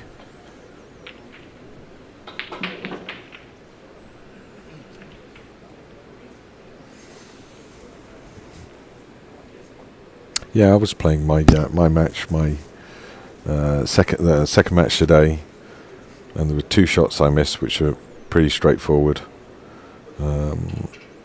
And should definitely not have missed. And sometimes it's just that little bit of extra pressure that you're putting on yourself. You can do some unusual things. Just trying to keep that pressure out of your head. Sure, and I do wonder if when Stephen is letting these gentlemen and ladies, as we have Francis from Seattle, when they're to be set onto their table, does he mention that it is a TV table or not? Or Right. some of them might know that, okay, we see a little camera by our table, we're on Yep. television, so that's going to add a little bit of nerves as well. Absolutely. These, it's like any pro playing on TV for the first time, playing the World Championship for the first time because you just qualified for it. You're going to do things that you wouldn't ordinarily do. And the pressure can either get to you or you can rise to the occasion. But the best thing to do is to just play the game, get on with it, and just ignore what's going on around you. Kind of got to be very selfish as a snooker player. And don't care what anybody thinks. Yeah. It's kind of like being an artist, you work away on a project that you've fallen in love with, really enjoy, and if you enjoy the doing, Yeah. that's it, because once it's out in the world, you have no idea what's going to happen to Sure. it. Yeah. He played a really good shot there. He just clipped off the red, snookered on all the other reds, so he's got to lean across here, but it's not an obvious safety shot without... There you go, he's actually reaped the reward because he's got this red down the rail now. So, good shot. Clever little shot.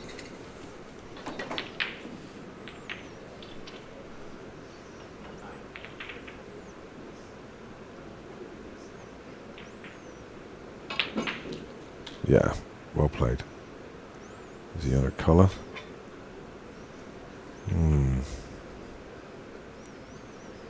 Well, he's got the green, it's just a tough shot. I don't like this, to be honest with you. It's a really tough shot. Thin cut green into the centre pocket, into a blind pocket.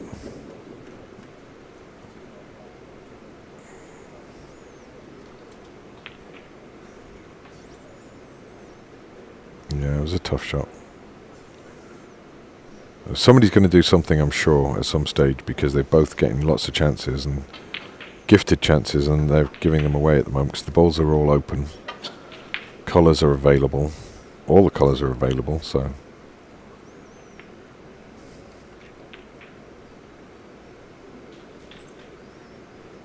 So, perfect on the green.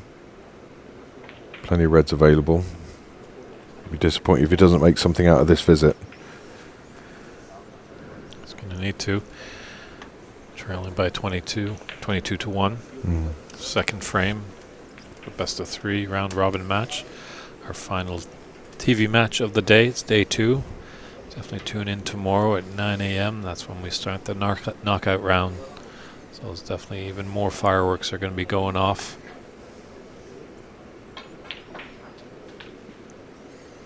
Okay, perfect again. So again, little situations like this, you got to give yourself as much choice as possible. Play yourself into an area.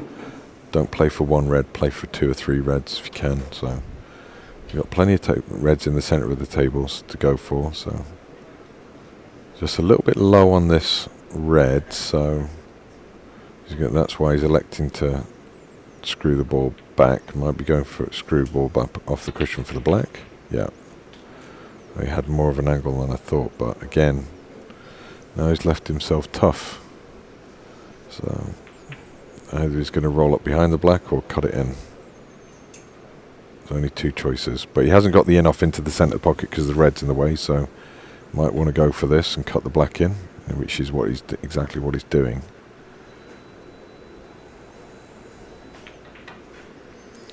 He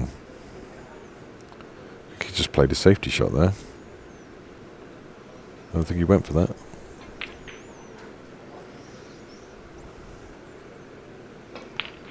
No, took his medicine and... If you're going to play the safety shot, you might as well roll up behind the black. That was a bit of an unusual shot, but...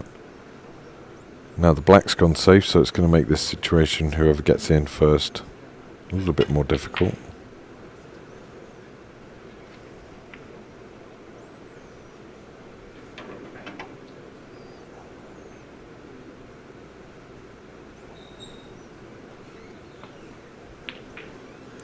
So one of those situations where I would have expected both of these guys to be able to score a few points, because they both had opportunities with the balls open, so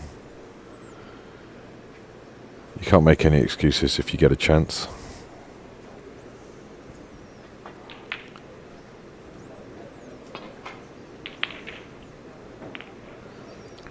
Do you have a preferable time when you play? Do you like morning matches, afternoon, evening matches? No, not really. No? No, Okay. doesn't. Never really bothered me. You know, I think in a snooker club you don't know what time of day it is, really. It's true. Time has just stood still in here. Oh, he's played a good shot there. Perfect on the black. Perfect.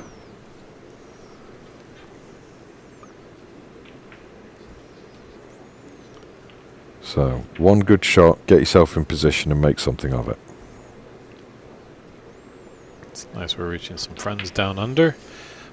Michael Pilgrim in Australia.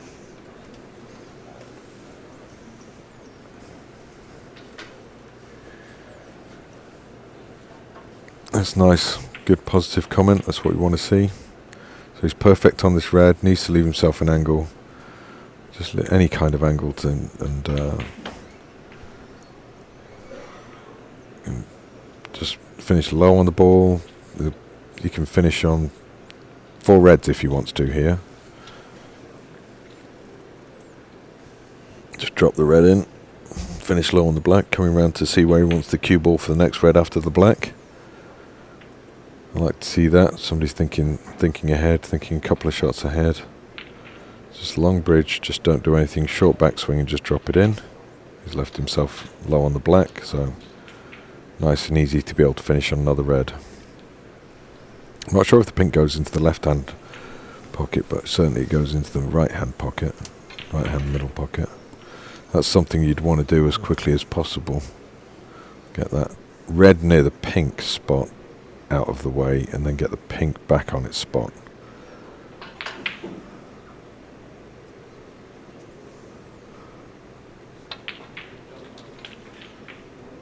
Okay, that's good.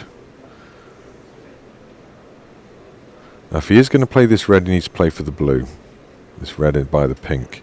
You don't want the pink on its spot just yet, because you want that red out of the way first. So, got to play for the blue. Should be able to hold for the blue and finish high on the blue. Ooh, I think he's just got an angle, maybe. Very Touch, slightly. yeah, it's a touch of an angle. It's difficult to see from this camera angle, but yeah, I think he's got a touch of an angle. So if he's got a touch of an angle, he definitely wants to be able to get this red off the pink spot. That would be my priority there.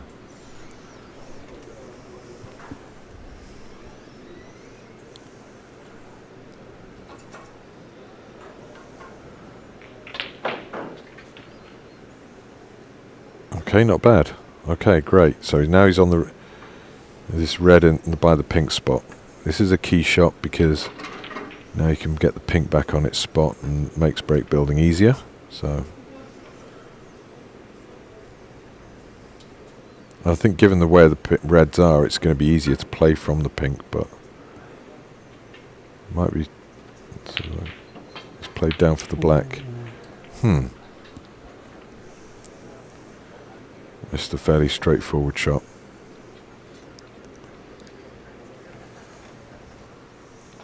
That little break there, he's taken a 27-20 lead, 22 lead. He'll be disappointed with that because that was a really straightforward situation.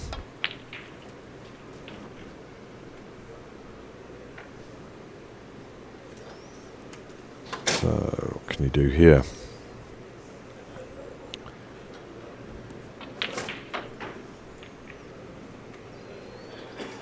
Take the blue and go up for the red in bulk area. Yeah.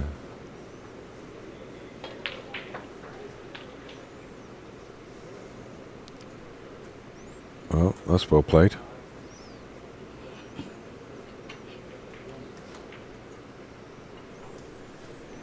Yeah, I agree the reds on the right are a little bit awkward, but what you got to do in this situation, you've got 3 reds on the right hand side, finishing on near the right cushion. It's pretty straightforward. You've got a big area to be able to leave yourself on those reds, so it's not as awkward as it looks.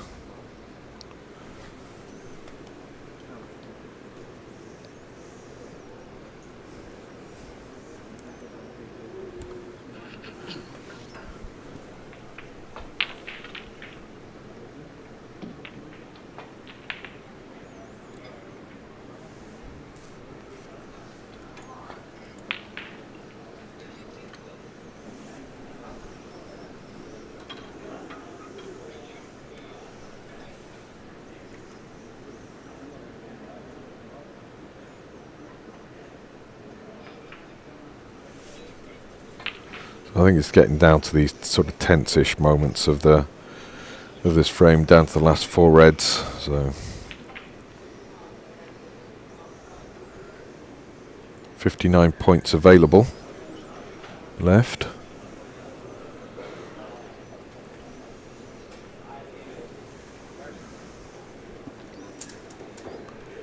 Yeah, there's a good chance that it will probably come down to the colors, as they usually do. Yep.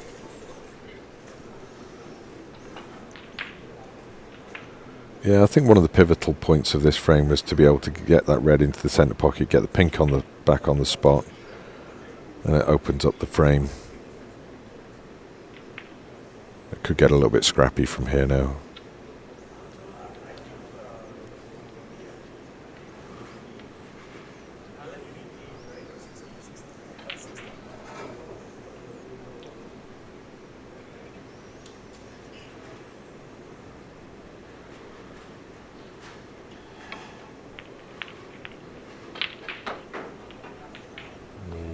Raise of the hand, unintentional there. Do you remember the player that laughed at his opponents when he had a fluke? Who was that? I mean, we need David Brock. I remember. I know that I've been told this, but I can't remember the name. Actually laughed at opponents. Mm-hmm. Instead of raising the hand. Well, I mean, Ray Reardon did used to do a little bit of that. Little vampire scowl, I guess. He did have a... So I was just watching another table. I think guy made contact with the blue first. But I got distracted a little bit there. Ray Reardon did make a big hoo-ha about getting a fluke. Which I think there's a little bit of tactics there as well.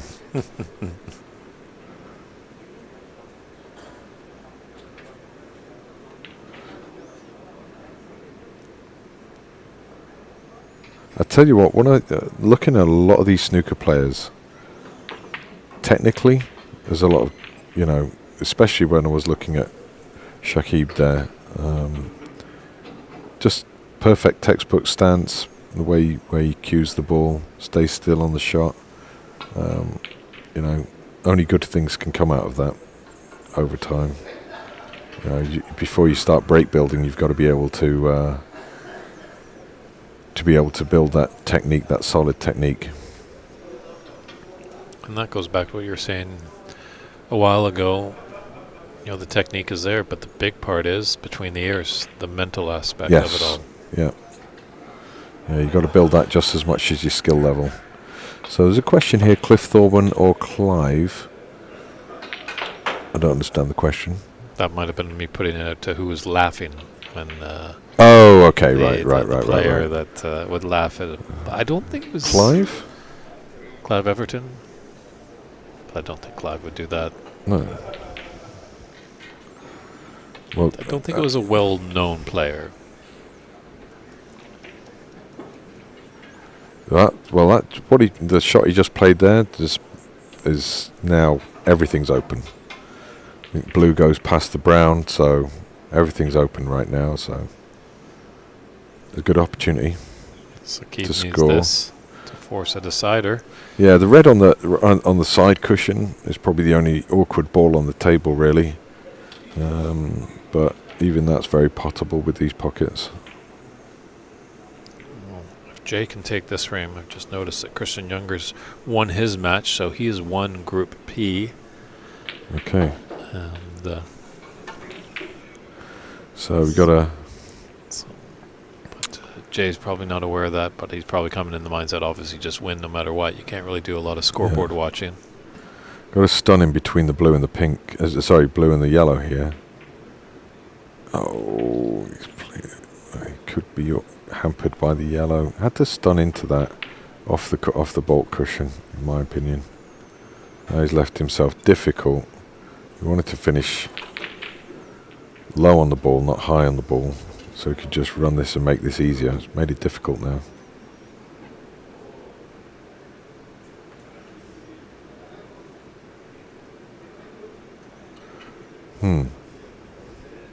again, goes back to keeping it simple. Now he's got a complicated shot. Should have made more from that opportunity, in my opinion. Oh, got lucky there.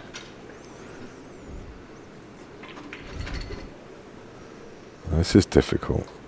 Got to play this very thin. He's got it safe. Well played. Well played.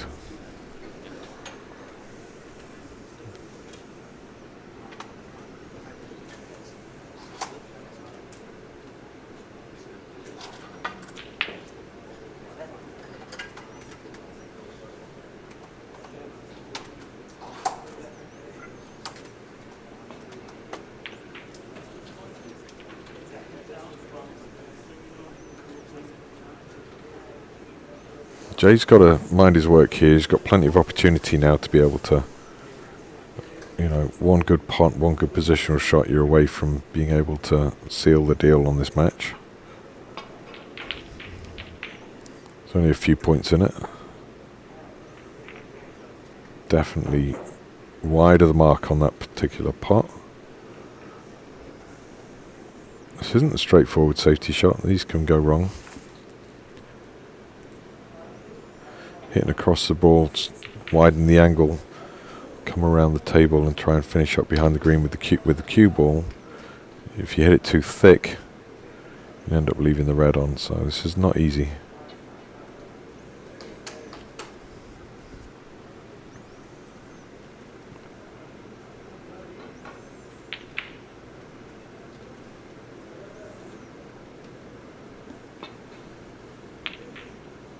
Yeah, that's exactly what's happened. Just hit it thick, and oh, he's got away with it. Don't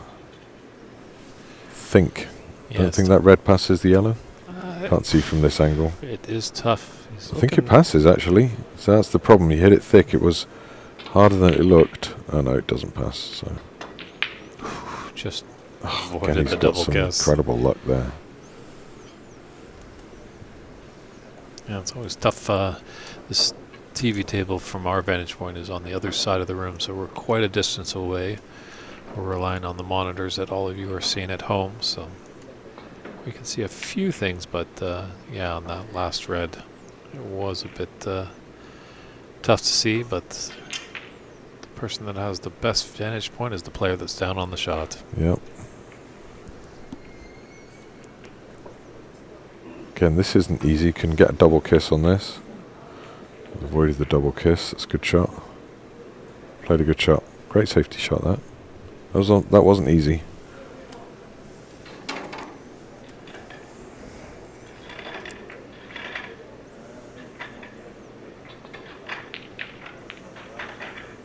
Oh, he's hit it thick again. He's left a red on now, so that was again tough safety shot. You've got two choices. You can either wait for a few choices. You can either wait for an opportunity. You can create opportunities. Hope that your opponent gives you one. Creating opportunities is exactly what he did. But failed to be able to pot the red with the rest. It was a difficult shot, but got to play safe off this one. And get a cue ball. It's possible get the cue ball up behind the brown here. I hadn't hit it hard enough.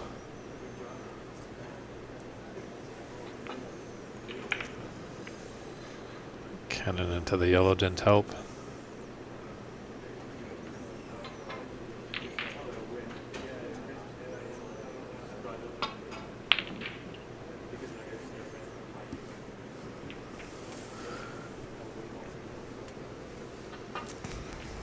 We got a couple mini walls there with the yellow and green, Yeah, and brown and definitely blue. good snooker.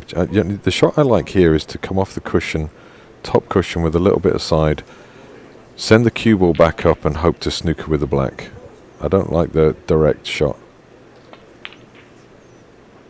Oh, he's played it well though. Same result. Played it well. Use the black as a snookering ball. Reason why I say come off the cushion is because you can then stun the cue ball closer to the cushion. But he's got the result as a good safety shot, and I don't think he can cut this back, but he might be able to. Oh, it's a miss, of course. So Play the miss. Again, should have checked that before because it was so important to get the exact position for this shot. Because now, I think you can just, easily hit it. I don't think that was in the exact same position, but he's got a nice, easy red. You can't. Both players He's got an agreed, angle. and that's what matters when we don't have a referee. Yeah, I would have wanted to mark it, just because it's fractions away from being a little bit more difficult, but that's all in history now. So if he's got an angle here, he can screw off 2 cushions and back for brown, or need some side spin. Hasn't got it, so laid the snooker. Now, absolutely nailed onto the brown, cut off the angle. You can do it easily. Yeah, that's exactly what he's done, so that's clever. And that's look at the cue ball on that shot, right? Yeah, look at the cue ball, and then you make sure you don't hit it too. Just, it's so easy done, But this is careless. This is really careless. Shouldn't be anywhere near the black. That's 7 points you don't want to give away. The black was a little bit further up, but it's.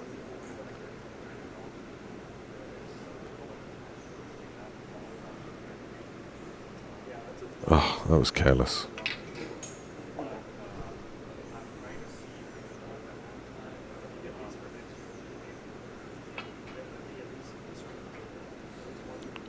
No. Now he's hit the pink. I mean. Gone from worse to worser. Yeah. Ooh. Well, I don't think he's either going to hit either of these now, because they're both in different positions than they were before. So.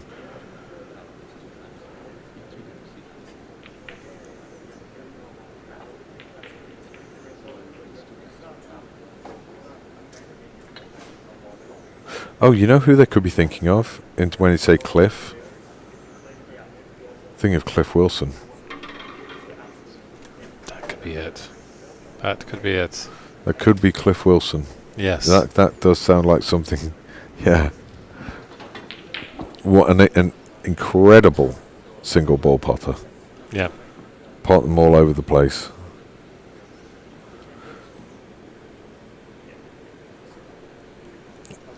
You're right. The table is a bit of a mess, but for anybody getting in first, there's a great snookering opportunity. Yes, Cliff Wilson. Well, I do know something.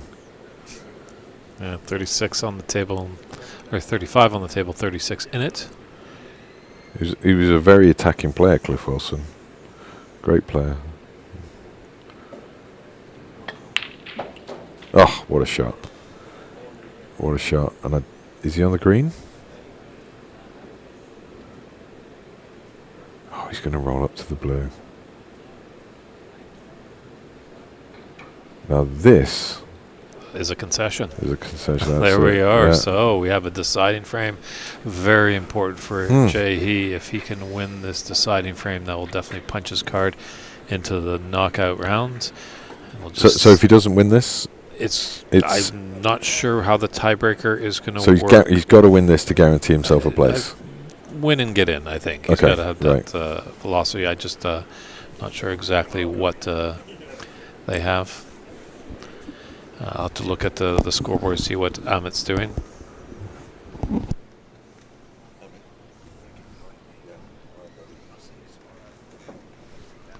And as they get everything set up, we'll just step aside for a little break. So feel free to maybe get a comfort break if you need, because the decider will be coming up very shortly.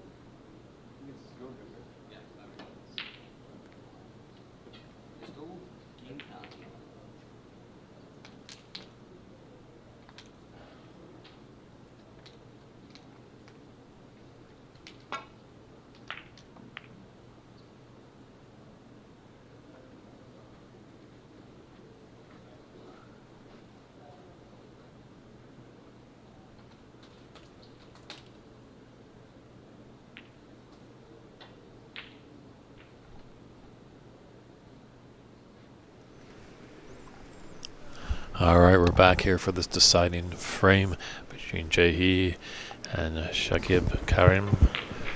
You know, big frame here for Jay if he's able to win it. Uh-oh. Jay will be putting himself into the knockout round, as well as the man sitting beside me, Christian Youngers. Yeah, we're back in the booth. Yes. Man, a lot of matches today.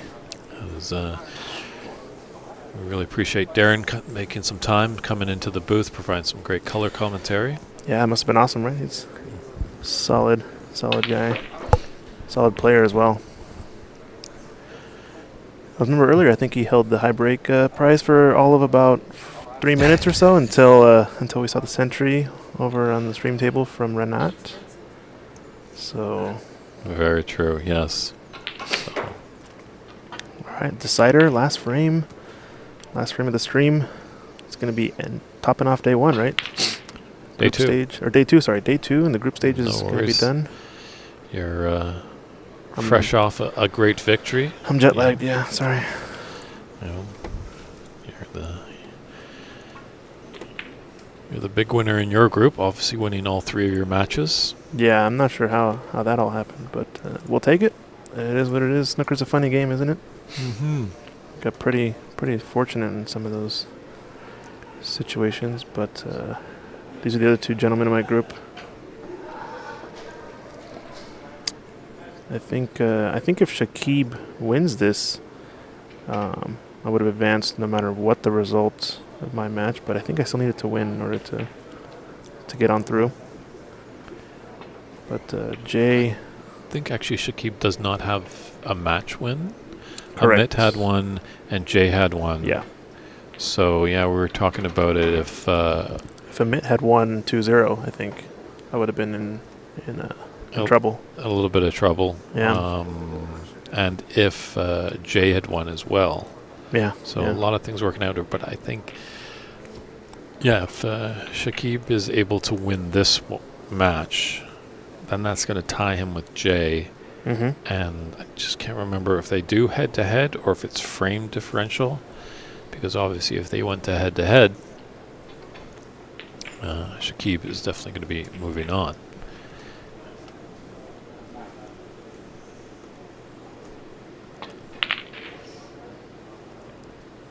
Yeah, so I think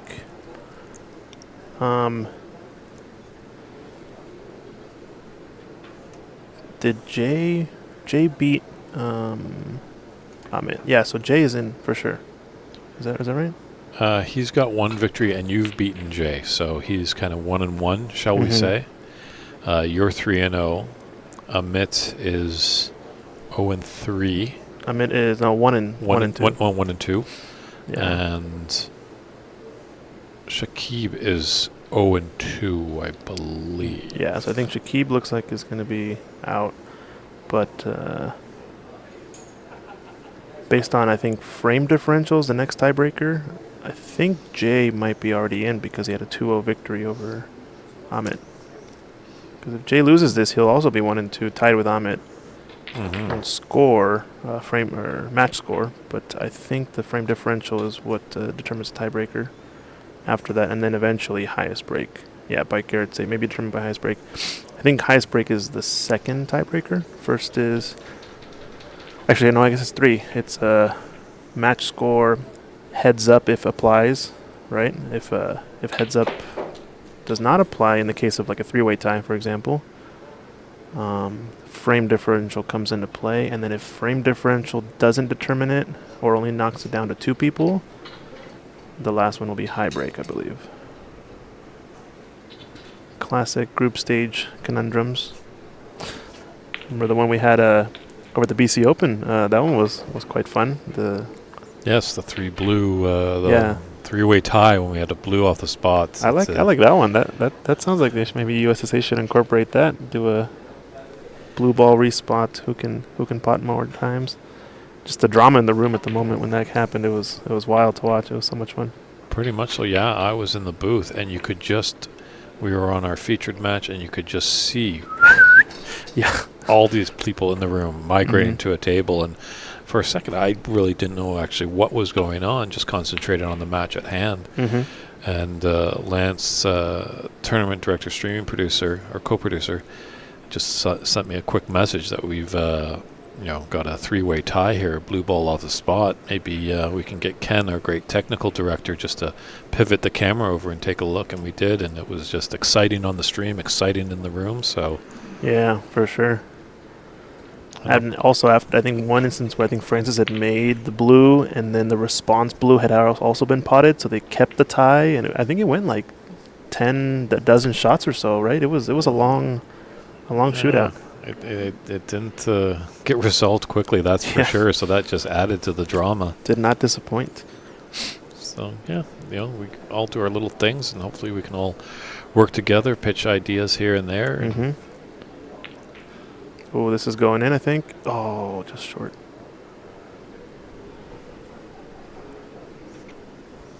And we'll be coming back here to Embassy Billiards in St. Gabriel, California tomorrow at 9 a.m. for the start of the knockout round of this 2023 United States National Snooker Championship.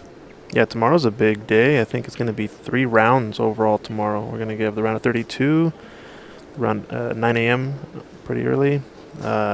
I think around 2 p.m. Pacific time is going to be the round of 16. And then I think around 5 p.m.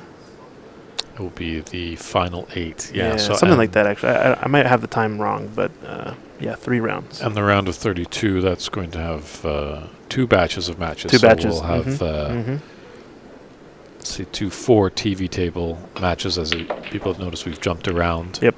And best of 5s, right? Best of 5, and then best of 5 for the 16, and then best of 7 quarterfinal for the quarters. And best semis is best of 7, and then the finals is a best of 9. Yeah, that makes sense.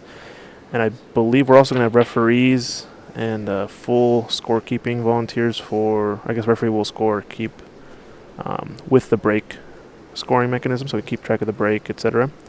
Once we get to the quarterfinals onward for the streaming table, so should be pretty good. Looks like there's 2 more matches going as well in the room.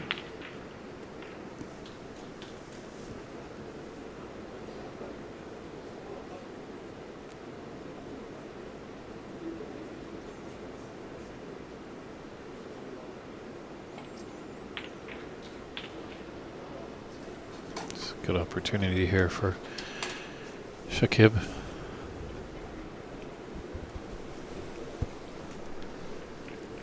Yeah, and in and amongst the balls here.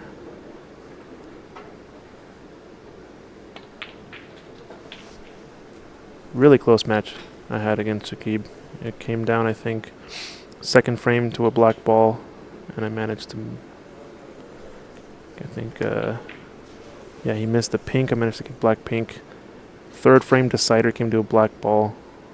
He missed the pot on the black. I managed to make it, and literally probably 3 millimeters away from going in off after potting the black. That's how much suspense was in that one. It was wild.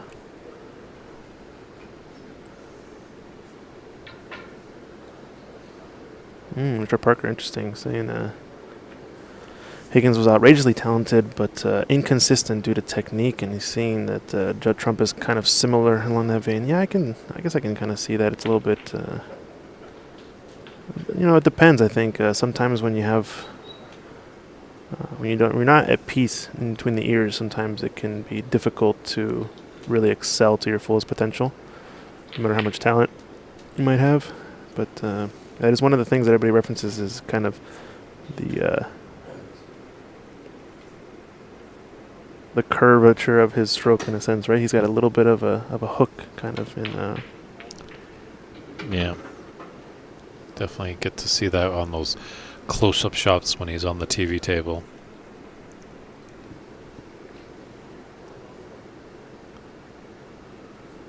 So nice little 17 break there. Yeah. Oh, watch this out. This cue ball. Where's the cue ball going? It's going to rattle. Oh, wow. I think it's angled, actually. We got to zoom in on this. Sorry. Oh, man. My camera work needs a little bit of handiwork. Yeah, just barely, I think. Just deciding to do a dump shot. Apology, folks. Didn't mean to, Yeah, some of us have motion sickness. yeah, give you a little dizzy. Sorry about that.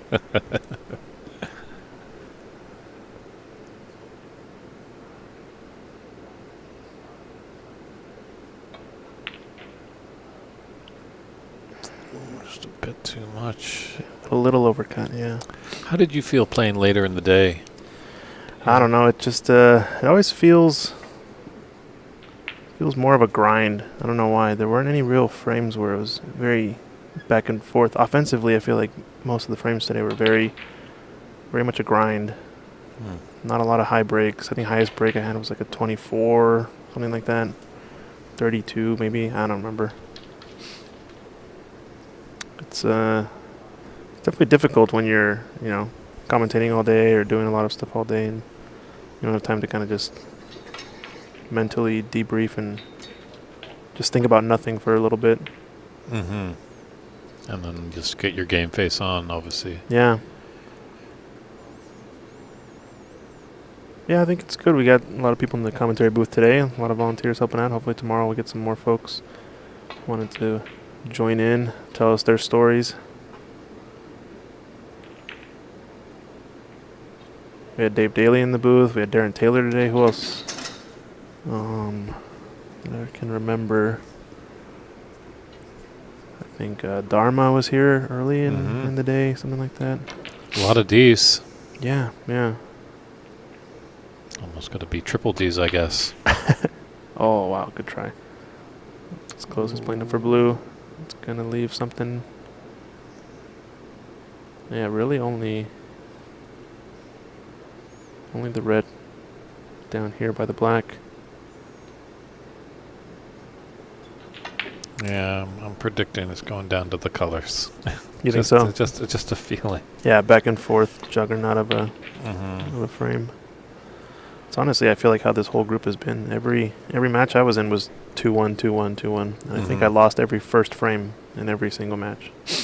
So, a lot of back and forth, definitely in this group. Yeah, that's always sometimes can be a good wake-up call when you lose that first frame. You're like, hey, wait a minute. Mm-hmm. My job is to win. Mhm. Wake up. Right?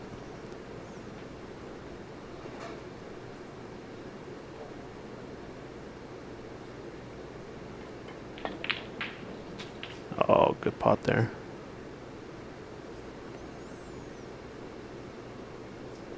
A little bit of loose with the cue ball. Unfortunately, this red doesn't go into the left pocket past the yellow, the one between the blue and the green. So I had to kind of play underneath it, I guess. Now he's playing a long pot. Leftmost red. Closest to the corner. It's alright, but he's left a red on. Yeah, tough with those two reds in the bulk end of the table. Couldn't really just clip off any reds and run back to hide.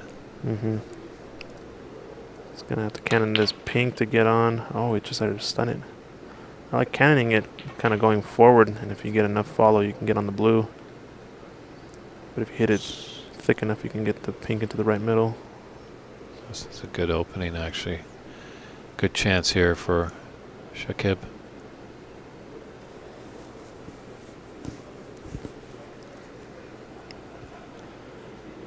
Oh, this red into the green pocket can stun around there, get an angle on blue or pink to take him up into the bulk area.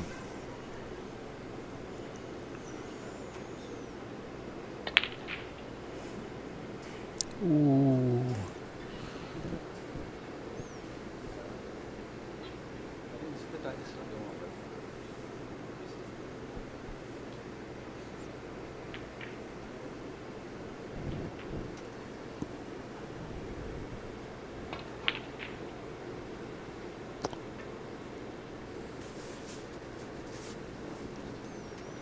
Both players just struggling a little bit. Bye, Garrett. Thanks. Appreciate the good wishes. It's quite the tough field, though. I'm not sure I've been playing quite the standard to win at all, but we're going to try. That's for sure. You never know what can happen. Snooker is a funny, funny game.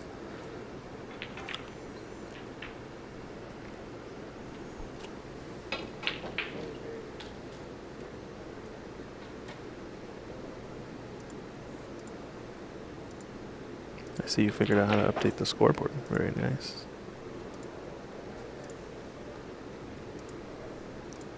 It's got a bit of an angle to.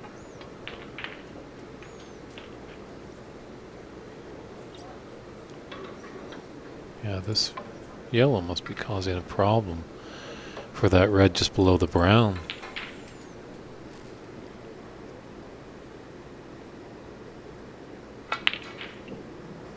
Oh, just barely overcut. Yeah,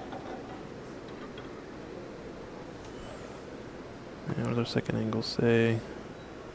Yeah, it definitely doesn't. It's red in the middle of the table, definitely doesn't pass the yellow. Gonna see a safety here, maybe roll up in the brown or the green. So I'd go inside onto the green, but doubles up the reds into the corner. A little bit of a shot to nothing, I think, to cut this into the middle. Play for black. Thanks, Spike Garrett.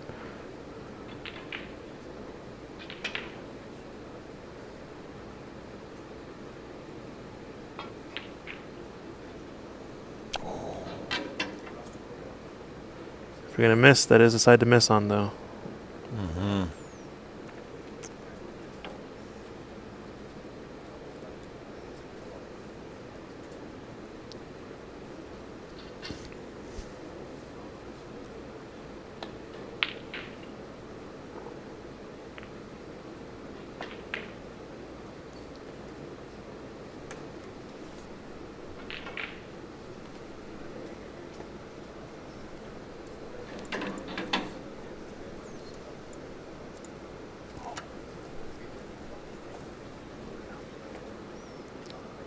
Get past the yellow here to take this red closest to him in the top right corner. Yeah, he overcut it, so it tells me he definitely had the angle to pot it. Tricky, those shots, when you have to get really close to the ball that's blocking you.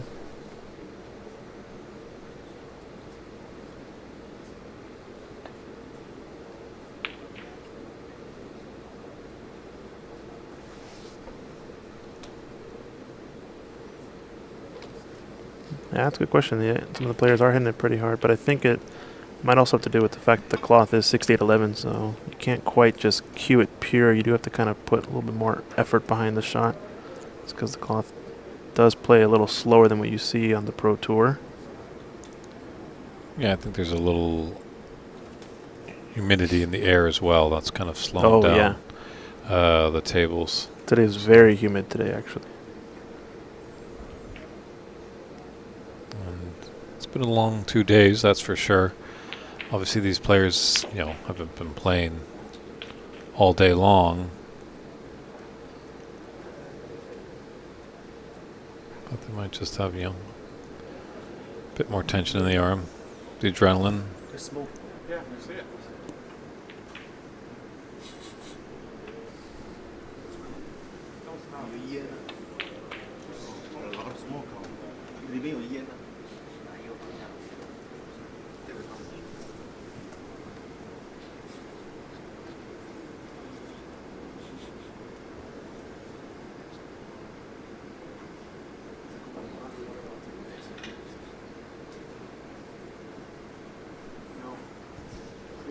So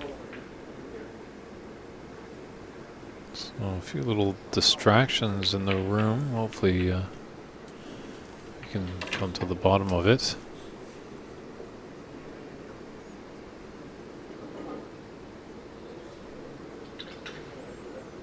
Meanwhile, Shakib Karim has a 37-26 advantage.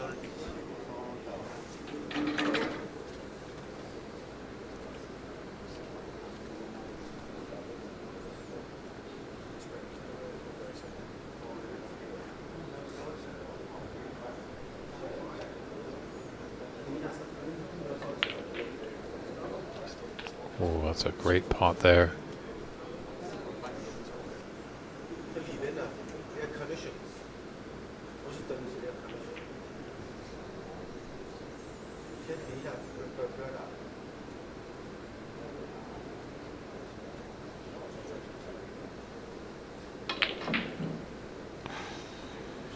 Yeah, there's that might have been just a bit too hard. Yeah.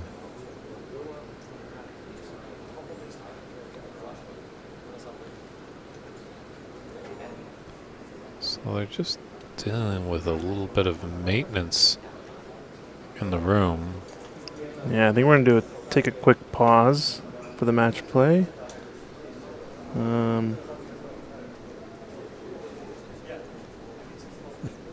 Something going on in the room, so... Seems like it.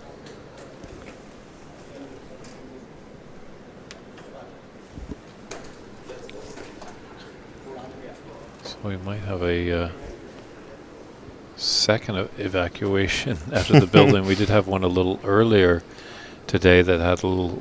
Maybe that's what stand caused it down. earlier, too, yeah. Mm-hmm.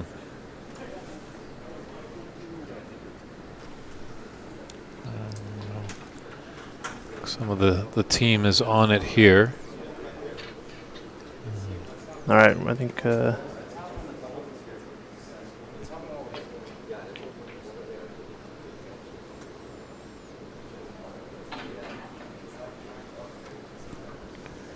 Sure, a little unorthodox here. You know, you see sometimes everything in a snooker room.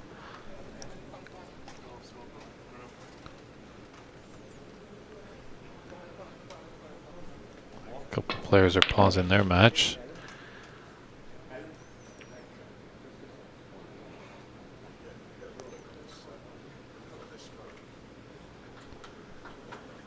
Oh, now the lights have gone off. They're turning off all the lights here, so we've hit darkness, everyone. yeah, we're going to take a quick break. We'll see if we'll be back. People hold on to that stream, and we will just see what happens. Hopefully we can resume shortly. And stand by, everybody. It's the 2023 United States National Snooker Championship. And, keep that stream up there. Hopefully we'll be coming back very shortly. Take care, everybody.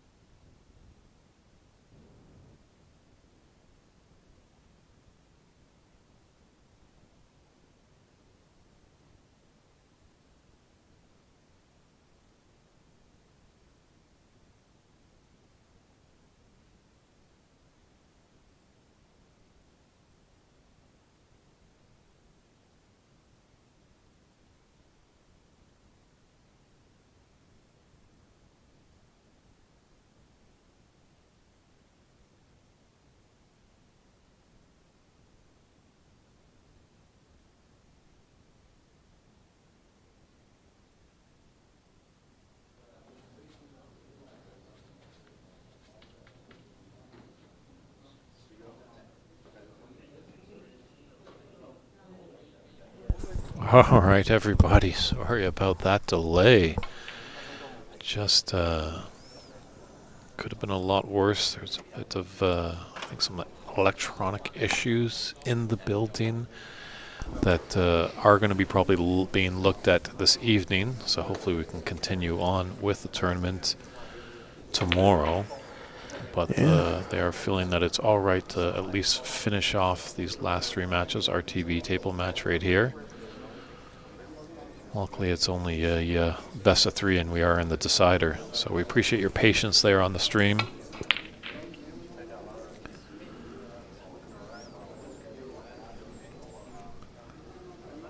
So there's always a first when you come to a snooker tournament, that's for sure. But luckily, no one got hurt. No, we're all good. Everyone's okay.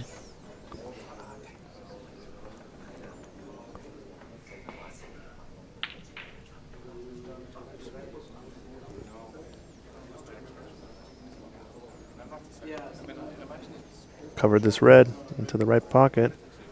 It's going to have to play safe most likely on this. Although the aggressive shot is also try to double this into the other corner. Yep. Not a bad attempt. Yeah, there might be. Is there a bit of an angle here for a shot to nothing for Yeah, I like the shot to nothing for sure.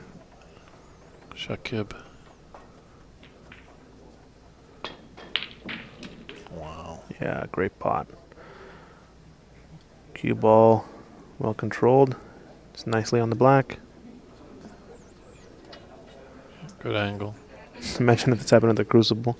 Famous black ball frame. Yeah, good luck.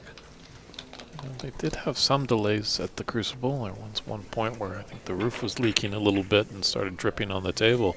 Oh, really? Oh, I didn't know about that. But it's been a funny year in snooker, as some might remember. In April earlier this year, there was a little bit of delay on one of the tables, but that was a bit more man-made, shall we say, in the world of a protest that just say no to oil. Yeah. That stopped that match. So That one was pretty wild, yeah. We got to Sheffield, I think, just after that had happened, right? Lucky there's a few pieces of the roof in here that have come down, and we're very fortunate that it didn't come down on us in the booth or any of the players or spectators. Or the tables, even. Yeah. Or the tables. It's like just a bit of a leak. But so far, so good. Yeah, it seems like it might have rattled Jay a little bit. 'Cause he definitely needs this match to put himself into the knockout round. Is he 1-1 right now? Yes, he is 1-1. Okay. And he did manage to beat Amit, I believe, right? So 28, he's got to keep an eye on that scoreboard. I'm pretty sure he's plenty aware of that. Oh, Just yeah. needs the one snooker. He does need the one. Okay.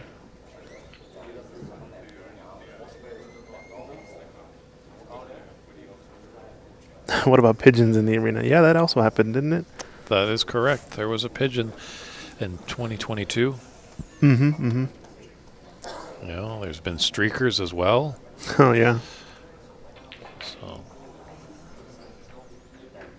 but everyone was keeping a cool head, so that was nice to see. Ah, good pot. Yeah, that's that might seal the deal here.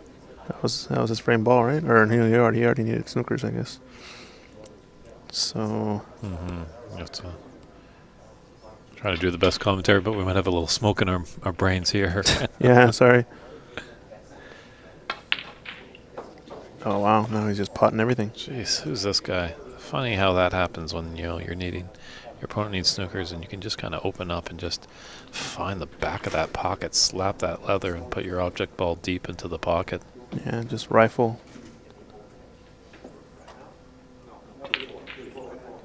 And another one. So this is going to conclude our broadcast for day 2 here at the 2023 United States National Snooker Championship at Embassy Billiards in St. Gabriel, California. We'll have to see how this plays out. Just not sure how the tiebreak is going to happen. We wanted the clearance. Shakib, we wanted the clearance. There's the handshakes. So that'll do it for us today. We appreciate all you tuning in. We did have a few hiccups throughout the day. There's a couple of evacuations that need to happen, but luckily everything's okay, and we didn't have any of those other forced evacuations with the little shake and bake, shall we say, of an earthquake. But tune in to us tomorrow. We go live at 9 a.m. Pacific Standard Time. That's on the West Coast, 9 a.m. And we will start the quest. The knockout round starts there with 32 players vying for that Tom Collins trophy. Yeah, check out the cloudsnooker.com for the winner of the groups. We're just cycling through them here. But if you want some more info, cloudsnooker.com, see who won and advances. And I think there will be a drawing, I believe, right, for some of the spots in the knockout stage. Especially the second place players and some of the unseeded players are going to be drawn. And then we'll see what happens next. Sounds good. Christian Youngers, thank you very much for all your talented work as our technical producer here, putting all these pictures and sounds together. You've done a fantastic job. We'll see also Christian in the knockout round. So it's David Burney saying good night, everybody. Be safe. We'll see you tomorrow.